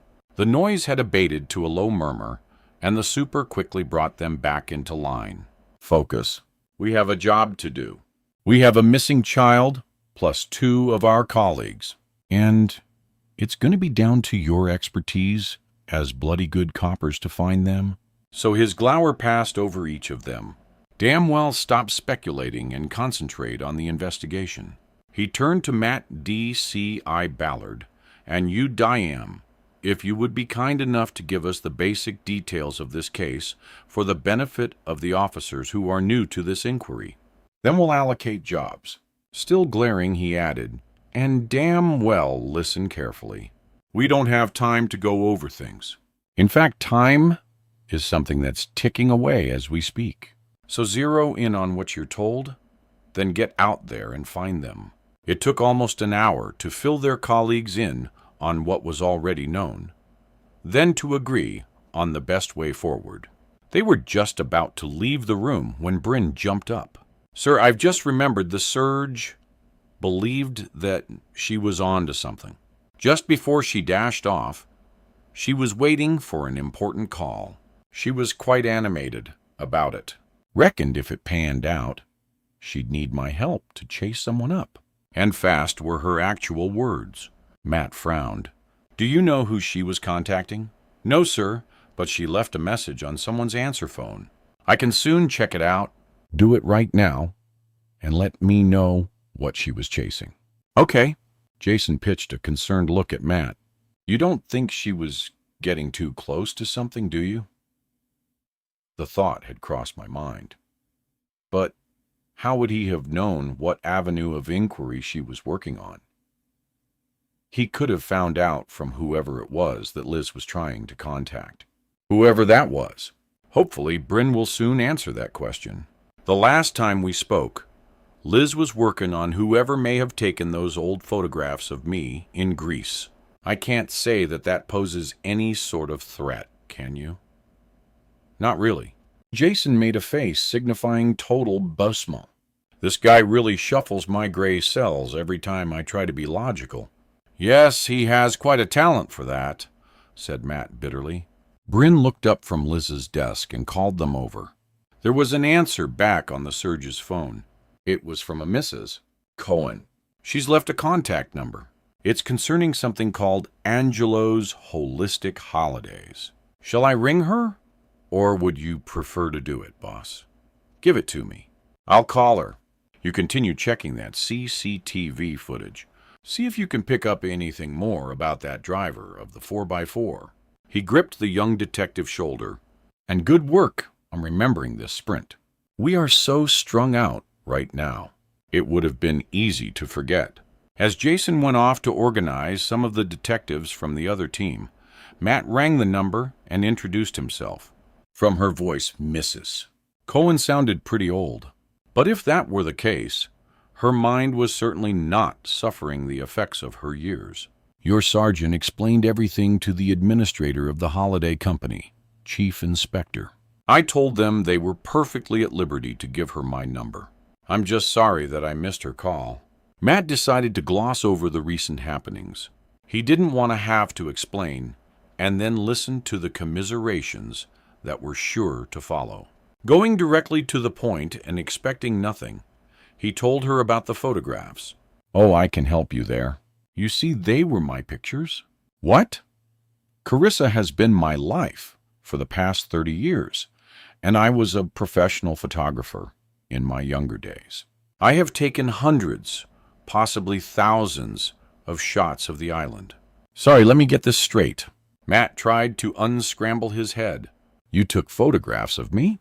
And you can still remember them? Certainly. I took photos of everyone, but the ones of you were good. Very moody. She gave a little laugh. I have them all cataloged on my computer, Chief Inspector. All in date order. Right back to my very first visit. My epiphany, as I like to call it. She laughed again. It quite impressed the other officer, who came to visit me last year. Such a nice man. He called me a silver surfer, but I told him I've been using computers since Bill Gates was in short trousers. Matt felt his jaw tighten. Other officer? Yes. He was from something called a cold case unit, trying to track someone involved in a murder back in the early 80s, apparently. And he asked to see your photographs. Yes. He said he'd interviewed several other people who had visited Carissa at the same time, but no one could help him. He was very pleased when he saw my collection. I bet he blank was. Mrs. Cohen, if I email you a photograph, would you be kind enough to tell me if you recognize the man it shows? Of course. She gave him her email address. Then her voice betrayed concern. I haven't done anything wrong, have I? I mean, he didn't use those photographs inappropriately, did he? As Matt typed her name into his computer and clicked send, he said, I'm afraid he did, Mrs.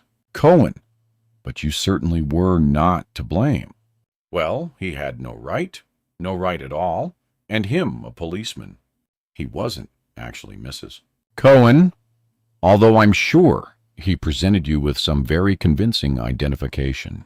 Not a policeman, you say? For a moment, the woman was silent. Then she said, Can you tell me how he used my photographs? I suppose you would call it a form of blackmail. Have you received the emailed picture yet, Mrs. Cohen? Again, there was a pause. Then he heard a slight intake of breath.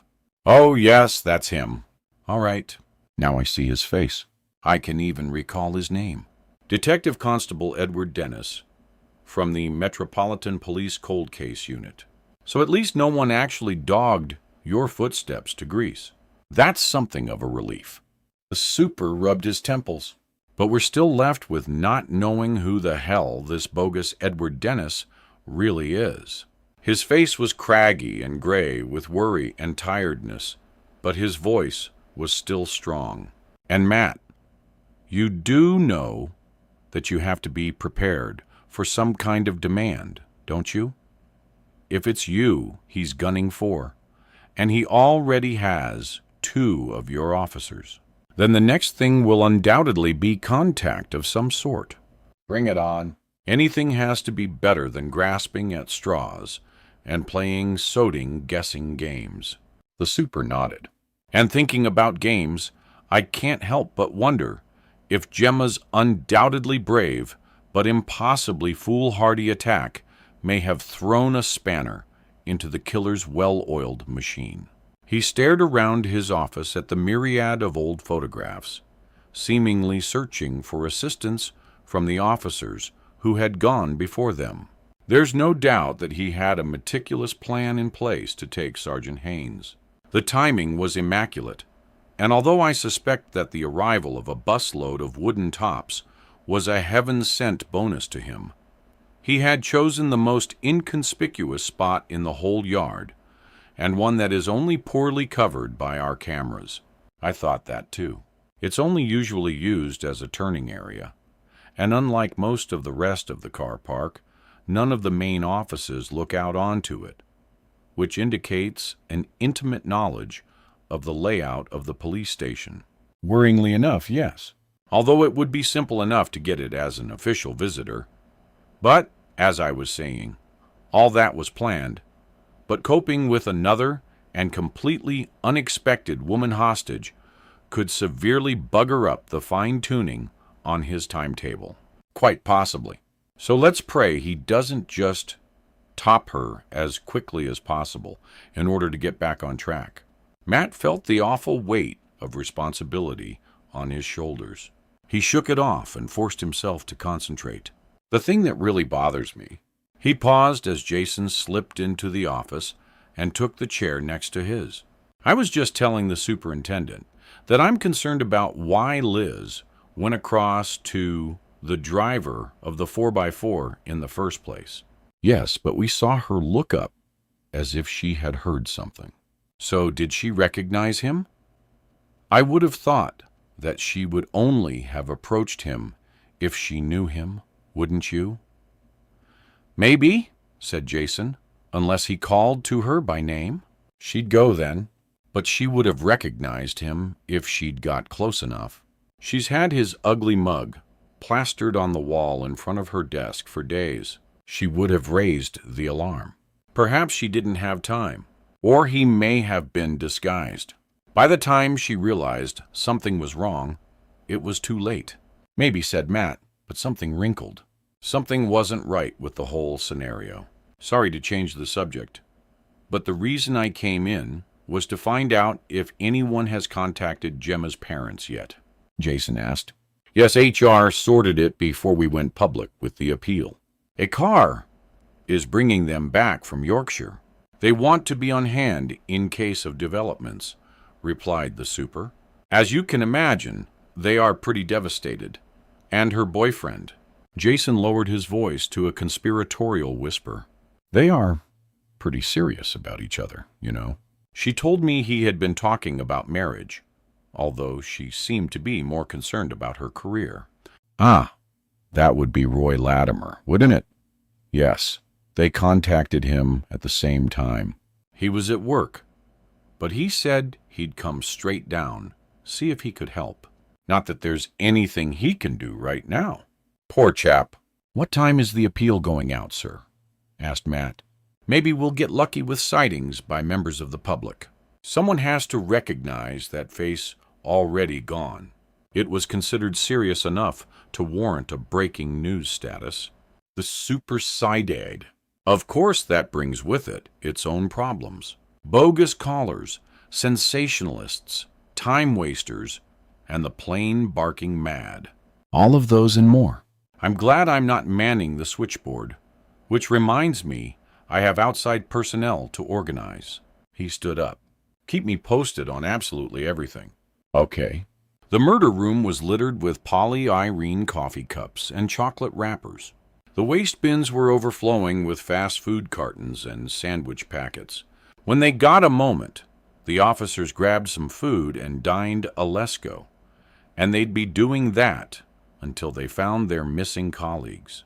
Matt approached Bryn, who was hunched over a series of photographs. But before he could speak, he saw that the young detective's shoulders were rising and falling in a jerky fashion. Hey, come on, Matt said softly, squeezing the man's arm. We'll find them, Bryn. We will. I should have gone down to the car park with a sergeant. I shouldn't have just let her rush off like that. I should have thought. Don't beat yourself up, son. No way could you have known that the call wasn't from her husband. Gemma had the brains to know that the surge shouldn't have been out there alone. Didn't she, sir? Or she wouldn't have been there, would she? Matt felt that same misgiving again. Where did you say Gemma had gone prior to the incident? Front desk, sir. She had a caller asking her to collect something. Then why use the back stairs? The main staircase leads directly to the desk. Perhaps she saw the sergeant go off alone and went after her. Bryn wiped roughly at his cheek with the back of his hand. I'm sorry, sir. I don't normally let myself down like that. Between you and me, you aren't the only one out of the two of us who has shed tears since this whole shitty business kicked off. The killer's at us by the balls since D1, hasn't he? The question didn't need an answer. Anything useful on those CCTV pictures? Matt glanced at the photos. I am still checking them.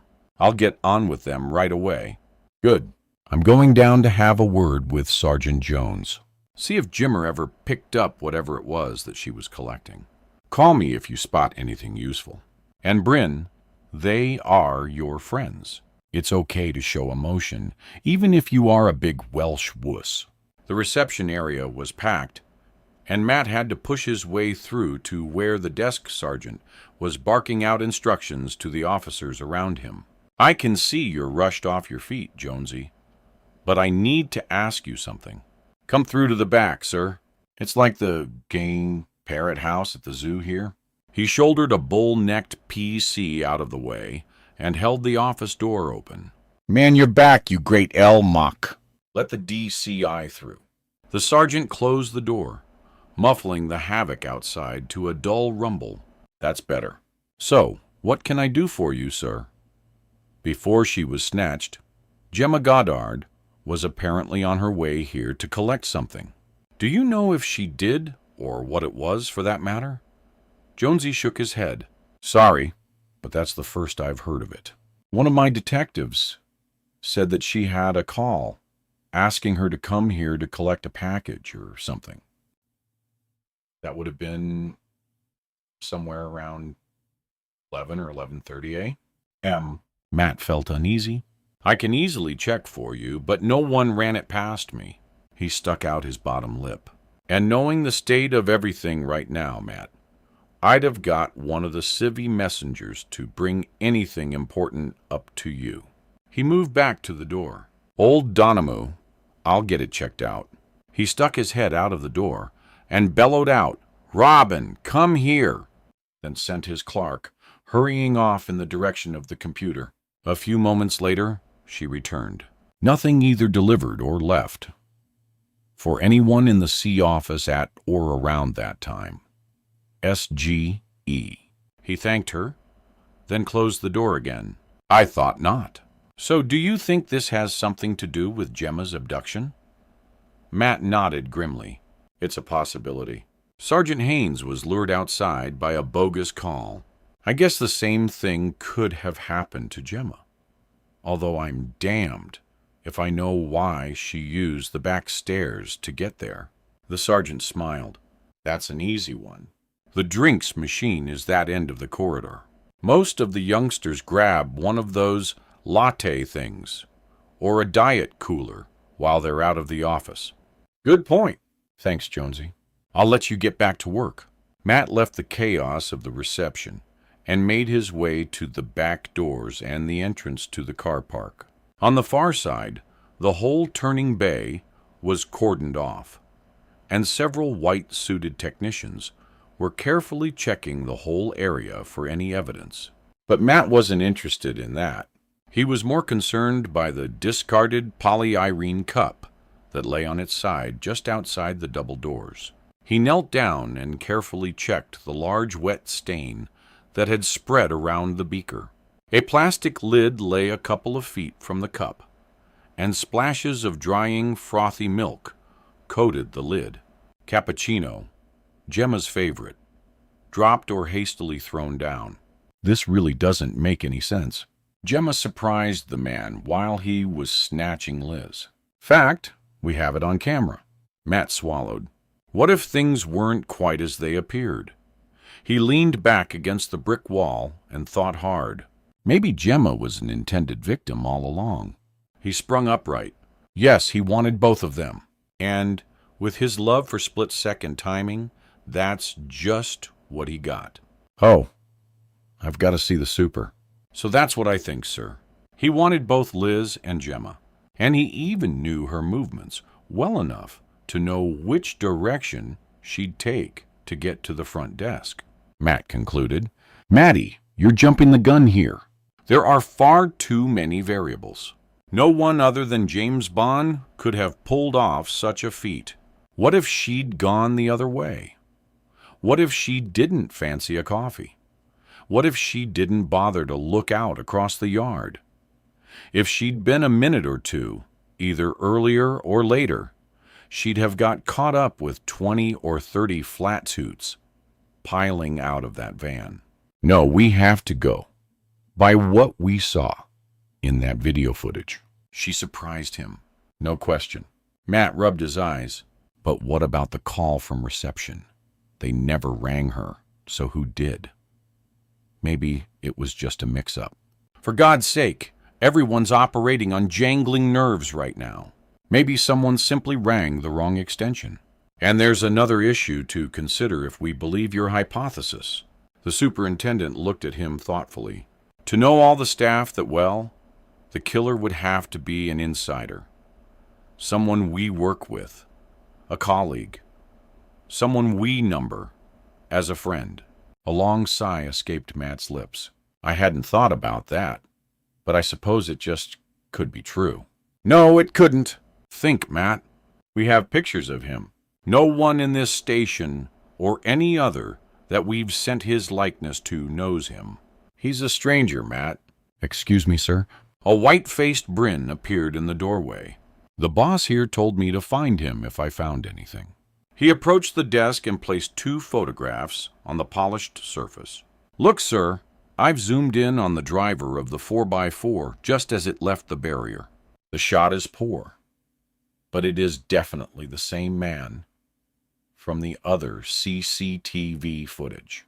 Matt and his senior officer both leaned over the pictures.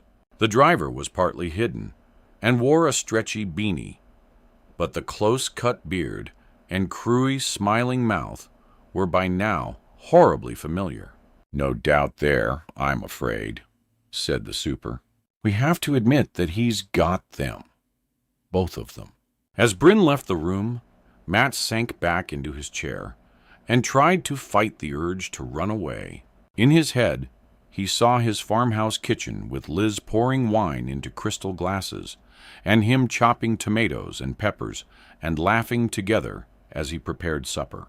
More than anything in the world, he wanted those days back, but without the bug under the stairs and a madman killing the neighborhood children.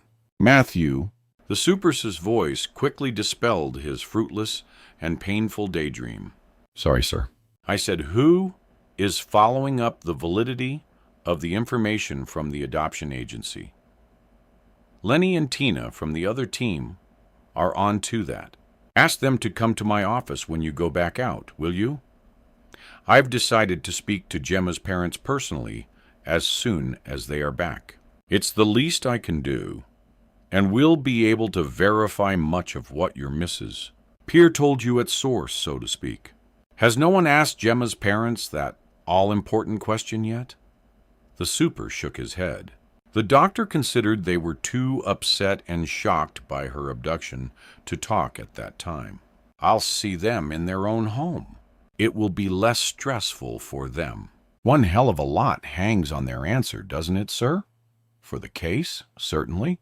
But for you, well, I can't imagine what's going on in your head right now, Matt. You wouldn't want to know. It's a pretty bad place at present. One moment I'm full of determination and ice-cold resolution. The next, well, it's like I've tripped my panic button, and the reality of this god-awful mess blasts in on me. Hardly surprising, is it? Before he could continue, his desk phone bled out. Okay, right. I'll be there in 2. He replaced the handset and stood up. That was Jason. Gemma's boyfriend is downstairs. He's dusting the ceiling over what's happened, and I can't say I blame him. Poor sod. This is one glorious cock-up if I ever saw one. Shall I come with you, sir? Not this time, Matt. You'll only finish up blaming yourself and in front of someone who is just about to take us to the cleaners. That may not be a very sensible move. Matt returned to the murder room, and as always, the row of photographs attracted him like a magnet. Laura, did you really have a child? Our child? And did you reject her and kill yourself? Matt looked at the killer's face. Or did it all come out of his sick head?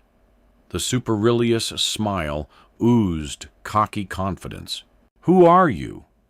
And why do you hate me so much? No answer came, but his mobile rang and made him jump. I've just seen the news. Is it true? Yeah, all of it. Jesus, mate. How are you holding up? With difficulty. Well, look, I'm sorry. I'm about to make things a whole lot worse. I need to see you. I'm pretty smartish, Matt groaned. I'm well stuck here. No way I can get out. What's wrong? He asked, but wasn't sure he actually wanted an answer. I can't tell you on the phone. Well, I know you have a pathological dislike for the place. But can't you come here? There was a loud exhaling of breath from the other end. Then Eddie said, Yeah, for once, I'll make an exception to my rule. But you better find us somewhere really private to talk, because you're not going to want to share this with your mess room buddies. The phone went dead. Matt was left staring at the words. Call ended. Chapter 26. This should never have happened. Roy Latimer smashed a fist on the table. How did it happen? How could you let a monster like that into this goddamn place? Jesus, it's a Whiteworth police station.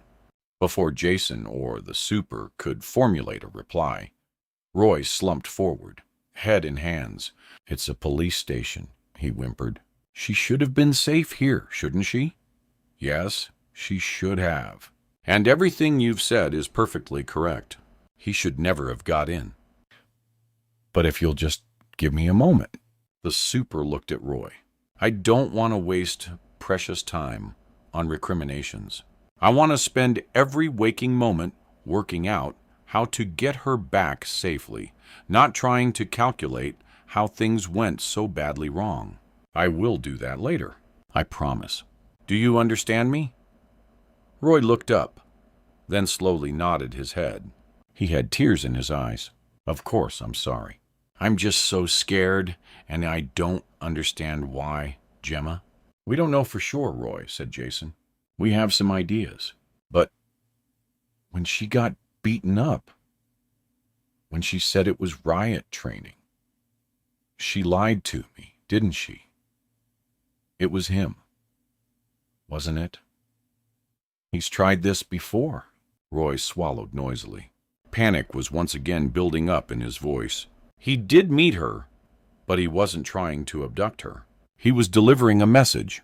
The super's voice was low and calming. Gemma very bravely tried to apprehend him. That's how she got so badly bruised. But was he after her all along? We think he's after someone else. Then why take her? He bit angrily on a carefully manicured nail. And that other woman, Sergeant Haynes, why? Why her? Jason sat back and shook his head. As I said, we really don't know, Roy. Roy removed his black-rimmed glasses and wiped his eyes with the back of his hand. He stared accusingly at the two police officers. It's him, isn't it? Her detective bossman, the chief inspector. That's who he's after. The super held his gaze. It may be. We think it's connected to an old case many years ago. One that the DCI was working on as a younger man. He's the last remaining detective from back then, and we believe the killer is punishing him for something that happened. Sadly, we have no idea why he's tormenting him like this. Tormenting him? As the notes fade gently, let your mind feel lighter, ready to re-enter the world of the story. Heat. What about my Gemma? She's the one he's taken. God knows what he's done to her. She could even be dead by now. Calm down, Roy. I'm sure she's alive. If the man who snatched her had wanted to do that, he could have done it there and then. I think he's holding her with the intention of using her as a hostage, someone to barter with, which means we have a little time. So he reached across and touched Roy's arm. Will you help us? I'll do all I can to help. Just please find her. Good man. And I know how much you care about her. Jason gave him a weak smile. Because Gemma told me herself, and we'll do everything we can to get her back to you. All right? Roy nodded slowly, and Jason continued. Now, there are a few things about Gemma that you may be able to help us with. But first, I'll get us some drinks. The super stood up. You'll continue here, Inspector. I have to go and inform the team that I'm going to see Gemma's parents. They should have returned home by now. Oh my God, James and Linda. I'd almost forgotten about them, Roy cried. I haven't spoken to them yet. That poor couple. They'll be beside themselves. Superintendent, will you tell them that I'll call them later and tell them what can I say? I'll just tell them if there is anything I can do, anything at all to ring me. They will have a family liaison officer with them, Mr. Latimer.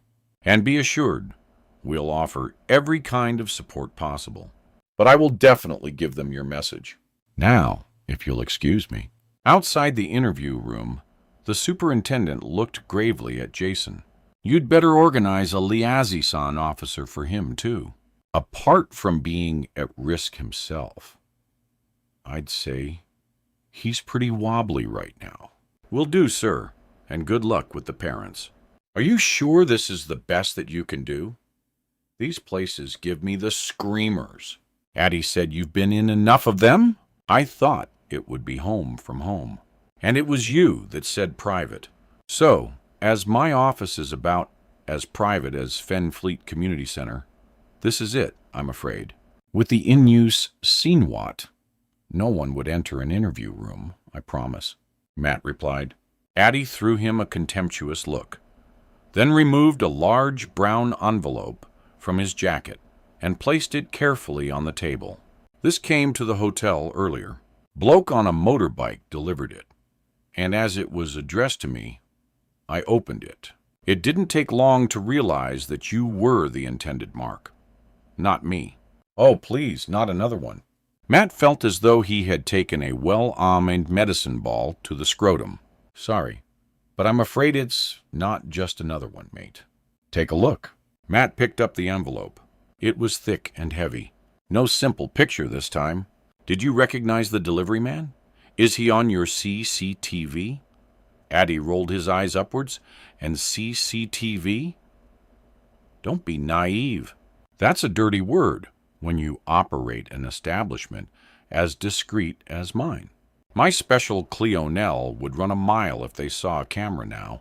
Wouldn't they, Detective? Matt thought of Liz tiptoeing up the back staircase to their room. Point taken. He stared at the envelope. Gotta do this. Matt tipped the contents onto the desk. Dozens of black and white photos slid across the table's smooth surface, and he immediately understood why Addie had been so shy. They are hot, man. I had no idea you were so athletic. Matt was speechless. He picked up one picture after another and shook his head in disbelief. I've already fathomed out how, if that was going to be your first question. Matt mutely nodded. Well, you know the derelict old school on the site opposite the side entrance to the hotel. I took a sneaky look around it, and someone has been in one of the attic rooms on a regular basis. Whoever was watching had an interesting view straight into the dressing area of your room, and with the use of the full-length mirror that I kindly provided, and a very high-spec camera. Voila! Naughty bedroom pictures. They are not naughty. Adds exactly, chum. The things that go on under my own roof? Quite shocking. Matt knew that AD was trying to help by making light of the situation, but anger was beginning to burn through him like the onset of fever. The bastard. The evil bastard. He flipped through the pictures. Even he was shocked at the intensity, the passion, the ingenuity, even of their lovemaking. The pictures had frozen moments of such sexual pleasure that perversely they made it hard not to stare at them. In case you're wondering, I didn't actually look, mate. Well, maybe just a glance or two when I opened the packet, but frankly, they knocked me sideways. I shoved them back in the envelope and rang you straight away. A D was not laughing anymore. Matt gathered them up.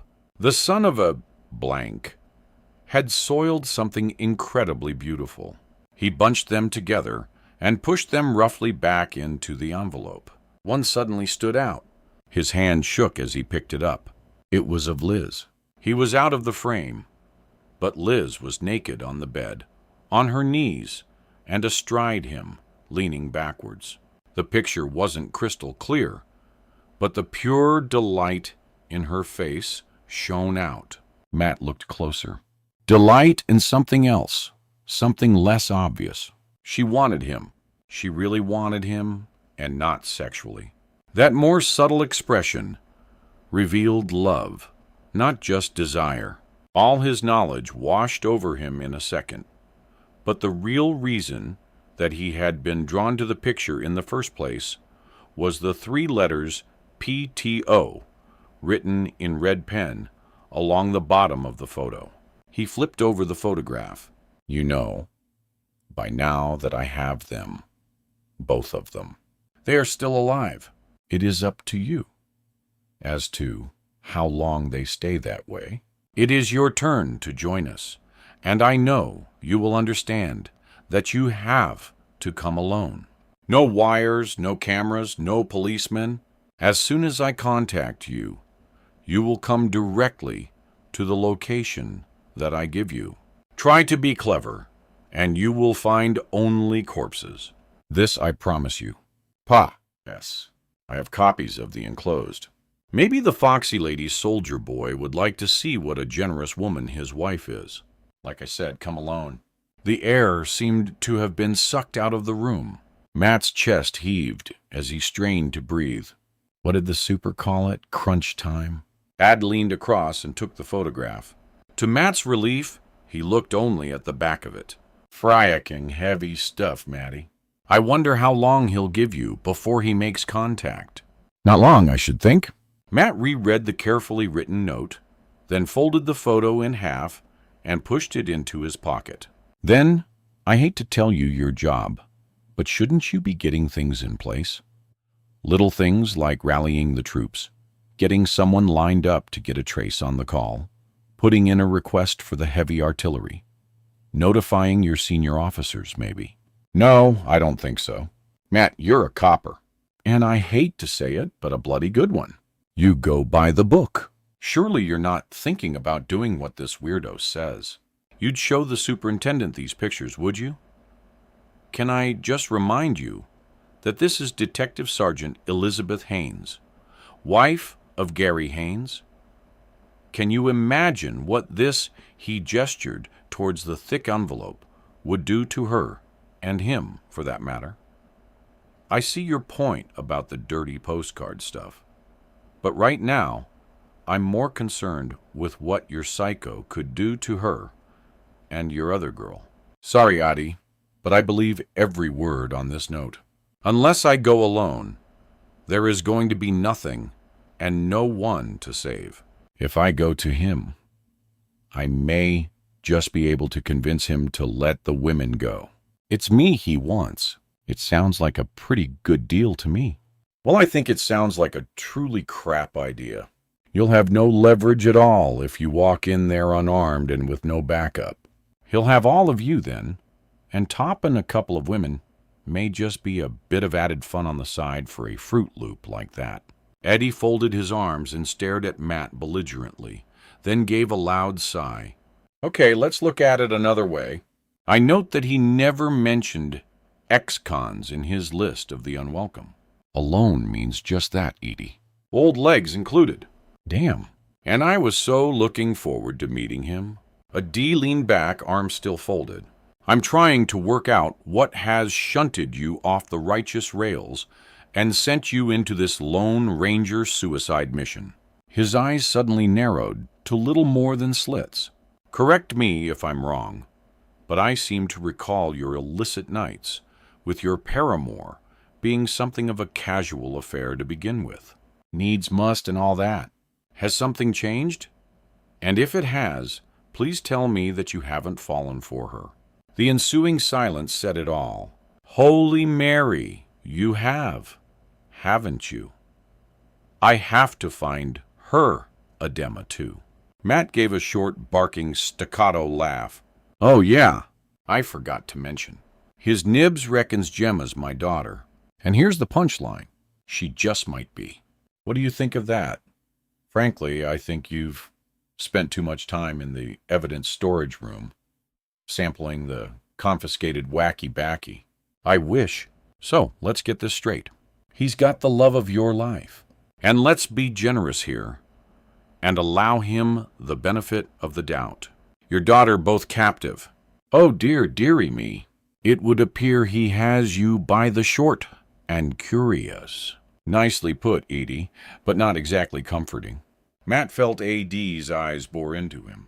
"If you do go Benzai and take off alone, you do know that I can't promise not to follow you to your rendezvous, don't you? If you do, you can get us all killed. You have to let me go alone. I will put up very good odds that he would not spot me. He may be a top-class psycho, but I'm a better thief than he'll ever be. You should see the mess he left in that old schoolroom. Appalling lack of finesse. No pride in his work. For God's sake, don't underestimate him, Ad. He's far clever than you think. He's been planning this for years, and he's got the whole station running around like headless chickens. Worse than that, we still have no idea who he is or what he wants. What he wants is simple. He wants the three of you, and for you to suffer beyond understanding. Think about it. He has the woman you love, and the ability to take her away from you permanently and possibly very violently. He has also found your long-lost daughter, and like Liz, he can give her to you, then take her away forever. It's all about power, mate. Adi's voice was low and uncharacteristically serious. Somewhere along the way, Matthew Ballard, you have upset this man enough for him to do absolutely anything to get back at you. And there's one last thing you should consider. What if he doesn't want to kill you at all? Just wants you to witness the death of the two women closest to you, then let you live with the memory. He puffed out his cheeks at the horrible thought.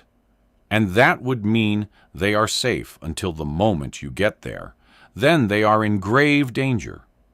The thought made Matt feel physically sick, but for some reason, he didn't believe that was the killer's goal.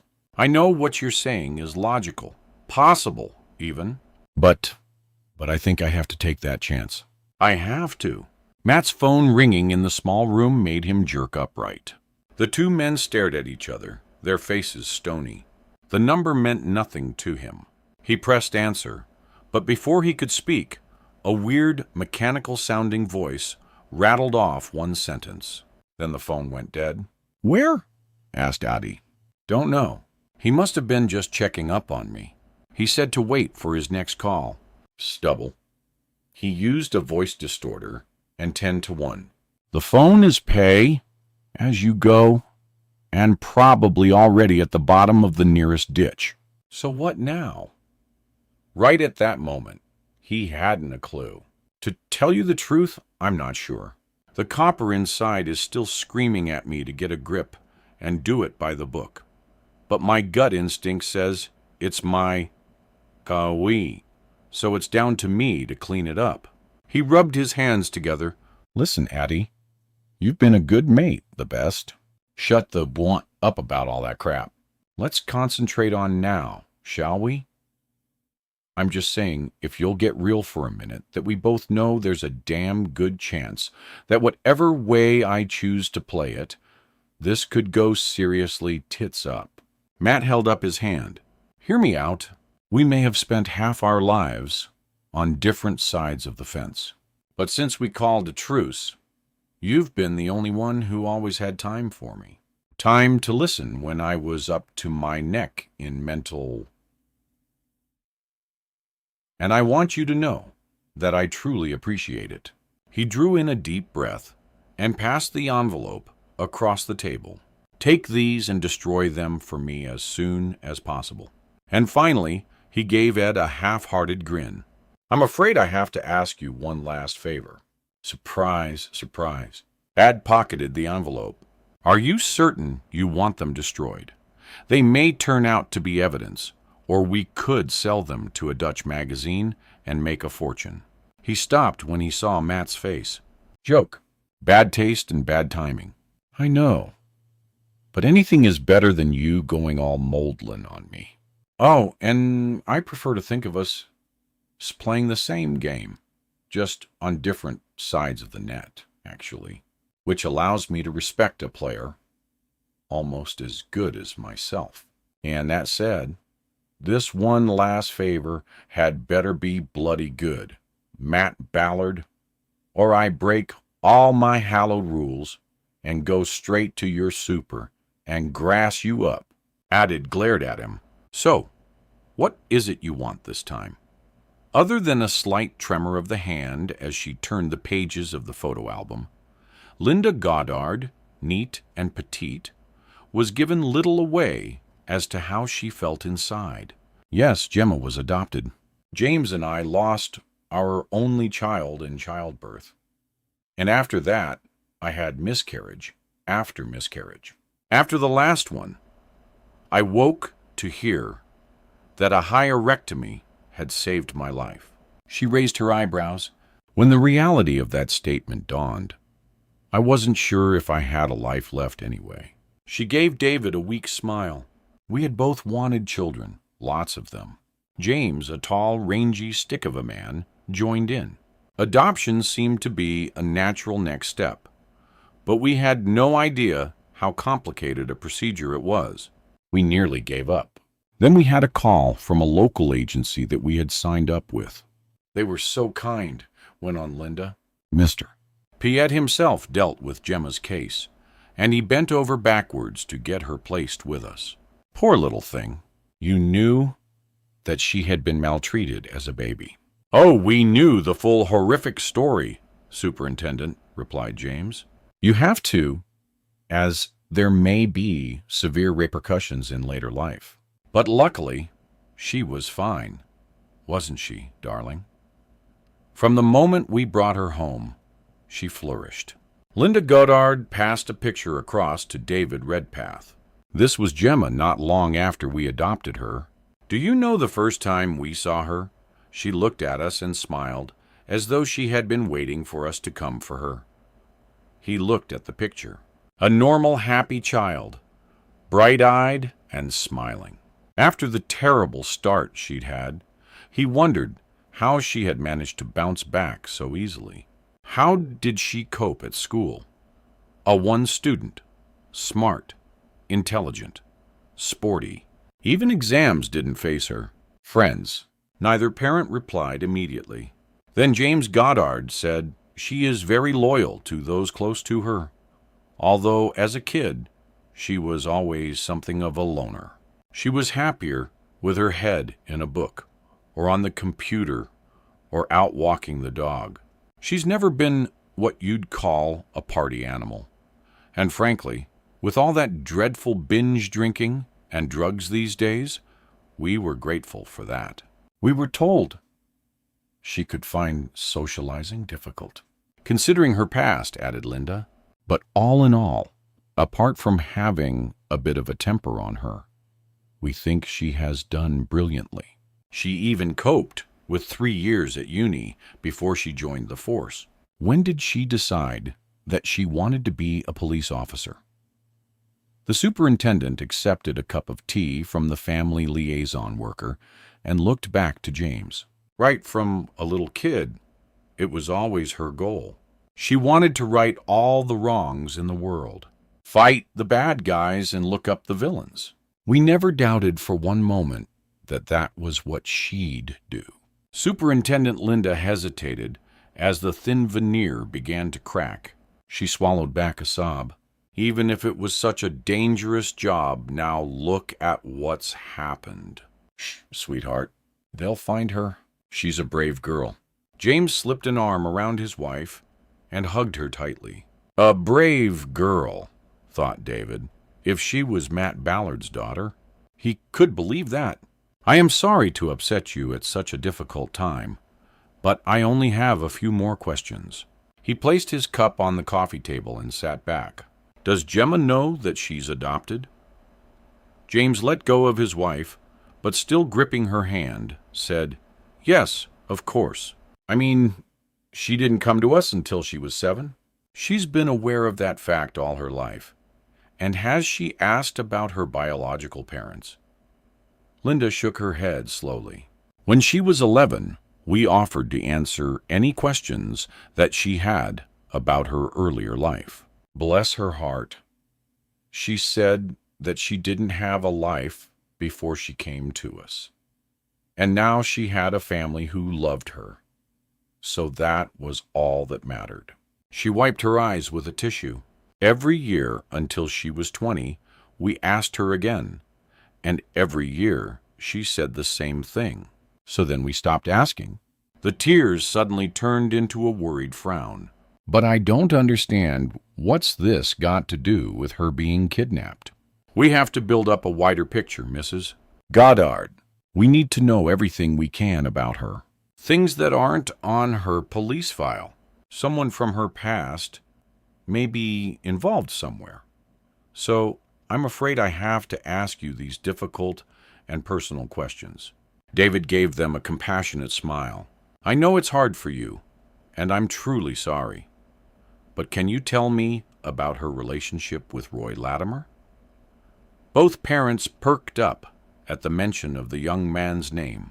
Best thing that ever happened to our Gemma. Apart from when she came to us, of course. He's a lovely young man, and he adores her. We rather hoped. Linda stopped, mouth slightly open, apparently realizing for the first time that all plans for the future had been put on hold. He asked for me to tell you that he'll be ringing you, and if you need anything to call him. Poor Roy. He'll be beside himself with worry. The tears started again, and she looked towards the window, fear stripping away all of her earlier composure. It will be dark soon, and my baby's out there somewhere with a madman. Superintendent Redpath left, feeling a great sadness for the two people who had taken a broken child and lovingly put her back together again, only for some evil bastard to steal her away from them. As he sat back in the car and looked out the window into the gathering twilight, he wondered how Matt would take the news.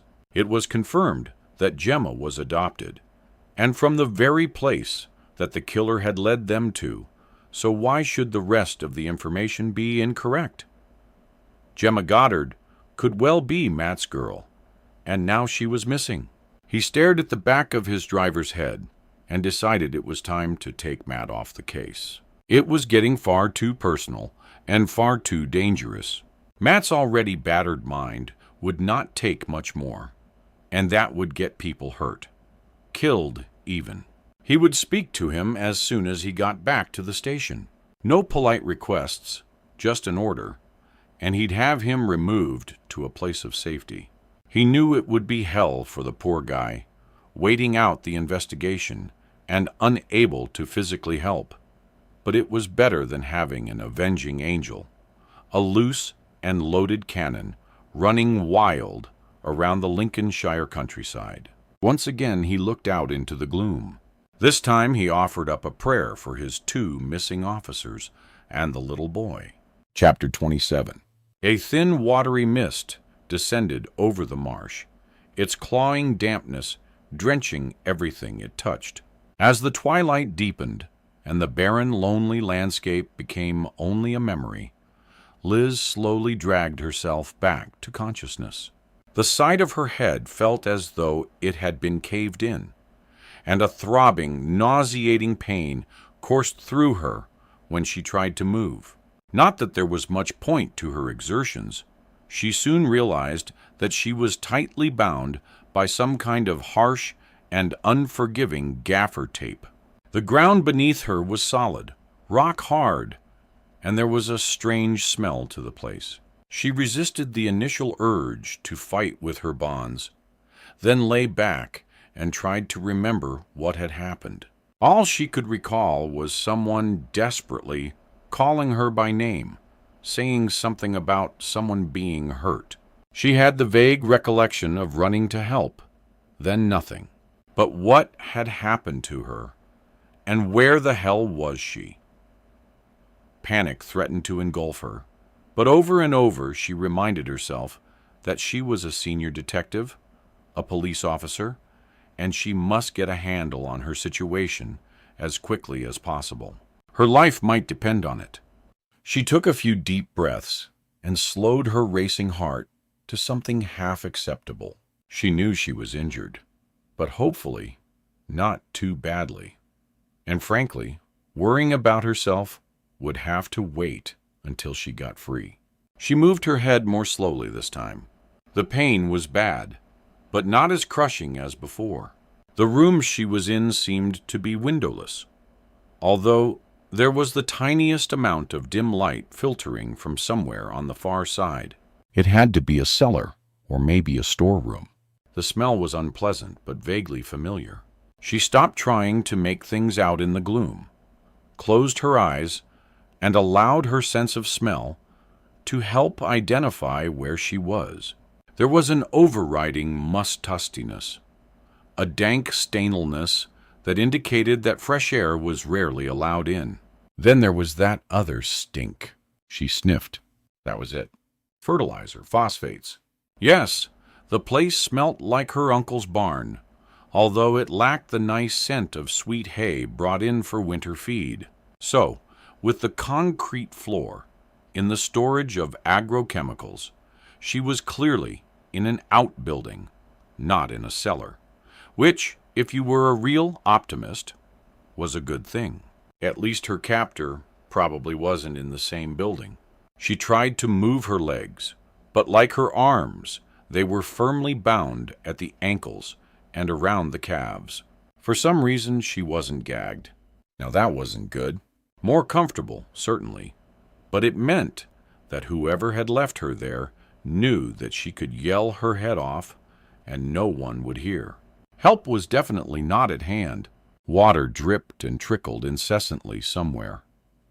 And there was another sound, a creaking sort of sound coming from nearby. As she listened, she realized that a wind had got up, and from its mournful wailing and long whispering sighs, she had the feeling that she was somewhere very remote, somewhere like the marshes, or a far-flung part of the fen.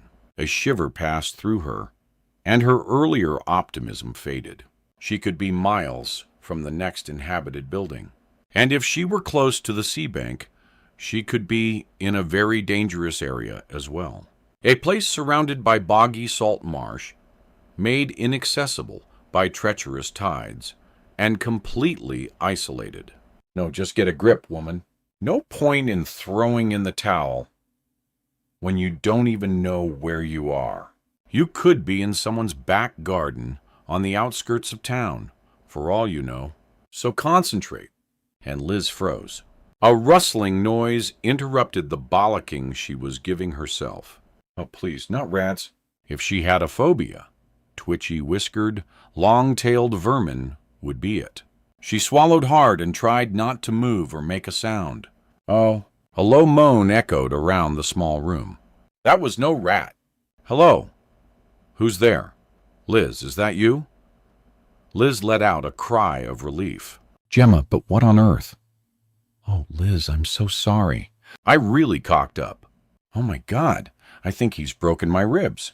What happened back at the station? I don't understand.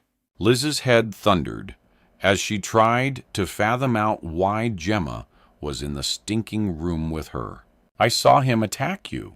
I was so incensed that I just ran at him. I know I should have radioed for help, but I forgot all my training. I forgot everything. All I could see was him making off with you. So, I had to do something. She gasped with pain. But I should have remembered the bastard from last time. It's not your fault, Jeem. I shouldn't have gone to him in the first place. He took me in completely. If anyone's a fool, it's me. Are you badly hurt? A bang on the head, but it's mainly my ribs. He caught me in exactly the same place as before. It really hurts to breathe. How about you? Just my head, I think. It's hard to tell when you're trussed up like an oven-ready turkey, Liz joked. But inside she was scared for the young policewoman. Broken ribs could puncture lungs, which, when added to her fears of their possible location, had just turned their situation from bad to deep, deep. Are you tied up with this soding duct tape stuff? Gemma coughed, then screamed with pain. After a moment or two, she wheezed out. Yes, just my wrists. Liz thought quickly. Can you get over here to me without hurting yourself anymore? I'll try. It took several minutes of agonized moans, but finally Gemma sank down beside her. What's the plan, Sarge? First, has he taken your radio or your phone? Your torch? My whole equipment belt is gone, and I can't reach my pocket where my phone was. But I think he's taken it. That would have been too much to ask for, I guess. So, do you think I can lie down here and position your hands close to mine? Perhaps I can peel off the tape? Then when you're free, you can do the same for me, said Liz. And although I hate to hurry you, the quicker the better. We have to get away from here before he comes to check on us. Even finding the end of the tape was difficult in the darkness of the storeroom. But pulling it off while bound herself was damn near impossible. Soon Liz found herself almost crying with frustration. Damn it. Damn it. The bloody, awful stuff. Am I hurting you? Bugger that. Just keep trying. I've got no wish to meet that sadistic again if I can possibly help it. Liz felt her nails tear, and the powerful adhesive soon covered her hands, making her task even more difficult. I've got to stop for a moment, Jim. I'm sorry, but if only I could see what I was doing, it would be Liz. Shh. Do you hear something? Somewhere, not too far away, a child was crying. Not just crying, but wailing and howling like a wounded animal. Oh, Jesus, that gives me the willies. Do you think it's Ryan? Whispered Gemma. Who else? Unless he's taken another one. Please, God, let it be Ryan. That means he's still alive. But we have to get free to help him. Before Liz could answer, there was another sound of a padlock being unlocked and a bolt released. Fear ripped through her as the door creaked and opened. A dark shape loomed in the opening. Good evening, ladies. I'm so pleased to meet you. My name is Ted. Liz wasn't sure how much time had passed. There was no longer any light seeping into her stinking prison. The concrete floor was freezing cold. Her teeth chattered uncontrollably, and her head throbbed with pain. Bad enough, but it was physical at least. Something to fight, something to find a way to overcome. Her mind, on the other hand, was suffering much deeper trauma right now. Earlier that day, she had believed that her life was difficult because she was confused about the two men in her life. An almost manic laugh escaped from her dry throat. If she'd only known what the rest of the day had in store, she needed to get free. And although she was exhausted from trying, she refused to give up. The alternative was too awful to contemplate.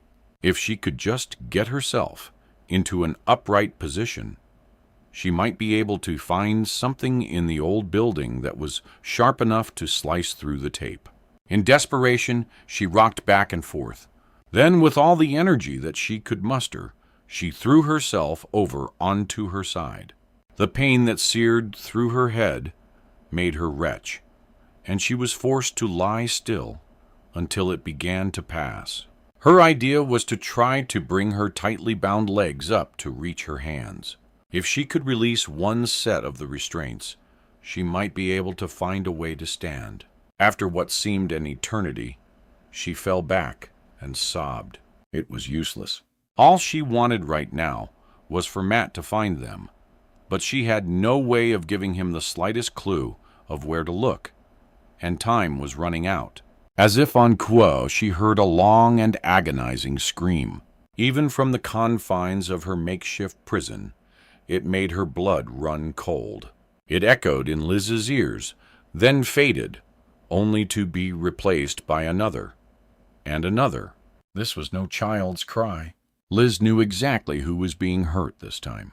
"Oh, Gemma, why did you have to be a Gushishun hero? You stupid, stupid girl!" Liz shouted angrily. Then her voice dropped to a little more than a whisper. "I'm so sorry. It's all my fault. What have I done to you?" Unable to shut out the cries, Liz lay helpless and alone in the old store and wept. David Redpath entered the station. Jason was waiting in the reception area for him. "Sorry to jump on you before you've even taken your coat off, sir, but there's something I really need to run past you," Jason said. Irritation flooded through him. Before he did anything, he had to talk to Matt. "Give me 10, Inspector, and I'm all yours. I have to speak to the DCI first." "He's busy in one of the interview rooms, sir." "Who with his friend?" "Ad Clarkson. He was here earlier, then he went away and came back again. The DC, I asked if I could give him a while in private. He said he wanted Mr. Clarkson to take care of some personal stuff for him." "Okay." "Hey, okay. Come to my office. But as soon as the chief inspector's free, I want to see him." "Right, sir. I'll make sure he knows." Jason loped along behind him. "Forensics have found something out in the car park, sir. I want your permission to get it followed up." He held the door open, and Jason followed him in. "Of course you can."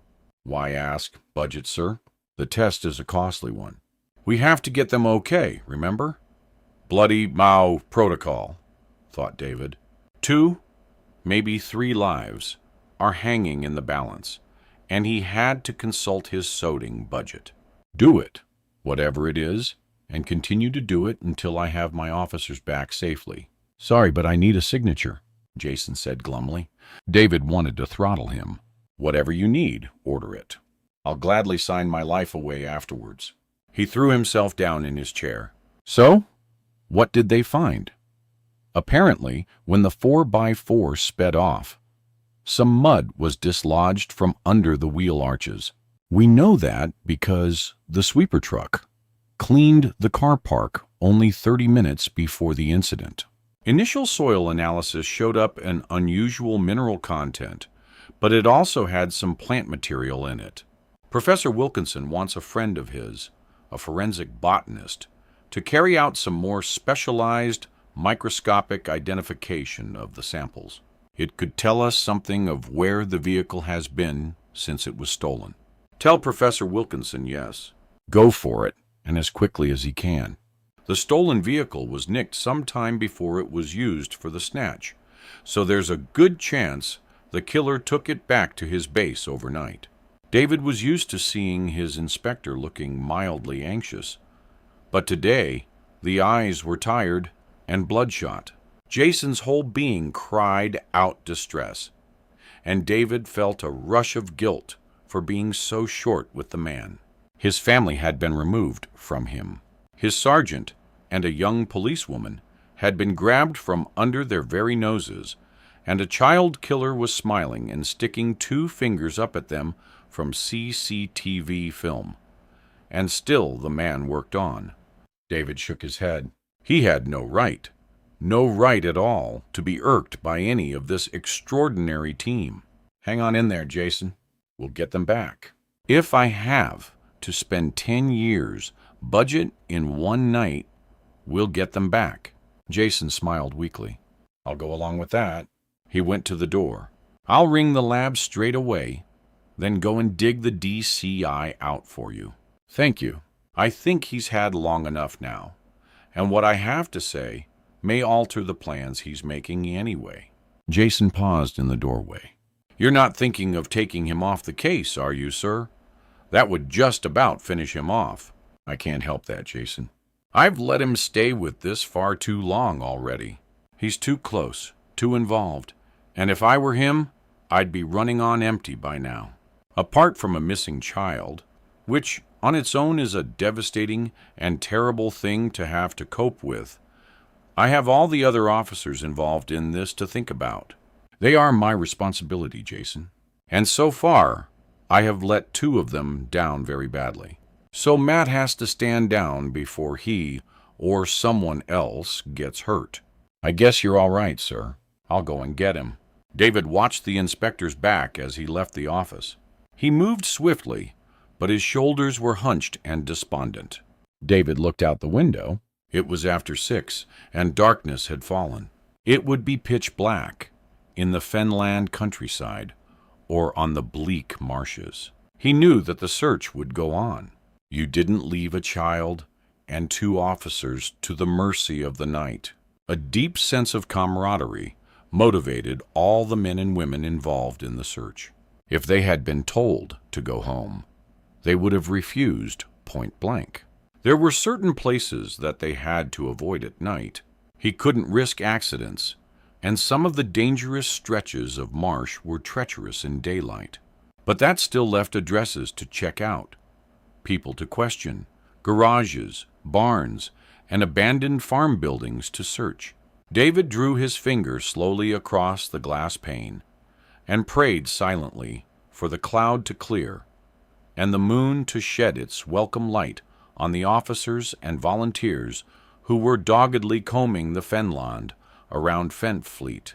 He felt so helpless, so inadequate, even though he was doing everything possible. He had ordered H halogen lights to be shipped out to rendezvous points along the marsh, and several village community centers had been converted into temporary bases for the search parties. Add to this the massive media coverage that had swung into action. Oh, it all sounded fine.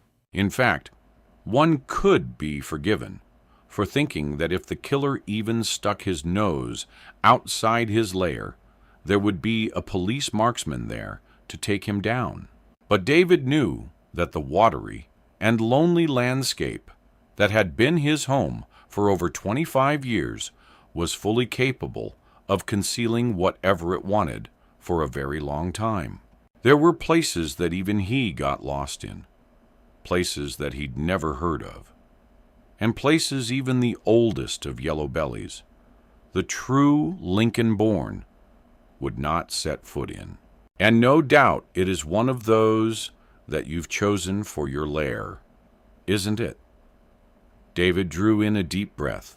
He didn't want to do this, but he couldn't put it off any longer.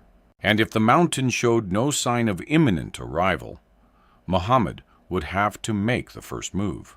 It was time to talk to Matt one way or another. David flipped open his mobile and pressed M. Matthew. Yes, sir. Where the hell are you? Interview room 2. Super. Has Jason given you my message yet? Yes, sir. Sorry. I've just finished tying up some loose ends with AD. Well, get yourself up here right now, Matt. We need to talk. Ages just left. I'm on my way. David shook his head. Thicker than thieves, that pair. The strangest alliance he'd ever come across. He thought about Ad Clarkson. Well, more about his criminal record, and hoped that Matt knew what he was doing by entrusting him with private matters. The desk phone rang loudly and pulled him from his thoughts. Superintendent Redpath. Rory Wilkinson here. May I come over and talk to you? I found something rather disturbing, and I can't reach DCI Ballard. Please do, Professor. Matt is on his way up here right now, so you can tell both of us. He hung up the phone and felt a bone-deep chilling shiver go through his body. He really hadn't liked the sound of that word. Disturbing. The next person through the door was Jason, not Matt or the pathologist. I'm sorry, I'm not having much luck. The professor is out of his lab, and I haven't been able to deliver your message either. I can't find the DCI anywhere. Eyes narrowing as he spoke, David said, "But I spoke to him 10 minutes ago. He said he was in interview room 2 and that he'd already seen you." Jason looked nonplussed. "No, I never saw him. I went down there, and although the light was on, I went in, but it was empty. I thought maybe he was already on his way up to see you. This isn't right." David jumped up, pulling out his mobile and pressing last number redial. Switched off. "Get word around the station. I want Matt found.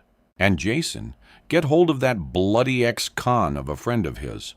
I want to know what the hell their cozy little chat was all about." "I'm on to it, sir. Let me know the minute you hear something. I'll be here with Rory Wilkinson." David turned angrily back to his desk, picked up a ceramic pot full of pens, and hurled it against the wall. Shards of pottery flew across the office. "Damn you, Matt Ballard." The words were little more than a hiss of air between his gritted teeth. "Oh my! Quite an effective method of anger management you have there." Superintendent Rory Wilkinson stood in the open doorway. "It was a souvenir from Cree, given to me by my youngest daughter," replied David wrathfully. "Not the best thing to hurl at the wall." "What's happened here?" The pathologist stooped down and began to retrieve pens and pencils from the carpet. David told him, and as he did, it became clear that he wasn't so much furious with Matt as livid with himself for not acting sooner. He believes that he's entirely to blame for all this, and in his present state of mind, who can blame him? Rory laid the pens carefully on his desk. "Poor chap. He's been hounded. His life laid bare in front of his colleagues and peers. God, I'd have died 1,000 deaths. It's a wicked thing this person has done. May I?" He indicated to a chair, then sat down without waiting for a reply. "Which brings me to my reason for coming. DCI Ballard sent me copies of all the pictures that you have of your suspect." David brushed a few small shards of pottery from his own chair, then sank down and stared at the pathologist. "Yes," he told me, "and I believe I know why he was so happy to sweetly smile for the birdie on so many occasions." He produced a series of diagrams and prints from a folder. "The man you see here." He placed one of the original CCTV photos of the bearded man on the desk in front of him. "Doesn't exist." David's overworked mind refused to compute. "Sorry, your confusion is totally understandable, so let me explain." Laying another picture down, he pointed to the man's face. "After close comparison of all the shots, I realized that his bone structure varies slightly from one picture to the other. And in the last one, his face is slightly contorted, asymmetrical in a different way from the earlier pictures. But surely they are distorted because of the picture quality." "No, that's not it. This man has used padding pushed into his upper jaw, in the back of his mouth. In the last shot, it had moved. And the beard is not real either. I've zoomed in on a spot just by the left ear, and you will see a faint line where makeup has not quite covered the join. Even the skin around the neck may be synthetic. It's a good disguise. It's a very good one. But when enlarged to this degree, there are minor flaws." David studied the image of the man's face. He saw what Rory meant. "Can you give me some kind of idea of what he looks like without the false bits? I've got one of my students working on that right now. Although, to be honest, I don't hold out too much hope. It's not like doing an aging process because we've got no basic structure to work with, but we'll give it a try." "Thank you. And that reminds me, I asked my inspector to tell you to go ahead with any tests you think necessary inside the budget. I rather thought that would be the case, considering what's at stake. I've already ordered the advanced soil sample analysis." Rory gave him a tired smile. "Where do you think the DCI has gone?" "I truly have no idea. But to take off like that means only one thing. The killer made contact. David felt a sick emptiness inside. I think Matt believes that he has caused all this, so he should be the one to end it. But I have the distinct feeling that he will make everything an awful lot worse. Chapter 28. The fact that he had spent the last few hours lying to everyone, from his best friend to the superintendent, didn't bother him one iota. Matt had only one thing on his mind right now: finding Liz and Gemma. And he didn't give a flying how he did it. From the second he had seen the message on the back of the photograph, he had known what he would do, and it didn't involve another living soul. He had suffered no pangs of guilt about not following procedure. In fact, he hadn't even considered it. Despite what he had said to AD when the phone had first rung in the interview room, he had been told to get out of the police station, get his car, and ditch his friend. He hadn't wasted time worrying about how the killer knew that he was with AD at that exact moment. His nemesis seemed to know absolutely everything. So why bother racking your brains, wondering how Ad, as instructed, collected Matt's car for him, parked it in a side street close to the station, then returned to the interview room with the keys. Then they'd slipped out of the building through an old and rarely used fire door. Matt had felt bad about speeding away and leaving AD stranded, but he had no choice. Ad could do what he liked now.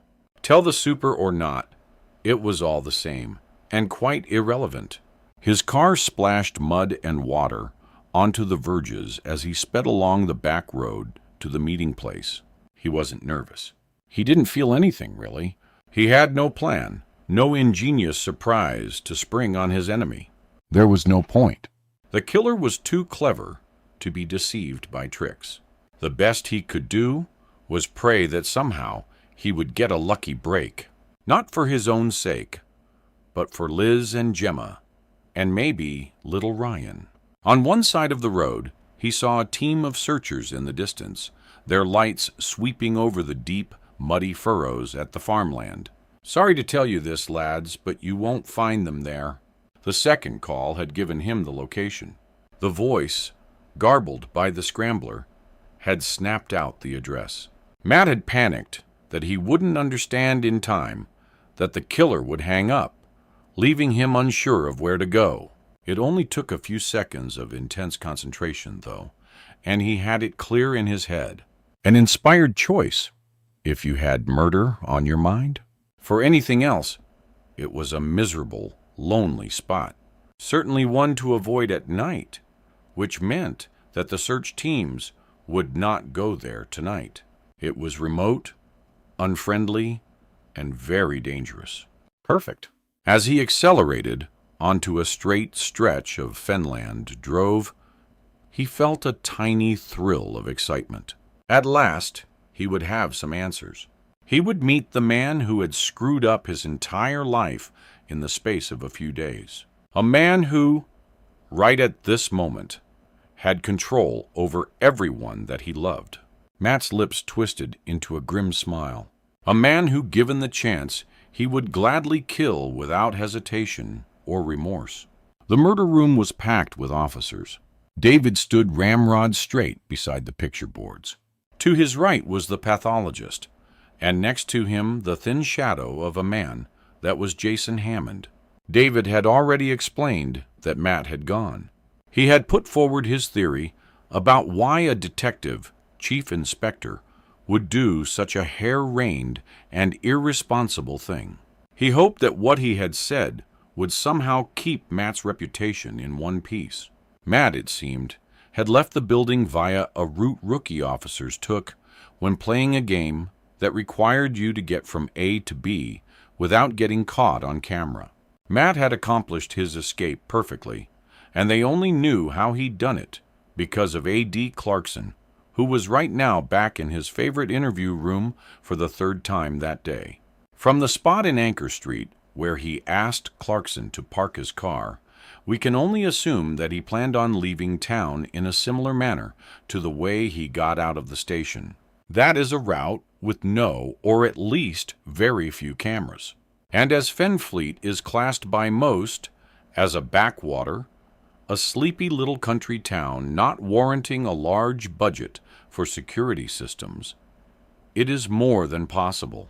He paused, his voice heavy with concern, something that is backed up by the fact that we have had no sightings of him at all. The room remained silent, and David was acutely aware that the usual jokes or comments weren't being bandied about. Everyone was simply waiting for instructions. They wanted to get out there and find their colleagues, not sit here and listen to some old fogey bleating on.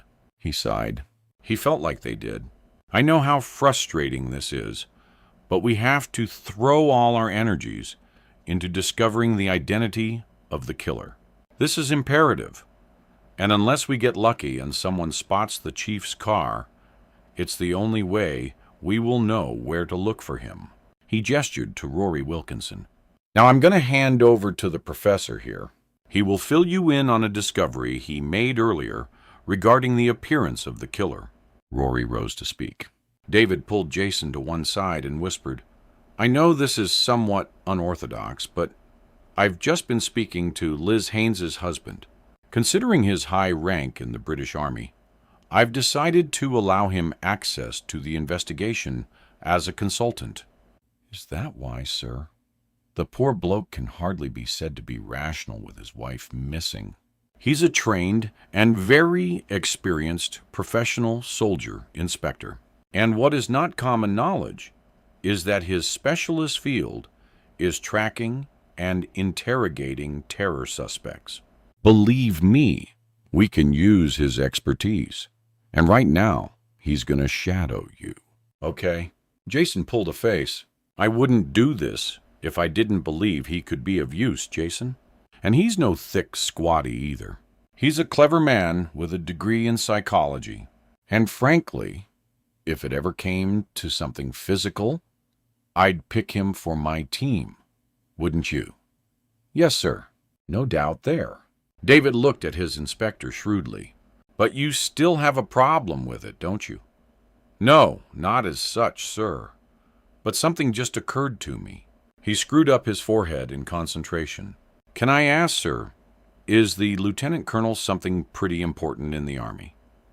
Why is there any chance that all this stuff about the old Gibbet Fen case and Matthew Ballard's past could be an elaborate smokescreen? What if Liz was the intended target all along as the wife of an important Army officer? He rubbed his temple. Or what if they're after the soldier himself? What better time to take him than when he's head crewed because a psycho's got his wife? David blinked a few times as he tried to get his own head around Jason's theory. Maybe he was getting old, but thinking outside the box sapped his energies. Okay, let's put it to the others. Rory was winding up his presentation. Go on, Jason. Share your thoughts, David said. When Jason had finished, some of the officers nodded their agreement. Others were more inclined to stick with the more obvious explanation that Matt was, and always had been, the target. Debate filled the room. It's far too complicated a plan just to take a woman who spends most of her spare time home alone anyway. They could have snatched her any time they wanted. Perhaps that's what they want you to think. Why do you think the killer needed to disguise himself? Because we'd recognize him. Probably. Which means he's either known to us as a criminal, or he's a familiar face around here. There was a sudden silence. Then one young detective said, What? Like a colleague? The room went silent. David stepped in. There are a lot of people affiliated with us. Not just fellow officers. There are civilians by the dozen, specialists of all kinds, relatives, witnesses. Just don't start suspecting each other, okay? He looked around the room and was relieved to see a hand go up. Yes, detective. A young woman stood up. She was from the team that had been brought in to help. While we are kind of brainstorming, sir, what if Gemma Goddard was the real target?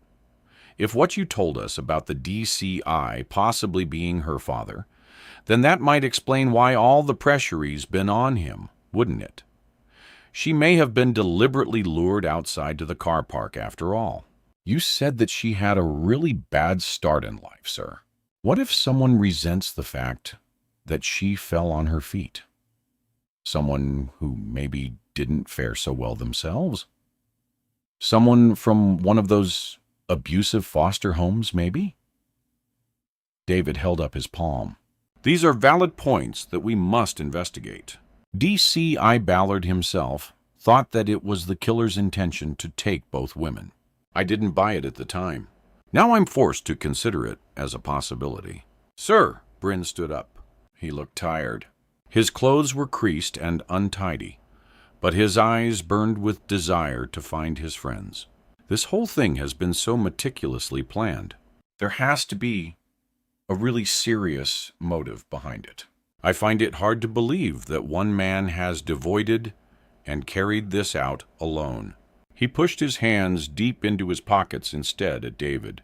How could one man find out so much classified information about the governor and about the workings of the police station and still dash around the countryside, abducting and killing at will?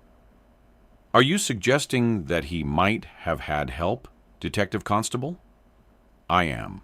And I think we should have an in-depth chat with the boss's loyal friend, the one who goes way back and hence knows more than anyone about the DCI in his past history, the one who found the bug in his own and knows the police station pretty well from first-hand experience. The one in the interview room, sir, Ad Clarkson.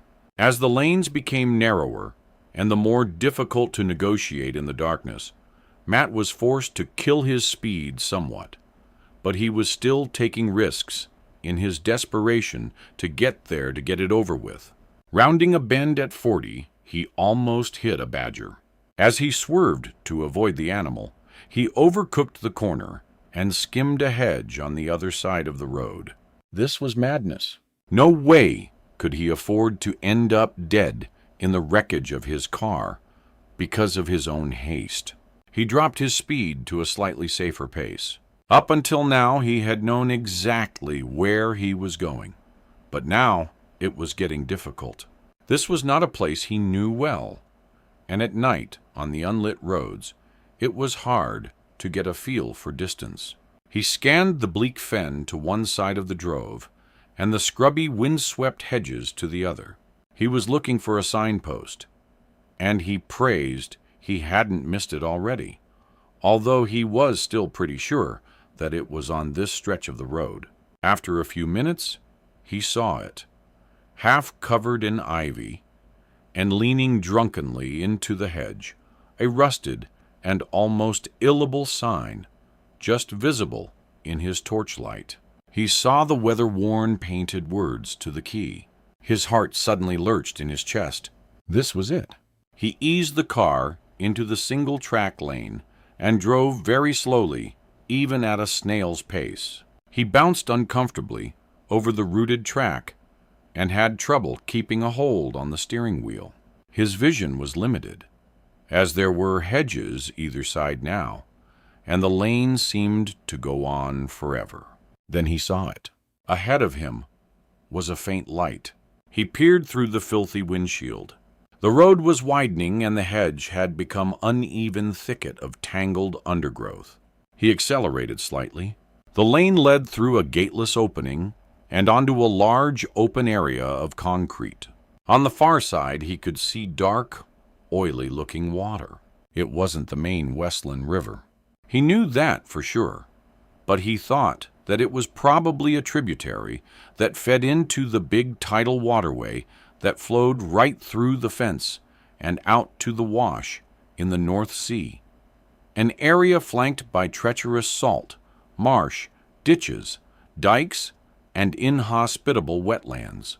His hands gripped the wheel tightly, and his heart rate rose as he pulled the car to a halt. The light that he had seen came from a storm lantern, balanced on the top of a concrete bollard. He looked from one side to the other, but the only other thing in sight was a small corrugated structure close to a steep slipway that ran down to the water's edge, a hut of some kind. And as it was the only place to hide, he guessed that was where his host would be waiting. He sat within the comparative safety of the car.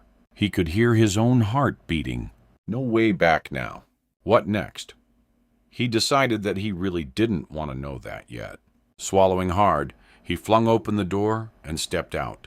It had stopped raining, but a surprisingly cold wind hit him hard, and he shivered as he looked towards the hut.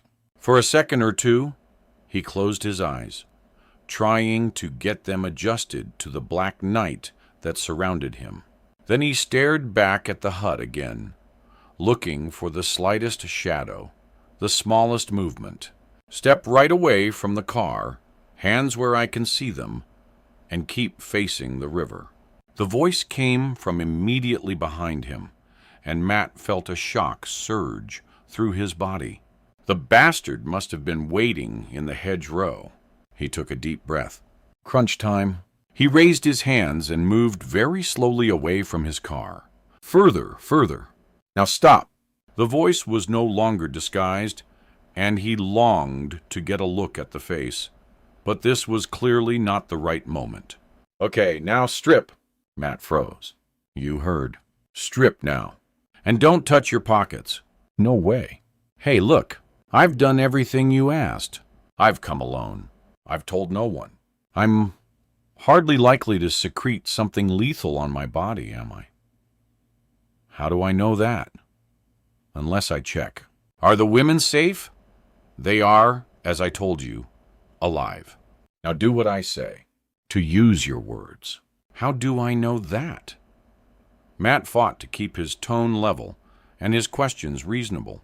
You don't, and you, policemen, are not in any position to risk a gamble. So strip. The words hit home. And although Matt could barely believe what he was doing, he began to unzip his jacket.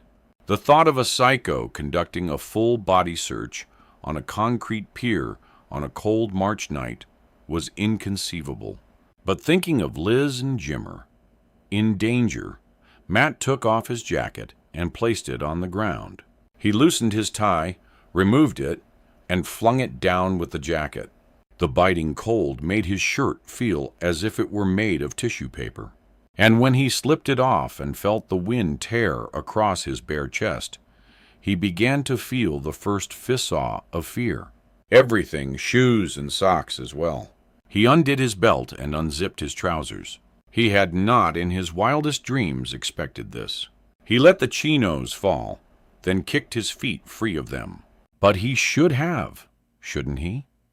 This man was not some peb-brained thug who would have wrestled him bodily from the car and given him a good kicking for a welcome.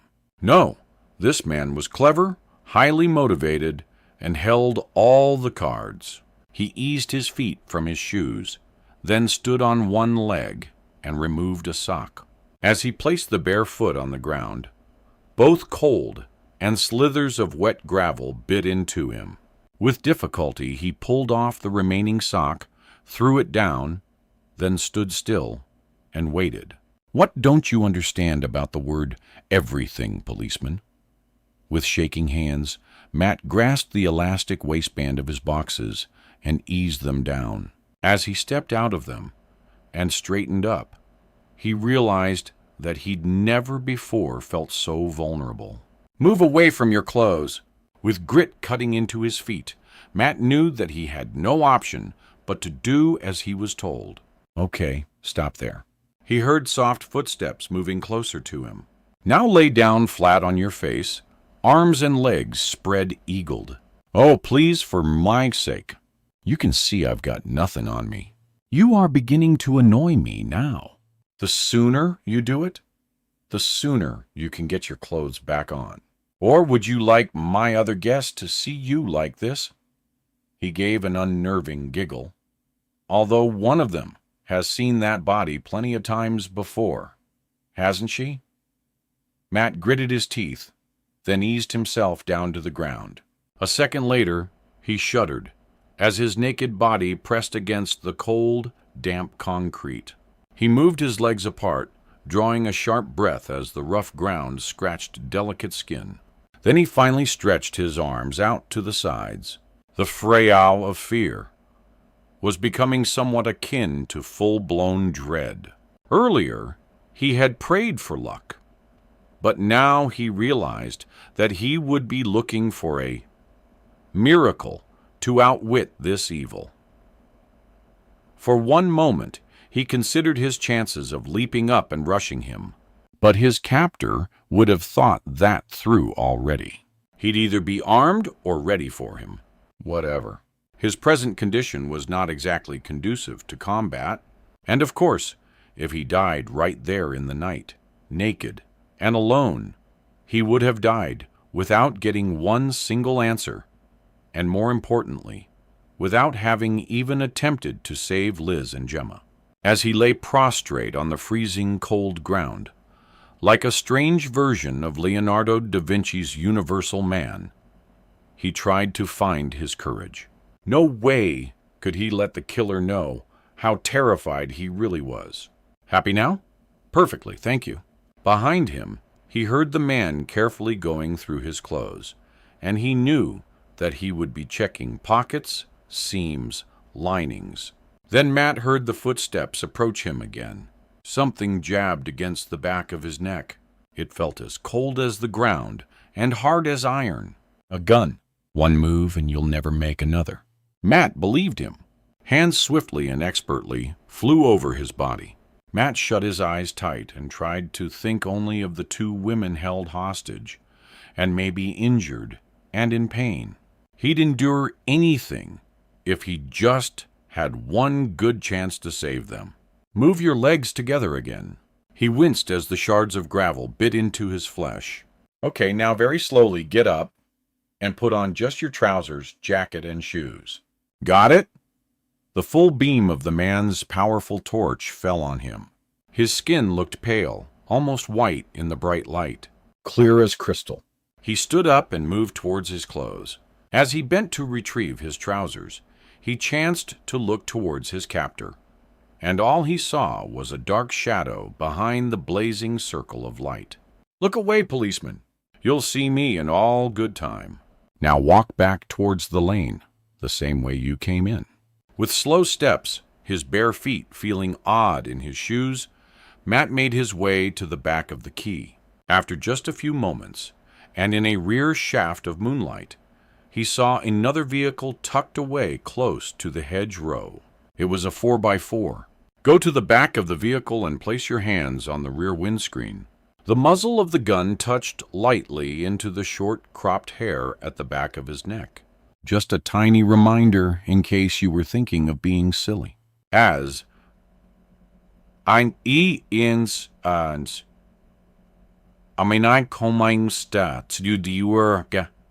If then, as he half expected, a pair of bar cuffs snapped onto his wrists. He was now pretty much defenseless. He started to shiver. The cold wind from off the river seemed to have eaten into every centimeter of his exposed skin and added to the shock that was starting to set in. The jacket alone was doing little to warm him. Hands grasped his shoulders and pulled him round, bringing him face to face with his captor. In the light of the man's torch, Matt saw the familiar face from the photographs. The sly eyes, the beard, the graying hair. The killer. "Who are you?" he whispered, his teeth chattering uncontrollably. "As if I'm going to tell you that." He gave a sharp laugh. "And so early in our relationship." He moved to one side and opened up the back of the vehicle. "We have got a lot of talking to do, policeman. Now, I'm sorry about this, but I have things to do before we sit down for that promised chat, and I can't be worrying about you." So Matt felt a sharp sting in the top part of his thigh. Then he looked down, saw the syringe, and the man withdrawing the needle.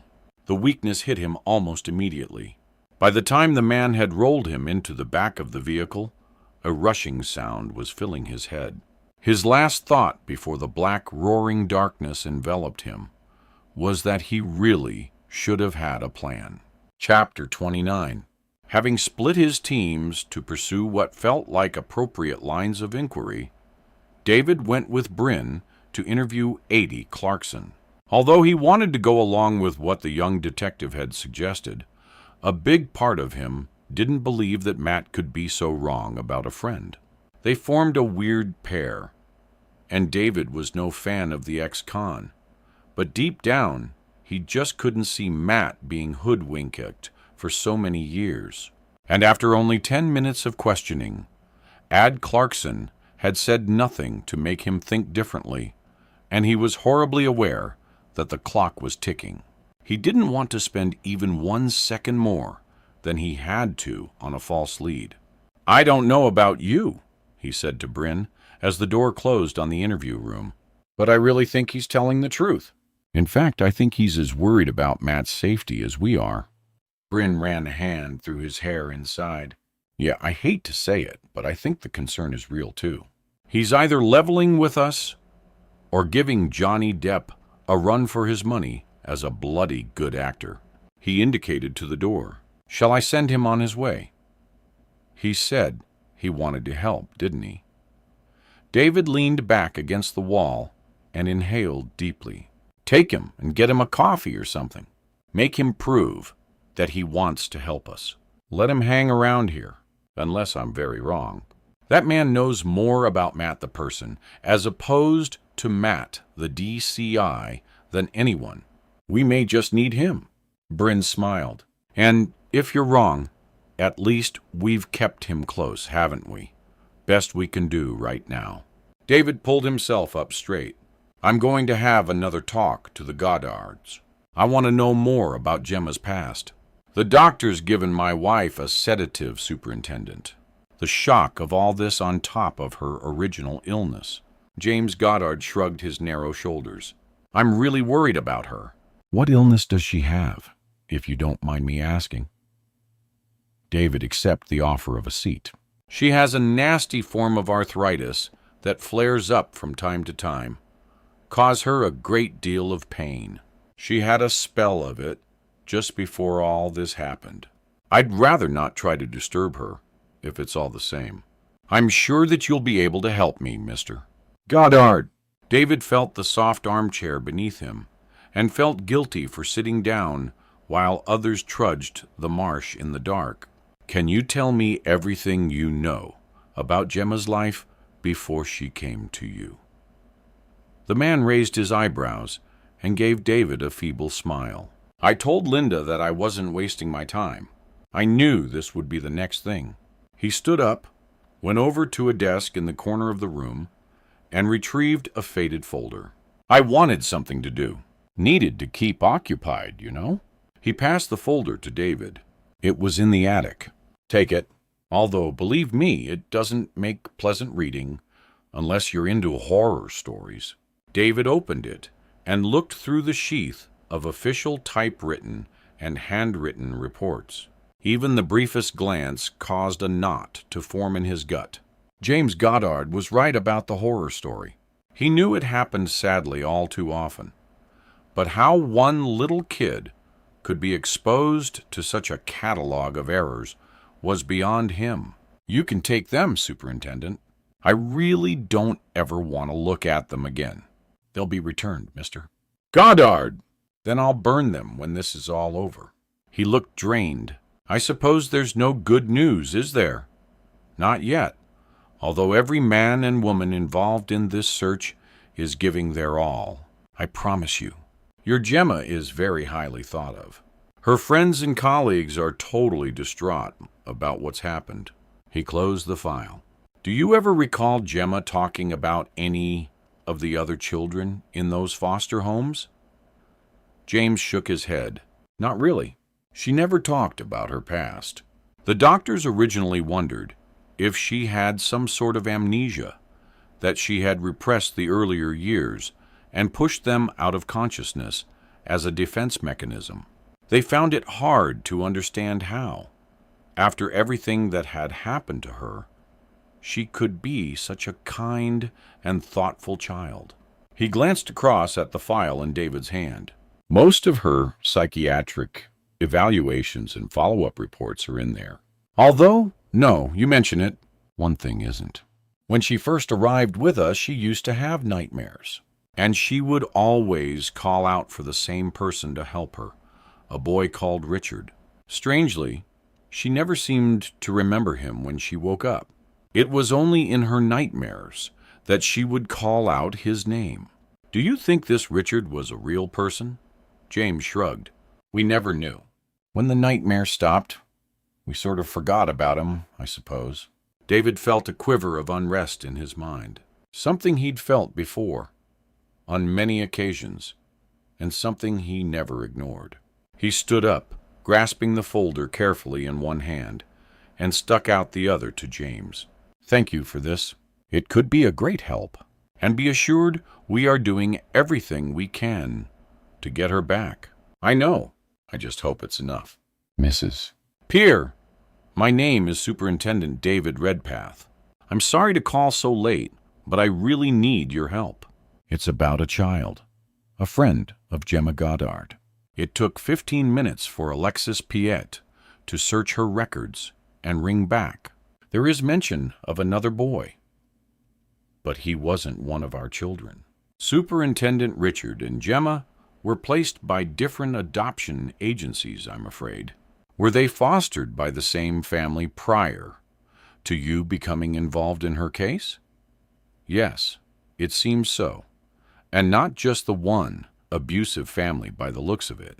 Gemma spoke of a boy called Richard at another home prior to that. One where we later discovered that most of the children, especially young boys, were badly treated in one way or another.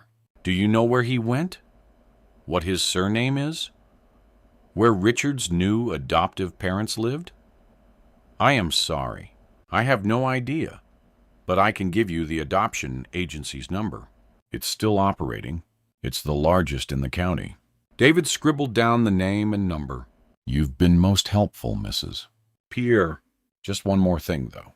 Would you say that Richard was abused as well? I don't have the full details here, Superintendent. Only comments made in Gemma's file about a boy called Richard, but I'd say yes, most certainly. Reading between the lines, he was damaged, too. Possibly far more so than little Gemma. David threw the phone back in its cradle and practically ran from the office. Jason, I think I've got something.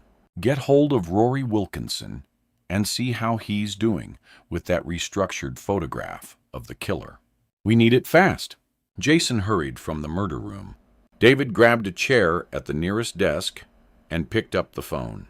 The chances of getting anyone working this late was slim, but there might be an answer phone with an out-of-hours number. He punched in the first number and waited. Good evening. Can I help you? Is that the Diane Adoption Service? Yes, it is. Although I'm afraid I'll have to ask you to ring back in the morning. I'm only here because we had something of an emergency earlier. David briefly explained the situation, crossing his fingers that he hadn't got through to a Jobsworth employee. There was a silence. Then the man said, I can't help you myself. I've only been here for 5 years, but I can give you the name of the man who dealt with that particular case. There was an edge to the man's voice. But you do know about Richard. Everyone here knows about Richard. Superintendent Redpath. How so? It would be better if my superior, Leonard Johnson, told you. He knows the whole case. If you give me your number, I'll contact him immediately, and then he can ring you directly. David put down the phone, every nerve in his body jangling. He knew this might be the break they needed. Are you all right, sir? Bryn placed a steaming mug of tea in front of him. Other than blank, hot bricks while I wait for a call that may turn this case around, Detective. I'm just dandy. Thank you. Bryn's eyes opened wider. Really? Cross everything you physically can and stand by to move D.C. Owen? Bryn grabbed his jacket. They both stared at the phone, willing it to ring. By the way, Clarkson's sticking it out, sir. Although he clearly doesn't like his surroundings. And he told me that the DCI had asked him to buy him some time, something he chose not to do. He came straight to us as soon as Matt had driven away. Even more reason to trust him, I guess.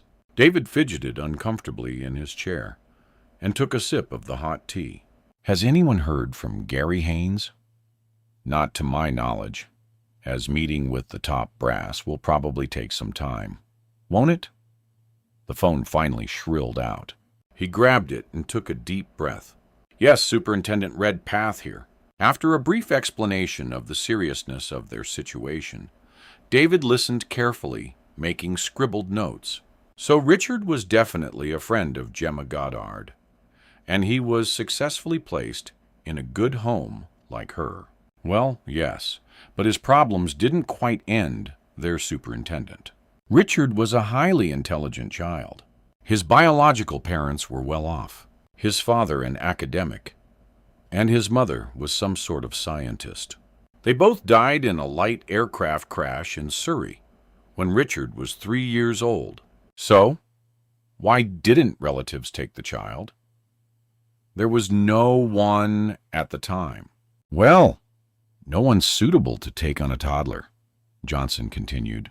And there was precious little money left either, just debts. Richard was let down by the system that should have protected him. Superintendent like Gemma. Exactly like Gemma, although she fell on her feet, and Richard initially didn't. Explain, please.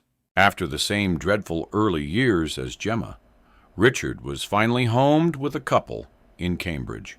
They had excellent references and had lost a child of their own in an accident. It seemed perfect. But sadly, when Richard joined the family, the mother came to resent him. Eventually, she took to the drink, and when Richard was 10, she tried to burn the house down with him in it. Jesus, poor kid. Well, it does have something of a happy ending. Although both parents died, and Richard did suffer burns, he survived and was formally adopted by his adoptive maternal grandfather, a man who had adored the child from the start, and who felt a great burden of guilt about what his daughter had done to her family. Richard was taken in by him, and Richard's surname, Cotton, and a date of birth. We never knew that fact, Superintendent. I can tell you that he is 28 years old, but we never had a birth certificate. What was the grandfather's name, mister? Johnson. And is he still alive? Oh, he's alive. All right. His name is Harry Cotton, and if you could hold on for a moment, I'll check his address for you. David heard the familiar tap of fingers on a keyboard. Well, that's a bit of luck. He lives in Orford. That's not far from you, is it? This is it. David felt his blood pumping through his veins. Not far at all. If I could have the full address and a telephone number, sir. He wrote it down and ripped the paper from the pad. Thank you, Mr. Johnson. Thank you very much. He slammed the phone down and jumped up. Ben, tell Jason Hammond where we are going. Then get us a car, quickly. I'll ring this man en route and tell him to expect us. Chapter 30. Matt's return to consciousness was sudden. He snapped back to life, eyes wide and heart juddering in his ribcage. A damn defective antidote to the sedative, I'd say. The killer stood next to him, staring admiringly at the syringe. As long as you get the dosage right, and as I'm not exactly an expert, I have been known to throw the odd heart into a fatal, abnormal rhythm. Still, the uncertainty of outcome all adds to the fun, I suppose. He laughed softly. Which reminds me, I've got a few things to do, so I'll leave you to get yourself together. Then we will have that chat that I promised you. He looked around critically, like a functions organizer, checking his venue for his client. I've taken great pains to get this right, so I hope you'll appreciate the effort I've gone to make you feel at home. Matt barely heard him. He was far too busy fighting for breath and trying to calm his racing heart. With his eyes closed tightly, he concentrated entirely on controlling his breathing. You can do this. In, relax, out, in, relax, slowly out, and again. When he finally believed that he would survive the effects of the drug, he opened his eyes. Initially, his heart rate leapt up again, but after another few moments of monitoring his breath, he was capable of comprehending where he was. It wasn't easy, and he needed to come to terms with the fact that he wasn't alone in that strange place either. 3 other figures were also held captive with him. They were slumped in their chairs, unmoving and silent. He looked through the gloom, then gasped in shock. It was hard to make out details, but he knew he had found Liz and Gemma. The other smaller figure was probably Ryan Fisher. He called their names but got no reply. He had to get to them to reassure himself that they were still alive. He looked down and saw that he was seated on an old metal frame chair, the type he found in a church hall or a community center. Tubular metal framework formed like a box-like chair with unyielding padded armrests, a low back, and flat, hard seat. Just the right sort of design for strapping someone to. And Matt was certainly strapped. He heaved himself up and wrenched his stomach muscles. Groaning with pain, he realized that he had missed that it was bolted to the floor. His arms were taped to the armrests, his ankles bound to the chair legs, and his torso strapped to the back of the chair with a series of thick leather belts.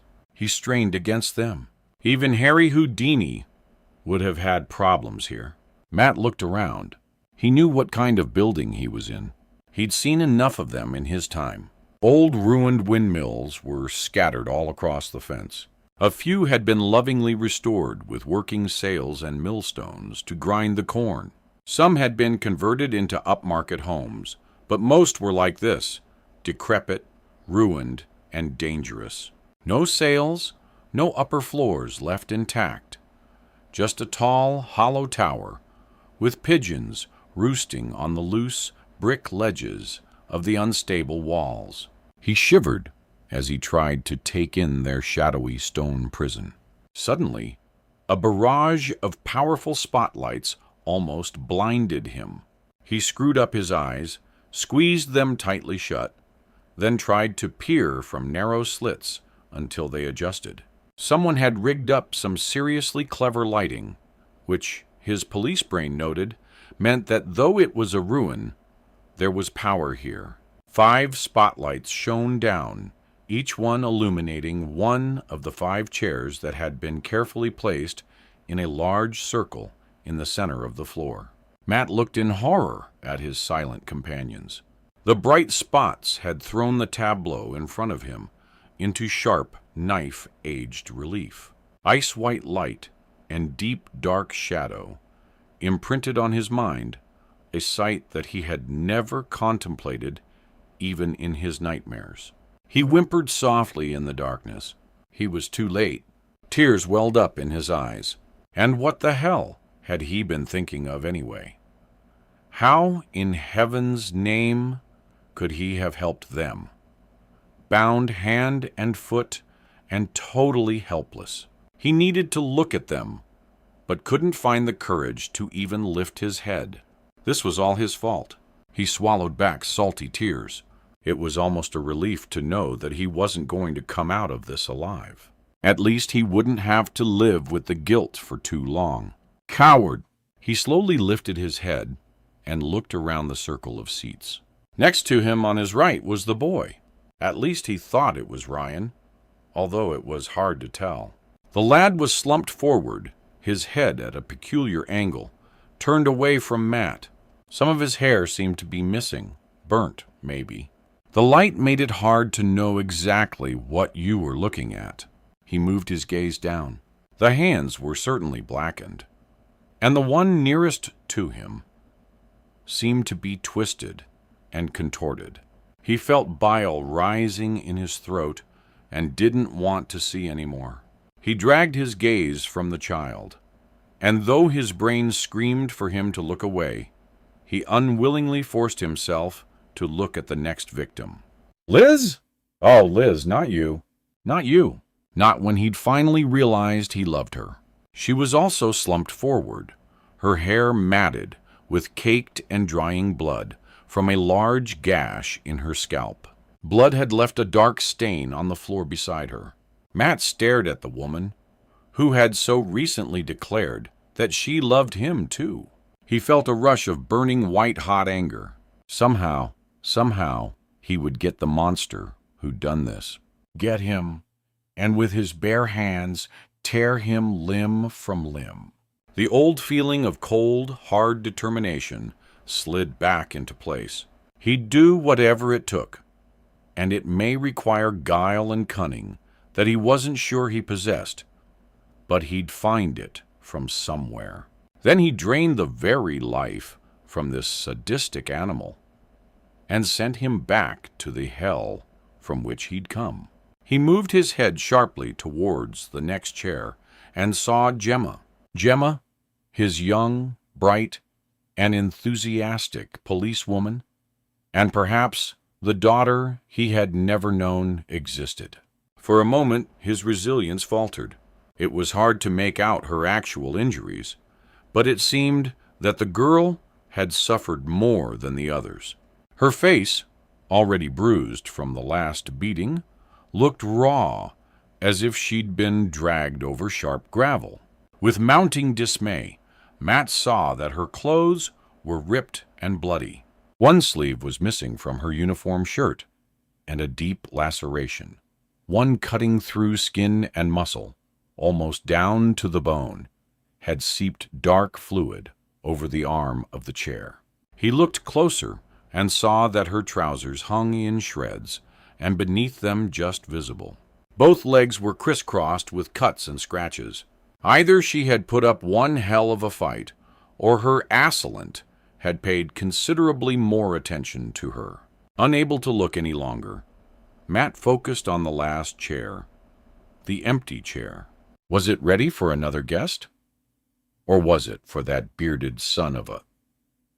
Who had done this? As Matt thought about the man, he saw the words on the back of the photograph. They are alive. But it's up to you how long they stay that way. He forced himself to look at his motionless companions, to search for the slightest hint of a rise and fall of their chests, but he could see nothing in the glaring light. He remembered Liz's words. He's a mind-bender. Were they dead or alive? He really didn't know. But rather than feel again that terrible hopelessness that he had earlier when he'd first seen them, he had to believe they were alive. Matt stopped fighting the bonds that held him and tried to think. The killer had said they would talk, so the only way he might get a reprieve for the others, if they were still alive, would be with words. Somehow, he had to drag this out for as long as possible to give his police colleagues, the ones he had treated so badly, a chance to find him. He gulped back air. Somehow he was going to have to find out what the killer wanted to hear from him, and then talk for his life, for all their lives. Ad Clarkson paced the long hallway and tried to keep his cool. This place was making him stir crazy, which was quite understandable, given his history. The only reason that he was still there was for the chance to tag along when they finally worked out where Matty had gone. And he knew they would. He'd never been the type of villain to underestimate the fuzz. That would have made him some kind of a prat, and he was no mug. Even if, as a young man, he had spent more years inside than he cared to mention. That had just increased his grudging respect for people like Matt, for the ones who had been smart enough to catch him and put him away. Like it or not, he guessed he was old school when it came down to it. He turned at the end of the hallway and shoved his hands deeper into his pockets. It had been fun when it had been them and us. Years ago, you didn't shoot the copper who nabbed you. You may have had a Good punch-up, but a bloody nose and a few lost teeth would have been about it. 2 young coppers passed him, their heavy equipment belts and stab-roof vests bulking them out. That kind of said it all, thought Ad. When Matt was a young bobby, he would have had a nightstick and a torch if he was lucky. He smiled when he thought of the old police cars with their full-size telephones. No smart hands-free units in sat-nav back then, and yet they still caught the villains. He watched the door closing behind the young officers. He had to get out, do something positive. He followed them, caught the door before it locked and slipped through. His car wasn't far away. Ad got to the foyer and stopped. If he left now, he'd have no chance of finding Matt. With a sigh, he sank down on one of the seats in reception. Better to stick it out here. When the balloon finally went up, he'd be there. Another pair of hands, or fists for that matter, might be just what Matt needed. He tried to think of who hated Matt enough to do this to him.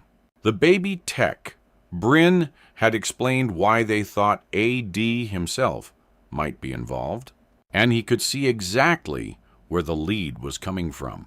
And the idea that more than one person was involved made sense. One as the brains, and one as the muscle, which would mean that Mr.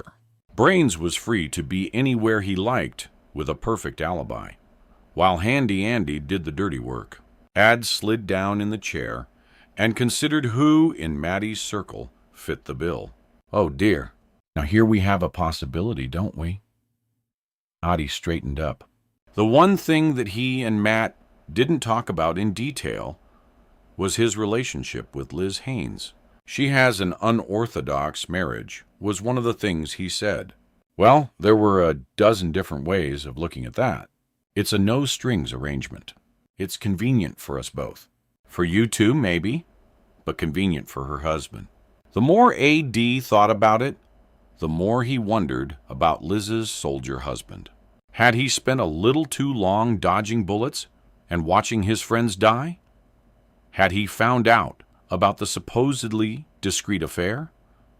And was he channeling all his hate and frustration into torturing the man who was shagging his wife?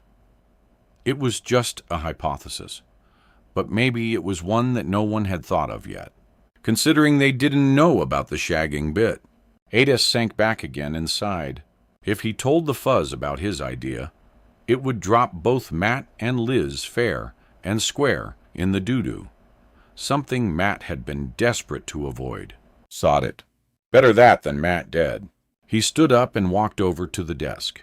I need to speak to the superintendent urgently. Matt sat in the cold and quiet mill trying to work out where they were. His captor might have stayed local to the meeting place at the quay or driven miles away. Matt had no idea how long he had been unconscious. It was still dark. He was sure of that. Before the spotlights had come on, he had seen a small window way up in the wall of the windmill. There was no glass and no shutter, but beyond it had been only blackness. So perhaps they were still near the quay and his car. He had purposely left his keys in the ignition, not to use for an escape route, but to let the man think this was the case. He had taped the spare key under the flap of the rear passenger door handle. If they could make it to the car, they had a way out. Rather than torment himself by staring at the still figures of Liz, Gemma, and Ryan, Matt tried to recall the layout of the countryside around the quay in the river. He knew there was no village close by and no other homes within a mile or so. The nearest that he knew of was a small farm further downstream and close to the sea bank and the marsh. He racked his brain for the name, but nothing came to him. Not that it would be much use, but the mental exercise kept him from looking at the blood in Liz's hair, Gemma's cheek, or Ryan's mangled hand. He threw his head back and tried to stretch his cramping body. The killer was clever. No doubt about that. Leaving him here alone with his loved ones, not knowing if they were dead or alive. That was clever. Evil. Wicked. and shattering, but clever. Without even thinking, he let out a loud cry of agony. It echoed up into the black roof of the mill. He looked at the others, but no eyelid flickered, and no head moved. "They won't hear you, policeman." "Not until I say so." "Maybe not even then." Matt jerked upright. He had been so engrossed in staring at those still forms that he hadn't heard the door open behind him. "You sick bastard! What have you done to them? Temper. And we'll get to that a little later. The man sniggered, then swaggered around, looking at each of his victims in turn. "Now, do you like the circle? I know it must bring back memories for you. What did you call it? The Ring of Damaged Minds, wasn't it? That's very apt. Only this one has damaged bodies, too." The man stooped down and placed 2 small trays on the floor in the center of the circle. Each contained 3 full syringes, their needles carefully capped. "How did you know about that? The same way I know everything else about you, Matthew. Years of painstaking and thorough study." "Who the hell are you?" Matt screamed the question. The man eased himself into the last remaining chair and stared hard at him. Even under the weird lighting, Matt could see that his eyes were unusually bright, a quality generally reserved for addicts or the insane. At last he sighed. "I can hardly believe it. After all this time, it's finally come together. We are ready for the last chapter of a very long saga." He stared at Matt for what seemed an eternity. Then he smiled and said, "I am Ted, Detective Chief Inspector, and you have no idea how pleased I am to have you here like this." Chapter 31. "I know it's late, sir, but thank you for seeing us," David said. They were led into a book-lined library. "Drink, officers." Henry Cotton looked well into his 70s, but fit and ramrod straight. David could have torn his arm off to get at the scotch, but heard himself decline. "Got to keep sharp, sir. This is a bad business." "So what has my grandson got to do with it?" David chose his words carefully. "We are trying to build up a picture of the early life of the young constable who was abducted today.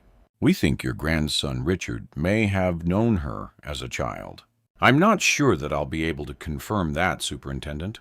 I suppose you know that he was adopted. The boy had a very bad start in life, more traumatic than any child deserves. He never speaks of his past.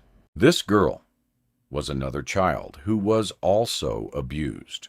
Mr. Cotton, we think they were sent to the same home when they were quite young. Her name is now Gemma Goddard." "Yes, I heard it on the news earlier, but it means nothing to me." "Could we speak to Richard, sir? I would be very diplomatic, of course.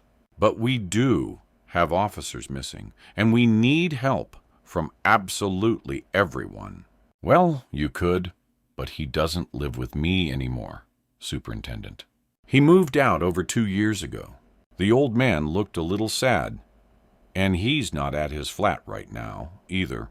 He takes himself off every so often. He's a bit of a loner, really. And when he works on projects for our company, he likes to be independent and flies solo, so to speak.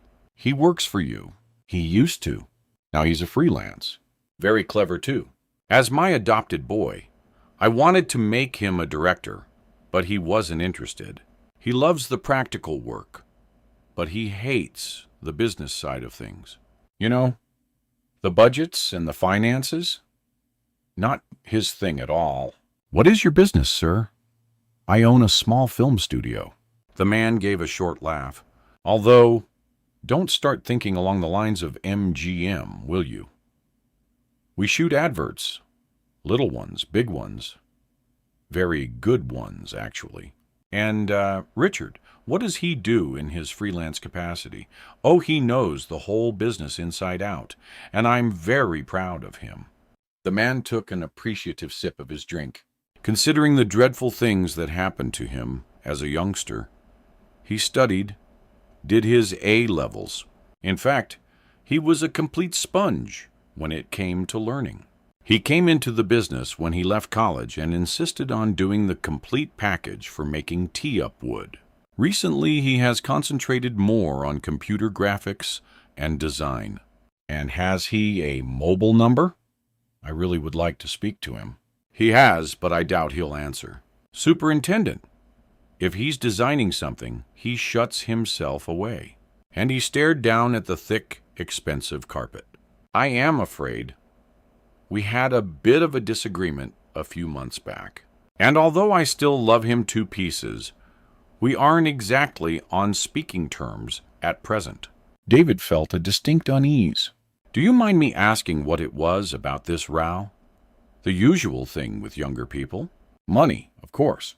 Harry Cotton was suddenly beginning to look his age. He's always been headstrong. And when he finally received his inheritance 2 years back, he insisted in cashing in all his stocks and shares, all the investments I'd made for him over the years. He threw up his hands in exasperation. His inheritance could be in a pillowcase under his bed. For all I know, the little fool. Do you have a recent photograph of him, mister? Cotton? The last one that I have of him was taken a couple of years back, I think. He walked over to a small desk and opened a drawer. After a moment or two, he withdrew a photograph wallet. Here we are. I took some snaps of him while he was taking pictures at a local charity event. He sifted through them and picked out 3. He passed them to David. These are the clearest. Richard would not have stood out in a crowd. In the first print, he was dressed in casual clothes, an expensive camera held in front of him. He was smiling at a group of women in matching shorts, t-shirts, and bandanas, preparing for a race. He was nicelle-looking, although far from handsome. His hair was clipped short, and the best description David could find for the color was mousy blonde. His build was slim, but not skinny. David looked at the next one, in which he was giving a half smile to his grandfather. In the third, he was more serious, casting a sidelong glance at the girls again. David suddenly found himself drawn to the familiar-looking logos on the women's navy t-shirts. He pulled the print closer and looked at the women themselves. Young policewomen. He looked back to the smiling man and realized that it was one particular girl that his eyes were fixed on. He looked again. Oh my God, Gemma! Concern threatened to choke him, but he was aware that Harry Cotton was speaking to him. Take them by all means, but I would like them back when you finished with them. I'll write down his address and number for you, although, as I say, I doubt you'll get hold of him. David's fingers shook slightly as he held the picture out for the man to look at. The girls in the photo. Did Richard know them? No, I don't think so. He was just taking shots for the Standard. He is a very talented photographer, so the local rag often bought from him. Do you have any idea where he may have gone? None at all, but I can make a few inquiries with some of my employees. One of them may know. If you would, it's imperative we speak to him. Here's my card, and if you should hear from him, please phone the mobile number immediately. Henry Cotton took the card and nodded. I will, and I'm sure Richard will be more than happy to help you in any way he can. He stopped. Oh, something that may help you find him, Superintendent. He doesn't use his real name, Richard Cotton, for his work. His professional name for his photographic work and his design work is simply Ted. Outside in the car, David showed the picture to Bryn. That is our Gemma, isn't it? Oh, yes, sir. And I really don't like the intense way that creep is looking at her. Do you? No, I don't. David's face creased with distaste. I think we need to find this Richard Cotton pronto. If he's withdrawn a lot of money, he may be planning on taking a very long one-way trip somewhere. Maybe the theory that Gemma was the intended target wasn't right. If this wretched Ted bloke hates and resents her that much, he could be looking at killing her and everyone close to her, like the sergeant and the governor. Plus, it looks as though he's got enough doak to magic himself away to somewhere hot and where the natives call him amigo. David took out his phone and punched in the number that had been given him for Richard, but as he expected, it was switched off. David swore, then picked up the radio and asked for a unit to get to the address that Harry Cotton had given them, one that was both conveniently and worryingly only 3 streets from the police station in Fenfleet. I know you don't like me, Inspector Ammon, but I do have Matt's best interests at heart. Addie was wishing that the superintendent had not dashed off to interview someone. He was not comfortable with this muppet, and he didn't feel the inclination to be the one to tell him that his DCI had been bonking his sergeant for quite some time now. It was difficult, but he cut that bit out and stuck to the shell shock theory, then added that the lieutenant colonel may have blamed Matt for his wife being so dedicated to such a dangerous job. So, you think he's organized his own wife's abduction? Jason's monotone declared that he was clearly unimpressed by the idea. I haven't a clue. I just think you should check him out.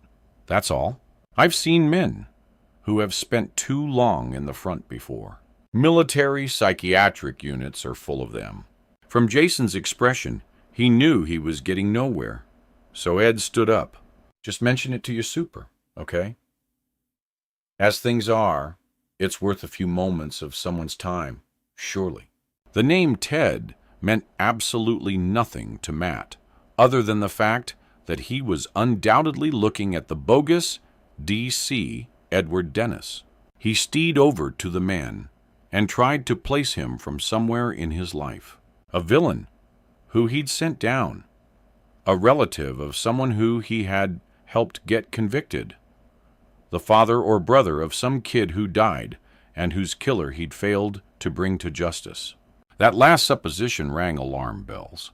In the dark shadows, he imagined that he saw the ghosts of Danny Carter, Christopher Ray Fellows, Jaime Matravers, and Gabriel standing silently watching the circle.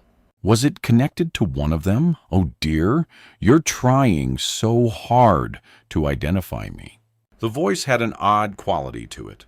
But at this point, if I were you, and please take this from one who knows, you'd do better to think about other things right now. Like what? Growled Matt. Like getting the answers to some questions, right, for starters. It's me who needs the blank questions answered. It's always about you, isn't it? Ted snarled. Poor little Matty. All the worries of the world on your shoulders. You know nothing about suffering. Nothing. The outburst silenced Matt. Those eyes glittered dangerously, and he knew that talking his way out of this was going to be far more difficult than he had ever imagined. Perhaps he'd try a different tag. I'm sorry, he said softly. Yeah, and that makes it all better, doesn't it? Ted stood up and walked slowly over to Gemma. He paused in front of her. Now this one. He lifted the expressionless face up by the chin. She knows all about suffering. He let the girl's head flop back to her chest and moved on around the circle. And this one, she too knows about suffering. Well, she does now. His fingers played aimlessly across her breasts. Pure hate burned through Matt. Get away from her, or you'll do what exactly? Matt heaved his body against the leather straps and cried out with frustration at his own impotence. Ted ignored him. Wham this one? He ran a finger down the boy's grimy cheek. What do you think he knows about suffering? He increased the pressure, and the nail began to mark the flesh. Quite a bit, I reckon. There was nothing he could do to help them, to get the animal away from them. He could only talk. I thought you wanted to chat, didn't you? Ted took a long, deep breath, then slowly walked to the back of the mill. Matt looked around as the spotlights dimmed down to little more than a soft glow. Yes, I want to talk. He returned to his seat, sat down, and leaned back, his hands folded in his lap. And as we're all sitting comfortably, I'll begin. He half turned to face Matt. I'm going to ask you some questions. During this time, I will carefully monitor what you say, and if I'm satisfied, you may be allowed some privileges. Do you understand? Privileges, you'll understand as we progress. It's a bit like a TV quiz show, only your fellow contestants have a lot more to win or lose than usual. Ted gave a small laugh. And the outcome is all down to you. A tiny shiver slipped across Matt's back. Right, policeman. If you're ready, first question. Would you break the rules for someone you loved? I'm here, aren't I? No backup. No wires, just like you asked. I ran away like a criminal, and I told no one where I was going. So the answer is yes. I already have. So who did you break the rules to protect? Who the hell do you think? My fellow officers, and a little boy, of course. Oh, so leaving the boy out of the equation. It wasn't for your daughter or the married woman that you are having a sordid little affair with. It was for your fellow officers, was it? Matt hesitated. It was for Liz, Gemma, and Ryan. They are all innocent victims here. That's who I broke the rules for. Right. I see. Ted rubbed thoughtfully at his beard. And do you believe that they are still alive? Was it worth not following procedure if they are dead already? I have to believe they are still alive. And you told me they were, he added lamely. But I lie, policeman. Really? What a surprise. Well, I hate to tell you this, but it was still worth the risk. Ted laughed. Good, good. Next question. If, and I only say if, one of the others were to be dead, which one would you prefer it to be? How the hell can I answer that? I want them all to live. Humor me, Matt. Hypothetically, who would you choose to be dead? Who would mean the least to you? I won't answer that, yelled Matt. I can't answer. The clock is ticking. Matt, I need an answer. To his horror, Matt saw Ted slip out of his seat and walk towards the center of the circle to the 2 trays of syringes. Tick-tock, tick-tock. Your answer, policeman. He leaned forward and his hand reached out, hovering over first one tray, then the other. Please, that's an unreasonable question. Please, Ted. Matt's eyes flew from one motionless figure to the next. Young Gemma, his lovely Liz, or a little boy? He knew whatever he said was going to have a catastrophic outcome for one of them. His voice crackled with emotion when he spoke again. Please, Ted, how can I answer that? Ted seemed to consider what Matt was saying. He sat back on his hunches and pulled a face. All right, I'll rephrase it. If you could save one of them, who would it be? That's even worse. My answer would not just condemn one to death, but 2. He was almost screaming and fought to control his temper. And it's equally as impossible to answer. I am a policeman, as you keep reminding me, and it's my duty to protect life. All life. Shame. Ted shifted his position and sat cross-legged in front of the possibly lethal syringes. Think about it, Ted. Matt tried to make his shaking voice sound reasonable. You've already said you lie, so how can I decide? If I say save one, you'd probably kill that person. But then again, maybe you'd think I was trying to bluff you and kill one of the others. And of course, they may all be dead anyway. I can't trust you, so I can't answer. Simple as that. Ted rubbed his chin and nodded.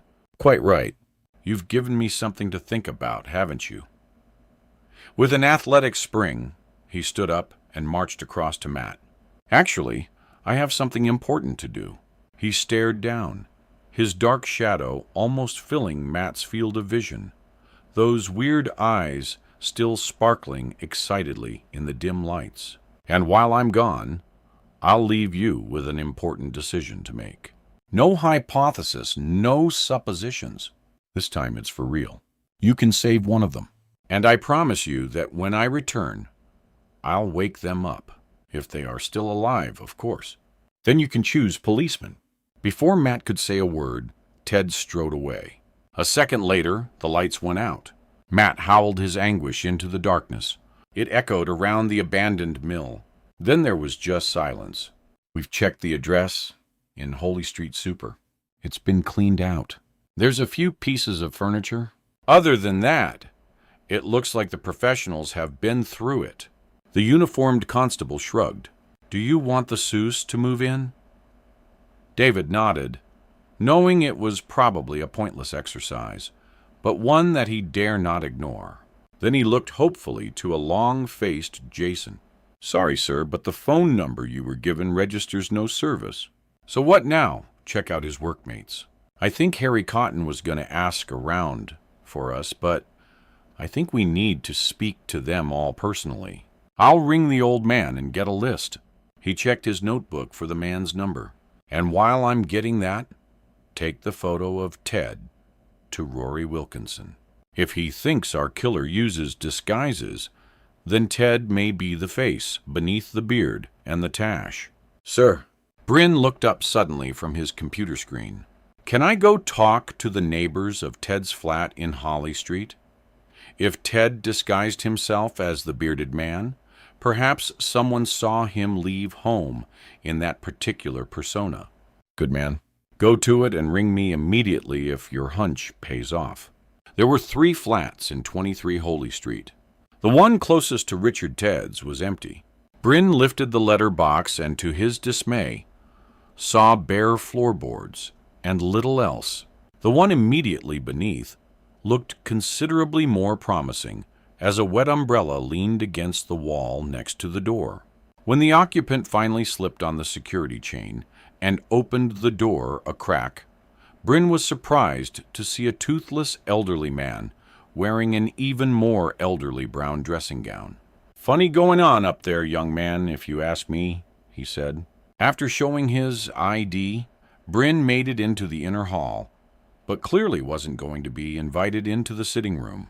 From the glance he had already taken through the half-closed door, that was fine by him, and Jason had thought his flat was messy. Who do you mean, mister? Coolidge? I think they were cheating on paying the proper rent. He puckered his lips in disgust. That's quite clear in the rent agreement.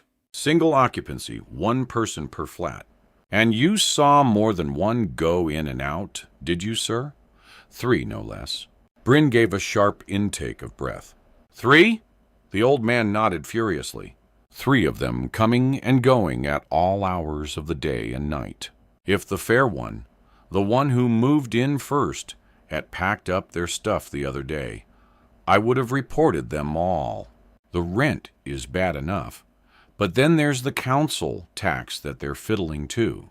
It's not fair and honest, Laura-abiding pensioners like me now, is it? I've paid tax all my life, and young whippers-snappers like that get away with bloody murder they do. I quite agree, mister. Coolidge. Bryn took a copy of the picture of Ted from his inside pocket. Is this the first man? Richard Cotton? Maybe you knew him as Ted. I didn't know him as anything. He wasn't what you'd call neighborly, but yes, that's him. All right. And this man?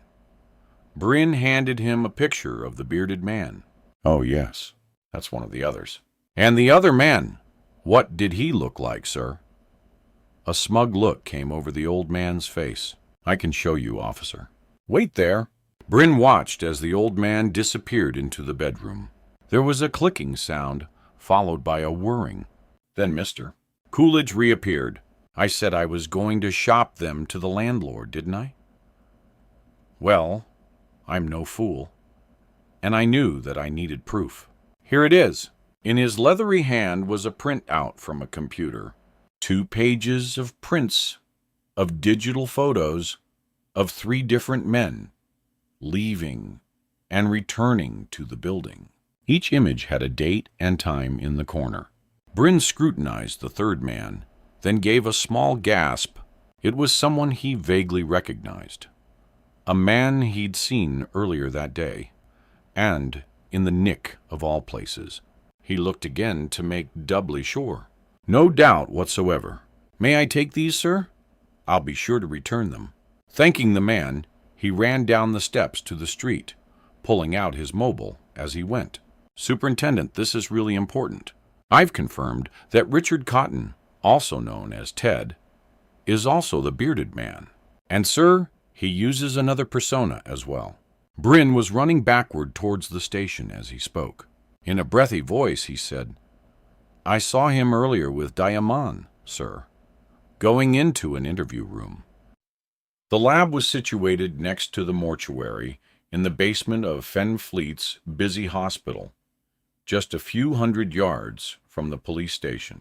When he saw the pictures that Bryn had been given, David went straight to see Rory Wilkinson, who had based himself there for the duration of the case. The corridor was sparsely lit with a series of low-voltage lights, and his footsteps echoed as he hurried towards the brighter lights at the end of the hallway. Despite the late hour, Rory and a handful of technicians were still working. He approached David, holding out his hand for the new pictures. I got the call, Superintendent. Let me have them. We'll run this straight away. He pushed through a door and into a room full of high-tech equipment and computers. I bet you've not seen this little beauty before, have you? He pointed to a large flat screen. He slipped the photo under an attached scanner. If you are right about these, it will only take seconds to get a match. Simon, over here, please, and work your magic. A white-coated technician jumped up from his bench, ran over to them, and sat himself down in front of an oversized keyboard. 3 photos this time, Simon, dear boy. Find me a connection. 3, Professor. Most excellent. The young man's hands flew over the keys, and the screen leapt into life. David watched in amazement as the screen split into sections. The first contained a head and shoulders of Richard Ted Cotton at the Charity Fund Day. The second showed the bearded man smiling directly at the camera in Matt's mother's nursing home. The third was a zoomed-in section of the third man taken by his elderly neighbor. It showed the long, dark hair and heavy-rimmed glasses of Gemma's supposedly distraught boyfriend, Roy Latimer. Before David could adjust his eyes, the screen began to flash repeatedly, each face changing and morphing into something slightly different. Bone structure shrank, then enlarged, noses widened, and eyes changed color. Finally, 2 of the faces, bearded man and Roy Latimer, moved across the screen and superimposed themselves over that of Ted. A colored border ringed his face and fleshed up the words "match, match" along the bottom of the screen. Bingo, said Simon with smug satisfaction. 3 in 1, but deep respect for the seriously good disguises. Does this small miracle help you? Asked Rory proudly. It helps most certainly, but it also frightens the out of me. He stared at the picture of Ted. Before you go, Rory held the door open. Come to the office. I have one more report for you. Together, they hurried back to the Path Lab. Here. He picked up a typed sheet and passed it over to David. It's that last crucifix, the one found with Gabriel's clothes. It's brand new and very expensive. So why would it have been found on a cheap crap market store chain in the clothes of a dead runaway? I suggest that it wasn't Gabriel's at all. From the minimal handling since it was purchased, I'd guess it was secreted there by the killer to make you believe there was a connection to the old cases. Sorry to have to break this to you, but he's just playing silly buggers again. David tried to make sense of it all. We all thought it one hell of a coincidence that those clothes turned up complete with gold cross just after Matt told us all about the crucifixes. Oh, dear me. Rory pulled a face. That means inside information leaking back to the killer, doesn't it? I'm afraid it does. He patted Rory's shoulder. Rory, thank you for what you've done here. It's down to you that we know without doubt who he is. Now all we have to do is find him. We aim to please." His smile faded. "You may have one thing in your favor. If I spent years planning something, I'd want to savor it, enjoy it, not rush it." David turned to go. "I know what you're saying, but I find that thought rather chilling." God knows what he's capable of, if he has the time. Chapter 32. Matt really didn't need the added terror of sitting in the dark with 3 possibly dead people. His mind was a black enough place anyway. The mill was bitterly cold, and the wind whistled eerily around the dilapidated old building. His jaw ached from trying to stop his teeth chattering. And whereas one part of him prayed for light, another dreaded the return of the madman who called himself Ted. He forced himself to try to think about normal things, anything other than the terrible situation that he had walked into. He had once read it was possible to transport yourself away from terrible circumstances by visualization of something better. Sadly, it was more difficult than he had imagined, and his mind fixated on his missing underpants, which would have been comical in any other situation. For a moment, he slipped back into the present and tried to take stock of the mill. Ted had turned off his light system, but there was still a dim light coming from somewhere behind him. There was a workbench close to the wall. He strained to see what was on it and wished he hadn't. He could make out the dark shape of some welding equipment, a butane blowtorch, and a knife block with a selection of chef's knives. Matt looked away, praying they were just there for show, to frighten, part of the mind games. His mind turned to the question of what to do next. Matt couldn't play the psychopath's games. He wouldn't condemn anyone to death. Matt wriggled uncomfortably. He heard a faint noise. He sat still, straining to hear rats, or was one of the others waking up? He peered into the gloom, aching to hear a familiar voice from one of the other chairs. Then a blaze of light made him cry out in shock. On the far wall of the mill, immediately opposite him, was Laura. Well, a huge colored image of Laura. "Welcome to the picture show, policeman." Matt wrenched his neck to his left. He hadn't heard his captor come back in or sit down. "I thought you could use some help with your decision-making. Remind you what is at stake." Ted leaned back and crossed his legs. "You're Laura. Lovely, wasn't she? Shame that, thanks to you, her life became so intolerable that she was able to abandon the child she loved and walk into the sea." The picture changed to a baby girl with white blonde hair and deep, sorrowful eyes. That was Gemma. But you wouldn't have known her then, of course. "Why are you doing this?" Matt whispered. "Because I have to." "Why? You'll see." Now watch the show. This was one of her homes, before she was adopted by the delightful gods. A black and white image, probably a press photo showing a semi-detached house. Nothing special, not run down, but not immaculate. It quickly flashed to an image of the inside. A child's bedroom. Matt began to feel sick. He'd seen this kind of thing before too often. They weren't press photos. They were police photos from a crime scene. They were taken a long while after Gemma was moved on to a children's home. The perverts who, and I use this term very loosely, cared for her, finally went too far, and another child in their care died. Ted clicked the remote, and again and again.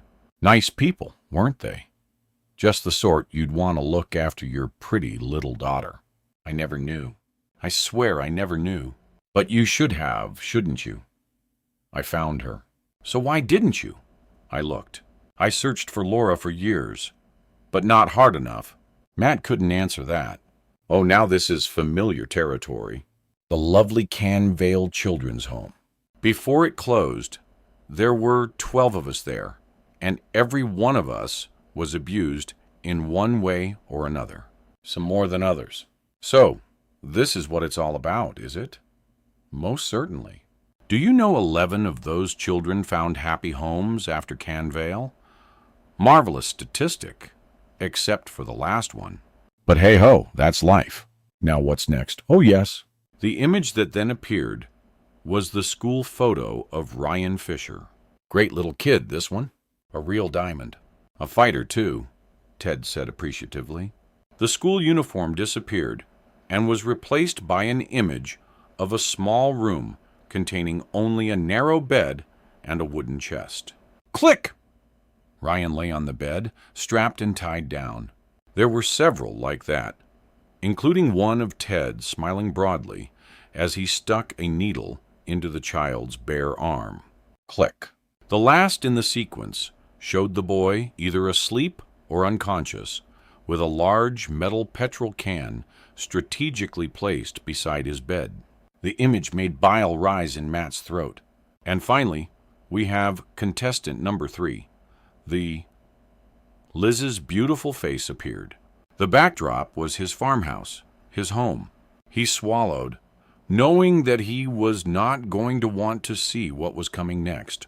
I'm rather proud of the short film that you're about to watch. I've added some sound effects and enhanced the location. I think you'll find it's much improved. Matt closed his eyes. Oh, do watch. It's one of my best. Pure techno reapture, Ted said. And if you keep your eyes shut for 1 minute more, I'll cut off your eyelids. And that's no lie. Matt opened his eyes, then grudgingly looked at the screen. Soft music swirled and drifted up into the empty heart of the mill. Matt blinked as the bizarre film clip burst into life. In essence, it was what he had already seen in the photographs that had been instrumental in bringing him to this hell. But he now realized that they had been filmed as well. The pictures were stills lifted from the original footage. Not that he would have recognized it after Ted had got to work on it. Reluctantly, Matt found himself drawn to the screen. Ted might be a psychotic killer, but his imagination and his digital skills were quite awesome. Straight photography blended seamlessly with computer-generated avatars of himself and Liz. It was like an acid trip.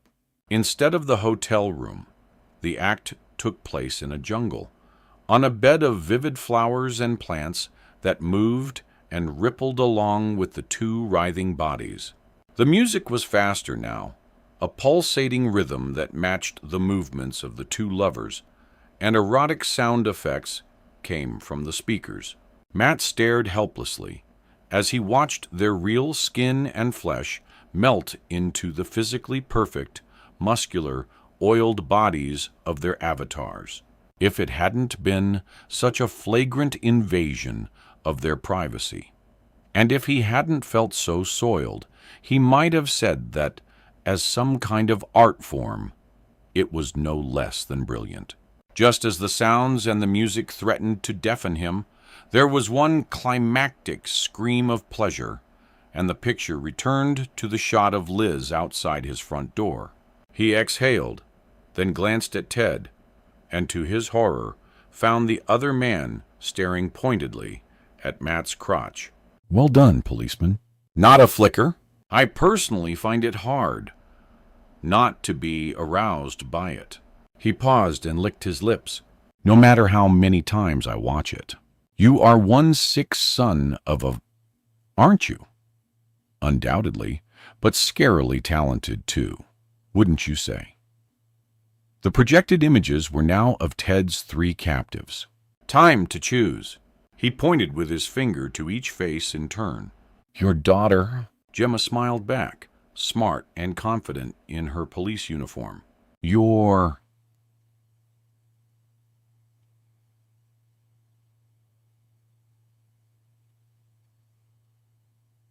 Liz, looking at him soulfully as she turned from locking her car.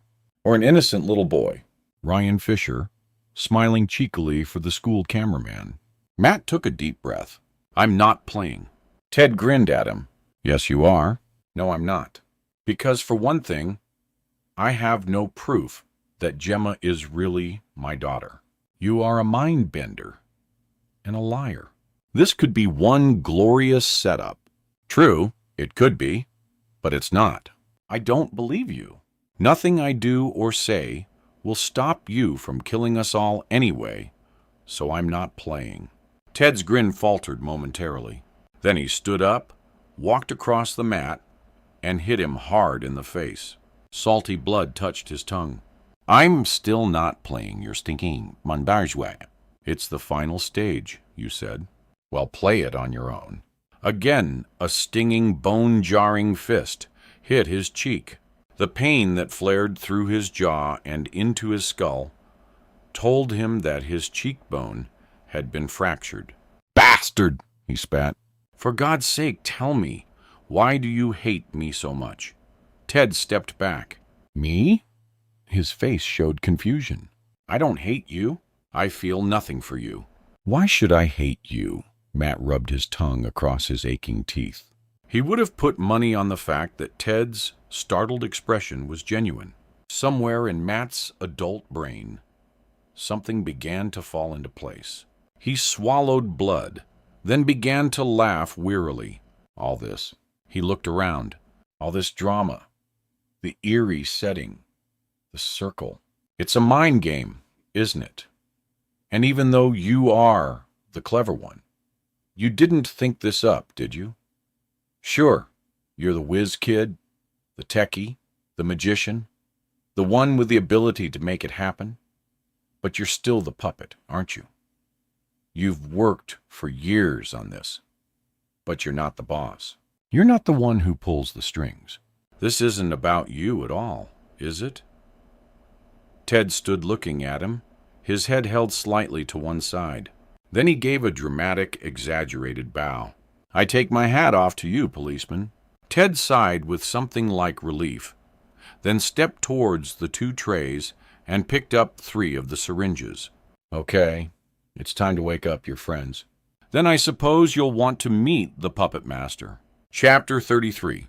Ad was on his 3rd coffee and felt like he was about to climb the walls when he saw a tall, somber-faced man hurriedly enter the reception area.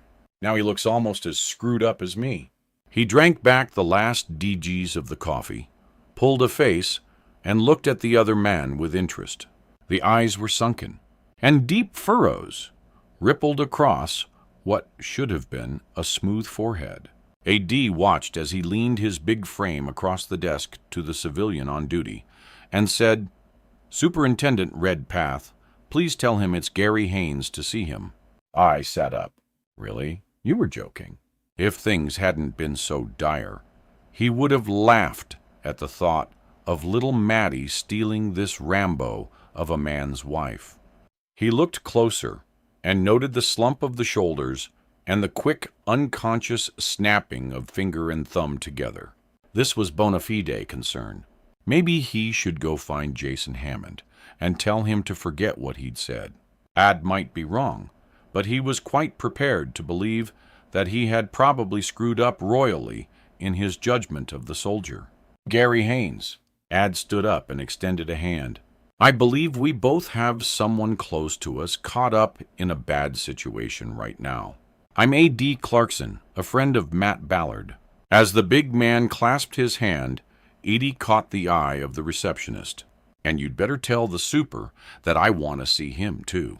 In the murder room, one large picture had replaced all the others on the board. This is Richard Cotton, also known as Ted. The super spoke quickly and concisely to the gathered officers. We believe he is the man holding the boy, Ryan Fisher, and our own Sergeant Haynes, P.C., Gemma Goddard, and D.C.I. Ballard. He has left his flat, is out of contact with his adopted grandfather, and has withdrawn an awful lot of money recently. Ready, Ad, do a runner? No doubt, said one of the officers. I believe so, Detective. Now he works in the film industry as an animator and graphic designer. He is also a freelance photographer. He is described by people that he works with as highly intelligent, creative, charming, but very much a loner. He suffered severe abuse as a child, and at one point seems to have been in a care home at the same time as Gemma Goddard. A home, by the way, that was later closed down following reports of neglect and abuse of the children. David stared at the picture. There are a lot of gray areas surrounding this man, things that really bother me. But the most important thing right now is to locate him. I have several officers pulling his work colleagues from their beds as we speak in the hope that someone may have an idea of where he's gone. I have circulated this picture to all forces, and it has been released to the media. David bit his lip. Although the chances of him being recognized at this time are slim, we already know that he has been using two other identities: the bearded man and Roy Latimer, Gemma Goddard's boyfriend. But I have just discovered, after a phone call to his grandfather, that the multi-talented Ted is something of an expert at film makeup, prosthetics being his specialty, so he can reinvent himself when he feels like it. "Oh, great," groaned Bryn. A.D. and Gary sat together at the back of the room and listened impatiently. "Could things go any slower? Why don't they do something?" whispered Gary, shifting around in his seat. "Sorry, mate, but this is the police. They can't go in with a tank and a squad told up with SA-80s unless they are pretty sure they've got the right suspect in their sights." Gary grunted an unintelligible reply, then looked back towards the superintendent. "Although nothing is set in stone," David continued, "I believe that we can rule out there being any connection to the old Gibbet Fen murders, even Gabriel's murder, and the taking of Ryan Fisher may just be decoys, red herrings. Our man seems to have used both them and Matt's history as a very effective foil against the DCI, something to confuse and distract us from what he was really after, which is, someone asked the abduction of 3 of our officers, for reasons as yet unknown, although there may be a connection to Gemma's childhood. Concerned murmurs is echoed around the room. I have requested every psychiatric report and every file still available on both the boy Richard and Gemma to see if there is some kind of a motive hidden in the past until we have them, and we, the desk phone next to him, shrilled out. "Superintendent Red Path," he snapped. Complete silence descended on the murder room as David listened to the message. He thanked the caller and replaced the receiver. His eyes had regained some of their usual fervor. "At last, we have a lead from someone who worked on a previous assignment with Ted." He looked around. "Right. Will one of you check out these 2 addresses immediately? First, Jericho Farm, Lintoff Creek. Apparently, it's somewhere near the River Lenny, right out beyond the Roman Bank in the area they call Wagner's Marsh. The other one is Clay Corner, Old Key-like. It's some sort of farm building, an old mud and stud house with all sorts of outbuildings. Again, it's remote, situated on the riverbank and way out on the Golden F. Both nasty, dangerous, and inhospitable places which could be just up the killer's alley." He looked up from his notepad. According to his colleague, they were both locations that Ted used for film shoots, and both fascinated him for one reason or another. He might be renting one of them, so move. I think, in the interests of peace and quiet, we'll leave the boy until last." Ted scratched his beard and stared at the 3 unmoving figures that made up the circle.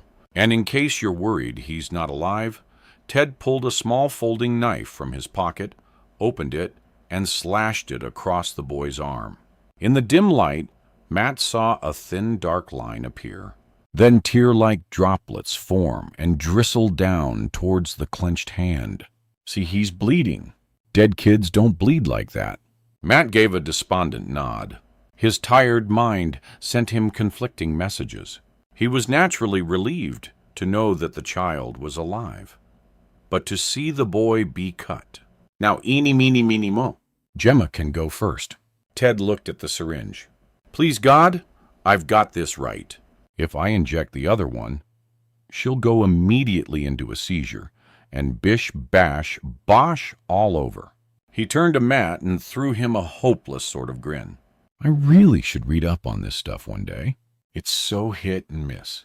With a giggle, he turned back to Gemma and lifted her arm, patting theatrically for a vein. He positioned the needle against the pale skin, then stopped so suddenly that Matt flinched. I'm sorry. This will have to wait for a moment or two. This is really bugging me. He put the drug back on the tray and strode over to Matt. No need for all this now, is there? Matt's eyes widened in horror as the man began to tear his face apart. Skin, scalp, hair. Matt wanted to turn away from the nightmarish vision. Number. He took a deep breath and looked again. A wig. Latex fiber padding and prosthetics lay on the floor at Matt's feet. Ted walked back to his chair and picked up a towel that was draped over the back. He rubbed hard at his face with it, then ran his artistic fingers through his short, mousy hair. That's better. The worst thing of all, as he stared long and hard at Ted's new face, was that he still meant nothing to him. Now let's get these girls back with us, shall we? He picked up the syringe, and in the semi-darkness, Matt winced as he saw Ted plunge it into Gemma's upper arm. May not be as spectacular as your own return to consciousness, policeman. I am trying something new, supposed to be more gradual. Got it on the internet. He walked away from Gemma and repeated the operation on Liz. Neither woman moved, and Matt's mouth began to dry. And while we are waiting, maybe the time has come to let you meet the person who, as you rightly said, pulls the strings. Placing the towel around his neck, Ted moved to the back of the mill. I won't be a moment. The lights were dimmed a fraction further, and a strange green glow seemed to suffuse the building. Matt shook his head in exasperation. Drama, if you must, but a dry ice machine. Oh, please. This is hardly the phantom of the body blank opera. He looked around. He had been wrong. There was no mist, just a subtle change in the lighting. He tried to concentrate on the women, watching for signs of life, but the weird light made it very difficult to see. A door opened behind him, and he drew a deep, shaky breath in. This was it. Finally, he'd know. Ted slipped back into his seat and sat quietly for once, casting darting looks to somewhere behind Matt. Who are you? Matt's voice quavered, and terrible fear engulfed him. Please tell me who you are. There was a noise, rustling, then a creak. Matt's heart hammered in his chest as he strained to look behind him. But the sound wasn't coming from there. It was coming from Gemma. She was finally regaining consciousness. Matt gave a tiny sigh of relief, then gasped. Ted had not moved, not gone near her. Yet somehow Gemma's restraints were now lying on the floor beside her chair. She slowly stood up, stretched, then smiled in the strange half-light. In a soft voice, he heard her mouth the words, "Hello, Daddy." Chapter 34. It's not likely to be Clay Corner. Gov. The owner said he's been going out there every couple of days lately, overseeing some renovation work. He didn't see anything odd. One of Dipe Packer's team called out, "And I'm having trouble getting hold of anyone to do with Jericho Farm." Ben scratched his head with his pen. "I've contacted the local Bobby who covers that patch, and he reckons the owners live abroad, but they frequently lay it out for film and television work." That sounds right. But why? What makes it so special? Apparently, it's so remote you can shoot historical stuff with no chance of an eerie biker roiding through your Victorian picnic. And it has a ruined mill attached to the property, which is great for moody atmospheric stuff. David was already on his feet. How far out is it? 20, 25 minutes? Maybe half an hour in the dark. Adee and Gary both leapt up. "We'll come with you." The soldier's commanding voice left little room for debate. "Okay, Gary, but Adee, I think you'd better leave this to us." Gary Haynes suddenly spoke out. "Let him come. I'll vouch for him, Superintendent, and I'll keep him with me." David reluctantly agreed. Frankly, he needed every useful man he could get. "Okay. Although I'll probably get hung out to dry for this, it's hardly correct procedure. You two ride with me. Meet me downstairs in 5 minutes. I have to notify my senior officers, lies with uniform, and organize armed backup and paramedics. Jason, get your team kitted out and ready. I'll brief the men in the car park in 5. Go, go, go!" As David's car raced out of town, A.D. adjusted his borrowed Kevlar vest and said, "You reckoned there were gray areas, Superintendent. Things that worried you? Could they be a problem when we get there?" "I can't answer that, but that's why I've insisted on a softly approach. No two tones or blue lights. We will use a River Authority key that's close by as an RV point and go in on foot. The situation may be very dangerous indeed. You told the men to keep an open mind as to what they might find, to be ultra wary and trust no one." Gary's voice was low. "I'd only say that if I suspected a trap." David looked out as they turned off the main road and began to leave the lights of the town behind them. "I don't know what to expect, apart from a few facts about Ted that I just can't get my head around, and some disturbing evidence that there is an inside source leaking information to him. I just know that Ted is some kind of super geek with computers. He could easily have set up some sort of warning device. Or maybe he could have booby-trapped the place," asked Gary. "I wouldn't put it past him. If he can kill kids, simply as a distraction, he would jump at the chance of wiping out a load of coppers, in which case this may help." Gary pulled out a small device from his pocket. It looked like a cross between a wide-beam torch and a taser gun. "If we suspect he's strung a series of laser beams around the property, security beams, this light shows them up. Without triggering them, we can slide under or go over them if we know exactly where they are." "Very neat. I'm impressed," said Adee. "Hopefully you've also got a small arsenal and a mortar or two in the other pocket." "Sorry, this is a personal toy. The mod would probably draw the line at heavy weapons." David noted their attempts at covering their apprehension and grudgingly began to understand why Matt liked Adee Clarkson so much. "Do we have any equipment with us that might help?" asked Gary. "I've acquired a thermal imaging camera from the fire service, and we have a microphone probe to listen in on the interior of the building. If we can find somewhere to get the probe through to the interior without attracting attention to ourselves." Gary nodded in the shadows at the back of the car. "Better than nothing. How much further? 15 miles, give or take. How long will that take on those marsh lanes?" "Too long." Gemma stared down at Matt. He felt like every neuron in his mind was ungluing.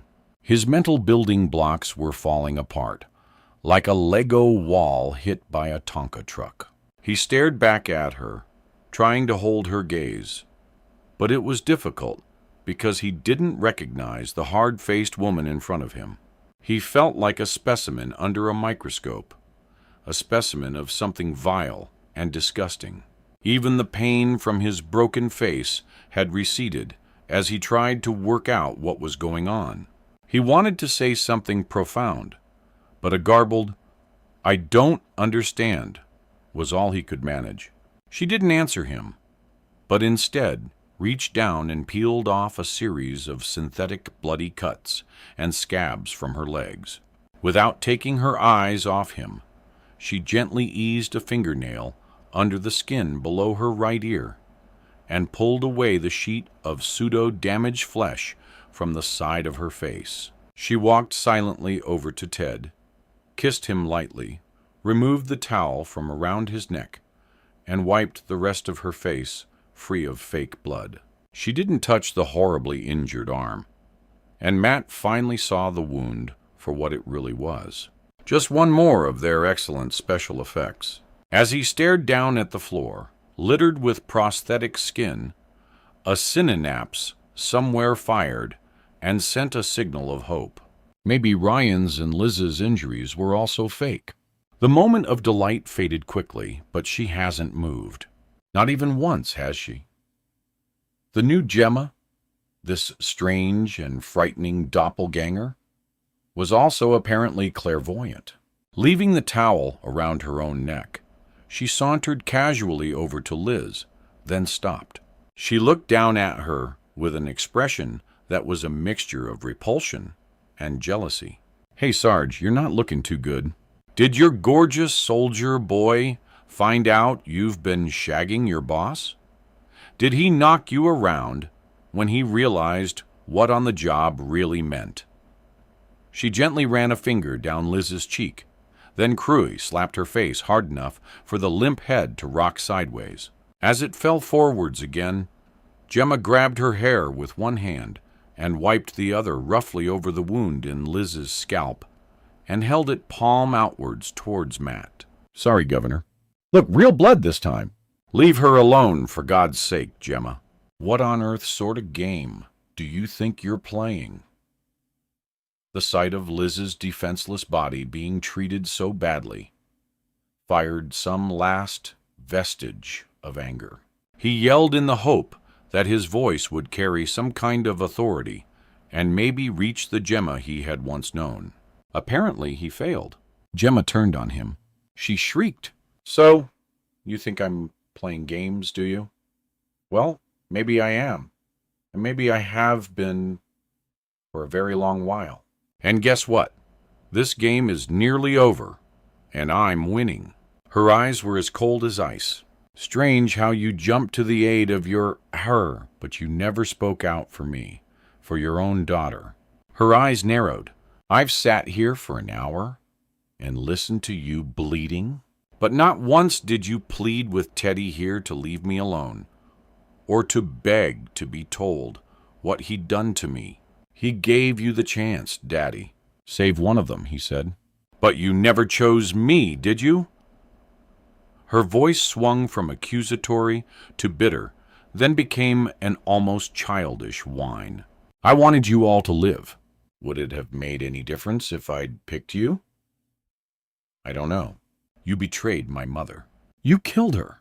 Then you condemned me to the worst horrors imaginable. And now I've heard it for myself. You only care about yourself and your precious career." "Oh, yes. And I never betrayed you, Laura. And yeah, I love my job. But you would understand that. You loved being in the police, too. You're stupider than I ever dreamed. You don't think I actually wanted to be a policewoman, do you? For God's sake, it was a means to an end. That's all. A way to get close to you. And you really think you're my daughter?" It was agony to talk, but he had no choice, because from here, I don't see too much family resemblance. "You better believe it, Pops. Maybe you'd like to take a DNA test." "Maybe I would." "Laura ran away. Gemma, she left me. I looked for her for years. I really loved her." "Loved her?"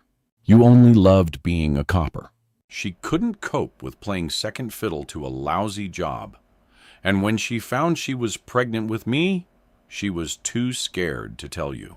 She thought you'd make her get rid of it, because a baby would have up your fabulous career prospects. That, farther dearest, is why she went. But I never knew, I swear. And if you had known, would you have put your meteoric fast-track promotions on hold and spent time with your family, been a loving husband and father? Matt didn't hesitate. Gemma's disturbed and dangerous mind was beyond reason. He'd say what she wanted to hear regardless of the truth. "Of course I would. I love Laura, and would have loved our baby." The thing is, Laura knew that, so I don't know why she really chose to leave me, but it was her decision, not mine. His voice suddenly lost its power, and he almost whispered, "Oh, Gemma, haven't you got what you wanted?" Tears formed in the corners of his swollen eyes. "You've tortured and hurt people close to me. You've deliberately spoiled everything that was special and precious in my life and humiliated me. You've turned love into a crazy porn film. You've ruined my last years in the force, and you've taken me close to madness. One child is already dead because of this vendetta." He looked across at Ryan. Maybe two, I don't know. He searched her eyes for some small trace of compassion. Surely that's enough. There was a long silence, but Matt knew from the coldness that washed over him that compassion was not an emotion that resided in Gemma Goddard's icy heart. Not nearly enough. She spat the words at him. "And before we put an end to all this, there are some things you need to know." She turned. "Ted, it's story time."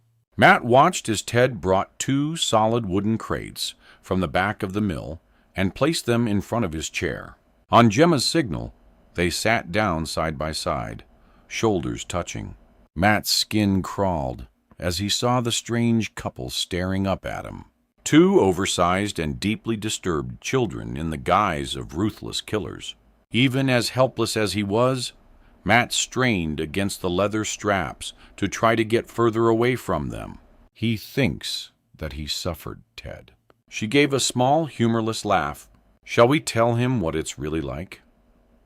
"Why not you start?" Ted's voice dropped to something little more than a whisper. His voice changed to that of a frightened child. Matt had a sudden flashback to the one thing he hated about police work: the delicate and carefully conducted interview of an abused child. He swallowed hard and decided that he really didn't want to hear what this man was going to say. Matt saw Gemma's eyes half closed. She reached over and gripped Ted's hand. Matt shivered. The ambiguity of seeing the slender, long fingers offering support when earlier they had slammed into the face of his unconscious lover was nauseating, like the story he was being forced to listen to. One began a sentence, the other finished it. It became like one unbroken narrative with two voices. It was deeply unnerving. At first he listened in horror. They were talking about their own childhood experiences, things that should never, ever happen. He tried to switch off, to take his fragile mind to somewhere different, somewhere peaceful and happy, but filthy words and repugnant phrases still filtered through. "They left me bleeding in a crawl space. I begged the man to take one of the other children, but he said he liked me best. I didn't like what they were doing, and when I cried, they tied me up and left me in a cold, dark cellar until morning." After a while, Matt's brain began to take in what they were saying again. The policeman in him crept back to the surface, and he started to assimilate what he was hearing. He found himself staring at them. It was like trying not to look as you drove past a car crash. You just couldn't help yourself. Their experiences offered up some sort of twisted explanation for what they had done to him. Only thoughts of revenge had kept them functioning and alive. Not sane, but alive.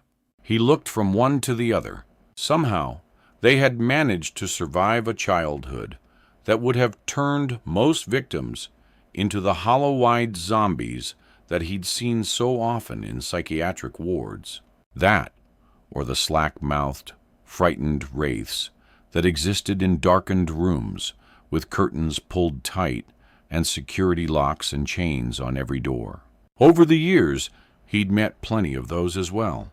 He wondered what it took to teach yourself to smile. Somehow Ted and Gemma had smiled their way through getting themselves rehomed, going to school, studying, and working. They had excelled at pretending to be normal, when all there really was a shell filled with loathing and a desire for vengeance. And they had fooled everyone. Matt stared at Gemma, half listening to her, and trying to visualize the smart young cop arguing her corner with a load of other uniformed probationers. Jesus! He could not get his head around how good her deception had been.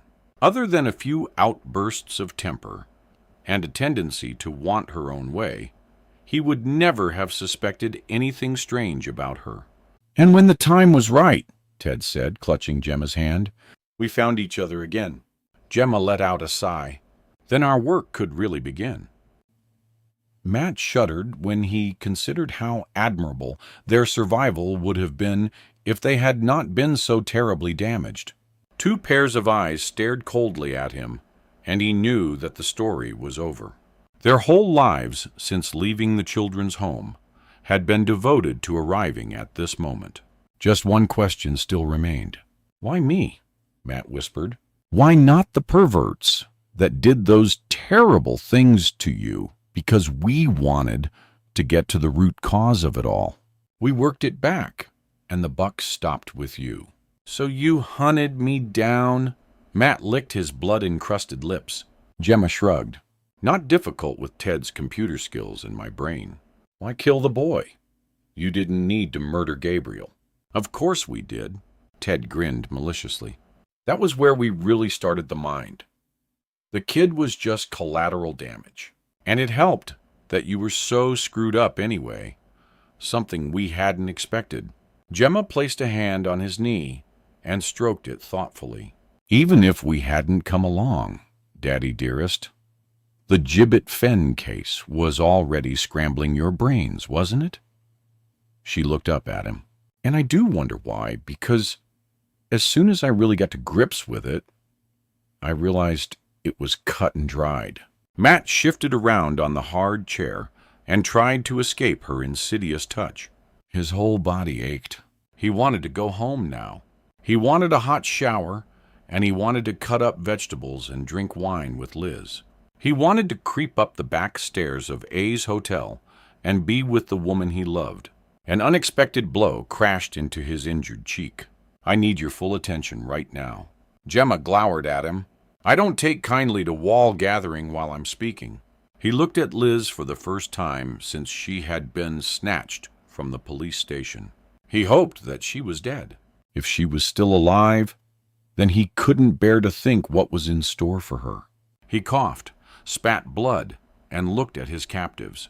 He didn't want to go to the place where Gemma was leading him. He'd not been there since the 1980s. He was damned if he was going back. Somehow he had to sidetrack them. "You don't care much about pain, do you? You can dish it out, and you can take it. You did let Ted beat you up, didn't you, in the churchyard? Beat you up and put you in hospital." Gemma shrugged dismissively. It had to be realistic. "And I've taken far worse than that in my life. But how did you get the original photos that you sent me? The ones taken before the crimes?"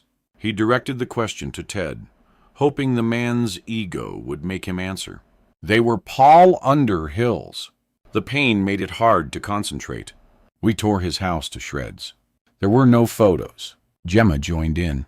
"Underhill's house, yes, but not his brother's. Where he went when Ulock got too close to him. The brother is dead now, but I found the address in the old files and sent the charming and persuasive D.C. Edward Dennis to visit." Ted gave a nod of the head. Luckily, the new owners were most accommodating and hadn't quite got around to dismantling the old garden storage unit, where Underhill had carefully secreted one or two little mementos. Before he took the starring role in that fatal hit run, Matt's head throbbed. Too close. Too close. I want to go home. So all that stuff about dig up Underhill was just diversionary tactics to keep the team off balance and confused. Gemma shrugged. "I knew Underhill was the original kitty killer, and Ted and I orchestrated the present chaos. So it was just a bit of fun distraction." She threw him a shrewd look. "And it really got you going, didn't it? Going to tell us why, policeman?" "No." He never even saw the next blow coming. A fist hit him cleanly on the bridge of his nose. He heard the crack, and in seconds he was choking on blood. I said no. His words bubbled as he tried to speak. Then perhaps this will help you to be a little more cooperative. Ted drew back his clenched fist and aimed it directly at Liz. Stop. His voice sounded odd, even to his own ears. Okay, just stop, please. Then tell us why you spent half your life pursuing that damned case. Gemma's eyes glittered. For a moment he hesitated. The fist slowly began to clench again. Leave her. Matt gritted his teeth. What the hell did it matter now? The cavalry was not going to arrive. He and Liz were as good as dead. Don't hurt her anymore, and I'll tell you. A staccato, barking laugh bubbled up in his throat.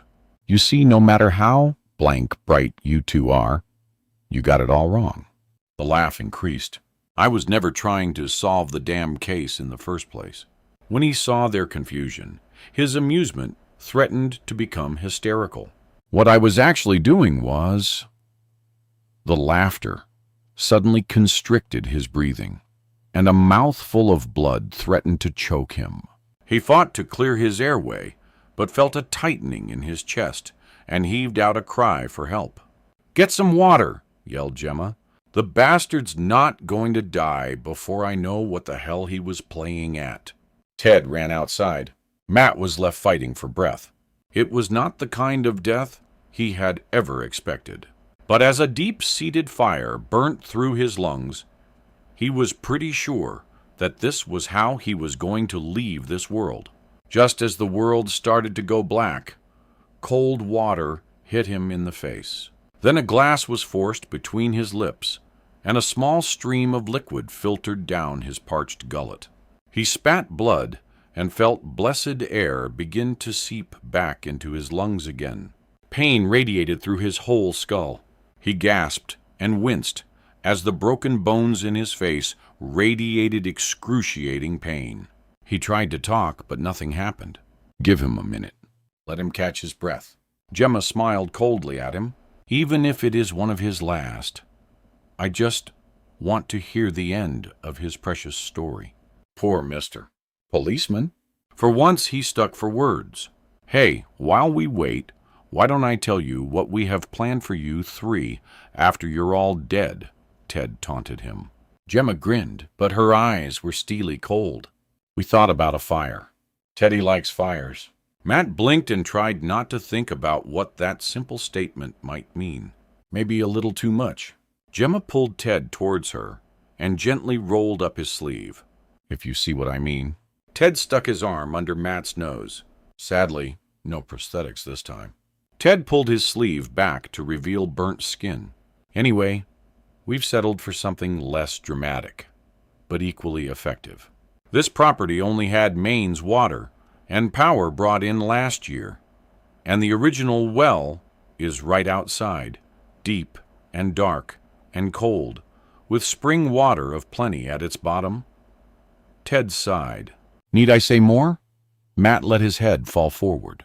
Even if he could talk, there would be no reasoning with either of them. The insane didn't respond to logic. There would be no appealing to their better side because they didn't have one. He tried to tell them to just bloody well get it over with, but he immediately began to cough again. Shut up. Gemma stepped closer, her arm raised, ready to strike. Until I say you can speak. She turned back to Ted. Get the drugs before he leaves us. I'm sure my daddy will want to know whether the child and the blank are still alive. Matt stiffened. It was the only thing he cared about right now, but he was terrified to show it. With an effort, he managed to shrug his aching, stiff shoulders. Ted's eyes widened, and he stared up from the tray of syringes. Oh, come. You arrived here their gallant knight. Well, not quite in shining armor, but near enough. Don't you want to know if they are even alive? Of course he does, Gemma snorted. Stick her, Ted. Put him out of his misery. Ted flicked off the cap from the needle and plunged it into Liz's arm, pushing the plunger fully down. As he withdrew it, he looked suspiciously at the empty syringe. Oops. He looked at Gemma. Sorry, wrong one. For a second, the three of them stared at Liz. Then Gemma's face contorted with anger. Sometimes you can be such a PR. And I'm fed up with all this. I don't give a what stupid game Daddy was playing. Whatever it was, I'm going to finish it. She darted towards the workbench and grabbed a long-bladed cook's knife. Matt's mouth went slack. He drew in a breath and held it. Gemma was out of control. There was nothing he could do anymore. He just wanted the last thing that he saw to be Liz. Gemma stroked towards him, the knife outstretched before her. Damn you to hell, he croaked at her. You're no daughter of mine. He swung his head disdainfully from her and looked at the woman he knew he loved. I love you, Liz, he whispered. As he did, the only door to the mill exploded inwards. Men in black, with automatic weapons like an avenging band of dark angels, stormed in. Police, we are armed. Down on the floor now. Shock distorts. David had believed that he had an open mind about what might be behind the door of the derelict windmill. But when he burst through it, his brain refused to take in what he saw. The weird lighting confused everything, and the three victims, bound to chairs, blooded and tortured, clouded his judgment. The frozen tableau made no sense. One of his own officers, her clothes in tatters, stood open-mouthed, a carving knife in her hand. Close to her was the man he knew to be Ted, or Richard Cotton. He held a syringe. And then there was a man, his face swollen beyond recognition, but the only one in the room who seemed to have something resembling the power of speech. Matthew. Through bloody lips, the man cried out, "Take her down." No one moved. Then Gemma moved slowly towards him and said, "Super, thank God you're here. It's me, P.C. Goddard. You have to help me." David tried to work out what he was seeing. He heard men arriving behind him, but he couldn't give the order to shoot. For one thing, there were innocent victims in the line of fire, and no way could he decide who the threat was actually coming from. Don't listen to her. Take her down. The voice was familiar, but oddly distorted. Then it was too late. With a howl of rage, Emma lifted the knife and lunged towards the man in the chair. David's order to shoot came a fraction of a second after another man leapt from the shadows. There was a reverberating volley of gunfire and a scream. No, Gemma. My Gemma. Ted fell forwards and clawed at the woman's body that lay bleeding on the stone floor. Oh no, don't die. Please don't leave me, Ad. Matt's cry was almost animal in its pain and ferocity. David sprang into life, shouting to the armed officers. He pointed to Ted. Get that man out of here now. He then spun back to the man in the chair. My God, Matt! What have they? Just help Addie and Liz. He's injected her with something. God knows what, but if she's not dead already, it could be lethal. Gary's voice boomed out. Medical emergency. Call the medics down here immediately. He knelt down beside his wife and stroked her face. Oh, Jesus, baby. What have they done to you? The soldier began to loosen her restraints while David tried to staunch the flow of blood from Addie Clarkson's lower stomach. Fat lot of good. You're bloody step-proof. Fast, sir. Addie's face was contorted with pain. Oh, you really owe me big time, Matty Ballard. Chapter 35. David sat on the edge of Matt's hospital bed. He looked from his friend's bruised and swollen face up to the TV. The coiffed newsreader intoned, "The funeral was held earlier today for Adrian Clarkson. The former criminal, ironically, died saving the life of a police officer." The church where the service was held was packed to capacity. Loudspeakers relayed the service to 200 mourners outside. It was attended by representatives of the Fenland Constabulary and many other local dignitaries. Lieutenant Colonel Gary Haynes said afterwards that he considered Mr. Clarkson a hero, and that, had he been a soldier, he would have been proud to have served with him, and he would have made sure that he received a posthumous medal for his outstanding bravery. Matt turned off the TV with the remote control and stared silently at the blank screen. After a while, he said I should have gone. No, you shouldn't. Even I found it difficult. You, my friend, would have found it impossible. And that's just from an emotional point of view. Let's not forget the recent surgery. David gave him a weak smile. The boyish good looks really took a bit of a hammering, didn't they? Oh, Liv. Unlike Ad. You were right all along, Matt. He was a good bloke. The best. His voice caught. I just wish Superman hadn't been his favorite film. It really should have been me, not him. He gently touched a large dressing on his side. And I'm always going to have a reminder of what he did for me, aren't I? How is it? Bloody sore. But thanks to Adie grabbing her hand and deflecting the blade, it missed damaging anything vital. He shifted in the bed. Have you been to see Liz today? I called in earlier. No change. Not yet. But Gary said that the doctors are hopeful for a full recovery. At least young Ryan Fisher has been discharged.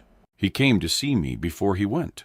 Matt managed to smile with his elderly guardian angel, Mrs. Stokes. Seems from what the boy tells us that Ted must have had something of a sneaking respect for the kid. He could have seriously hurt him. Not just a minor cut and a lot of stage makeup. It had me fooled. The way he taped the boy's fingers and stained them, it was sickeningly realistic. He shuddered. But even so, if you'd been a few minutes later, we'd have all been at the bottom of the well. Roy, too, respect or not. Are you up to talking about things? David still had some unanswered questions. Matt nodded. Better close the door. David did, then pulled the chair closer to the bed and sank down into it. Before we start, what's happened to Ted or Richard, whoever he is? Secure psychiatric hospital, I suppose, Matt asked. Yes, he's on suicide watch. David pulled a face. Although I suspect he will succeed in topping himself, no matter how closely he's watched. He lived for Gemma and their weird games. Now she's dead. Well, some would say best thing, I suppose. Personally, I'd like to see him suffer. Matt sighed. He already has. They both suffered. You're being pretty generous, considering they spent years hunting you down in order to torment and kill you. They weren't born with twisted minds, Super. It's horrific when you know what was allowed to happen to them. David pulled a face. Maybe, and you're entitled to your opinion. But I think there had to be evil in their hearts to do the things they did. I suppose, but it's the innocent people they hurt along the way, to their misguided revenge, that tears me up. Not just Addie. People like Liz and young Gabriel. He pulled anxiously at his sheets. And those poor families who adopted them. They must be devastated. The Goddards certainly are. I don't suppose they'll ever come to terms with what has happened and how they were used by that child. Talk about a cuckoo in the nest, David exhaled. And Harry Cotton. Well, could anyone have been more deceived? He blamed his own daughter for deliberately causing the house seer, for God's sake.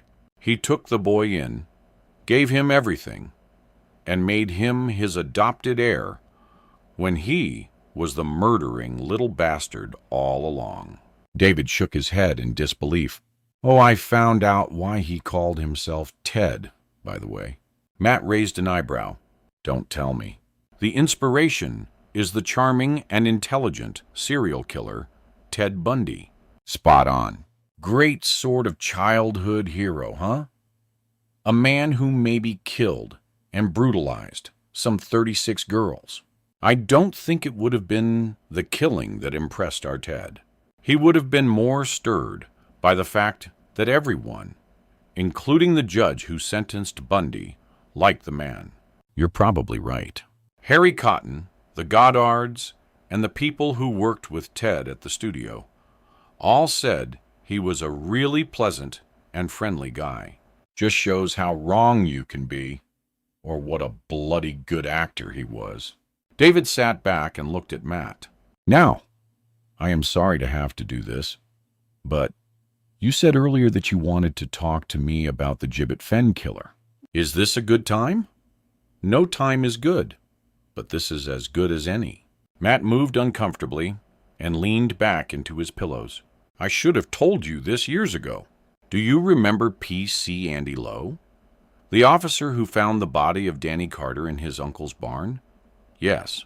He left the fence and went up country, didn't he? Matt nodded.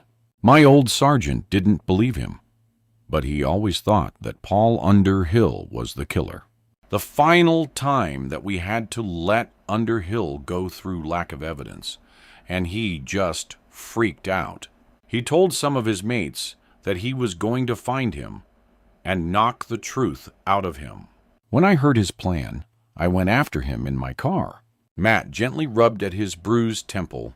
I didn't really care if Underhill took a thrashing because at heart I agreed with Andy. But I didn't want my best friend getting thrown off the force. Matt's hands trembled, but he struggled on. At first I couldn't find them. Underhill wasn't at his home. Then I remembered where his brother lived, and how the locals who lived out there often took a shortcut across the old marsh lane. He swallowed, clearly finding it increasingly difficult to talk. It was pitch black, and I was driving far too fast for that single-track lane. Underhill just came out of nowhere. Matt hung his head, and when I saw what I'd done, I panicked. I drove off and left him there. He looked up, his eyes full of tears. Sorry, sir, but it was me that killed Underhill, and I never told a soul till now. David covered his shock with a question. So, was Andy Lowe ever accused of Underhill's death? Matt gave a short, humorless laugh.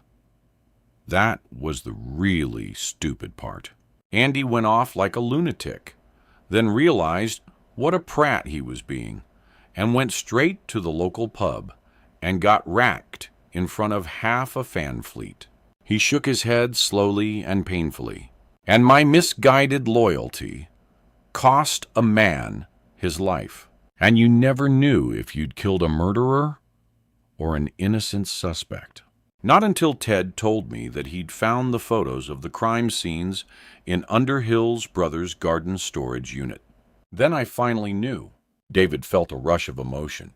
I always knew there was more to your breakdown than met the eye. Something that you just wouldn't or couldn't share with me. I was so ashamed. Felt so mind-numbingly guilty that Matt gave a deep, shuddering sigh. I spent the rest of my career trying to make amends, trying to be a good detective and make a difference, and all the while watching their old inquiry just in case. If it helps, when we searched through Ted's stuff in the farmhouse by the mill, we found a tin box. It contained Underhill's original snapshots of all the dead boys, taken before and after their demise. There were also other mementos, things that prove beyond all doubt that Underhill was the killer. Well, I've told you this officially, sir. So whatever action you decide to take is all I deserve. No matter how accidentally, I took a man's life and never owned up to it. That's pretty much the lowest of the low in my book. David sighed. Frankly, I see no point after all these years in doing anything, Matt. Underhill was a child killer. He has no immediate family left alive. You are still hell-bent on retiring, and your admission will serve no purpose. No one will benefit from knowing, and no one will get hurt by not knowing. He put a hand over Matt's to stop it shaking. You've suffered enough. Let's put the past to rest, shall we? There were tears in Matt's sunken eyes. And Gemma, what about her? Well, actually, that's one of the reasons why I'm here. I have some news that may help you come to terms with things. He kept his hand on Matt's, using some of the information that Jammer and Ted uncovered in their search for her family. I did a bit of investigating of my own. He paused. I did this after I had the results back on a DNA check that I ran on Gemma's body. He gripped the hand tighter. Gemma was not your daughter, Matt. She got it all wrong. Wrong. Matt blinked in disbelief. So everything they did, all those devious plans in their wicked project, the Death's 80, all for nothing. David nodded. All for nothing. But for what it's worth. I believe that she got it right up to a point. Laura did run away because she was pregnant, but with another man's child. That's why she couldn't face you, Matt. That's why she left. Matt looked down at the bed covers, took a deep, shaky breath, then exhaled for a very long time. David let go of his hand, lifted it, and gently squeezed the man's shoulder. You've been the innocent victim in all this, right from when Laura packed her bag and disappeared. Now, do you see why I believe that you've suffered enough? I've suffered nothing compared with 80 Clarkson or Liz. Don't underestimate what you've been through, Matty, David said sternly. I know of no other police officer who would have come out of all this with their sanity intact. Let's wait and see on that score, shall we? I'm still getting flashbacks to that mill. Oh my God. He gave David a horrified look. You found things belonging to Ted. There was a film. Oh, Jesus. He made a film of He Stopped when he saw the shiny DVDs that David had just removed from his pocket and was holding out to him. I said there was more than one reason for my coming to see you. I believe that these are your property. David gave him a shrewd smile. This is the one from the player in the mill, and the one with it was Ted's master copy. The smile deepened, and you'll be sorry to hear that there was a bit of a cock-up when we came to download information from the hard drive on Ted's computer. Certain files were accidentally deleted at source. He pushed the disks into Matt's wash bag. I suggest you destroy those as soon as you are discharged. You didn't. Matt's face was white. No, I didn't. I saw the picture of Liz at your home. I also saw that she was carrying a bottle of wine, and after finding some very expensive camera equipment in the house, and already knowing what Ted did for a living, I had a very bad feeling about what was going to come next. He grinned at Matt. I suppose I should be ashamed of myself. I have also used my authority to confiscate certain sensitive photographs that I deem may cause serious embarrassment to respected officers. They will remain with me until I decide what is best to do with them. His face became harder. Naturally, we have to suffer a long inquiry now, especially regarding why I allowed a civilian to be present during an armed raid. But whatever. Those photographs have no bearing on the outcome of the inquiry. There is plenty of other evidence, without the world gawping at my detectives' private lives. David diplomatically chose to ignore the tears that were flooding down Matt's face, stood up, and smoothed the creases out of his trousers. Finally, Jason and his family send their love. He wants to visit as soon as you're ready. And there's news from your mother's nursing home. She's still much the same, but the woman in charge told me to tell you that since your last visit, she's been a lot calmer. Something they don't quite understand, as her medication hasn't been changed. She said perhaps you know something they don't. And now, Gary Haynes asked me to prise you from your sickbed, pop you in a wheelchair, and take you up to Lista Ward to sit with Liz for a while, if that's okay with you. The two men sat either side of the bed. Liz appeared to be asleep. The tubes and pumps were quiet now that the respirator had been removed. The blood pressure monitor inflated regularly, and a catheter tube snaked from beneath the covers, but all the other life-sustaining equipment was no longer needed. She's breathing for herself at last, whispered Gary. Thank God. What did the consultant say? Matt said. He more or less said, how long is a piece of string? The combination of drugs and the head injury should have killed her, but it didn't. The soldier gave a small shrug. So we wait and we hope. I blame myself entirely for all this.